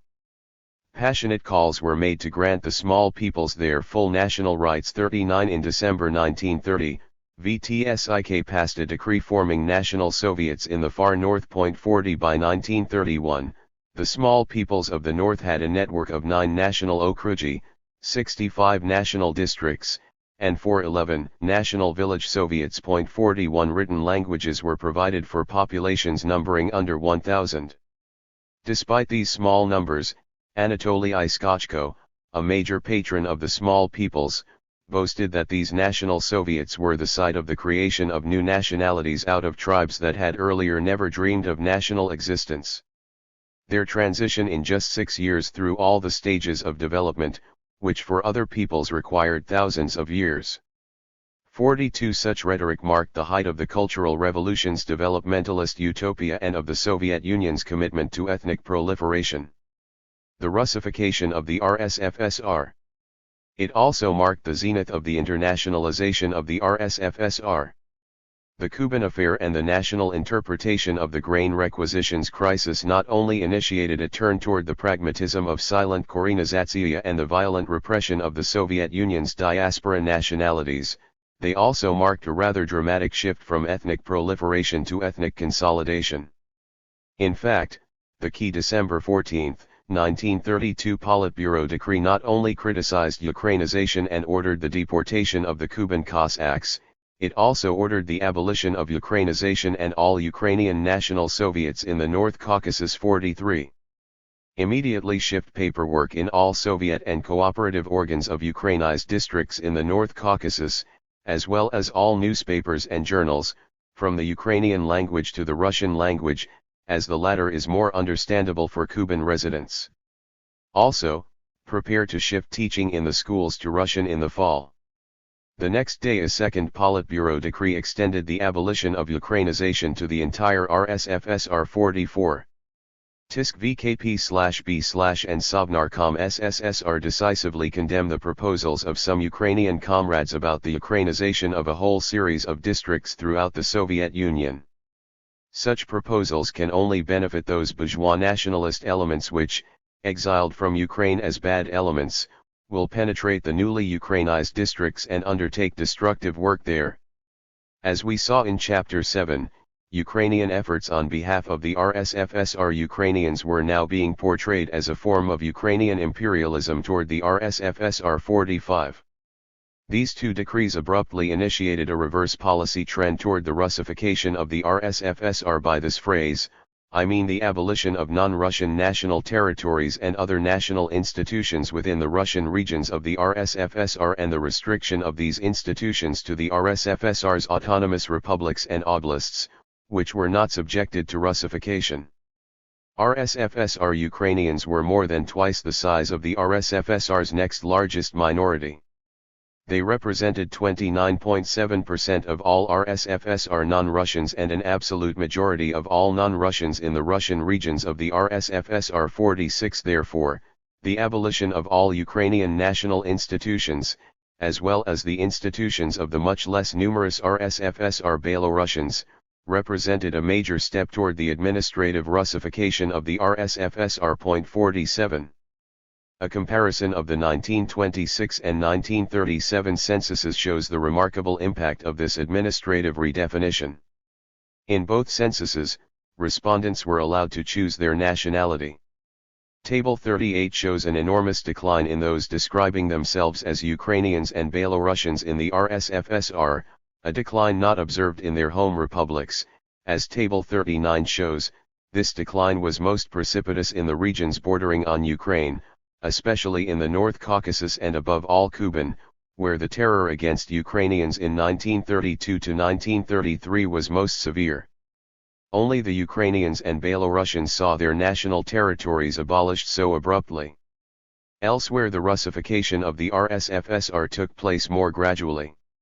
Nevertheless, already in December 1933, when Vitsyk's Nationalities Department held its third National Minorities Conference, it was clear that the December 14 to 15, 1932 Politburo decrees had placed national Soviets under threat. 48. The chairman of Vitsyk's Nationalities Department, N.N. Nurmakov, praised the RSFSR's network of national Soviets, but declared that the process of forming new Soviets was over. In fact, he warned the process had already gone too far. 49. Some national minorities, fulfilling the task of bourgeois nationalist elements whether consciously or not, demanded the formation of special districts for numerically insignificant groups of national minorities. The formation of such districts, without the necessary economic and financial conditions, does not at all further the rapid development of these national minorities. It creates purely Potemkin districts without any future perspective. The policy of ethnic proliferation was now stigmatized as bourgeois nationalist. The new negative attitude toward ethnic proliferation was accompanied by a positive re-evaluation of the role of Russian culture. Nurmakov asserted the need for a better knowledge of Russian and questioned the value of minority language schooling. We open national schools not in order to provide mandatory instruction in native languages, but in order to give an education to national minorities. 50. The statement completely contradicted existing policy and called into question all minority language education. Nevertheless, the Education Commissariat's representative agreed that Russian must be given priority. We must adapt to the language that has the higher culture. 51. The striking contrast between this laconic comment and Skotchko's hymn to the creation of new nations marks the distance between the height of the Cultural Revolution and the beginning of the Great Retreat, the language of utopia and ethnic proliferation versus the language of realism and ethnic consolidation. The Politburo decrees of December 1932 and the campaign against Ukrainian nationalism divided these two periods. The shock waves from these events were felt in all areas of nationalities policy, but, as noted in Chapter 9, their precise policy consequences were not immediately made clear. From 1933 to 1937, two possible outcomes remained in competition: the abolition of all national minority institutions and complete administrative Russification, as with the RSFSR Ukrainians, or a modest correction leaving the existing national minorities system largely intact. The limited revision of Korenizatsiya suggests the latter course was a real possibility. This gives an almost complete listing of all national districts and village Soviets. When mixed Soviets are listed, I have divided the number between the two nationalities. When districts are listed but not village Soviets, I have calculated a village Soviet figure proportionate to the number of districts.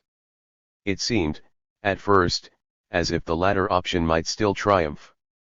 As Table 40 shows, by 1935 the network of national Soviets in the RSFSR, correcting for Ukrainian and Belarusian losses, remained about exactly the size it had been in 1932.52 in 1935.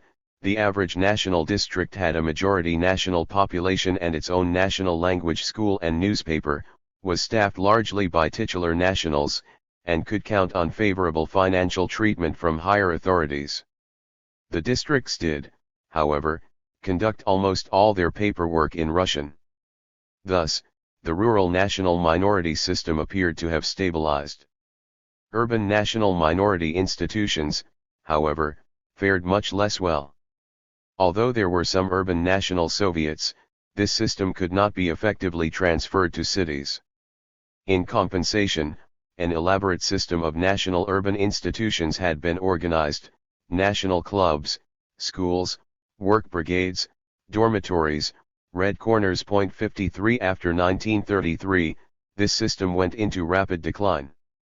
In early 1933, Tatar demands for separate national Tatar workshops and cooperative stores in the Donbass were condemned as building a Chinese wall between Russians and national minorities and foreign to a proletarian organization of labor. 54 These demands, though fully in line with the old system, were now labeled counter-revolutionary. Industry and trade union officials had always shown the greatest hostility to the Soviet nationalities policy, in particular to affirmative action. Now they simply ceased to implement such policies in the Russian regions of the RSFSR. By 1934, model industrial affirmative action programs in the North Caucasus and Lower Volga were no longer functioning. 55 Affirmative action in education was thereafter largely confined to the Union and autonomous republics, and the silent affirmative action continued in the major Moscow and Leningrad universities. Urban national schools fared better, but their number also began a gradual decline after 1933.56. In fact, the number of students enrolled in the RSFSR's national minority schools declined from over 1 million in 1932 to 1933 to 605,383 in 1935, and then to 417,316 in 1937 to 1938.57. As Table 41 shows, urban national minority newspapers began a similar decline in 1933.58. The decline of national minority institutions in Russian cities began the division of the RSFSR into a Russian space, where national minorities would not be granted a distinct status, and a non-Russian space, the RSFSR's autonomous republics and oblasts. National institutions were increasingly concentrated in the RSFSR's autonomous republics and oblasts. In 1934, Moscow-based Tatar and Chuvash newspapers were moved to their respective republics. 59 Central national minorities institutions, such as Komnats, which serviced national minority education, and Komsever, which serviced the small peoples of the north, were abolished. 60 National minority journals also ceased publication. 61 This overall trend, and in particular the new emphasis on Russian language education, opened up the formerly taboo topic of assimilation. Prior to 1932, Soviet policy was unambiguously hostile to even voluntary assimilation. In 1929, Stalin had stated, "It is well known that assimilation is categorically excluded from the arsenal of Marxism-Leninism as an anti-national, counter-revolutionary and fatal policy." 62 After 1933, a new attitude and a new rhetoric emerged. In 1934, the Secretary of the Soviet of Nationalities, A. Tadzeev, stated publicly that he was sending his own children, native Uzbek speakers, to Russian language schools. He added the following remarkable comments. 63. Local misunderstandings develop because we observe an opposition to assimilation. One sometimes even observes this among communists. In fact, we should not oppose assimilation. Our nationalities policy is absolutely clear and we can never permit forced assimilation. We won't allow that, but we should by all means welcome natural assimilation. We should welcome natural assimilation which takes place at its own pace. This is good as it leads to the formation of a single nation, a single language. 2 years earlier, on the authority of Stalin's speech to the 1930 Party Congress, these remarks would have been denounced as great power chauvinism. Nor was this an isolated instance. In 1936, Tadziv's successor as Secretary of the Soviet of Nationalities, A.I. Katskevich, made these similar comments. 64. Many incorrectly understand the rights of national minorities in their economic and cultural development. They say, if you are a Natsman, then whether you want to or not, you must attend a national school, you must have your Soviet's paperwork done in the national language. More attention must be given to realizing the right of free choice to use any language according to the choice of the population itself and each citizen individually. Each Natsman should have the right to liquidate their illiteracy in their native language, but if they want to liquidate it in Russian, living somewhere in the Kraya and oblasts of the RSFSR, then one must give them that right and possibility. Several things stand out here. First, Katskevich singled out the Russian regions of the RSFSR as the natural sites of assimilation. Second, like Tadziv, he insisted on the right of assimilation, not forced assimilation. This became the new standard position. 65. Third, Katskevich invoked the desires of individual non-Russians, not just the new goals of the state. This was not simply hypocrisy. Many non-Russian parents did want to enhance their children's economic prospects with a Russian language education. The right of assimilation was not only a new state policy but, for a significant segment of extraterritorial national minorities, a long-standing popular demand. The right of assimilation implied a rejection of ethnic proliferation in favor of national consolidation. The 1934 union of Chechnya and Ingushetia into a single Chechen-Ingush autonomous oblast, with the formation of a united Chechen-Ingush literary language, was a forerunner of this change. The movement toward national consolidation was given a giant push forward by an offhand remark in Stalin's November 1936 address on the new constitution. The Soviet Union, as is well known, consists of 60 nations, national groups, and ethnicities. 66. Of course, this was not at all well known. The 1926 census list had included about 200 peoples, and a revised list in 1927 recognized 172 peoples. 67. Moreover, in 1936 over 100 separate nationalities had their own national Soviets. 68. Stalin's number barely embraced the 51 Soviet nationalities with their own national okrug, oblast, or republic. 69. Stalin's comment naturally affected the preparations for the 1937 census. Already in early 1935, Revolyutsiya I Nationalnosti had published a discussion article proposing a revised list of 121 Soviet nationalities for the new census. 70. The final 1937 census list was reduced to 107 national categories. 71. The 1939 list was further reduced to 59 major nationalities, finally bringing it into line with Stalin's 1936 comment. 72. The 1937 census was used to propagate the right to assimilation. The 1937 census was preceded by newspaper articles trumpeting the right to choose one's own nationality. 73. Given massive population movements and border changes, it is difficult to compare the 1926 and 1937 censuses. However, Table 42 does show evidence of considerable assimilation. These statistics, even corrected for the massive decline in Ukrainians and Belarusians, show a marked drop in non-Russians. The non-Russian population of the Russian regions of the RSFSR dropped from 12,841,825 in 1926 to an insignificant 4,116,241 in 1937. By early 1937, then, considerable progress had been made toward the Russification of the RSFSR. In late 1937, the administrative Russification of the RSFSR suddenly received a further impetus from above through a series of Politburo and Orgburo decrees. In December 1937, the Politburo issued a decree abolishing the schools and cultural institutions of the Soviet Union's diaspora nationalities. 75 In the course of this decree's implementation, it was expanded to include all non-Russian schools in Russian regions, which meant the abolition of all 4,598 national minority schools in the Russian regions of the RSFSR. 76 A further set of Orgbaro decrees also abolished all pedagogical schools. 77 By mid-1938, then, only Russian schools were to be functioning in the Russian regions of the RSFSR. 78 In December 1937, the Politburo also issued a similar decree abolishing the National Soviets of Diaspora Nationalities. 79 This decree was not formally extended to include other RSFSR national minorities. However, since the Western national minorities had the strongest national Soviets, their abolition fatally weakened the system.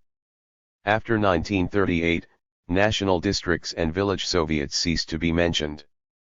Their fate can be inferred, however, from the evolution of the Soviet Union's network of district-level national minority newspapers. 80 After 1937, national minority newspapers in the Russian regions of the RSFSR dropped off considerably, but in the Soviet Union's national territories, they actually increased slightly. In 1940, there were no national minority newspapers above the district level in the Russian regions of the RSFSR, but there were 20 such papers in the Soviet Union's national territories. 81 In other words, by 1940 the Soviet Union had been divided into a Russian space, where institutional Russification had been almost entirely completed, and a non-Russian space, where national minority status continued to be recognized. This process was complemented by the abolition of almost all remaining central nationalities institutions in 1937 to 1938. Komzet, which had organized the agricultural resettlement of Jews, was abolished in 1938. 82 The reorganization of VTSIK into the RSFSR Supreme Soviet led to the abolition of Vitsyk's Nationalities Department. 83 This was accompanied by the abolition of all nationalities departments at the Krai, Oblast, and Republic level. The special representatives of the autonomous republics and oblasts attached to VTSIK, who had served as valuable lobbyists, were also abolished. 84 The last Moscow-based national minority newspapers ceased publication in 1939. 85 Likewise, the few remaining central periodicals that dealt with nationalities issues were abolished. 86 The Presidium of the Soviet of Nationalities, which had been very active from 1935 to 1937, ceased all noticeable work at the end of 1937. 87 It did, however, survive as the sole central political institution formally devoted to the nationalities question. By 1938, then, a purposeful, comprehensive, and carefully targeted institutional Russification of the RSFSR had been set into motion. This process led to the division of the Soviet Union into a central Russian core and a non-Russian national periphery. This ethnogeography now seems a self-evident fact, hardly in need of explanation, but in reality it is a relatively recent historical construction. In the 1920s, due to state support for ethnic proliferation, nationality permeated the entire Soviet Union and, in particular, the RSFSR. There was no purely Russian space. The creation of that Russian space took place in the 1930s and was the result of a conscious strategy of national consolidation and institutional Russification. This strategy, however, created a major contradiction at the heart of the emerging new Soviet nationalities policy. In the 1920s, the Soviet Union had created a coherent, if utopian, scheme to resolve the tension between their adopted system of territorial nationality and their commitment to preserving each individual's extraterritorial personal nationality, the pyramid of national Soviets. The abolition of national districts and village Soviets in 1937 to 1938 and the reduction in the number of national okrugi and oblasts at the time of the adoption of the 1936 constitution sliced out the middle layers of that pyramid. The ethnic cleansing of World War II further weakened the center of the pyramid by abolishing several autonomous oblasts and republics. For a substantial minority of the Soviet population, This revived the tension between the individual's passport and territorial nationality. Extraterritorial national minorities lost state support for the maintenance of their ethnic identity. If they assimilated or, as the RSFSR Ukrainians and Belarusians, were required to assimilate, there was no contradiction. As we shall see in the following chapter, however, the passport system and a growing primordialism erected new barriers to assimilation. As this contradiction demonstrates, the Russification of the RSFSR had been an ad hoc response to a practical problem. It gradually evolved in the aftermath of the Kuban affair and the fundamental revision of the Soviet nationalities policy. One important factor driving the Russification of the RSFSR was the growing Soviet distrust of their national borderlands, driven by fear of cross-border ethnic ties and by their experience of national resistance to collectivization. This growing suspicion of the Soviet Union's national periphery led to a corresponding tendency to rely on the Russian core. The Russification of the RSFSR was designed to solidify that Russian core. Russian resentment toward the Soviet affirmative action empire was another important, and more immediate, impetus for the Russification of the RSFSR. Such resentment was both ubiquitous and deeply felt. Russian peasants violently resisted the policy of giving non-Russians preferential access to agricultural land as well as the transfer of majority Russian territory to non-Russian republics. Russian workers violently resisted affirmative action in industry. Most important, Soviet affirmative action was unpopular among ethnically Russian Communist Party officials, who opposed its implementation more vigorously than did non-communists. The Russification of the RSFSR was a response to this Russian resentment. Affirmative action was now largely confined to the Soviet Union's national periphery.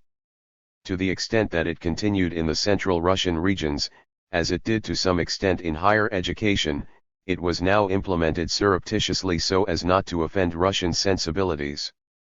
The loud campaign of 1930 to 1934 against great power chauvinism ceased. National minorities in the Russian regions of the RSFSR had to adapt to a hegemonic Russian environment. Russians, conversely, could now feel at home in their own national republic. The Russification of the RSFSR, then, was part of a conscious effort in the 1930s to resolve the Soviet Union's persistently troubling Russian question: what role should Russians and Russian culture play in the constitution of the multinational Soviet state?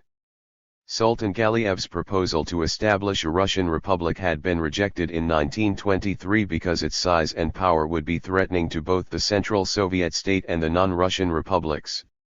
The Bolsheviks' solution to this problem was the affirmative action empire. This strategy would promote a unified Soviet state in two ways.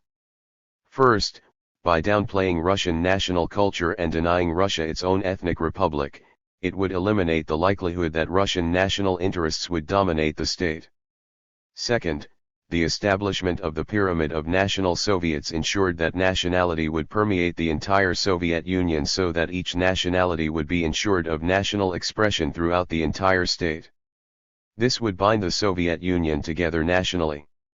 By 1933, however, the Soviet leadership felt this strategy had failed because of both the high levels of Russian resentment it had provoked and the feeling that it had abetted the emergence of a dangerous separatist national communism. The Russification of the RSFSR addressed the problem of individual Russian national discontent in the RSFSR but not the problem of finding an institutional outlet for Russian national self-expression throughout the USSR.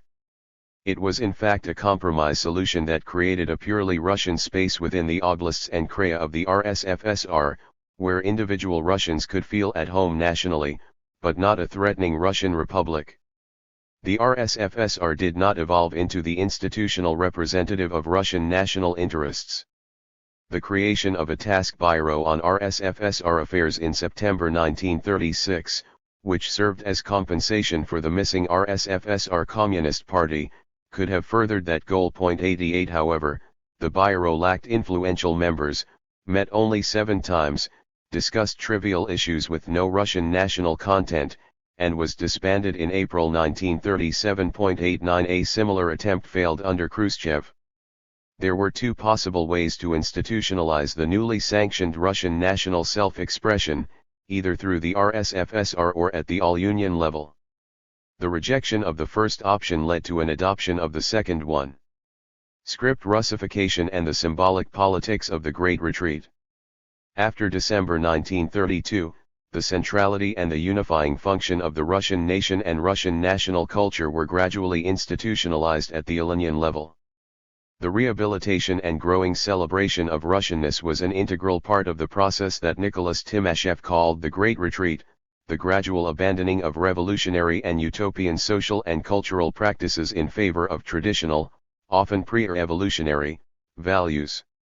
Among the many examples cited by Timashev were the abandonment of progressive education in favor of traditional teaching methods, the prohibition of abortion, increased obstacles to divorce, the condemnation of avant-garde art, and the promotion of realist literature, folk art, and the Russian classics, as well as a shift in emphasis from class-based internationalist propaganda to patriotic Russian nationalism. 90 Writing in 1946, Timashev expected that the Great Retreat would continue and would, albeit fitfully, direct the nation towards a situation which would have obtained if utopia would not have interrupted the organic development. 91 That situation, Timashev believed, would have been democracy and a market economy. In this, Timashev proved both a poor prophet and, for all the brilliance of his Zeitgeschichte, an inadequate analyst of the 1930s. For in the political and economic spheres, the period after 1933 marked a consolidation, rather than a repudiation, of the most important goals of Stalin's socialist offensive: forced industrialization, collectivization, nationalization, abolition of the market, political dictatorship. 92 The Great Retreat, then, is an unfortunate term. However, since its use is now standard, I will employ it to refer to the traditionalist turn in the social and cultural spheres after 1933, while rejecting Timashev's teleology and his claims about the political and economic spheres. The single most important aspect of the Great Retreat was the rehabilitation of the Russian nation. Its importance lay both in its far-reaching consequences, the rejection of the pre-1933 principle of Soviet unity and the articulation of a new principle of unity, but also due to its role in the larger process of the Great Retreat. In many ways, the rehabilitation of the Russians was a precondition for the Great Retreat, since it is difficult to imagine how a shift in the direction of traditional Russian social and cultural values could take place without it. In this sense, the gradual emergence of an ethnicized Soviet xenophobia that favored a reliance on the Russian core and a fierce resistance to all foreign influence was a major cause of the Great Retreat, though an equally important factor was the statist paternalism that emerged as a consequence of Stalin's revolution from above. This paternalism privileged the state as the motive force in initiating and guiding social change. It favored, therefore, an increasingly demobilized and ordered society, and it imagined that society as composed of a ruling elite and a largely undifferentiated people, the state's version of the popular we/they dichotomy. This trend favored the traditionalist reforms of the Great Retreat, including the rehabilitation of the Russian nationality. Thus, the Great Retreat and the rehabilitation of Russianness were mutually reinforcing. Timashev's metaphor does have one redeeming value. The word retreat accurately conveys the fact that the Great Retreat was gradual, uncertain, reactive, prone to occasional reversals, and not fully coherent. In nationalities policy, the Great Retreat began with a big bang, the Cuban Affair, the December 1932 decrees, and the 1933 Ukrainian Terror. These events dramatically signaled a change in nationalities policy but did not make clear whether a mild revision or a complete reversal was intended. Both options, as well as a return to the status quo ante, remained in play from 1933 to 1938. Such uncertainty was a prime characteristic of Great Retreat politics. With respect to ethnic cleansing and the Russification of the RSFSR, the policy of total reversal triumphed during the Great Terror. With respect to the broader policy spheres of Korenizatsiya and affirmative action in higher education, the outcome was mild revision. The same uncertainty surrounded the rehabilitation of the Russian nationality. In the period from 1919 to 1932, the symbolic politics of Latinization allowed Eastern national elites to express a limited pan-Turkism and Russophobia, as well as their own version of cultural revolution. From 1933 to 1940, the symbolic politics of alphabet Russification and terminological reform likewise was used by other local elites and by central authorities to signal the new role of the Russian nationality and Russian culture in the Soviet Union as a whole. As we saw in Chapter 5, the Latinization movement peaked in 1931 to 1932 with the Latinization of several Cyrillic alphabets and proposals to Latinize the Cyrillic scripts of the Eastern Finns and Chuvash. In November 1932, the Soviet of Nationalities heard VTSKNA's biannual report and gave them a largely positive resolution. 93 In 1933, VTSKNA intended to continue its efforts to Latinize the alphabets of the Eastern Finns and Chuvash. By January 1933, however, these plans were already moribund. The first 1933 issue of VTSKNA's journal, published in anticipation of a February 1933 plenum of VTSKNA's Scientific Council, contained an unmistakable new tone, which quickly crystallized into a new message at the February plenum itself. 94. The message was that Latinization was over. The lead editorial on the plenum stated unequivocally, "Today we can say that the hard labor of Latinization is finished. The next task is to solidify and further develop the successes we have achieved." This further work was to develop and regulate terminology, orthography, the creation of literary languages, dictionaries, and grammars. 95 Terminology was the plenum's primary concern, and Seaman Diamantstein's address on that subject best illustrated the new ideological atmosphere. Diamantstein attacked the twin symbolic pillars of Latinization, Pan-Turkism and Russophobia. The 1926 Turkological Congress had done much good, he said, but a great many delegates had a harmful, purely nationalist, pan-Turkic orientation. In terminology, this showed itself in attempts at the creation of a united Great Turkic or Turco-Tatar nation, a single Turkic language, the restoration of the magnificence of the East. 96. Diamantstein's primary target, however, was Russophobia, the attempt in all ways, no matter what the cost, to avoid Russian terms, the argument that it is better to use any other foreign words or phrases, but in no case Russian. This linguistic purism was based on the old attitude to the Russian language as the language of Russification, an attitude no longer acceptable. Has the Russian language remained for the non-Russian peoples the same after the revolution as it was before it? No, it has not. First, in that language the non-Russians acquire voluntarily much of great value. The original works of Lenin and Stalin and all the principal documents of the revolution appeared in Russian. Besides that, the Russian language now has a different class content. 97 Diamantstein's message was unmistakable. Attacks on the Russian language were now attacks on the revolution and therefore on the state itself. The comment about Russian being the language of Lenin and Stalin was not accidental. In the 1930s, this became a standard rhetorical trope. It led to a growing obsession with the accuracy, indeed purity, of translations of Marxist-Lathianist classics into the non-Russian languages. 98 Diamantstein addressed this issue too. He noted a pernicious tendency to translate international terms. These included not only such truly international Marxist terms as proletariat, class, socialism, but also purely Russian terms such as Sovet, Piatalitka, Kulak, and even General Neolinia Party. Finding native equivalents for such terms, which was perfectly natural and quite easy, was now ideologically suspect. From the confusion of concepts, one gets a distortion of the class line, a distortion of the general line of the party. 99. Finally, Diamantstein also attacked the principle of the supremacy of the dialect and defended the principle of assimilation. It was wrong, he said, to create a literary language for every ethnic group.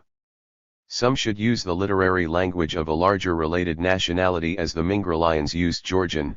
It makes no sense to engage in an endless dividing up of nations. Others would adopt Russian. He correctly noted that many parents were adamant on this score: don't impose our old language on us. Don't force our children to become as helpless as we are.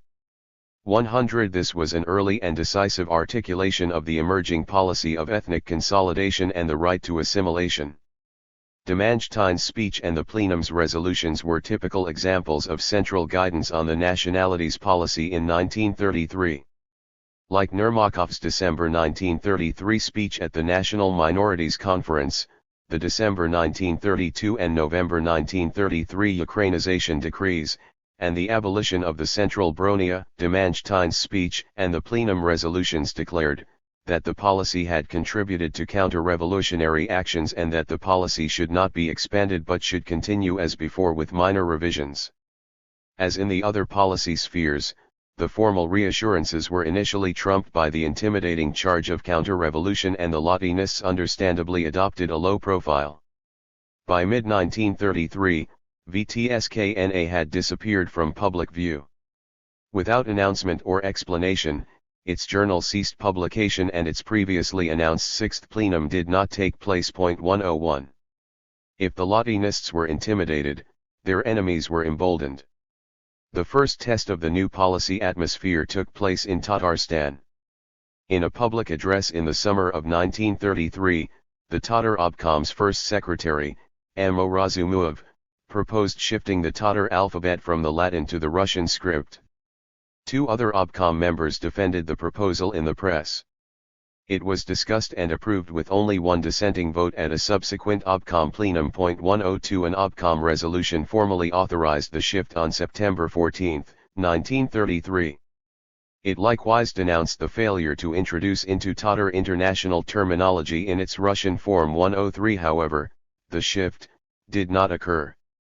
The Latinists denounced the move through bureaucratic channels and the resolution was swiftly withdrawn. 104 In 1938, a Tatar politician remarked that Razumov and his allies had been severely punished. 105 They had misread the signals. Or had they? Razumov's punishment was hardly severe.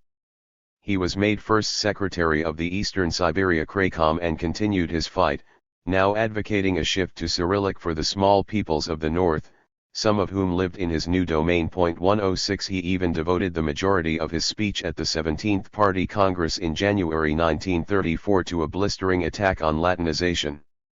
He focused his attack on a short history of Latinization published in 1932 by an obscure Latinist, I. Konzovarov, which included now archaic attacks on the Russificatory alphabet and calls for an international alphabet. 107 By keeping to the symbolic level and condemning Russophobia, Razumov hit the jackpot. His speech prompted denunciations of poor Konzovarov's brochure first in the party newspaper, Pravda, and then in its theoretical organ, Bolshevik. 108. The fate of Konzovarov's brochure is instructive. Its attack on the missionary Russian alphabet was absolutely typical of the Cultural Revolution. The reviews of the book that appeared in late 1932 and early 1933 found it unexceptional. 109 A year later it was counter-revolutionary. Pravda was enraged by Konzovarov's war against the Russian language, which flowed from his national democratic conception of written scripts, which in principle differs in no way from the Ukrainian and Belarusian national democratic conception in questions of language and literature. 110 This was the most damaging charge possible, because the Ukrainian and Belarusian linguists were a primary target of the 1933 nationalities terror. It was a call for the politics of language and terror to be applied in the East as well. VTSKNA's deputy chairman immediately wrote an apologetic letter to Bolshevik disavowing Konzovarov, and Diamantstein published a denunciation of Konzovarov in a highly self-critical article. 111 A purge atmosphere appeared to be developing. However, a purge did not break out.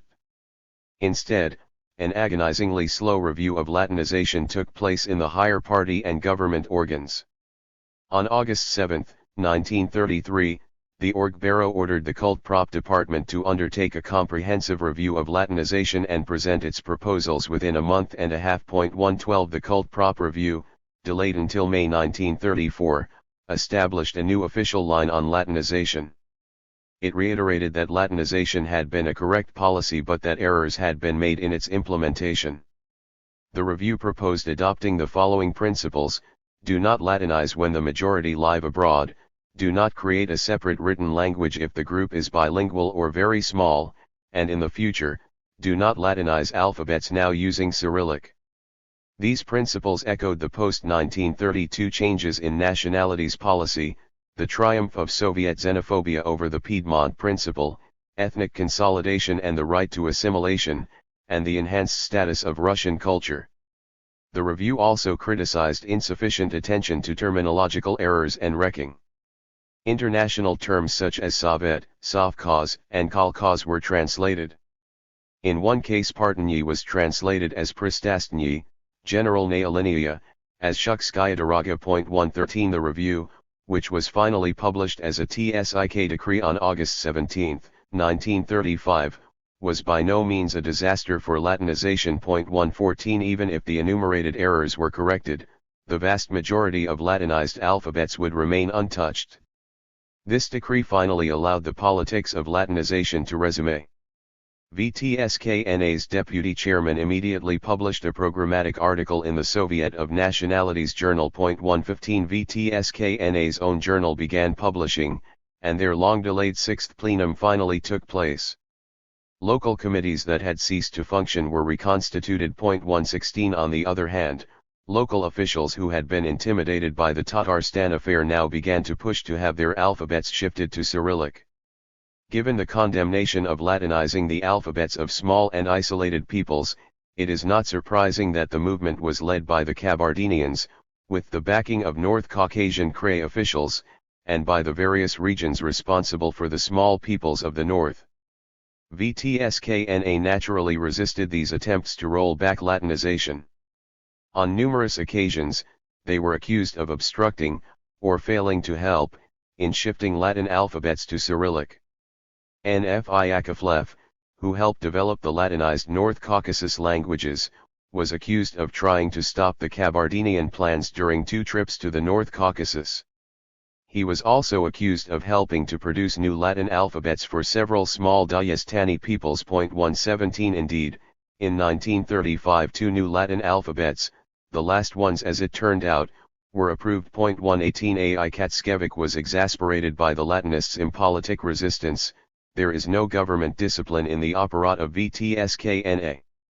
Technical workers of VTSKNA, while on government business, helped create new alphabets, despite the decisions of the Soviet of Nationalities. Such work distorts and undermines VTSKNA and doesn't help to solidify Latinization. 119. As his comments indicated, Katskevic also wanted to save Latinization. 120. In the policy spheres of Western national minorities, affirmative action in higher education, Korenizatsiya in the Soviet East, national minority Soviets, and Latinization, the soft-line Soviet organs consistently opposed the rollback of the pre-1933 nationalities policy. As late as February 1937, at VTSKNA's 7th plenum, Katskevic publicly opposed sentiment to reverse Latinization. We should deal with this seriously, and not jump from one alphabet to another. We need to remember that every time we shift an alphabet, a certain part of the population becomes illiterate. 121. Defense of Latinization, then, was concentrated in the Central Soviet organs. The attack on Latinization came from local party leaders, who appealed to Central Party organs over the head of TSIK and the Soviet of Nationalities. The test case for the reversal of Latinization proved to be the Kabardinian alphabet. VTSKNA was aware of the Kabardinians' desire to shift to Russian already in 1933 but successfully stalled action on it for 3 years. 122. The Kabardinian Party finally responded in March 1936 by sending a delegation to Moscow, who ostentatiously snubbed VTSKNA by refusing to meet with them and instead appealed directly to the party's Central Committee to approve a shift to Cyrillic. They apparently received unofficial encouragement, as on April 7, 1936 the Kabardinian Bakhar Obkom voted to shift their alphabet to Russian. The Presidium of VTSKNA met on May 14 to discuss this development and divided over the issue. 3 days later, however, they approved the shift. 123 The reason for this concession soon became clear. The All-Union Orgbaro had discussed the issue and backed the Kabardinian proposal. Among the materials supporting this decision was a blistering anti-Latinization report from the head of TISC's scientific department, KIA. Bauman. 124 The Soviet of Nationalities then quickly endorsed the shift on June 5, 1936, making Kabardinian the first Soviet language to be officially delatinized. 125 This decisive intervention of TASC on behalf of the Kabardinians might have been expected to start a stampede to Cyrillic. In fact, by mid-1937 only the small peoples of the north had been shifted to Cyrillic, although the process had begun for the other North Caucasus peoples and for the small Siberian ethnicities, the Warot, Caucasi, and Shortsy. The reversal of Latinization, then, had been confined to the small ethnicities of the RSFSR, those whose native languages had in fact already failed to establish themselves as viable. As one Karachay delegate told the Soviet of Nationalities, the Karachay people are not only for the Russian alphabet, but for the Russian language. 126 Thus, the explanation for shifting the Kabardianians was to make the Russian language and Russian culture more accessible to them. This, of course, had originally been the principal symbolic reason not to give them the Russian alphabet. From mid-1935 to mid-1937, then, there was continuous contestation over the extent to which Latinization, and the cultural politics it symbolized, would be reversed, a process during which TASC gave maddeningly vague guidance. The symbolic politics of the Great Retreat seemed to be gradually moving toward a new cultural and political equilibrium, in which the Russian language and culture would be granted new prestige in the Soviet Union as a whole, and a still stronger assimilatory role among the small and isolated peoples of the RSFSR. However, a second process was simultaneously taking place during the Great Retreat, a subtext of terror. Terror was linked primarily to accusations of terminological sabotage. Prior to 1933, these accusations had been made overwhelmingly in Ukraine and Belorussia, because of the particular security concerns over cross-border ethnic ties along the Soviet Union's western border with Poland. 127 The rhetoric accompanying the campaign to reverse Latinization emphasized the positive attraction of the Russian language and culture, while the rhetoric of terminological sabotage emphasized the malicious and counter-revolutionary attempts of nationalists to undermine the unifying cultural ties between the Russian core and non-Russian periphery. The accusations of sabotage focused, above all, on the sabotage of translations of the Marxist-Leninist-Stalinist classics. From 1933 to 1937, this topic dominated the Nationalities journals. 128 A whole industry was developed to train adequate translators and to supervise translation efforts. In 1937 to 1938, this growing subtext of linguistic sabotage would surface and lead to a complete reversal of Latinization and a further enhancing of the unifying function of the Russian language and culture. Language and the Great Terror. The two major historiographic constructs used to describe the Soviet Union in the 1930s, the Great Retreat and the Great Terror, carry on parallel existences and fail to intersect. The Great Retreat describes a fundamental shift in social and cultural policy across a broad range of issues. The Great Terror, in the existing historiography, has no policy content. It is a matter of power politics. In the traditional paradigm, Stalin establishing his personal dictatorship over all rivals and the party's totalitarian rule over an atomized society, or in the revisionist paradigm, the center lashing out at an inefficient and corrupt regional bureaucracy. 129 In neither case are the processes involved in the Great Retreat linked to the Great Terror. 130 In this respect, the Great Terror seems to differ from the previous terror waves of 1929 to 1930 and 1932 to 1933. Which were accompanied by unambiguously radical shifts in policy. In Nationalities policy, however, the Great Retreat and the Great Terror quite clearly intersected, and the Great Terror had a strong policy impact. The nature of that impact was consistent across a variety of nationalities' policy spheres. In each case, the Great Terror completed the policy change initiated by the December 1932 Politburo decrees and tentatively carried out during the first 5 years of the Great Retreat. During the Great Terror, diaspora nationalities were definitively categorized as enemy nations and subjected to mass deportation, arrest, and execution. Decisive measures were taken to ensure a bicultural Ukraine and Belorussia. The Russification of the RSFSR was completed, as was the reversal of Latinization. Moreover, the propaganda campaign celebrating the unifying role of the Russian nation and culture, as well as extravagantly praising the Russian language, literature, arts, and traditional heroes, escalated dramatically during the Great Terror. The Great Terror ended the gradualism of the Great Retreat and rapidly completed the changes initiated in December 1932. However, the policy direction of the Great Terror was not immediately evident. In Ukraine, as we have seen, the fall of Postyshev in January 1937 was accompanied by a dramatic new campaign in support of Ukrainization that extended into the summer of 1937. A prominent accusation against Postyshev was neglect of Ukrainization. A similar interpretive error was made by Tatar elites concerning Latinization. At the March 1937 Tatar Obkom plenum, the former Razumov leadership was denounced and, in the catalogue of their many errors, a prominent place was given to the attempt to introduce the Cyrillic alphabet for the Tatar language. 131 Although the Ukrainian and Tatar leadership misjudged the policy implications of the terror, their guesses were not obtuse. Kaganovich had mentioned Postyshev's Ukrainization failings during the latter's removal in Kiev, and Stalin had stressed the necessity of using local cadres at the February-March Tisk plenum. Moreover, in religious policy, the Great Terror did involve a temporary reversal of the Great Retreat tendency to mute the extreme anti-religious mood and actions of the Cultural Revolution. In nationalities policy, however, the Great Terror would reinforce the Great Retreat. The policy shift started to become evident in September 1937, a month after the launching of the mass operations of the Great Terror. Before that date, purged members of the Soviet elite were being categorized and denounced as Trotskyists.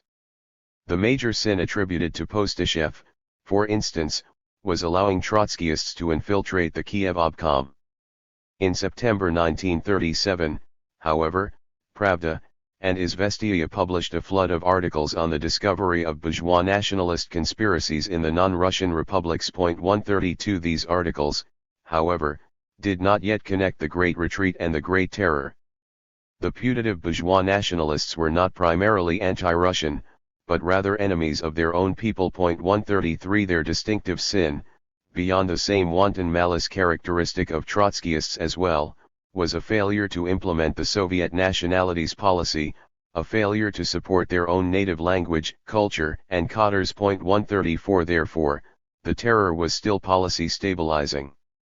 As a result, when the British Foreign Office eagerly inquired whether this new wave of terror meant there were indeed bourgeois nationalists in the republics, the ambassador had to disappoint his boss.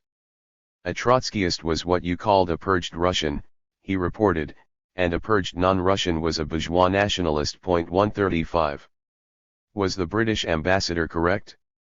Is it true that non-Russians were not intentionally targeted for disproportionate arrest and execution during the Great Terror? As a result of the frequent accusation of bourgeois nationalism and the much less common charge of Great Russian chauvinism, there has been a widespread sense that non-Russians were in general disproportionately and intentionally affected by the Great Terror. 136 As we have seen, the Soviet Union's diaspora nationalities were specifically targeted by unambiguous central decrees. Did such decrees exist for other non-Russian nationalities?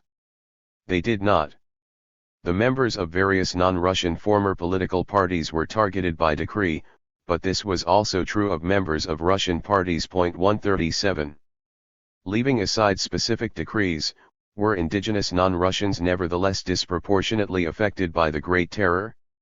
We do not yet have sufficient evidence to answer this question definitively. The published Gulag statistics suggest that they were not.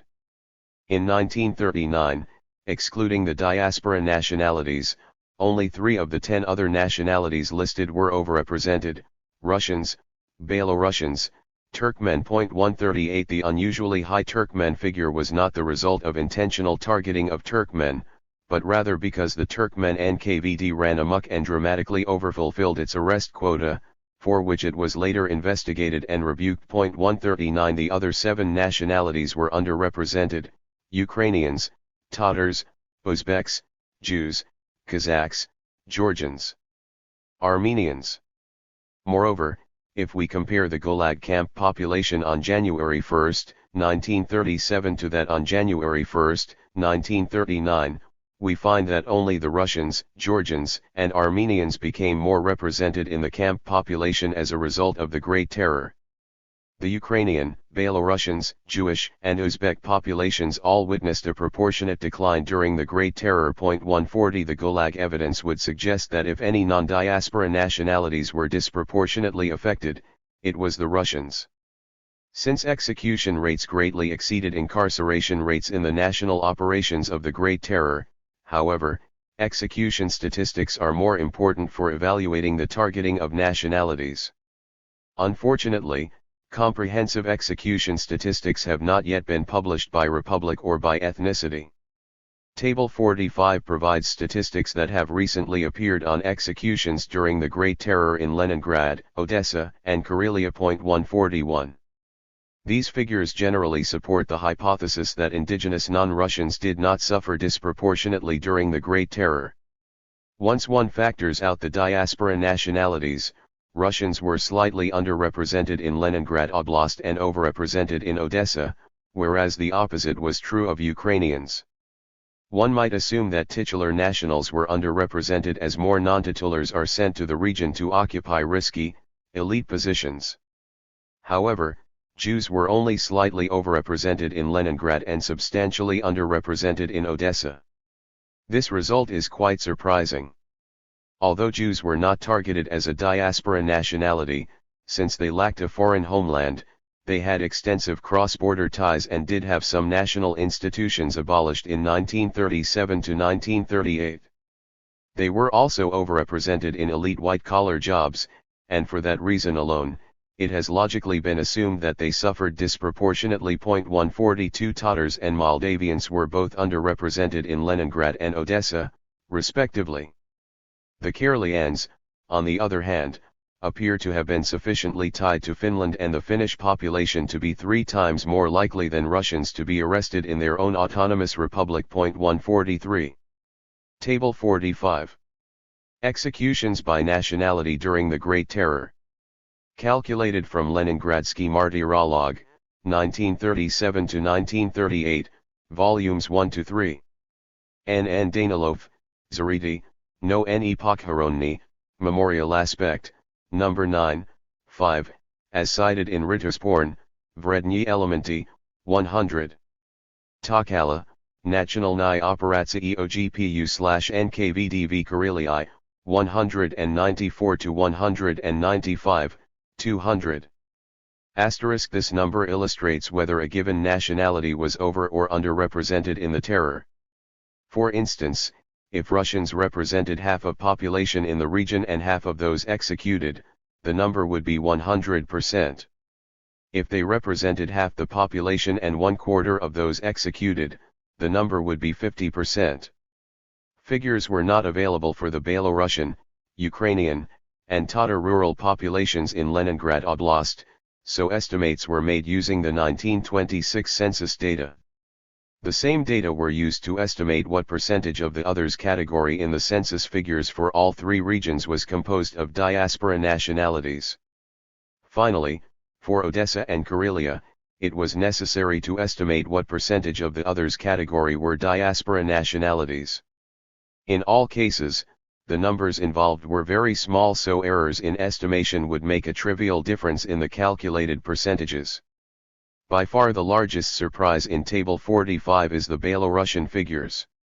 Excluding diaspora nationalities, Belarusians were over 8 times more likely to be arrested than non-Belarusians and over 20 times more likely in Odessa. In both Leningrad and Odessa, Belarusians were more overrepresented than any of the diaspora nationalities except Poles. This substantial Belarusian overrepresentation is probably due to the fact that many Belarusians were Catholics, who in the 1920s declared themselves to be Poles and sent their children to Polish schools. Therefore, they were arrested in large numbers during the Polish operation. For example, in Belarusia itself, Belarusians made up 47.3% of those arrested in the Polish operation. They made up 14.2% of those arrested in the Polish operation from September to November 1938 in the USSR as a whole, more than any other non-Polish nationality. Given the high Ukrainian figure, it would not be surprising, despite the Odessa figures, if Ukrainians were also slightly overrepresented in the Soviet Union as a whole. Because Belarusia and Ukraine were home to the largest diaspora nationality populations in the Soviet Union and were high-security border regions, the NKVD was likely to be generally more active in those republics. In short, with the probable exception of Belarusians and the possible exception of Ukrainians, the evidence available suggests indigenous Soviet nationalities were not intentionally or unintentionally targeted. 144 For the purpose of signaling a policy change, however, it was not only important who was targeted. The crime attributed to the terror victim was equally as important, if not more so. If in September the putative bourgeois nationalists were accused of undermining the Soviet nationalities policy, by October their agenda had already been reversed. This sudden change was the result of a major intervention by the party's highest decision-making bodies. From October to December 1937, the Politburo, Orgburo, and a Tisk plenum passed a series of resolutions that tightened the ideological supervision of the translation of Marxist-Leninist classics, made the Russian language a mandatory subject in all schools, liquidated national districts and village soviets, liquidated all non-Russian schools in the Russian regions of the RSFSR, and increased the number of Russian newspapers in Ukraine. 145 In each instance, the previous policy was not acknowledged as a past error to be corrected, but rather was blamed on the malicious intrigues of bourgeois nationalists. Artificial were created by enemies of the people with the intention of wrecking. Bourgeois nationalists liquidated Russian newspapers, even though there is a large Russian population in Ukraine. Enemies of the people, having wormed their way into Nerkompros and its local organs. Over a period of years wrecked the teaching of Russian language in non-Russian schools. 146 The majority of these resolutions aimed at enhancing the role of the Russian language and blamed counter-revolutionary nationalists for its insufficiently high status. Thus, language and terror were once again allied. This internal rhetoric quickly made itself felt in public propaganda.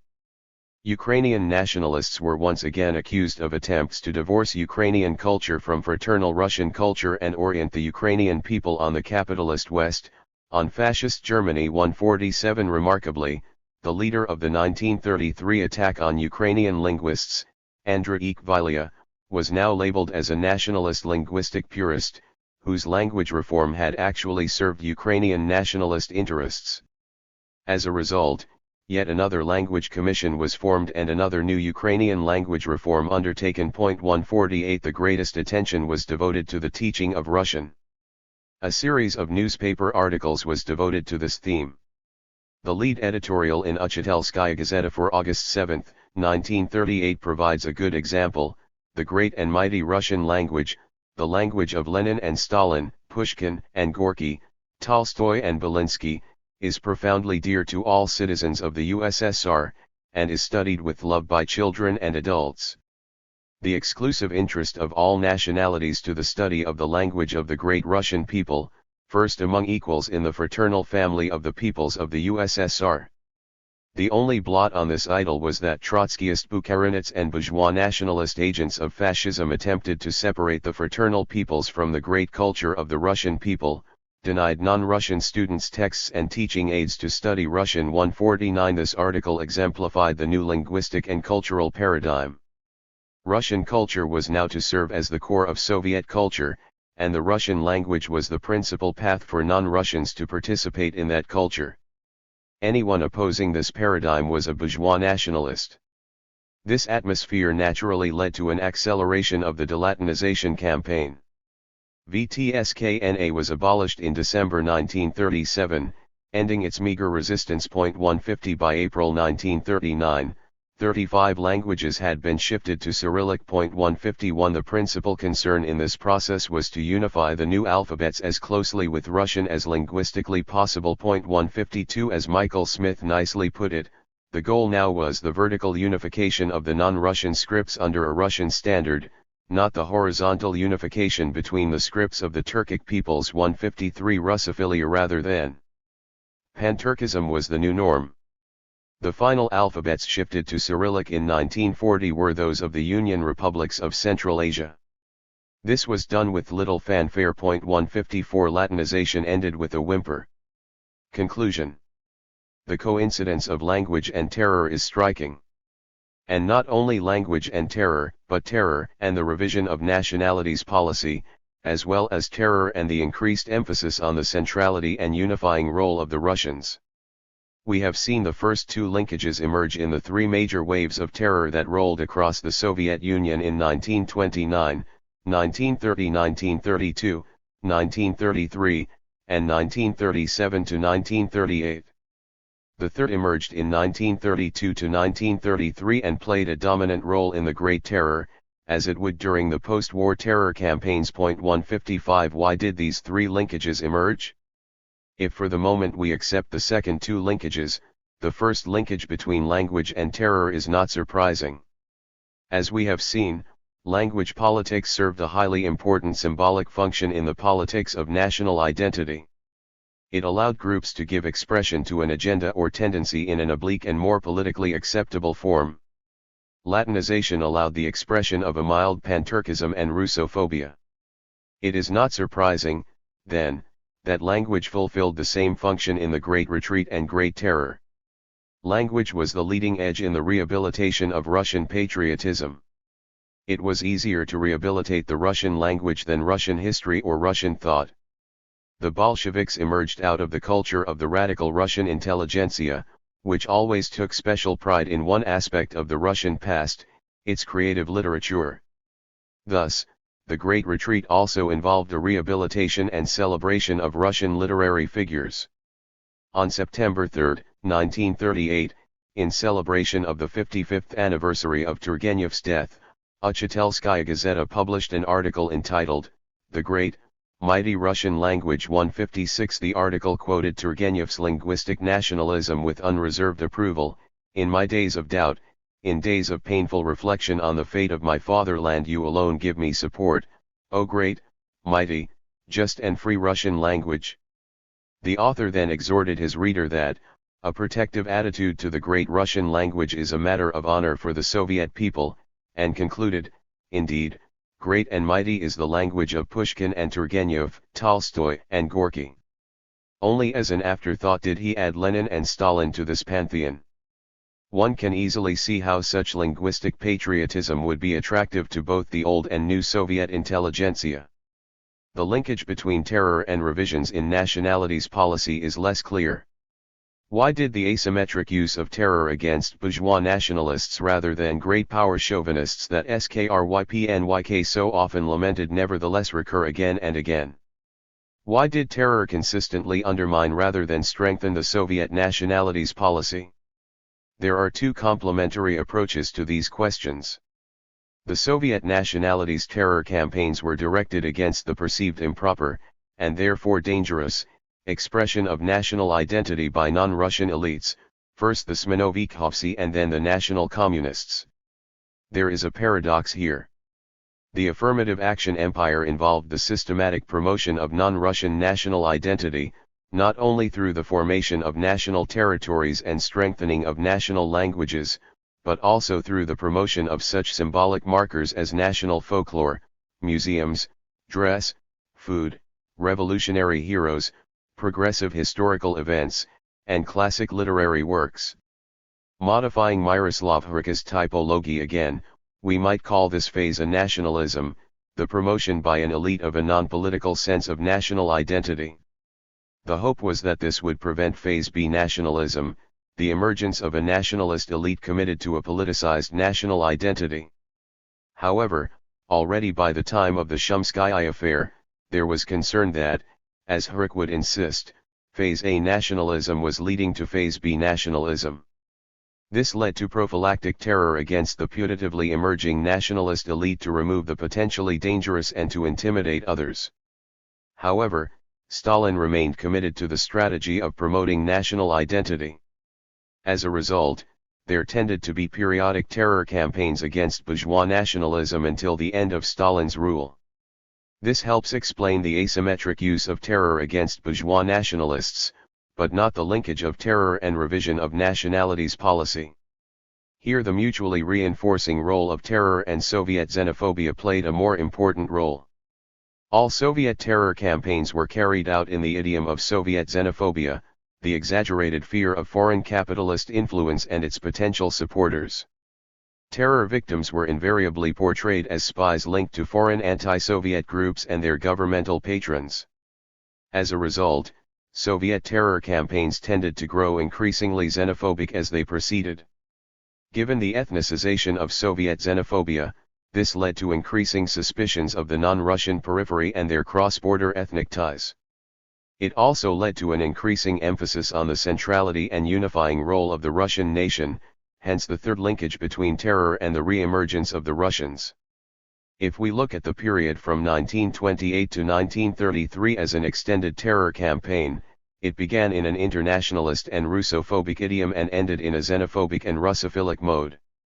The Great Terror likewise initially seemed to promise a revival of Korenizatsiya but turned increasingly xenophobic so that by the end of 1938, its primary targets were diaspora nationalities and its primary policy implication was the strengthening and celebrating of the centrality, primacy, and unifying function of the RSFSR and the Russian nation. In the next chapter, we will look at how the new status of the Russians was integrated into the pre-existing nationalities policy to produce a new Soviet national constitution, the Friendship of the Peoples. 11. The Friendship of the Peoples. The major changes made to the Soviet nationalities policy after December 1932 necessitated the articulation of a new principle of unity for the multi-ethnic Soviet state. In December 1935, Stalin introduced the metaphor of the friendship of the peoples. The metaphor proved felicitous. It granted the Russians, Russian culture, and the RSFSR a primary role as the motive force that forged and sustained the friendship, but it did not imply either Russification or the formation of a Russian-dominated Soviet nation. In fact, the large, compact, indigenous non-Russian nationalities that survived the process of ethnic consolidation in the mid-1930s saw their sovereignty and status as Soviet nations newly strengthened. Moreover, the gradual turn toward a primordial conception of nationality during the Great Retreat led to an intensified cultivation of the separate and historically deep national identities of the recognized Soviet nationalities, both Russians and non-Russians. As a result, the friendship of the peoples, as well as a xenophobic enmity of the peoples, was gradually projected backward in time. By 1938, the friendship of the peoples was the officially sanctioned metaphor of an imagined multinational community. The brotherhood of the peoples. The roots of the friendship of the peoples as a metaphor to represent and further Soviet unity lay in an earlier and aborted Soviet campaign to promote a brotherhood of the peoples. Brotherhood was the classic socialist metaphor for proletarian unity both within a given national culture and among the world proletariat. Throughout the 1920s, the Soviet government used the brotherhood metaphor in this manner. 1 However, it played a minor role in state efforts to promote Soviet unity. In fact, throughout the 1920s, it is striking how little attention was devoted to creating an image of the Soviet Union as a unified multi-ethnic state. Instead, discussions about national culture were confined to the non-Russian republics. There were vigorous debates, to cite a few examples, about the nature of the Ukrainian, Belarusian, Tatar, and Buryat Mongolian national cultures, but not about the multi-ethnic dimension of Soviet culture. 2 This was intentional.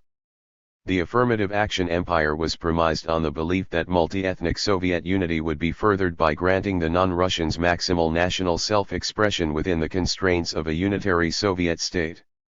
Soviet unity would emerge spontaneously as a result of the disarming of non-Russian nationalism, which would in turn lead to a focus on class interests and so inter-ethnic proletarian brotherhood.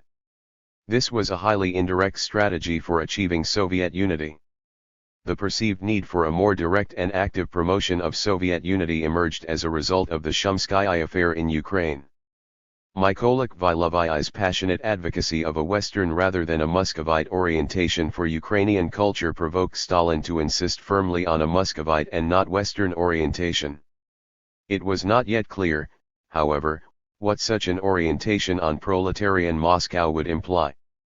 The initial phase of the Cultural Revolution led to a strong movement within the Bolshevik Party to repudiate the affirmative action empire and form instead a united proletarian Soviet nation. Stalin decisively rejected this movement. Instead, an alternative strategy was proposed, a campaign to propagandize the brotherhood of the peoples, a campaign that required no repudiation of separate national identities but did involve more active efforts to foster multi-ethnic Soviet unity. The Brotherhood campaign was propagandist and symbolic. It did not involve a repudiation of the affirmative action empire. The principal device in this symbolic campaign was the visit of non-Russian delegations to Moscow, a city presented as the center of the proletarian revolution, not the capital of Russia, both to demonstrate and to further the brotherhood of the Soviet peoples. The first such visit to receive aggressive propagandists' treatment was the visit of a delegation of Ukrainian writers to Moscow in February 1929. Their visit would establish the paradigm for the entire 1930s genre of fraternal visits. There were public meetings between Ukrainian and Russian authors, literary performances, exhibitions of Ukrainian art, plans to translate Ukrainian literary works into Russian, and meetings with the Moscow proletariat. 3 The party's Agitprop department sponsored a special party conference on fostering closer ties between Russian and Ukrainian writers. For the goal of this visit, according to Pravda, was to overcome the well-known isolation of the literary intelligentsias of the two fraternal peoples and to promote an alliance between them. 5 Mykola Skrypnyk defined the historic and political significance of this brotherly visit as the final liquidation of the old misunderstandings and distrust, which he acknowledged had not yet been fully overcome. 6 The climax of the Ukrainian visit, and this again served as a model for future fraternal visits, was a private audience with Stalin.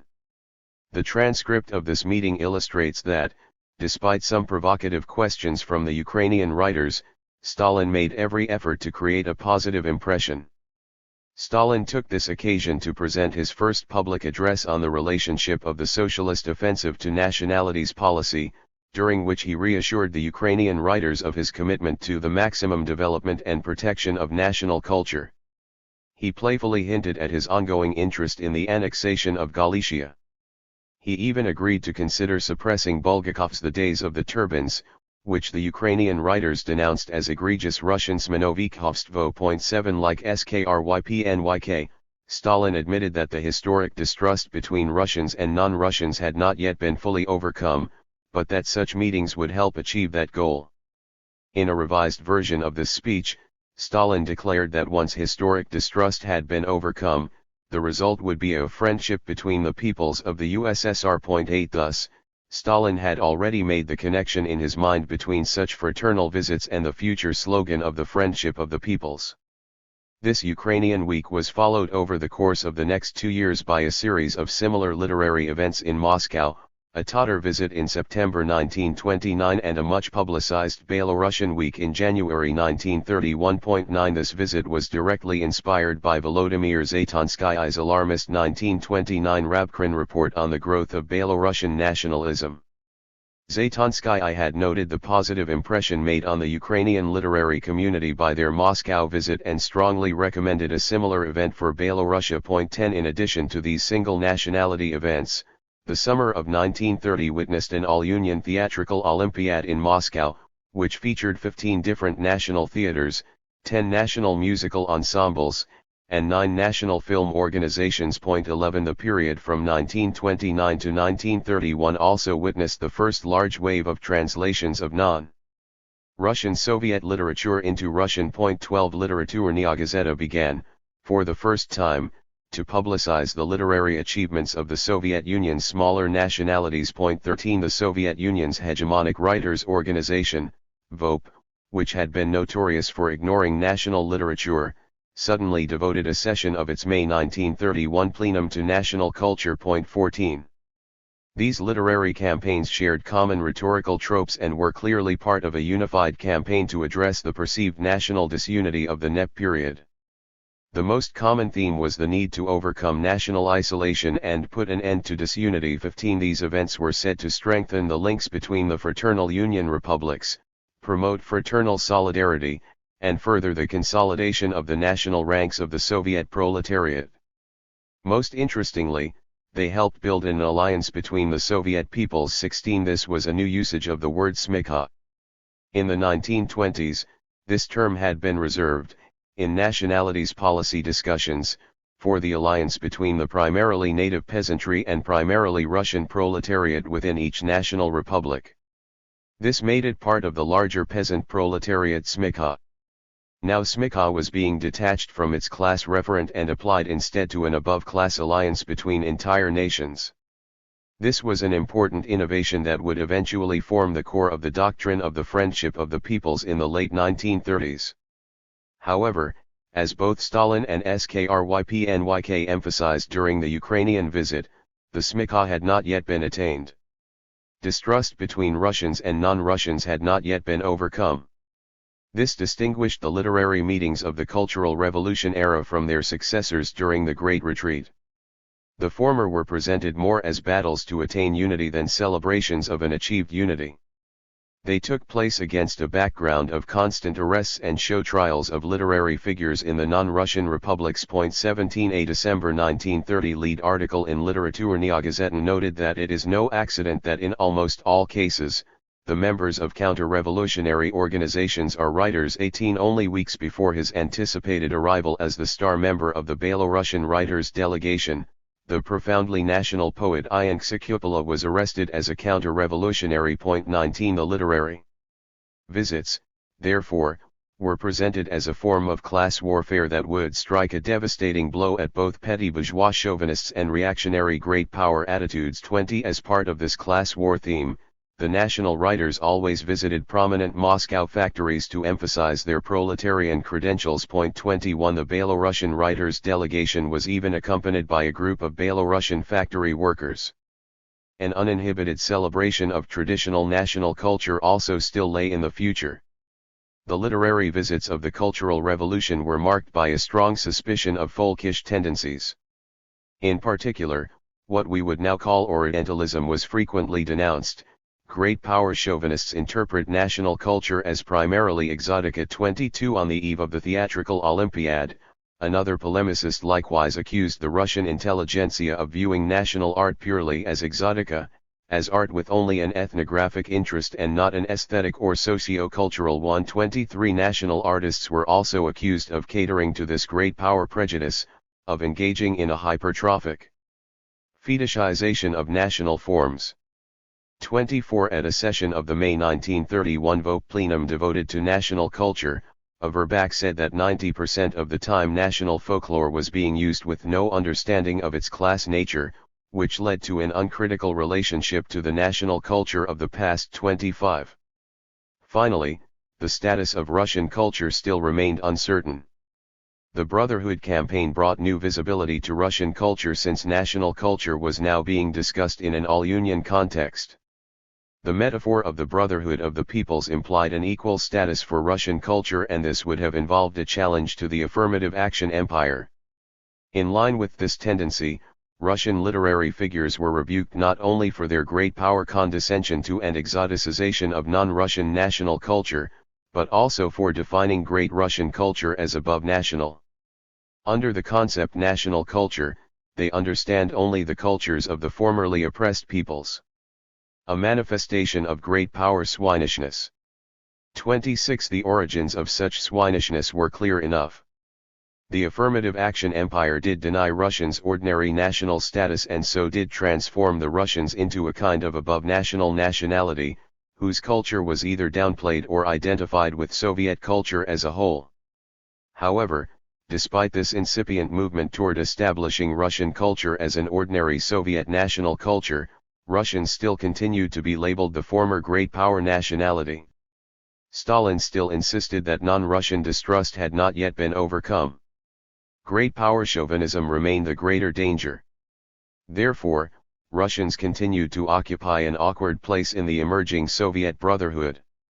The Cultural Revolution, then, witnessed more the articulation of a problem, the need for a more active principle of Soviet unity, than a solution to that problem. The Friendship of the Peoples. On December 4, 1935, the Kremlin hosted a gathering in honor of 43 Tajik and 33 Turkmen progressive kolkhozniki who had distinguished themselves during the last cotton harvest. The most important members of the Politburo were all present: Stalin, Molotov, Kaganovich, Voroshilov, Orджоникидзе, Mikoyan, Shubar, Andreev, Rudzutok. 27 For 2 days, Pravda devoted most of its pages to this meeting. 28 This gathering was not original. Similar meetings had already been held in honor of Russian collective farmers and industrial Stakhanovites. The Central Asian gathering represented a national version of this new Soviet ritual. Following the established ceremonial procedure, the Soviet leadership listened to speeches from the participants about their accomplishments. Stalin periodically would interrupt with polite questions and earnest promises of aid. 29 One participant, Epa Geldieva, presented Stalin with a hand-woven carpet featuring Lenin's portrait as a present from Turkmen women in thanks to Stalin for the happy life given to us. 38 10-year-old pioneer girl, Mamlakat Nikangova, likewise gave Stalin a copy of his own book, Questions of Leninism, in a Tajik translation. According to Pravda's correspondent, Stalin is touched. With rapid steps he approaches the pioneer girl, Mamlakat, and gives the happy girl a gold watch, and then, in a fatherly fashion, he embraces and kisses her. 31. As with its Russian counterparts, this meeting was designed to emphasize Stalin's paternal concern for the common people and their corresponding childlike gratitude and love for him. 32 Such statist paternalism was typical of the Great Retreat era. What was novel about the national version of these events was the extreme emphasis now being placed on national distinctiveness. The numerous photographs accompanying the Kremlin reception all showed the participants dressed in traditional native costumes. 33 The ceremony even involved the participants presenting each Politburo member with a national Turkmen or Tajik outfit. 34 Moreover, most of the published photographs of the event featured Central Asian women who, although not fully veiled, all wore scarves that modestly covered their hair and necks. This was true even of the gathering's star performer, the 10-year-old Mamlakat. 35 Pravda's official accounts strongly emphasized the use of Turkmen and Tajik by all the national participants. 36 Molotov even opened his speech with a greeting of comrades, in Turkmen and Tajik. 37 Model progressive national kolkhozniki, then, did not abandon their national identity, but rather zealously preserved it and used it to express their Soviet loyalty. Stalin elaborated on this theme in his brief speech. Again following the pattern of previous Russian gatherings, after first announcing that each collective farm represented at the event would receive a truck and each participant would be given a watch and a gramophone with records, Stalin complimented the participants on their success with the cotton harvest. 38 He then continued. But comrades, there is one thing more valuable than cotton, that is the friendship of the peoples of our country. Today's gathering, your speeches, your deeds witness that the friendship between the peoples of our great country is strengthening. This is very important and noteworthy. Stalin contrasted this current friendship with the Tsarist period, when the government attempted to make one people, the Russian people, the ruling people, and all others people subordinate, repressed. This was a savage, wolf-like policy. After 18 years of Soviet rule, Stalin noted, the deleterious consequences of Tsarist policy had been overcome. 39. Today's meeting is a striking proof of the fact that the former distrust between the peoples of the USSR has already come to an end. That distrust has been replaced with a complete mutual trust. The friendship between the peoples of the USSR is growing and strengthening. That, comrades, is the most valuable of all that the Bolshevik nationalities policy has produced. And the friendship between the peoples of the USSR is a great and serious victory. For while this friendship exists, the peoples of our country will be free and unconquerable. While this friendship lives and blossoms, we are afraid of no one, neither internal nor external enemies. You can have no doubt about this, comrades. Stalin's brief remarks initiated an important reimagination of the Soviet Union's national constitution. 40. The next 4 months witnessed a series of highly publicized national meetings and receptions at the Kremlin that clearly formed part of a concise campaign to promote the newly announced friendship of the peoples. On December 19, progressive Kolkhozniki from 3 other Central Asian republics Uzbekistan, Kazakhstan, and Karakalpakia gathered in the Kremlin for a similar meeting. 41 11 days later, an all-class delegation from Armenia was publicly received in the Kremlin by the Politburo. 42 The Armenian meeting served as a model for Kremlin receptions of delegations from Azerbaijan, Buryat Mongolia, and Georgia. 43 As with the Tajik-Turkmen event, the leading members of the Politburo, including Stalin, always attended these receptions. Pravda gave these events front-page coverage and liberally included symbolic photographs depicting the friendship. 44 The Buryat Mongolian reception provided one of the most famous photographs of the Stalin cult, that of Stalin paternally holding in his arms a young Buryat Mongol 6-year-old, Julia Markizovaya, who was smiling broadly while presenting Stalin with a bouquet of flowers. 45. After the Georgian reception in March 1936, the campaign to promote the friendship of the peoples returned to its literary roots. The favored symbolic demonstration of the friendship became periodic weeks of national art held in Moscow. These festivals involved the arrival in Moscow of a sizable delegation of artists from a given republic, who would organize artistic exhibitions and literary evenings and present a series of theatrical performances. The latter were always considered the highlight of the decade. The favored theatrical form was the musical opera with a generous dollop of folk music and dancing. In 1936 and 1937, there were 4 major national decadi: Ukrainian, Kazakh, Georgian, and Uzbek. 46 The decadi received even more extensive press coverage than the preceding Kremlin receptions. Each decada culminated with Politburo attendance at a theatrical performance. A Kremlin reception for the national artists would follow, at which awards would be lavishly distributed to the national artists. 47. All of these events were suffused with the new rhetorical trope of the friendship of the peoples. This could hardly have been accidental. Prior to Stalin's use of this phrase at the Tajik-Turkmen meeting, it was almost entirely absent from Soviet rhetoric. The standard metaphor was the brotherhood of the peoples. Stalin also used the brotherhood metaphor more frequently prior to 1935, though he had occasionally employed the friendship motif. On one occasion, in an April 1917 editorial, Stalin even used the exact formulation he would later canonize, when he insisted that only granting the right of separation could strengthen trust and the friendship of the peoples. 48 On a second occasion, in the revised version of his February 1929 speech to the Ukrainian writers, a speech in which he first seriously dealt with the problem of establishing a new principle of unity for the Soviet state, Stalin again spoke of the goal of friendship among the peoples. 49 Already in 1929, Stalin associated the friendship metaphor with a future revision of the Soviet national constitution. It is not surprising, then, that when Stalin turned to the task of providing a new formulation of the Soviet national constitution to assimilate the fundamental changes made to the Soviet nationalities policy after December 1932, he returned to the friendship of the peoples. Within months of the December 1935 Central Asian meeting, this metaphor had become ubiquitous. The next day Pravda's account of the Tajik-Turkmen meeting was entitled The Great Friendship. 50 When the second meeting of Central Asian Kolkhozniki assembled 2 weeks later, Molotov instructed his audience that the friendship of the peoples of the Soviet Union are great strength in the battle for a better life. 51 When Molotov published a collection of his speeches at the Kremlin gatherings of December 1935 to March 1936, he naturally gave it the title, the great friendship of the peoples of the USSR. Given this unprecedented promotion of a new metaphor for describing the multi-ethnic Soviet state by the Bolsheviks' highest leaders, a careful examination of its significance seems in order.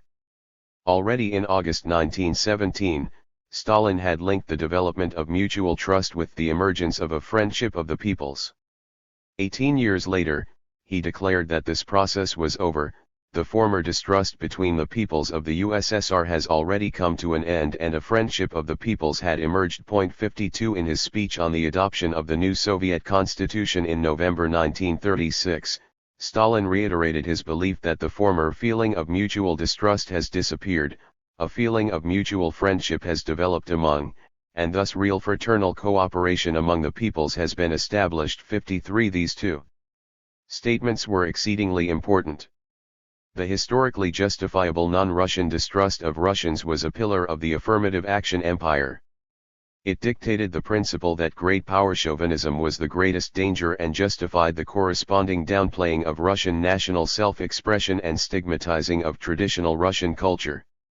By 1934, however, Stalin had declared the greatest danger principle an irrelevancy and the rehabilitation of traditional Russian culture had already begun. Stalin's statements provided an ideological justification for both these processes. One aspect of the friendship of the peoples, then, was the rehabilitation of Russian national culture. For that purpose, however, the existing brotherhood metaphor would have served equally well. Why, then, the abrupt switch to friendship? Oddly, although brotherhood literally denotes an intimate family tie, in communist rhetoric it was strongly associated with class militancy. It did not connote domestic affection, but rather public solidarity. As such, brotherhood was the ideal metaphor for the militant 1929-1931 campaign, whose stated goal was the direction of international proletarian solidarity against each nation's internal class enemies and against great power chauvinists. With the end of Cultural Revolution and the onset of the Great Retreat, this class militancy disappeared from the 1935-1938 Friendship Campaign. Both factory visits and denunciations of nationalist and great power deviations disappeared from the agenda of these visits. Instead of hatred for internal class enemies, the new emphasis was on the nationalities' feeling of love for one another and, of course, for Comrade Stalin. 54 The emotions being highlighted were now intimate and personal. Instead of factory visits, delegates now received watches and gramophones. The friendship metaphor better conveyed this new effective tie. The friendship of the peoples did allow for one form of militancy, that directed against foreign enemies. In a frequently cited portion of his December 1935 remarks, Stalin asserted that while this friendship exists, the peoples of our country will be free and unconquerable. While this friendship thrives and blossoms, we are afraid of no one, neither internal nor external enemies. 55 The internal enemies referred to here were no longer defined as class enemies, but enemies of the people, a category that included the enemy nations who had been excommunicated from the Soviet family of peoples and subjected to ethnic cleansing. The adjectives most frequently attached to the friendship of the peoples emphasized defense against foreign aggression: mighty, unbreakable, unconquerable. 56. Stalinist primordialism. The friendship campaign of 1935 to 1938 differed from the Brotherhood campaign of 1929 to 1931 not only in the substitution of national amity for class hatred, but also in a changed attitude to the concept of nationality itself. The affirmative action empire was premised on the belief that nations were fundamentally modern constructs, a product of capitalism and industrialization. Stalin had stated this belief clearly in his 1913 pamphlet, Marxism and the Nationalities Question. 57. What is a nation? A nation is, above all, a definite community of people. This community is not racial, nor is it tribal. The modern Italian nation was formed from Romans, Teutons, Etruscans, Greeks, Arabs, and so forth. The French nation was formed from Gauls, Romans, Bretons, Teutons, and so on. The same can be said of the English, Germans, and others, who consolidated into nations out of different races and tribes. Thus, a nation is not racial or tribal, but a historically constituted community of people. This was an unexceptional, orthodox statement of contemporary Marxist thought. In opposition to the widespread belief in the historic depth of national identity, Marxists asserted that nations were fundamentally modern constructs. In Stalin's words, a nation is not merely a historical category, but a historical category belonging to a definite epoch, the epoch of rising capitalism 58. During the Great Retreat, however, there was a dramatic turn away from the former Soviet view of nations as fundamentally modern constructs and toward an emphasis on the deep primordial roots of modern nations. 59. This was evident in the changed attitude toward the national exotic. In the Brotherhood campaign, the exoticization of national culture, the excessive and uncritical use of the folkloric was one of the chief sins attributed to both nationalists and especially great power chauvinists. In the Friendship campaign, this concern disappeared entirely and the folkloric and exotic were celebrated uncritically. National dance and song were at the center of the 1936 Ukrainian Dekada. 60. Even their operas included national dances and songs. 61. Pravda celebrated the uniquely distinctive art of the Ukrainian folk. 62. At the Kazakh Dekada, the star performers were the Akhini, traditional Kazakh musical improvisers who were asked to perform at the Kremlin reception for the Kazakh artists. 63. Similarly, the Kremlin reception for Georgian artists at the end of their Dekada featured a performance by a Georgian ethnographic choir. 64. Photographs of the Dekadi, like the Tajik Turkmen Kremlin reception, invariably focused on national costumes. 65. A highly cliched essentializing rhetoric of national character even began to appear. During the Georgian Dekada, Georgia was invariably referred to as sunny, socialist Georgia, and their fine weather was said to explain their joyful national art. 66. In addition to this new affirmation of the exotic, there was a simultaneous classicizing trend. During the Brotherhood campaign, new works about the revolution had been favored. This emphasis reversed with the Friendship campaign, which instead favored, where they existed, pre-revolutionary classics. This dovetailed with the folkloric theme, since in both cases the intent was to stress the depth and historicity of national culture, as opposed to the previous emphasis on the novelty of Soviet national cultures.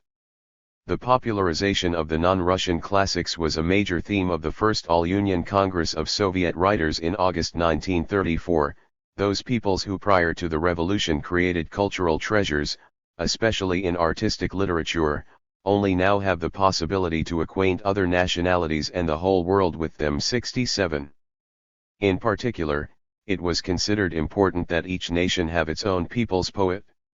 Novelists were apparently too superficially modern, since almost all candidates were lyric or epic poets. The Shevchenko cult in Ukraine flourished. 68. Between 1933 and 1938, the Ukrainian Politburo discussed Shevchenko at least 11 times, celebrations of his birth and death, construction of a monument, publication of his works, newly discovered documents about Shevchenko. 69. Pravda devoted considerable attention to the erection of a Shevchenko monument in Kharkov. 70. The same was true of the even more elaborate cult of the medieval Georgian poet, Shota Rustaveli. 71. When adequate pre-revolutionary poets did not exist, a contemporary poet had to be elevated. The most striking case was the populist nationalist, Ion Ksykupala, who was made Belorussia's people's poet in the 1920s, then arrested as a nationalist in 1930, but quickly released and bestowed with an all-union cult in the 1930s. 72. The partiality for traditional folkloric poets was also evident in the all-union status given to the Dagestani and Kazakh people's poets, Suleiman Stalsky and Jambul, both traditional bards. 73. The same preference was evident in the choice of Russia's national poet, with the classic Pushkin being elevated over more revolutionary candidates such as Mayakovsky or Bedny. Perhaps the most striking new departure, however, was the sheer amount of attention devoted to national culture. Prior to 1933, national culture had been a much lower priority than linguistic korenizatsiya, affirmative action, or the formation of national Soviets. As the attention devoted to those topics plummeted, figures as prominent as national task secretaries began to devote entire speeches to the problem of national culture.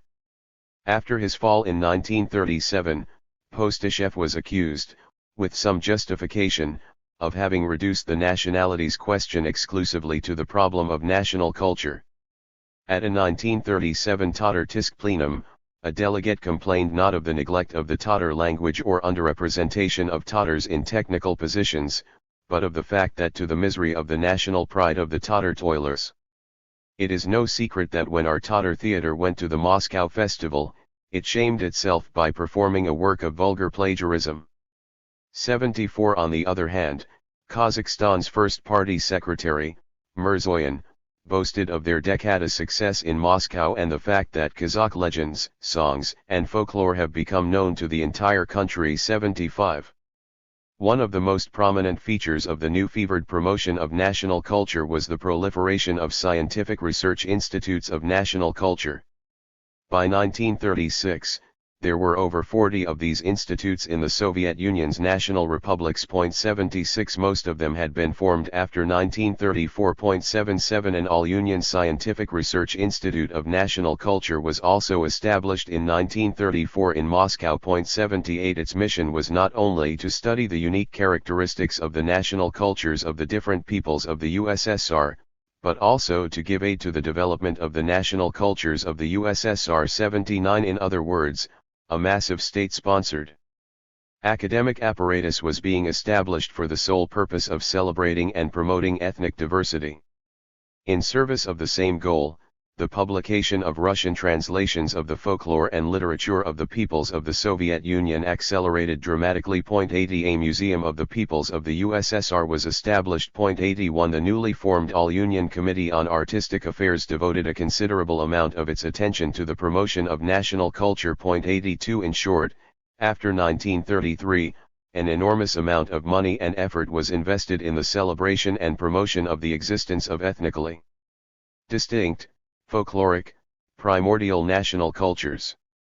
Moreover, this project was intimately linked to the simultaneous campaign to promote the friendship of the peoples. The intensified promotion of folkloric national cultures might seem rather trivial and superficial in comparison with the now deemphasized Korenizatsiya campaign of 1923 to 1933. Folkish ethnicity, it might seem, was a poor substitute for nation and state building. However, in late 1936, Soviet propaganda suddenly began once more to emphasize the stateness and sovereignty of the Union republics. 83. This was part of the propaganda campaign tied to the adoption of the new Soviet constitution in late 1936. The 1936 constitution created, in Pravda's words, 5 new Soviet republics and another 5 new autonomous republics. 84. By generous acts such as these, it was argued, the Soviet state had not only facilitated the achievement of stateness, but in many cases the consolidation of nationhood as well. Many nations in reality have consolidated only under Soviet power. The help of the dictatorship of the working class ensured that the consolidation of nations took place immeasurably faster than could be conceived of in capitalist conditions. The consolidation of the Kazakh people into a nation represents one of the remarkable victories of socialism in the USSR. 85. This emphasis on the recent achievement of stateness and nationhood did not contradict the simultaneous emphasis on the historic depth of folkish ethnicity. Rather, the Soviet Union had inherited ethnicities and had transformed them into nation-states. In doing so, it had fulfilled its role as the vanguard of nations, which in turn had helped create the friendship of the peoples. In early 1937, the chairman of Kazakhstan's Sovnarkom wrote an article on this popular theme, entitled On the National Consolidation of the Kazakh People, in which he stated that the Kazakh people had evolved from backward and feudal tribes into a socialist nation and a socialist national state. 86. The terms socialist nation and socialist national state, which entered Soviet discourse during the propaganda campaign surrounding the 1936 constitution, were a significant addition to the friendship paradigm. Their origins lay in Stalin's unpublished March 1929 article, The Nationalities Question and Leninism. In this article, Stalin introduced the idea that in addition to bourgeois nations, there are in existence other nations. These are the new Soviet nations, which have been developing and taking shape on the base of the old bourgeois nations since the overturning of capitalism in Russia. 87 The working class and its internationalist party, Stalin went on, bind together these new nations and guide them. This was again the familiar idea of Bolshevism as the vanguard of the nations. These new nations, Stalin continued, may be qualified as socialist nations. Their achievement, he predicted, would lead to the establishment of a friendship between the peoples. Socialist nations, moreover, were much more unified and much more viable than any bourgeois nation. They were more united because they were free from the unresolvable class contradictions that eat away at bourgeois nations. They were more viable because they were much more popular than any bourgeois nation. 88. Stalin made the obvious point that it was only bourgeois nations that were liquidated with the end of capitalism, or rather not liquidated but transformed into socialist nations. He did not state that socialist nations were now permanent features of the socialist era. He still insisted they would disappear in the distant future after the worldwide triumph of socialism. However, he had come close to asserting the permanence of socialist nations. After World War II, Stalin's speech would be published and permanent socialist nations based on primordial ethnic roots would become a canonical plank of the Soviet nationalities policy. 89 However, it is quite clear that Stalin's socialist nations were already in place by 1936, nations with no class antagonisms, based on folkish popular foundations, having consolidated and achieved stateness thanks to the actions of the Soviet state, and bound together by the friendship of the peoples. There was a major contradiction in this new paradigm. On the one hand, as noted in Chapter 10, the Great Retreat marked a new emphasis on Soviet citizens' right to assimilation, the right to choose their own ethnic identity. On the other hand, primordial folkish ethnicity and semi-permanent Soviet socialist nationhood were being promoted at the same time. The first trend implied that ethnicity was conditional and changeable, the latter that it was primordial and permanent. To some degree, this contradiction cannot be explained away. The Soviet nationalities policy of the mid-1930s was both more practical and less coherent than the utopian but logically coherent policy of the 1920s. The right to assimilate addressed two practical problems: first, the need to consolidate the number of nationalities and national territories to a manageable size; second, the need to provide a national home for the ethnic Russians through the Russification of the RSFSR. The vast majority of Soviet nationalities were neither expected nor encouraged to assimilate. On the contrary, their nationhood was to be further consolidated and the deep historic roots of their ethnicity emphasized and celebrated. Primordialism was the major trend in the Soviet nationalities policy during the 1930s and the one that triumphed decisively in the period of late Stalinism after World War II. It is this trend toward primordialism that requires an explanation. The affirmative action empire was based on a belief that ethnicity was a historically contingent phenomenon. It was not an irreducible part of human nature. In fact, it was easily manipulated. Nationalism was an attempt to manipulate ethnic feeling. It was a masking ideology that led legitimate class interests to be expressed in the illegitimate form of an above-class national movement. The Soviet nationalities policy was a strategy designed to disarm nationalism by granting the forms of nationhood. It was a strategy. It was not premised on a belief in primordial ethnicity. Indeed, it represented a pedagogical effort to move the Soviet population from the popular understanding of nations as primordial and immutable to the Bolsheviks' own sociological understanding of nations as historical and contingent. Again, the Communist Party as the vanguard of Soviet nations as well. Yet, by the 1930s the Soviet state was itself propagating a doctrine of primordial ethnicity and the permanence of Soviet nations. Why did this change occur? It was partially the unintentional result of the extreme statism inherent in Bolshevik national vanguardism. The affirmative action empire required a constant practice of ethnic labeling and so inadvertently indoctrinated its population in the belief that ethnicity was an inherent, fundamental, and crucially important characteristic of all individuals. To implement affirmative action programs, monitor their success, form national Soviets, assign children to native language schools, and administer dozens of other nationalities programs, the Soviet state constantly asked its citizens for their nationality. It also asked their employers, their party cell chairmen, trade union representatives, and so forth. All personnel forms had a line marked nationality. Moreover, affirmative action turned nationality into a valuable form of social capital. The nationality line in a job application form was not a neutral piece of information but a crucial advantage or disadvantage. The message broadcast by the state was crystal clear: nationality is one of the most important attributes of any individual. This reinforced a popular belief in primordial ethnicity. It became second nature to label people nationally. When internal passports were introduced in 1932, there was no debate about whether to record nationality on them. It was included without reflection, just as it was on all personnel forms, as a necessary and crucial datum about any Soviet citizen. Yet, the nationality line on Soviet passports became one of the single most important factors in reinforcing the belief, and the social fact, that national identity was primordial and inherited. The shift to primordial ethnicity was also closely connected to the larger social and cultural processes driving the Great Retreat.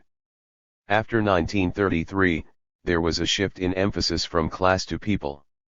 We have seen this in the transition from class-based to ethnically based deportation, from the persecution of class enemies to enemies of the people, and in the turn from an emphasis on class militancy to a society imagined as consisting of a powerful, paternalistic state and a largely undifferentiated, demobilized people.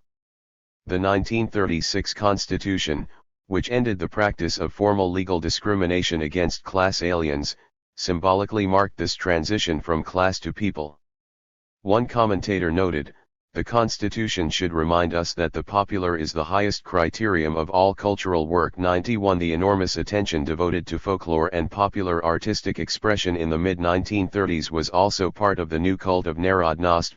92 The shift from class to people and the popular helps explain both the increase in attention given to national culture, as the literal embodiment of Narodnost, and the shift toward a more primordial, folkish understanding of those national cultures. The cult of the popular surrounding the 1936 Constitution was not only associated with the introduction of the term socialist nation into Soviet discourse, but also increased use of the expression Soviet people. 93 This term might seem to indicate an attempt to construct a Soviet nationality. It did not. The phrase Sovetski Narod, or its close counterpart Sovetski patriotism, was most frequently used in discussions of the need to resist potential foreign aggression. 94 The Sovetski Narod was always presented as our multinational Sovetski Narod. A Pravda article on Soviet patriotism spoke of our great Soviet Union, common home to the toilers of all nationalities. Likewise, a lead editorial praised the Ukrainian people burning with Soviet patriotism. Like all the peoples of the Soviet Union. 95 Stalin himself always emphasized the multi-ethnicity of the Soviet people. In his 1934 comments on a new textbook on the history of the Soviet Union, Stalin made the text's insufficient emphasis on the history of the non-Russian peoples of the Soviet Union one of his major criticisms. 96 The Soviet equivalent of the core nationality of a modern nation-state of German, French, or Japanese was not the Sovetski Narod but the friendship of the peoples. In addition to the effects of Soviet affirmative action and the new cult of the popular, both of which derived from extreme Stalinist statism, a third contributing factor in the turn toward primordialism was the emergence of an ethnicized Soviet xenophobia and the category of enemy nation, a category that could be understood only in primordial terms. On the one hand, the emergence of the category of enemy nation marked the triumph of primordialist thinking. On the other hand, since the concept of enemy nations was not compatible with a belief in modern constructed nations, it also represented a final factor fueling the Soviet turn toward primordial nationality. This latter effect was responsible for the official institutionalization of inherited passport nationality. As noted above, when passports were introduced in 1932, there was no special concern about nationality, and individuals were allowed to choose their own nationality when acquiring a passport. At the height of the mass operations against diaspora nationalities, however, an April 2, 1938, NKVD decree declared that henceforth nationality should be determined by the nationality of the parents and not the free choice of the individual. As examples of nations to be watched particularly carefully, the NKVD cited Germans, Poles, and others who were trying to present themselves as Russians, Belarusians and others. 97 Obviously the concern was over members of enemy nations trying to change their national identity to avoid arrest and execution. Here is clear proof that the emergence of the category of enemy nation directly influenced the emergence of the single most important long-term prop of Soviet maintaining primordial ethnicity, inherited passport nationality. Soviet primordialism, then, can be explained by a number of convergent factors.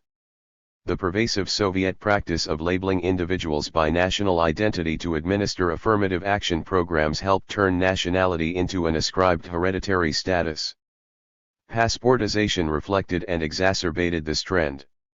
In addition, Stalin's statist revolution from above produced a paternalistic cult of the popular, which in turn encouraged a celebration of primordial, folkish national culture. Finally, the emergence of the category of enemy nations both exemplified and further reinforced the tendency to think of nations primordially rather than instrumentally. The Soviet turn toward primordial nationality, then, was not intentional. It was the result of unforeseen consequences of the original Soviet nationalities policy combined with the affinity of primordial ethnicity with broader Soviet social processes such as the statist cult of the popular. The first among equals.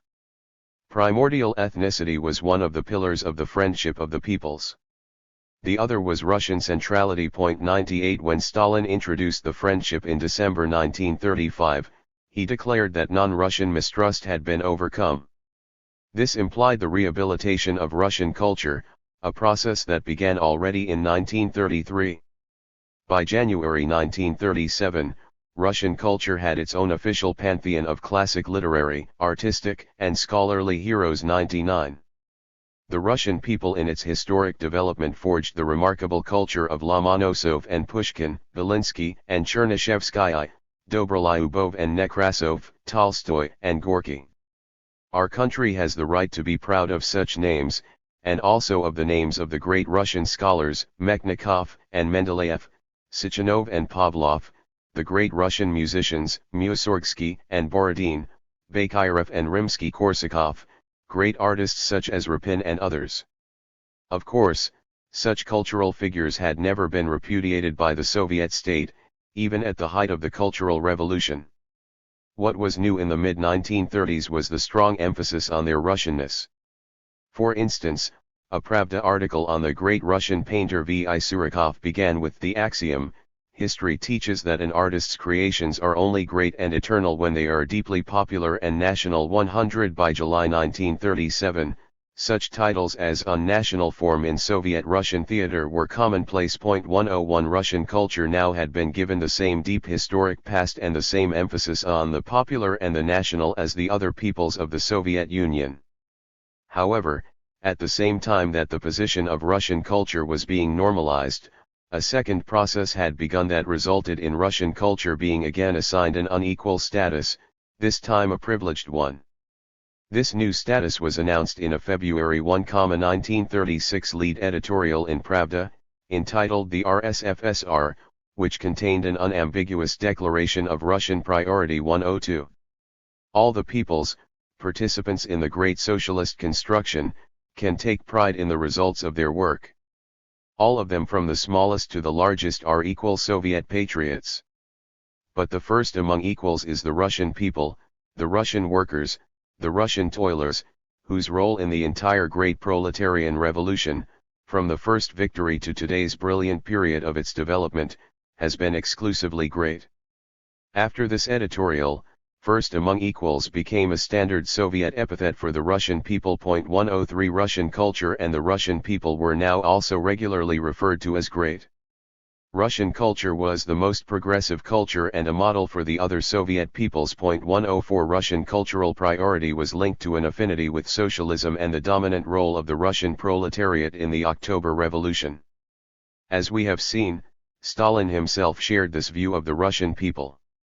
At the December 1925 task plenum, he called the Russians the most industrial, the most active, and the most Soviet of all nations in our country. 105 In his December 1930 letter to Demian Bedny, Stalin called the Russian working class the advance guard of the Soviet workers, its acknowledged leaders, having conducted a more revolutionary and activist politics than any other proletariat of the world could dream of. 106 Similarly, in a May 1933 speech in the Kremlin, Stalin again complimented the Russians as the major nationality of the world.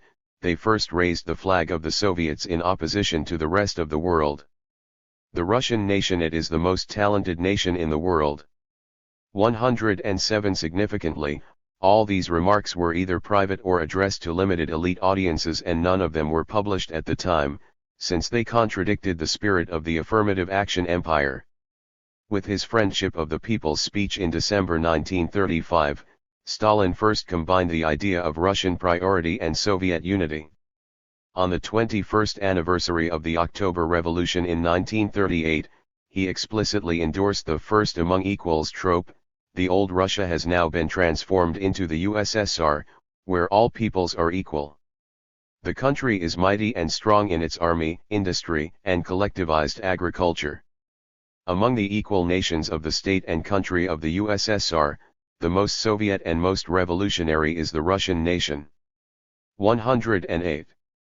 By 1938, this Russian cultural priority had also increasingly grown primordial roots. Russian superiority was no longer confined to the era of socialism but extended back a millennium in time. By 1938, the Soviet government was propagating an extraordinarily crude essentialist Russian nationalism. A striking example of this propaganda was an article, "The Great Russian People," which appeared in the May 1938 issue of the party's main theoretical journal 109. The history of the Great Russian People is the history of its heroic battle for independence and freedom against innumerable enemies, conquerors, and interventionists, including against German elements. In this difficult battle full of dangers, the Great Russian People multiplied and developed its remarkable qualities as the people fighter and people freedom lover.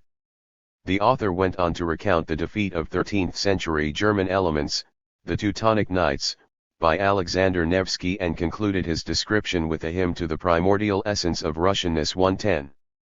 The people is immortal.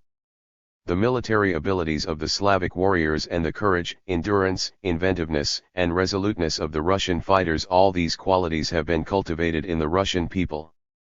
This article, published at the height of the national operations of the Great Terror, conveys a sense of the Russian nationalism that was promoted in the party's main theoretical journal already 3 years before Hitler's invasion. The most common theme of this new propaganda was the right of the Russian people to be proud, the justifiable pride of the Russians. 111 This was clearly a response to the affirmative action empire's previous sanctions against Russian national self-expression. An August 1937 Pravda article, with the characteristic title "On the National Pride of Russian Artists," directly repudiated this previous norm. 112. The combination of the words Russian Soviet painting seems unusual. We often speak about Georgian, Armenian, and other Soviet artists, but we for some reason avoid the word Russian, replacing it with epithets like Muscovite, contemporary, or still more careful artists of the RSFSR. What is the reason for this national shame? The author then answered his own question. It was due to intimidation. Under the cover of the battle against great power, chauvinism noisily declared all Russian culture and art landowner bourgeoisie, reactionary nationalist. 113 Similarly, in an article entitled "MKHAT National Russian Theater," another author complained that up until recent times, directors and critics have been ashamed to speak of the national character of plays and in general about the national form of Russian art. 114 The shrillness of this propaganda campaign was aimed at Russians who resented the fact that they had been bullied into being ashamed of their national traditions and culture. A second ubiquitous theme of the Russian nationalist propaganda was the immense brotherly help the Russian people had provided for the non-Russians, and in turn the gratitude and love that was owed to them. 115 Under the affirmative action empire, Russians were required to sacrifice their national interests quietly and selflessly to help defuse the justifiable historic distrust of the non-Russians. Russian communist officials were always struck and disturbed by the failure of non-Russians to respond with the proper degree of gratitude. Instead, in the officials' opinion, non-Russians selfishly manipulated their ethnic identities strategically to maximize their affirmative action benefits at the expense of the selfless Russians. The Great Retreat brought a role reversal. Non-Russians were required to express repeatedly and ritualistically their gratitude to the Russians for their brotherly help and their admiration and love for the great Russian culture. 116 Korenizatsiya and affirmative action were now implemented surreptitiously. Finally, a third major theme was the ubiquitous slander that the Russian people and Russian culture had to endure. Some of this slander came from abroad, particularly from fascist Germany and Poland. Hatred of the Russian people includes, of course, hatred to everything Soviet, to the USSR as a whole, but in their slander our enemies direct their fire first of all at the Russian people, because they know very well its immense will, energy, and endurance. 117 Of course, from 1923 to 1933 official Soviet policy was to direct fire first of all at great power chauvinism because of the unique danger of Russian nationalism. Having renounced this policy, the Soviet leadership now increasingly labeled it fascist. Those who had followed that policy in the 1920s could now be attacked for their previous remarks. Bukharin was said to have, to the advantage of the fascists, slandered the Russian people, calling them a nation of Oblomovs. 118 In short, then, with the resentful and boastful style of Russian nationalist propaganda, the regime was responding to what it perceived was Russian resentment of the affirmative action empire. The central, unifying role of the Russians was now added to the metaphor of the friendship of the peoples. In the center of the mighty family of peoples of the USSR stands the great Russian people, passionately loved by all the peoples of the USSR, the first among equals. 119 The Russians bound together the Soviet Union in three ways. First, the heroic, self-sacrificing Russian working class helped the people settling Russia throw off the yoke of national oppression forever. 120 Due to this selfless help, the friendship and love of all the peoples of the USSR to the first among equals, the most progressive among the progressive, the Russian people grew and solidified. 121 Second, the culture of the Russian people, having become available to all the peoples of the Soviet country, provided a mighty and fruitful influence on the cultural development of the fraternal peoples of the USSR. 122 Third, the Russian language served both as a language of mutual communication and the language of the world's socialist classics. Just as Russian culture was initially praised for its accomplishments in the Soviet era and then that praise was generalized to all of Russian history, the friendship of the peoples, initially said to have formed during the Soviet period, likewise grew primordial roots. 123. The cultures of the peoples of the USSR are historically linked with the culture of the Russian people.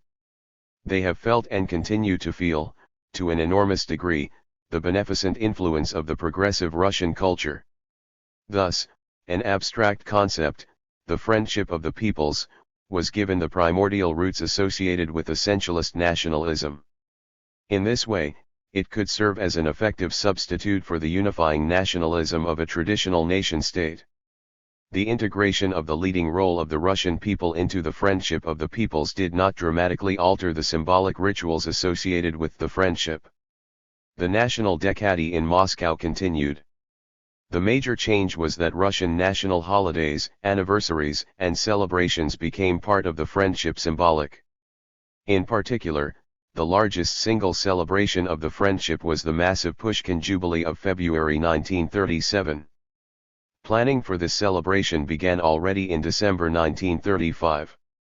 It was then announced that Pushkin was not only the great Russian poet, but a poet for the toilers of all nationalities. 124 Pushkin's verses boasting that he would one day be read by the proud grandson of the Slavs, the Finns, the now wild Tungus, and the Friend of the Steppe, the Kalmyk were widely quoted. 125 In preparation for the Jubilee, Pushkin was translated into 58 of the Soviet Union's languages. 126 All the nationalities scrambled to find connections between Pushkin and their own national poets. 127 Although the jubilees of Shevchenko and Rustaveli were celebrated on an all-union basis, only the Russian poet Pushkin was declared the national poet of all the Soviet Union's peoples.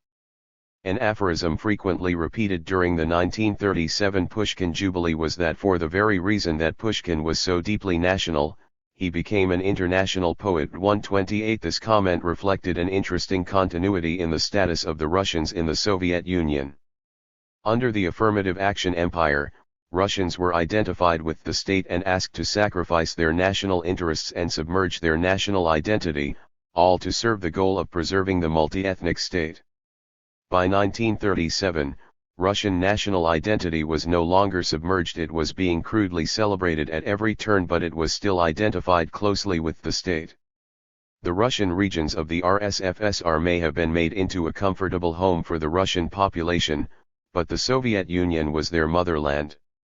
Since the Soviet state was socialist and international, Russian national identity was increasingly identified as socialist and international.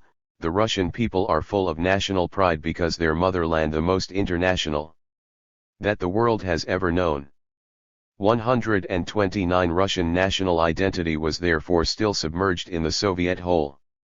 The following quotation illustrates tellingly the confused nature of Russian identity: the Soviet patriotism of the Russian people. This is love to the socialist motherland, the fatherland of the toilers of the whole world. 130 On the one hand, Russian national identity was extravagantly aggrandized, while on the other hand it was also diluted and confused with its close Soviet counterpart.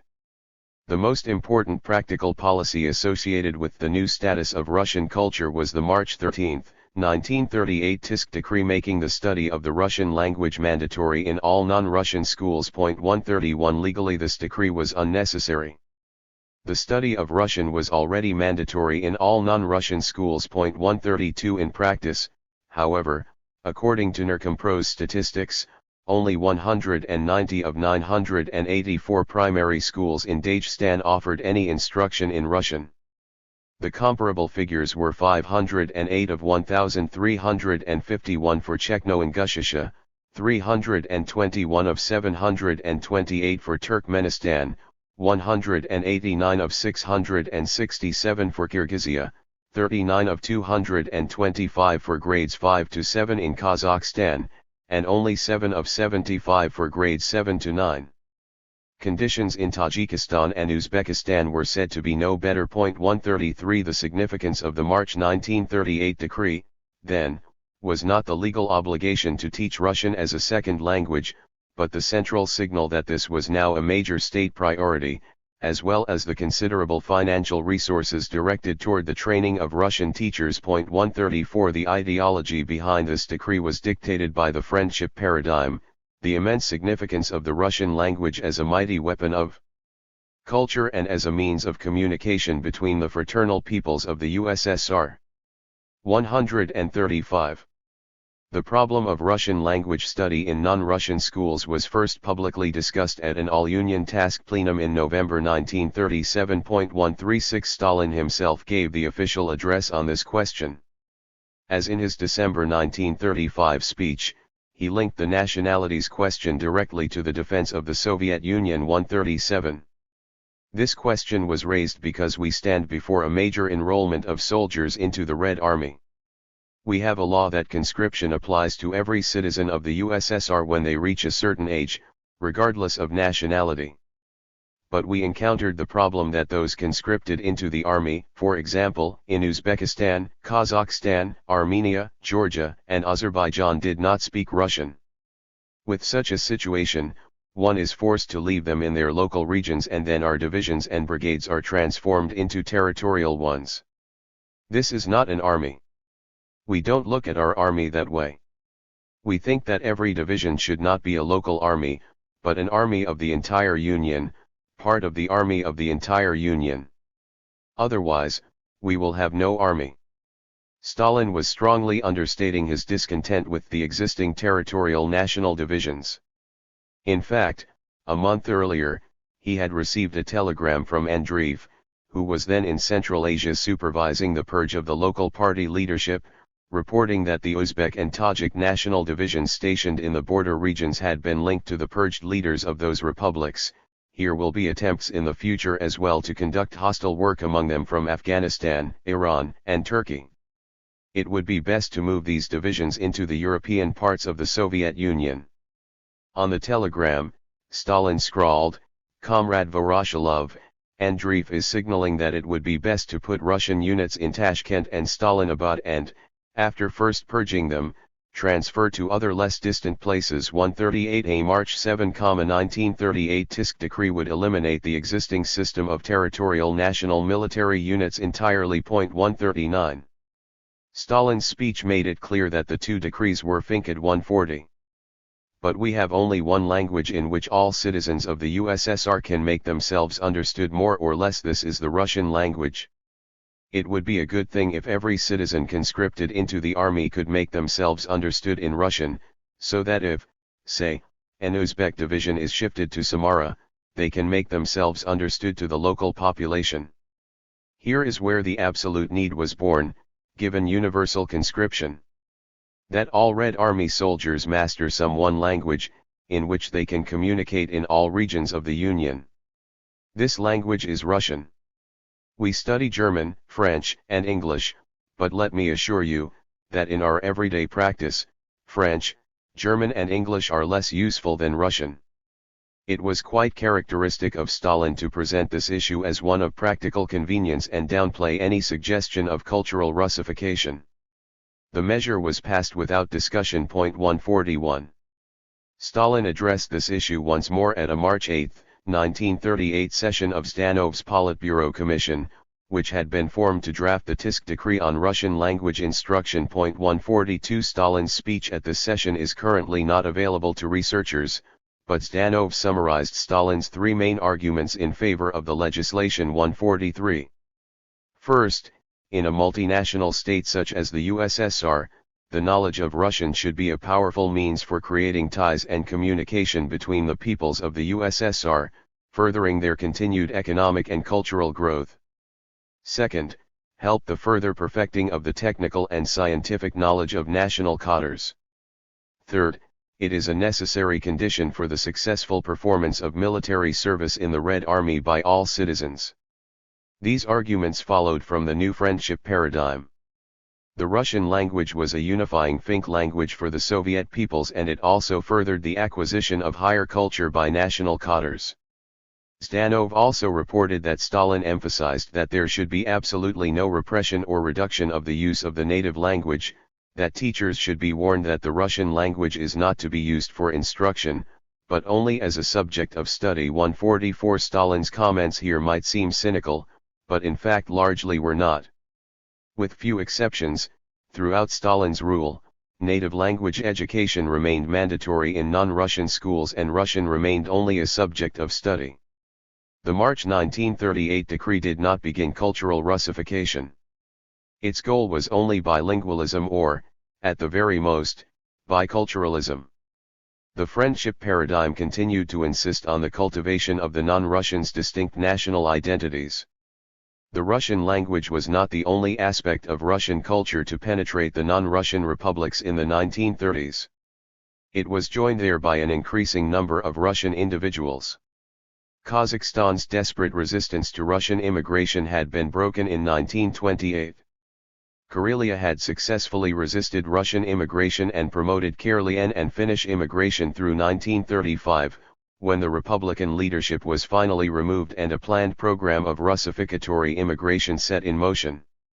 As a result of the center's refusal to allow national governments to regulate immigration, the large-scale construction of new factories in national regions, and the massive population movements during the chaos of the first five-year plan, the number of Russians living outside the RSFSR increased dramatically. 145 As the table shows, the number of Russians living outside the RSFSR almost doubled in the 13 years between 1926 and 1939. Growth was most dramatic in the 5 Central Asian republics, where the Russian population more than doubled in absolute terms and rose dramatically from 11.2% to 23.2% of the total Central Asian population. From 1926 onward, Russian national Soviets had been formed and Russians had been treated as national minorities. After 1933, the term national minority was increasingly not used to describe Russians living outside the RSFSR. After 1937, this usage disappeared altogether along with Russian National Soviets. This did not represent a diminution in status. On the contrary, the status of national minority was considered insufficiently dignified for the Soviet Union's first among equals.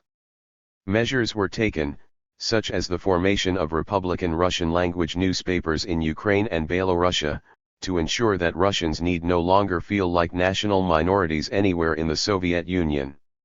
In the 1920s, the fact that national Soviets permeated the entire Soviet Union, in particular the RSFSR, helped bind the Soviet Union together nationally. With their gradual abolition in the 1930s, the Russians living outside the RSFSR, whose national identity was now systematically supported by the state, played the same unifying role as the non-Russians had under the old system. Conclusion. By 1938, the Soviet Union had a new national constitution. I have chosen to call that constitution by the name given to it by Stalin, the Friendship of the Peoples. The Friendship of the Peoples involved the following elements. Those Soviet nations not considered too small, and so subject to assimilation or ethnic consolidation, or too disloyal, and so subject to deportation and annihilation, were to be recognized as socialist nations with primordial ethnic roots. They were for all practical purposes recognized as a permanent, eternal part of the Socialist Soviet Union. Their national cultures would continue to be patronized by the Soviet state. Affirmative action and nation building would continue, though not in such a way as to insult or demean Russians. They were under no threat of forcible assimilation, though individual members were free to assimilate if they so chose. All non-Russians, however, were required not only to learn the Russian language but also to familiarize themselves with the Russian culture. Indeed, the Russian culture should in some important way become part of their national cultures. Pushkin should be their national poet. The Russians now played the leading role in the Soviet Union. They would never again be required to feel ashamed of their national past and its traditions. On the contrary, it was their duty to take pride in it. Russian culture was given even deeper primordial roots than the national cultures of other Soviet nations. The Russian people, language, and culture served to unify the Soviet Union. Their priority should be openly acknowledged and furthered. Russians should be able to feel at home nationally in the Russian regions of the RSFSR. Affirmative action and the promotion of non-Russian cultures should be confined to the Soviet Union's national regions. Under no circumstances, however, should the RSFSR be turned into a purely Russian republic that could serve as a force for pursuing particularistic Russian national interests. Instead, Russians should be encouraged to identify their national interests with Soviet interests. The Soviet Union was not a nation-state. No attempt was ever made to create either a Soviet nationality or to turn the Soviet Union into a Russian nation-state. The Soviet people were primarily a figure of speech, used most frequently as shorthand for the passionate patriotism and willingness of all the national distinct Soviet peoples to defend the Soviet Union from foreign aggression. The role played by the dominant nationality of traditional nation-state would be played in the Soviet Union by the Friendship of the Peoples. The Friendship of the Peoples was the Soviet Union's imagined community.